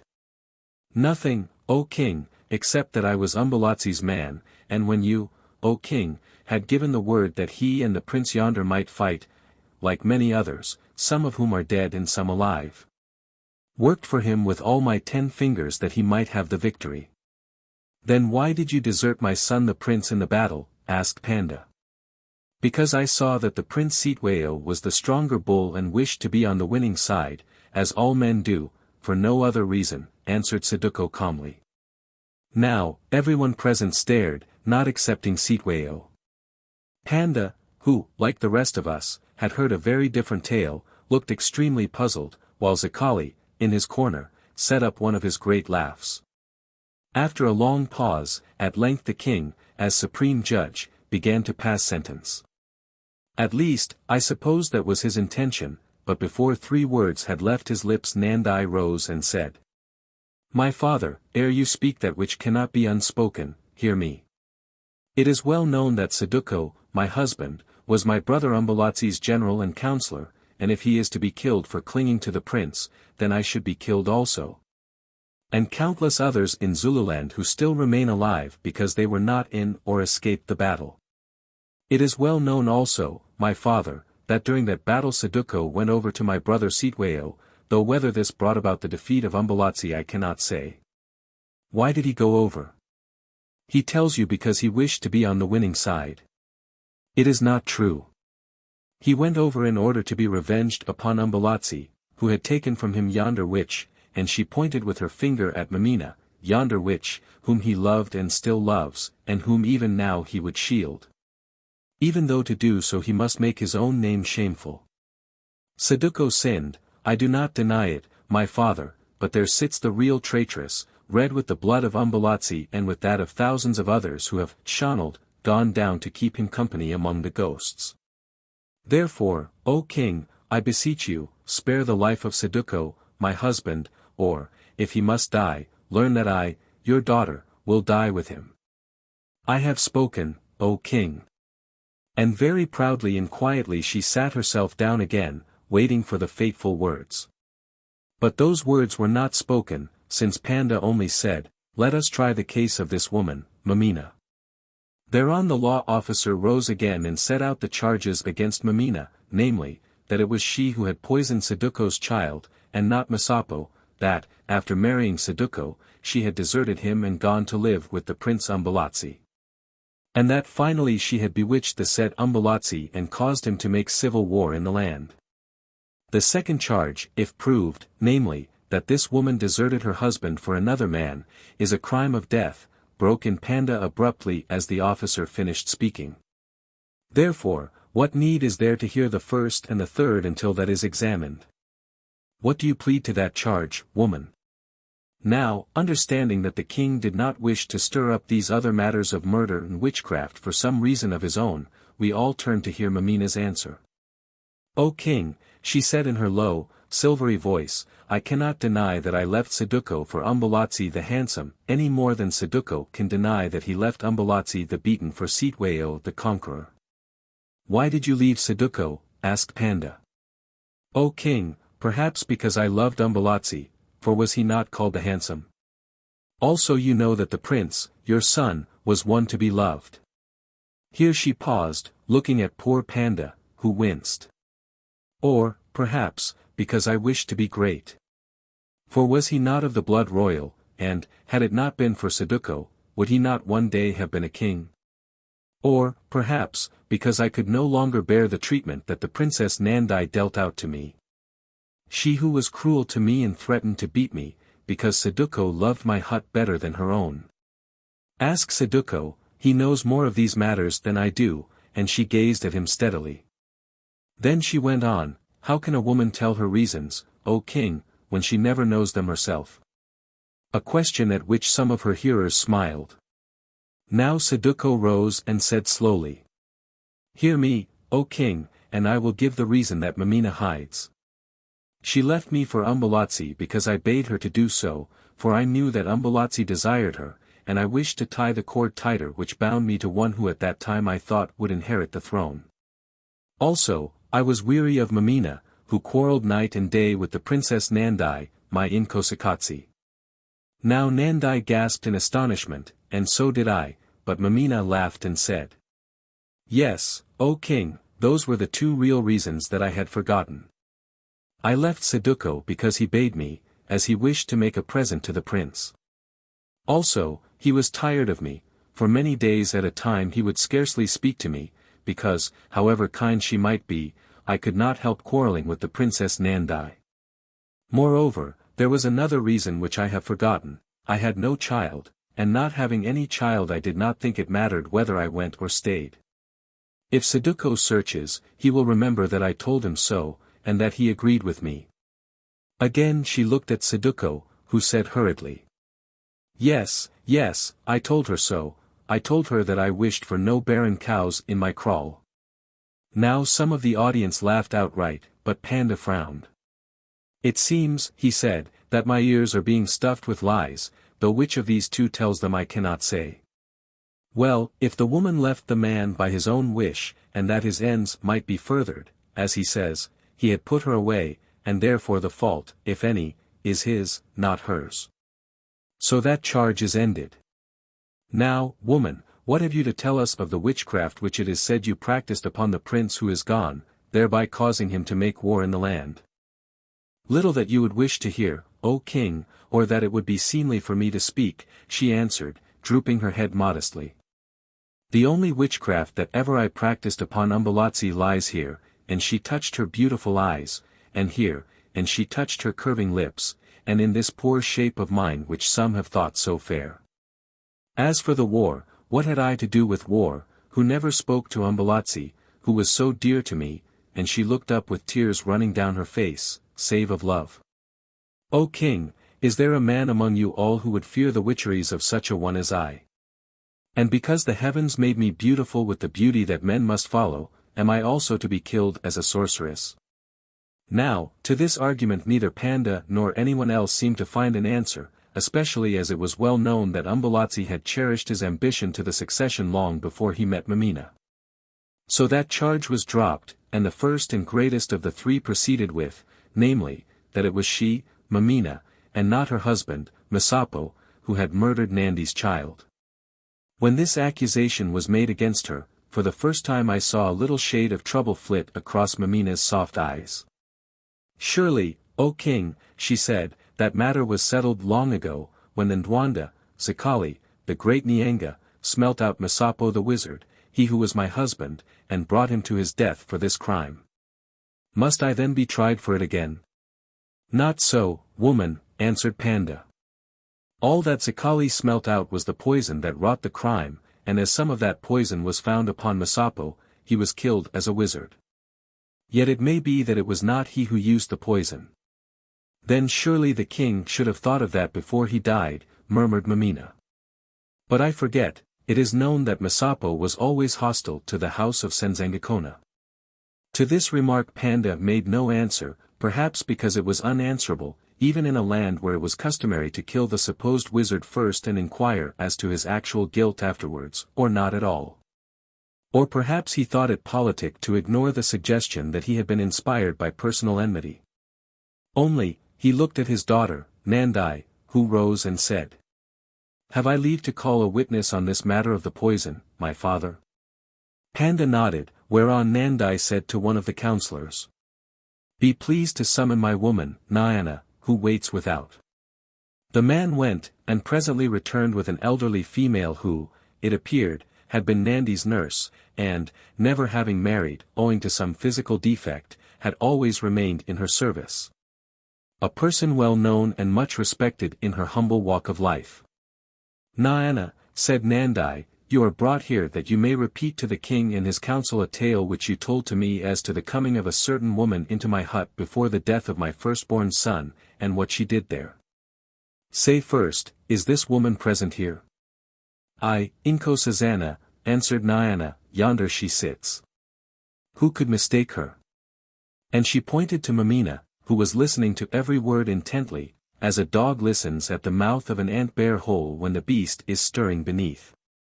"Then what of the woman and her deeds?" asked Panda. "Only this, O king. 2 nights before the child that is dead was taken ill, I saw Mameena creep into the hut of the lady Nandai, I who was asleep alone in a corner of the big hut out of reach of the light of the fire. At the time the Lady Nandai was away from the hut with her son.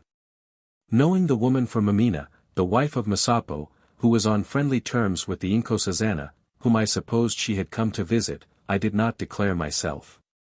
Nor did I take any particular note when I saw her sprinkle a little mat upon which the babe, Saduko's son, was wont to be laid, with some medicine, because I had heard her promise to the Nkosazana a powder which she said would drive away insects. Only, when I saw her throw some of this powder into the vessel of warm water that stood by the fire, to be used for the washing of the child, and place something, muttering certain words that I could not catch, in the straw of the doorway. I thought it strange, and was about to question her when she left the hut. As it happened, O king, but a little while afterwards, before one could count 10 tens indeed, a messenger came to the hut to tell me that my old mother lay dying at her kraal 4 days' journey from Nadwengu, and prayed to see me before she died. Then I forgot all about Mameena and the powder, and, running out to seek the Princess Nandai, I craved her leave to go with the messenger to my mother's kraal, which she granted to me, saying that I need not return until my mother was buried. So I went. But, oh! My mother took long to die. Whole moons passed before I shut her eyes, and all this while she would not let me go, nor, indeed, did I wish to leave her whom I loved. At length it was over, and then came the days of mourning, and after those some more days of rest, and after them again the days of the division of the cattle. So that in the end 6 moons or more had gone by before I returned to the service of the Princess Nandai, and found that Mameena was now the second wife of the Lord Saduko. Also I found that the child of the Lady Nandai was dead, and that Masapo, the first husband of Mameena, had been smelt out and killed as the murderer of the child. But as all these things were over and done with, and as Mameena was very kind to me, giving me gifts and sparing me tasks, and as I saw that Saduko my lord loved her much, it never came into my head to say anything of the matter of the powder that I saw her sprinkle on the mat. After she had run away with the prince who is dead, however, I did tell the Lady Nandai. Moreover, the Lady Nandai, in my presence, searched in the straw of the doorway of the hut and found there, wrapped in soft hide, certain medicines such as the Nyanga's cell, wherewith those who consult them can bewitch their enemies, or cause those whom they desire to love them or to hate their wives or husbands. That is all I know of the story, O king. Do my ears hear a true tale, Nandai? Asked Panda. Or is this woman a liar like others? I think not, my father. See, here is the muti, medicine, which Naana and I found hid in the doorway of the hut that I have kept unopened till this day. And she laid on the ground a little leather bag, very neatly sewn with sinews, and fastened round its neck with a fibre string. Panda directed one of the councillors to open the bag, which the man did unwillingly enough, since evidently he feared its evil influence, pouring out its contents on to the back of a hide shield, which was then carried round so that we might all look at them. These, so far as I could see, consisted of some withered roots, a small piece of human thigh bone, such as might have come from the skeleton of an infant, that had a little stopper of wood in its orifice, and what I took to be the fang of a snake. Panda looked at them and shrank away, saying, Come hither, Zikali the old, you who are skilled in magic, and tell us what is this medicine. Then Zikali rose from the corner where he had been sitting so silently, and waddled heavily across the open space to where the shield lay in front of the king. As he passed Mameena, she bent down over the dwarf and began to whisper to him swiftly. But he placed his hands upon his big head, covering up his ears, as I suppose, that he might not hear her words. What have I to do with this matter, O king? He asked. Much, it seems, O opener of roads, said Panda sternly, seeing that you were the doctor who smelt out Masapo, and that it was in your kraal that yonder woman hid herself while her lover, the prince, my son, who is dead, went down to the battle. And that she was brought thence with you. Tell us, now, the nature of this muti, and, being wise, as you are, be careful to tell us truly, lest it should be said, O Zikali, that you are not a Nyanga only, but an Umtakati as well. For then, he added with meaning, and choosing his words carefully, perchance, O Zikali, I might be tempted to make trial of whether or no it is true that you cannot be killed like other men. Especially as I have heard of late that your heart is evil towards me and my house. For a moment Zikali hesitated, I think to give his quick brain time to work, for he saw his great danger. Then he laughed in his dreadful fashion and said, "Oh ho!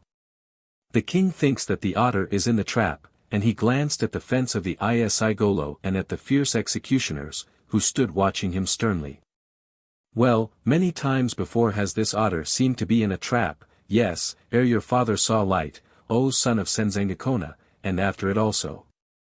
Yet here he stands living.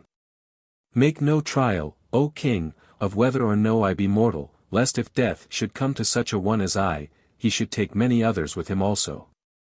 Have you not heard the saying that when the opener of roads comes to the end of his road there will be no more a king of the Zulus, as when he began his road there was no king of the Zulus?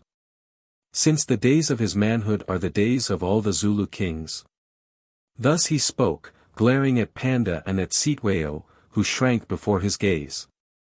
"Remember," he went on, "that the black one who is gone down long ago, the wild beast who fathered the Zulu herd, threatened him whom he named the thing that should not have been born, aye, and slew those whom he loved.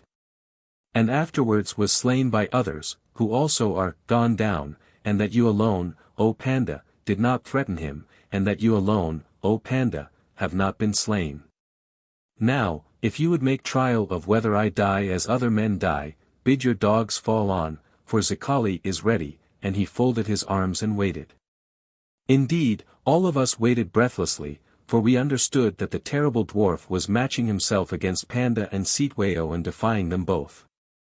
Presently it became obvious that he had won the game, since Panda only said, "Why should I slay one whom I have befriended in the past, and why do you speak such heavy words of death in my ears, O Zikali the wise? Which of late have heard so much of death?" He sighed, adding, "Be pleased now, to tell us of this medicine, or, if you will not, go, and I will send for other Nyangas." "Why should I not tell you, when you ask me softly and without threats, O king? See," and Zikali took up some of the twisted roots, "these are the roots of a certain poisonous herb that blooms at night on the tops of mountains, and woe be to the ox that eats thereof. They have been boiled in gall and blood, and ill will befall the hut in which they are hidden by one who can speak the words of power. This is the bone of a babe that has never lived to cut its teeth. I think of a babe that was left to die alone in the bush because it was hated, or because none would father it. Such a bone has strength to work ill against other babes. Moreover, it is filled with a charmed medicine. Look," and, pulling out the plug of wood, he scattered some grey powder from the bone, then stopped it up again. "This," he added, picking up the thong, "is the tooth of a deadly serpent, that, after it has been doctored, is used by women to change the heart of a man from another to herself. I have spoken." And he turned to go. "Stay," said the king. "Who set these foul charms in the doorway of Saduko's hut?" "How can I tell, O king, unless I make preparation and cast the bones and smell out the evildoer? You have heard the story of the woman Nyana. Accept it or reject it as your heart tells you. If that story be true, O Zikali, how comes it that you yourself smelt out, not Mameena, the wife of Masapo, but Masapo, her husband, himself, and caused him to be slain because of the poisoning of the child of Nandai? You err, O king. I, Zikali, smelt out the house of Masapo. Then I smelt out the poison, searching for it first in the hair of Mameena, and finding it in the kaross of Masapo. I never smelt out that it was Masapo who gave the poison. That was the judgment of you and of your council, O king. Nay, I knew well that there was more in the matter, and had you paid me another fee and bade me to continue to use my wisdom, without doubt I should have found this magic stuff hidden in the hut, and mayhap have learned the name of the hider. But I was weary, who am very old, and what was it to me if you chose to kill Masapo or chose to let him go? Masapo, who, being your secret enemy, was a man who deserved to die, if not for this matter, then for others. Now, all this while I had been watching Mameena, who sat, in the Zulu fashion, listening to this deadly evidence, a slight smile upon her face, and without attempting any interruption or comment. Only I saw that while Zikali was examining the medicine, her eyes were seeking the eyes of Saduko, who remained in his place, also silent, and, to all appearance, the least interested of anyone present. He tried to avoid her glance, turning his head uneasily, but at length her eyes caught his and held them. Then his heart began to beat quickly, his breast heaved, and on his face there grew a look of dreamy content, even of happiness. From that moment forward, till the end of the scene, Saduko never took his eyes off this strange woman, though I think that, with the exception of the dwarf, Zikali, who saw everything, and of myself, who am trained to observation, none noted this curious byplay of the drama. The king began to speak. "Mameena," he said, "you have heard. Have you aught to say? For if not it would seem that you are a witch and a murderess, and one who must die." "Yea, a little word, O king," she answered quietly. "Nyana speaks truth. It is true that I entered the hut of Nandai and set the medicine there. I say it because by nature I am not one who hides the truth or would attempt to throw discredit even upon a humble serving woman," and she glanced at Nyana. "Then from between your own teeth it is finished," said Panda. "Not altogether, O king. I have said that I set the medicine in the hut. I have not said, and I will not say, how and why I set it there. That tale I call upon Saduko yonder to tell to you, he who was my husband, that I left for Umbelazi, and who, being a man, must therefore hate me. By the words he says I will abide. If he declares that I am guilty, then I am guilty, and prepared to pay the price of guilt. But if he declares that I am innocent, then, O king and O Prince XIII, without fear I trust myself to your justness. Now speak, O Saduko. Speak the whole truth, whatever it may be, if that is the king's will." "It is my will," said Panda. "And mine also," added XIII, who, I could see, like everyone else, was much interested in this matter. Saduko rose to his feet, the same Saduko that I had always known, and yet so changed. All the life and fire had gone from him, his pride in himself was no more. None could have known him for that ambitious, confident man who, in his day of power, the Zulus named the self-eater. He was a mere mask of the old Saduko, informed by some new, some alien, spirit. With dull, lackluster eyes fixed always upon the lovely eyes of Mameena, in slow and hesitating tones he began his tale. "It is true, O lion," he said, "that Mameena spread the poison upon my child's mat. It is true that she set the deadly charms in the doorway of Nandi's hut. These things she did, not knowing what she did, and it was I who instructed her to do them. This is the case. From the beginning I have always loved Mameena as I have loved no other woman and as no other woman was ever loved. But while I was away with Macumazin, who sits yonder, to destroy Bangu, chief of the Amakoba, he who had killed my father, Umbezi, the father of Mameena. He whom the Prince XIII gave to the vultures the other day because he had lied as to the death of Umbelazi, he, I say, forced Mameena, against her will, to marry Masapo the boar, who afterwards was executed for wizardry. Now, here at your feast, when you reviewed the people of the Zulus, O king, after you had given me the lady Nandai as wife, Mameena and I met again and loved each other more than we had ever done before. But, being an upright woman, Mameena thrust me away from her, saying, I have a husband, who, if he is not dear to me, still is my husband, and while he lives to him I will be true. Then, O king, I took counsel with the evil in my heart, and made a plot in myself to be rid of the boar, Masapo, so that when he was dead I might marry Mameena. This was the plot that I made, that my son and Princess Nandis should be poisoned, and that Masapo should seem to poison him, so that he might be killed as a wizard and I marry Mameena. Now, at this astounding statement, which was something beyond the experience of the most cunning and cruel savage present there, a gasp of astonishment went up from the audience, even old Zikali lifted his head and stared. Nandai, too, shaken out of her usual calm, rose as though to speak, then, looking first at Saduko and next at Mameena, sat herself down again and waited. But Saduko went on again in the same cold, measured voice. I gave Mameena a powder which I had bought for 2 heifers from a great doctor who lived beyond the Tugela, but who is now dead, which powder I told her was desired by Nandai. My inkosikatsi, to destroy the little beetles that ran about the hut, and directed her where she was to spread it.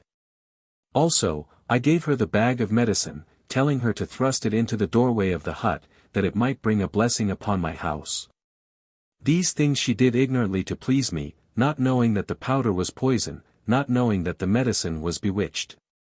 So my child died, as I wished it to die, and, indeed, I myself fell sick because by accident I touched the powder.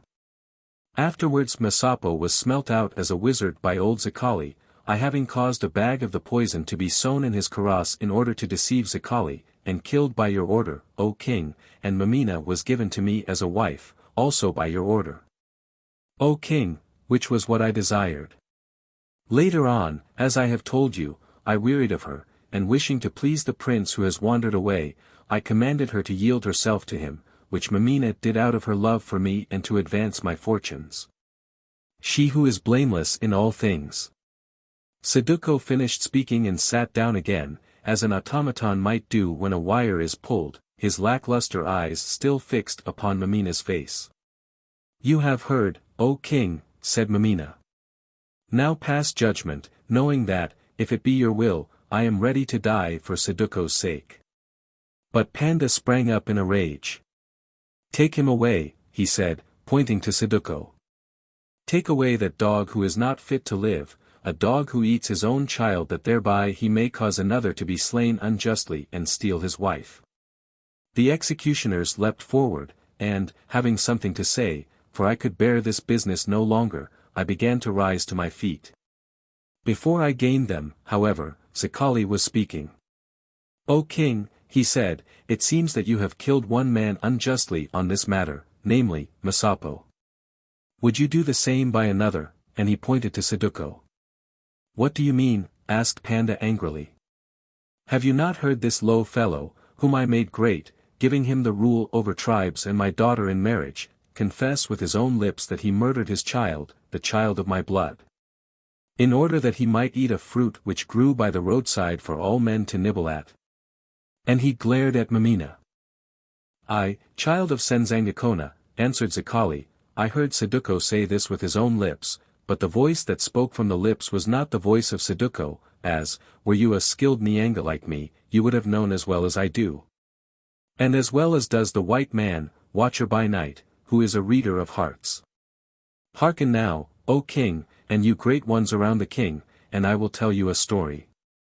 Madiwane, the father of Saduko, was my friend, as he was yours, O king, and when Bangu slew him and his people, by leave of the wild beast, Shaka, I saved the child, his son, and brought him up in my own house, having learned to love him.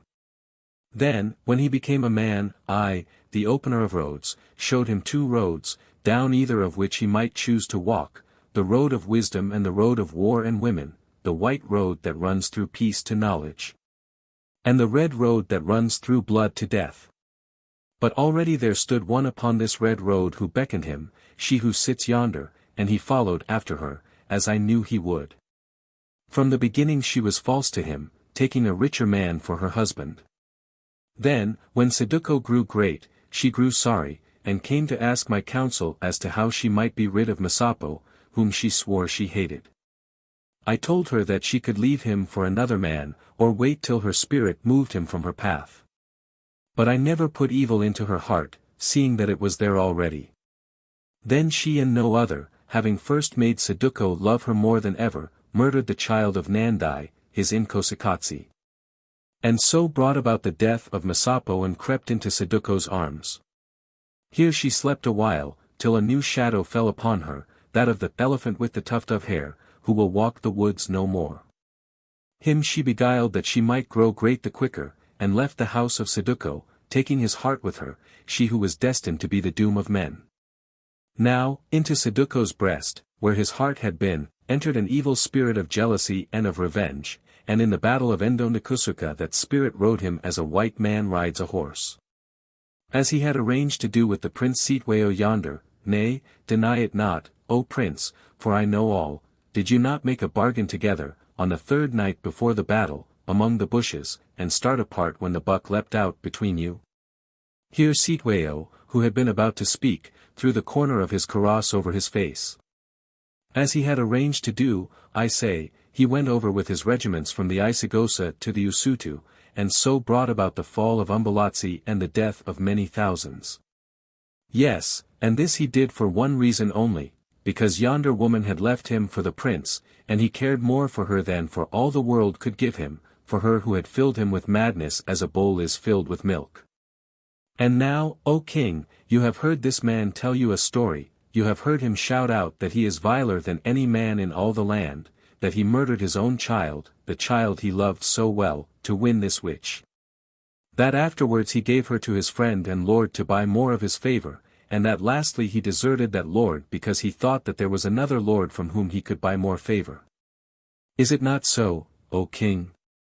It is so, answered Panda, and therefore must Saduko be thrown out to the jackals. Wait a while, O king. I say that Saduko has spoken not with his own voice, but with the voice of Mameena. I say that she is the greatest witch in all the land, and that she has drugged him with the medicine of her eyes, so that he knows not what he says, even as she drugged the prince who is dead. Then prove it, or he dies, exclaimed the king. Now the dwarf went to Panda and whispered in his ear, whereon Panda whispered in turn into the ears of two of his counselors. These men, who were unarmed, rose and made as though to leave the Isigolo. But as they passed Mameena, one of them suddenly threw his arms about her, pinioning her arms. The other, tearing off the kaross he wore, for the weather was cold, flung it over her head and knotted it behind her so that she was hidden except for her ankles and feet. Then, although she did not move or struggle, they caught hold of her and stood still. Now Zikali hobbled to Saduko and bade him rise, which he did. Then he looked at him for a long while and made certain movements with his hands before his face, after which Saduko uttered a great sigh and stared about him. Saduko, said Zikali, I pray you tell me, your foster father, whether it is true, as men say, that you sold your wife, Mameena, to the Prince Umbelazi in order that his favor might fall on you like heavy rain. Wow! Zikali, said Saduko, with a start of rage, were you as others are I would kill you, you toad, who dare to spit slander on my name. She ran away with the prince, having beguiled him with the magic of her beauty. Strike me not, Saduko, went on Zikali, or at least wait to strike until you have answered one more question. Is it true, as men say, that in the battle of Ndonikusuka you went over to the Usutu with your regiments because you thought that Inlovuinsalandi would be beaten, and wished to be on the side of him who won? What, toad? More slander! Cried Saduko. I went over for one reason only, to be revenged upon the prince because he had taken from me her who was more to me than life or honor. And when I went over Umbelazi was winning. It was because I went that he lost and died, as I meant that he should die, though now, he added sadly, I would that I had not brought him to ruin and the dust, who think that, like myself, he was but wet clay in a woman's fingers. O king, he added, turning to Panda, kill me, I pray you, who am not worthy to live, since to him whose hand is red with the blood of his friend, death alone is left, who, while he breathes, must share his sleep with ghosts that watch him with their angry eyes. Then Nandai sprang up and said, Nay, father, listen not to him who is mad, and therefore wholly point 12 what he has done, who, as he has said, was but a tool in another's hand. As for our babe, I know well that he would have died sooner than harm it, for he loved it much, and when it was taken away, for 3 whole days and nights he wept and would touch no food. Give this poor man to me, my father, to me, his wife, who loves him, and let us go hence to some other land, where perchance we may forget.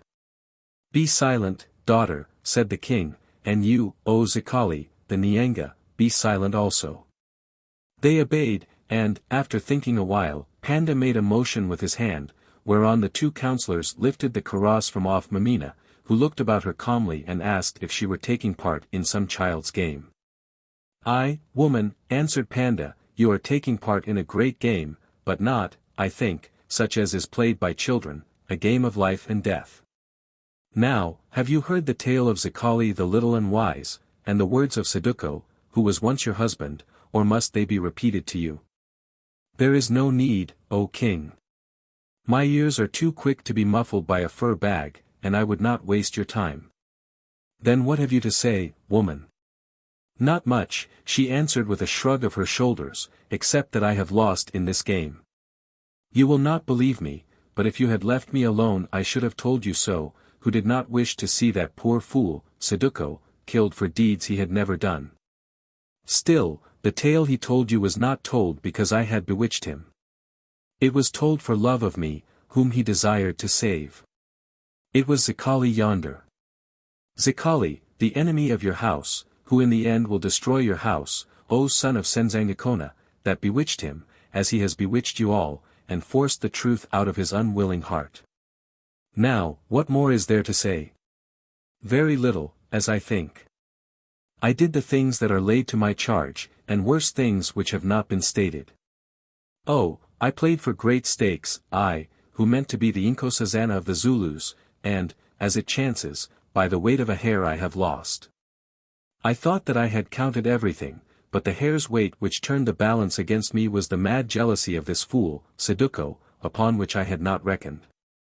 I see now that when I left Saduko I should have left him dead. Thrice I had thought of it. Once I mixed the poison in his drink, and then he came in, weary with his plottings, and kissed me ere he drank, and my woman's heart grew soft and I overset the bowl that was at his lips. Do you not remember, Saduko? So. For that folly alone I deserve to die, for she who would reign, and her beautiful eyes flashed royally, must have a tiger's heart, not that of a woman. Well, because I was too kind I must die. And, after all is said, it is well to die, who go hence awaited by thousands upon thousands that I have sent before me, and who shall be greeted presently by your son, Inlovuin Salanti, and his warriors, greeted as the Inkosazana of death. With red, lifted spears and with the royal salute. Now, I have spoken. Walk your little road, O king and prince and councillors, till you reach the gulf into which I sink, that yawns for all of you. O king, when you meet me again at the bottom of that gulf, what a tale you will have to tell me, you who are but the shadow of a king, you whose heart henceforth must be eaten out by a worm that is called love of the lost. O prince and conqueror Sitweo, what a tale you will have to tell me when I greet you at the bottom of that gulf, you who will bring your nation to a wreck and at last die as I must die, only the servant of others and by the will of others. Nay, ask me not how. Ask old Zikali, my master, who saw the beginning of your house and will see its end. Oh, yes, as you say, I am a witch, and I know. Come, I am spent. You men weary me, as men have always done, being but fools whom it is so easy to make drunk, and who when drunk are so unpleasing. Piff! I am tired of you sober and cunning, and I am tired of you drunken and brutal, you who, after all, are but beasts of the field to whom Velinganji, the Creator, has given heads which can think, but which always think wrong. Now, king, before you unchain your dogs upon me, I ask one moment. I said that I hated all men, yet, as you know, no woman can tell the truth, quite. There is a man whom I do not hate, whom I never hated, whom I think I love because he would not love me. He sits there, and to my utter dismay, and the intense interest of that company, she pointed at me, Allan Quatermain. Well, once by my magic, of which you have heard so much, I got the better of this man against his will and judgment, and, because of that soft heart of mine, I let him go. Yes, I let the rare fish go when he was on my hook. It is well that I should have let him go, since, had I kept him, a fine story would have been spoiled and I should have become nothing but a white hunter's servant, to be thrust away behind the door when the white Inkosikatsi came to eat his meat, I. Mameena, who never loved to stand out of sight behind a door. Well, when he was at my feet and I spared him, he made me a promise, a very small promise, which yet I think he will keep now when we part for a little while. Macumazin, did you not promise to kiss me once more upon the lips whenever and wherever I should ask you? I did, I answered in a hollow voice, for in truth her eyes held me as they had held Saduko. Then come now, Macumazahn, and give me that farewell kiss. The king will permit it, and since I have now no husband, who take death to husband, there is none to say you nay. I rose. It seemed to me that I could not help myself. I went to her, this woman surrounded by implacable enemies, this woman who had played for great stakes and lost them, and who knew so well how to lose. I stood before her, ashamed and yet not ashamed, for something of her greatness, evil though it might be, drove out my shame, and I knew that my foolishness was lost in a vast tragedy. Slowly she lifted her languid arm and threw it about my neck. Slowly she bent her red lips to mine and kissed me, once upon the mouth and once upon the forehead. But between those two kisses she did a thing so swiftly that my eyes could scarcely follow what she did. It seemed to me that she brushed her left hand across her lips, and that I saw her throat rise as though she swallowed something. Then she thrust me from her, saying, "Farewell, O Macumazahn, you will never forget this kiss of mine. And when we meet again we shall have much to talk of, for between now and then your story will be long. Farewell, Zikali. I pray that all your plannings may succeed, since those you hate are those I hate, and I bear you no grudge because you told the truth at last. Farewell, Prince Sitweo. You will never be the man your brother would have been, and your lot is very evil, you who are doomed to pull down a house built by one who was great. Farewell, Saduko the fool, who threw away your fortune for a woman's eyes, as though the world were not full of women. Nandi the sweet and the forgiving will nurse you well until your haunted end. Oh! Why does Umbelazi lean over your shoulder, Saduko, and look at me so strangely? Farewell, Panda the shadow. Now let loose your slayers. Oh! Let them loose swiftly, lest they should be balked of my blood. Panda lifted his hand and the executioners leapt forward, but ere ever they reached her, Mameena shivered, threw wide her arms and fell back, dead. The poisonous drug she had taken worked well and swiftly. Such was the end of Mameena, child of storm. A deep silence followed, a silence of awe and wonderment, till suddenly it was broken by a sound of dreadful laughter. It came from the lips of Zikali the ancient, Zikali, the thing that should never have been born. 16. Mameena, Mameena, Mameena. That evening at sunset, just as I was about to trek, for the king had given me leave to go, and at that time my greatest desire in life seemed to be to bid goodbye to Zululand and the Zulus, I saw a strange, beetle-like shape hobbling up the hill towards me, supported by two big men. It was Zikali. He passed me without a word, merely making a motion that I was to follow him, which I did out of curiosity, I suppose, for heaven knows I had seen enough of the old wizard to last me for a lifetime. He reached a flat stone about 100 yards above my camp, where there was no bush in which anyone could hide, and sat himself down, pointing to another stone in front of him, on which I sat myself down. Then the two men retired out of earshot, and, indeed, of sight, leaving us quite alone. "So you are going away, O Macumazahn," he said. "Yes, I am," I answered with energy, who, if I could have had my will, would have gone away long ago. "Yes, yes, I know that, but it would have been a great pity, would it not? If you had gone, Macumazahn, you would have missed seeing the end of a strange little story, and you, who love to study the hearts of men and women, would not have been so wise as you are today. No, nor as sad, Zikali. Oh! The death of that woman!" And I put my hand before my eyes. "Ah! I understand, Macumazahn, you were always fond of her, were you not, although your white pride would not suffer you to admit that black fingers were pulling at your heartstrings.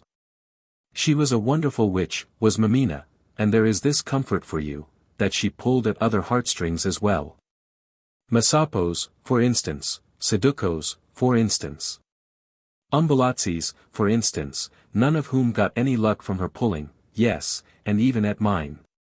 Now, as I did not think it worth while to contradict his nonsense so far as I was concerned personally, I went off on this latter point. If you show affection as you did towards Mameena today, Zikali, I pray my spirit that you may cherish none for me, I said. He shook his great head pityingly as he answered. Did you never love a lamb and kill it afterwards when you were hungry, or when it grew into a ram and butted you, or when it drove away your other sheep? So that they fell into the hands of thieves.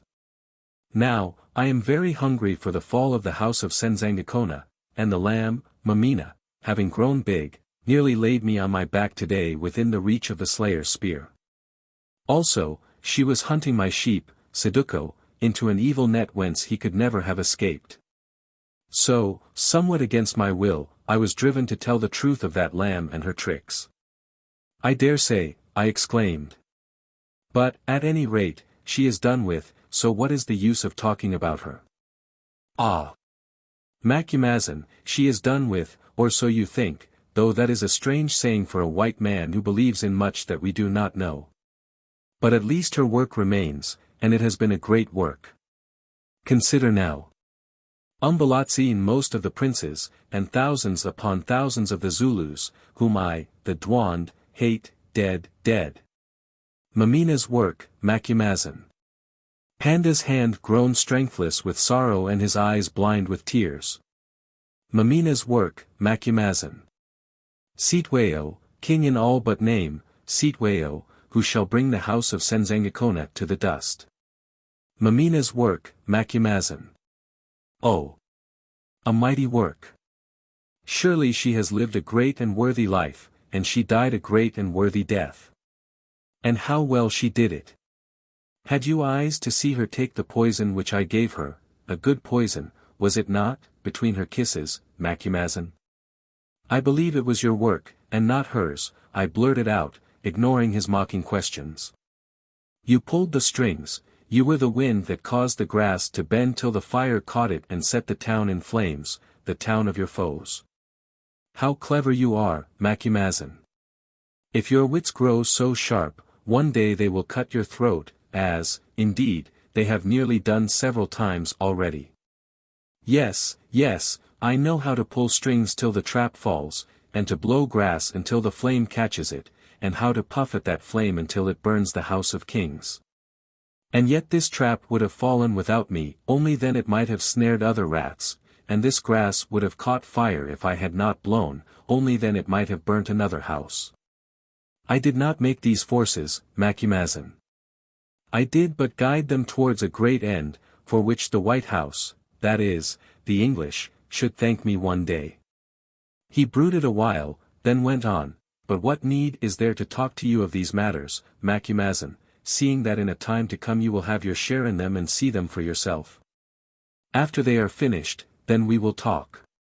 I do not wish to talk of them, I answered. I have said so already. But for what other purpose did you take the trouble to come here?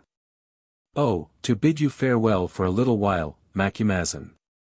Also to tell you that Panda, or rather Cetwayo, for now Panda is but his voice, since the head must go where the feet carry it, has spared Saduko at the prayer of Nandai and banished him from the land, giving him his cattle and any people who care to go with him to wherever he may choose to live from henceforth.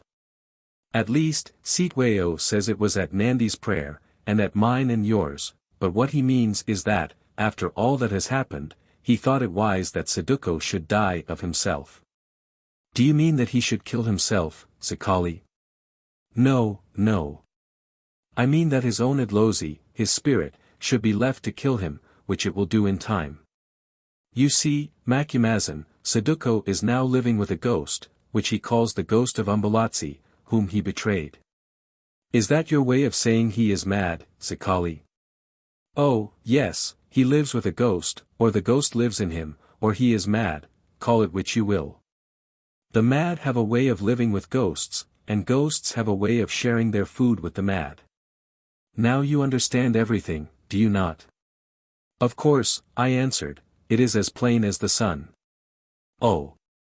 Did I not say you were clever, Macumazahn, you who know where madness ends and ghosts begin, and why they are just the same thing? Well, the sun is no longer plain. Look, it has sunk, and you would be on your road who wish to be far from Nadwengu before morning. You will pass the plain of Ndondekusuka, will you not, and cross the Tugela by the drift? Have a look round, Macumazahn, and see if you can recognize any old friends. Umbezi, the knave and traitor, for instance, or some of the princes. If so, I should like to send them a message. What? You cannot wait? Well, then, here is a little present for you, some of my own work. Open it when it is light again, Macumazahn, it may serve to remind you of the strange little tale of Mameena with the heart of fire. I wonder where she is now. Sometimes, and he rolled his great eyes about him and sniffed at the air like a hound. Farewell till we meet again. Farewell, Macumazahn. Oh! If you had only run away with Mameena, how different things might have been today. I jumped up and fled from that terrible old dwarf, whom I verily believe, no, where is the good of my saying what I believe? I fled from him, leaving him seated on the stone in the shadows, and as I fled, out of the darkness behind me there arose the sound of his loud and eerie laughter. Next morning I opened the packet which he had given me, after wondering once or twice whether I should not thrust it down an ant-bear hole as it was. But this, somehow, I could not find the heart to do, though now I wish I had. Inside, cut from the black core of the Umbezi wood, with just a little of the white sap left on it to mark the eyes, teeth and nails, was a likeness of Mameena. Of course, it was rudely executed, but it was, or rather is, for I have it still, a wonderfully good portrait of her, for whether Zikali was or was not a wizard, he was certainly a good artist. There she stands, her body a little bent, her arms outstretched, her head held forward with the lips parted, just as though she were about to embrace somebody, and in one of her hands, cut also from the white sap of the Umbezi. She grasps a human heart, Saduko's, I presume, or perhaps Umbelazi's. Nor was this all, for the figure was wrapped in a woman's hair, which I knew at once for that of Mameena, this hair being held in place by the necklet of big blue beads she used to wear about her throat. Some 5 years had gone by, during which many things had happened to me that need not be recorded here, when one day I found myself in a rather remote part of the Umbezi district of Natal. Some miles to the east of a mountain called the Eland's Koppie, whither I had gone to carry out a big deal in mealies, over which, by the way, I lost a good bit of money. That has always been my fate when I plunged into commercial ventures. One night my wagons, which were overloaded with these confounded weevily mealies, got stuck in the drift of a small tributary of the Tugela that most inopportunely had come down in flood. Just as darkness fell I managed to get them up the bank in the midst of a pelting rain that soaked me to the bone. There seemed to be no prospect of lighting a fire or of obtaining any decent food, so I was about to go to bed supperless when a flash of lightning showed me a large kraal situated upon a hillside about half a mile away, and an idea entered my mind. Who is the headman of that kraal? I asked of one of the Kaffirs who had collected round us in our trouble, as such idle fellows always do. Xhosa, Inkusi, answered the man. Xhosa. Xhosa. I said, for the name seemed familiar to me. Who is Xhosa? Ikona, I don't know, Inkusi. He came from Zululand some years ago with Saduko the Mad. Then, of course, I remembered at once, and my mind flew back to the night when old Xhosa, the brother of Madiwane, Saduko's father, had cut out the cattle of the Bangu and we had fought the battle in the pass. Oh! I said, is it so? Then lead me to Xhosa, and I will give you a Scotchman. That is, a 2-shilling piece, so called because some enterprising emigrant from Scotland passed off a vast number of them among the simple natives of Natal as substitutes for half-crowns. Tempted by this liberal offer, and it was very liberal. Because I was anxious to get to Xhosa's kraal before its inhabitants went to bed, the meditative Kaffir consented to guide me by a dark and devious path that ran through bush and dripping fields of corn. At length we arrived, for if the kraal was only half a mile away, the path to it covered fully 2 miles, and glad enough was I when we had waded the last stream and found ourselves at its gate. In response to the usual inquiries, conducted amid a chorus of yapping dogs. I was informed that Xhosa did not live there, but somewhere else, that he was too old to see anyone, that he had gone to sleep and could not be disturbed. That he was dead and had been buried last week, and so forth.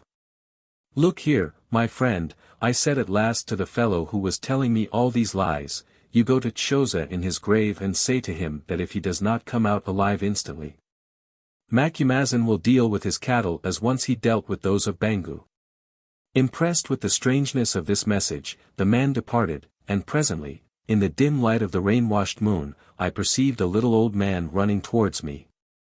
For Xhosa, who was pretty ancient at the beginning of this history, had not been made younger by a severe wound at the Battle of the Tugela and many other troubles. "Macumazahn," he said, "is that really you? Why, I heard that you were dead long ago, yes, and sacrificed an ox for the welfare of your spirit. And ate it afterwards, I'll be bound," I answered. "Oh.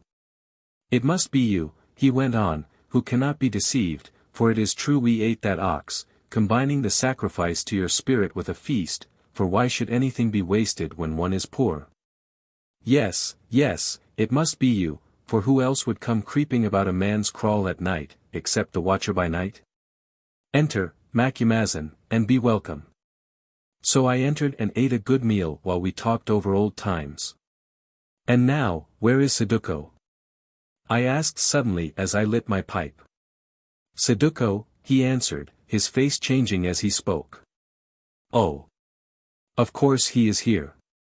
You know I came away with him from Zululand." "Why?" "Well, to tell the truth, because after the part we had played, against my will, Macumazahn, at the Battle of Ndondakusuka, I thought it safer to be away from a country where those who have worn their cuirasses inside out find many enemies and few friends." "Quite so," I said. "But about Saduko?" "Oh, I told you, did I not? He is in the next hut, and dying." "Dying? What of, Xhosa?" "I don't know," he answered mysteriously, "but I think he must be bewitched. For a long while, a year or more, he has eaten little and cannot bear to be alone in the dark. Indeed, ever since he left Zululand he has been very strange and moody." Now I remembered what old Zikali had said to me years before to the effect that Saduko was living with a ghost which would kill him. "Does he think much about Umbelazi, Xhosa?" I asked. "Oh Macumazahn, he thinks of nothing else. The spirit of Umbelazi is in him day and night." "Indeed," I said. "Can I see him?" "I don't know, Macumazahn. I will go and ask the Lady Nandai at once, for, if you can, I believe there is no time to lose." And he left the hut. 10 minutes later he returned with a woman, Nandai the sweet herself, the same quiet, dignified Nandai whom I used to know, only now somewhat worn with trouble and looking older than her years. "Greeting, Macumazahn," she said. "I am pleased to see you, although it is strange, very strange, that you should come here just at this time. Saduko is leaving us, on a long journey, Macumazahn." I answered that I had heard so with grief, and wondered whether he would like to see me. "Yes, very much, Macumazahn, only be prepared to find him different from the Saduko whom you knew. Be pleased to follow me." So we went out of Xhosa's hut, across a courtyard to another large hut, which we entered. It was lit with a good lamp of European make, also a bright fire burned upon the hearth, so that the place was as light as day. At the side of the hut a man lay upon some blankets, watched by a woman. His eyes were covered with his hand, and he was moaning. "Drive him away. Drive him away. Cannot he suffer me to die in peace?" "Would you drive away your old friend, Macumazahn, Saduko?" asked Nandai very gently, "Macumazahn, who has come from far to see you." He sat up, and, the blankets falling off him, showed me that he was nothing but a living skeleton. Oh! How changed from that lithe and handsome chief whom I used to know. Moreover, his lips quivered and his eyes were full of terrors. "Is it really you, Macumazahn?" he said in a weak voice. "Come, then, and stand quite close to me, so that he may not get between us," and he stretched out his bony hand. I took the hand, it was icy cold. Yes, yes, it is I, Saduko, I said in a cheerful voice, and there is no man to get between us. Only the Lady Nandai, your wife, and myself are in the hut, she who watched you has gone. Oh, no, Macumazahn, there is another in the hut whom you cannot see. There he stands, and he pointed towards the hearth. Look! The spear is through him and his plume lies on the ground. Through whom, Saduko? Whom? Why, the Prince Umbelazi, whom I betrayed for Mameena's sake. Why do you talk wind, Saduko? I asked. Years ago I saw Ndlovu die. Die, Macumazahn. We do not die, it is only our flesh that dies. Yes, yes, I have learned that since we parted. Do you not remember his last words, I will haunt you while you live, and when you cease to live, ah. Then we shall meet again. Oh. From that hour to this he has haunted me, Macumazahn, he and the others, and now we are about to meet as he promised. Then once more he hid his eyes and groaned. He is mad, I whispered to Nandai. Perhaps. Who knows? She answered, shaking her head. Saduko uncovered his eyes. Make the thing that burns brighter, he gasped, for I do not perceive him so clearly when it is bright. Oh. Macumazahn, he is looking at you and whispering. To whom is he whispering? I see. To Mameena, who also looks at you and smiles. They are talking. Be silent. I must listen. Now, I began to wish that I were out of that hut, for really a little of this uncanny business went a long way. Indeed, I suggested going, but Nandai would not allow it.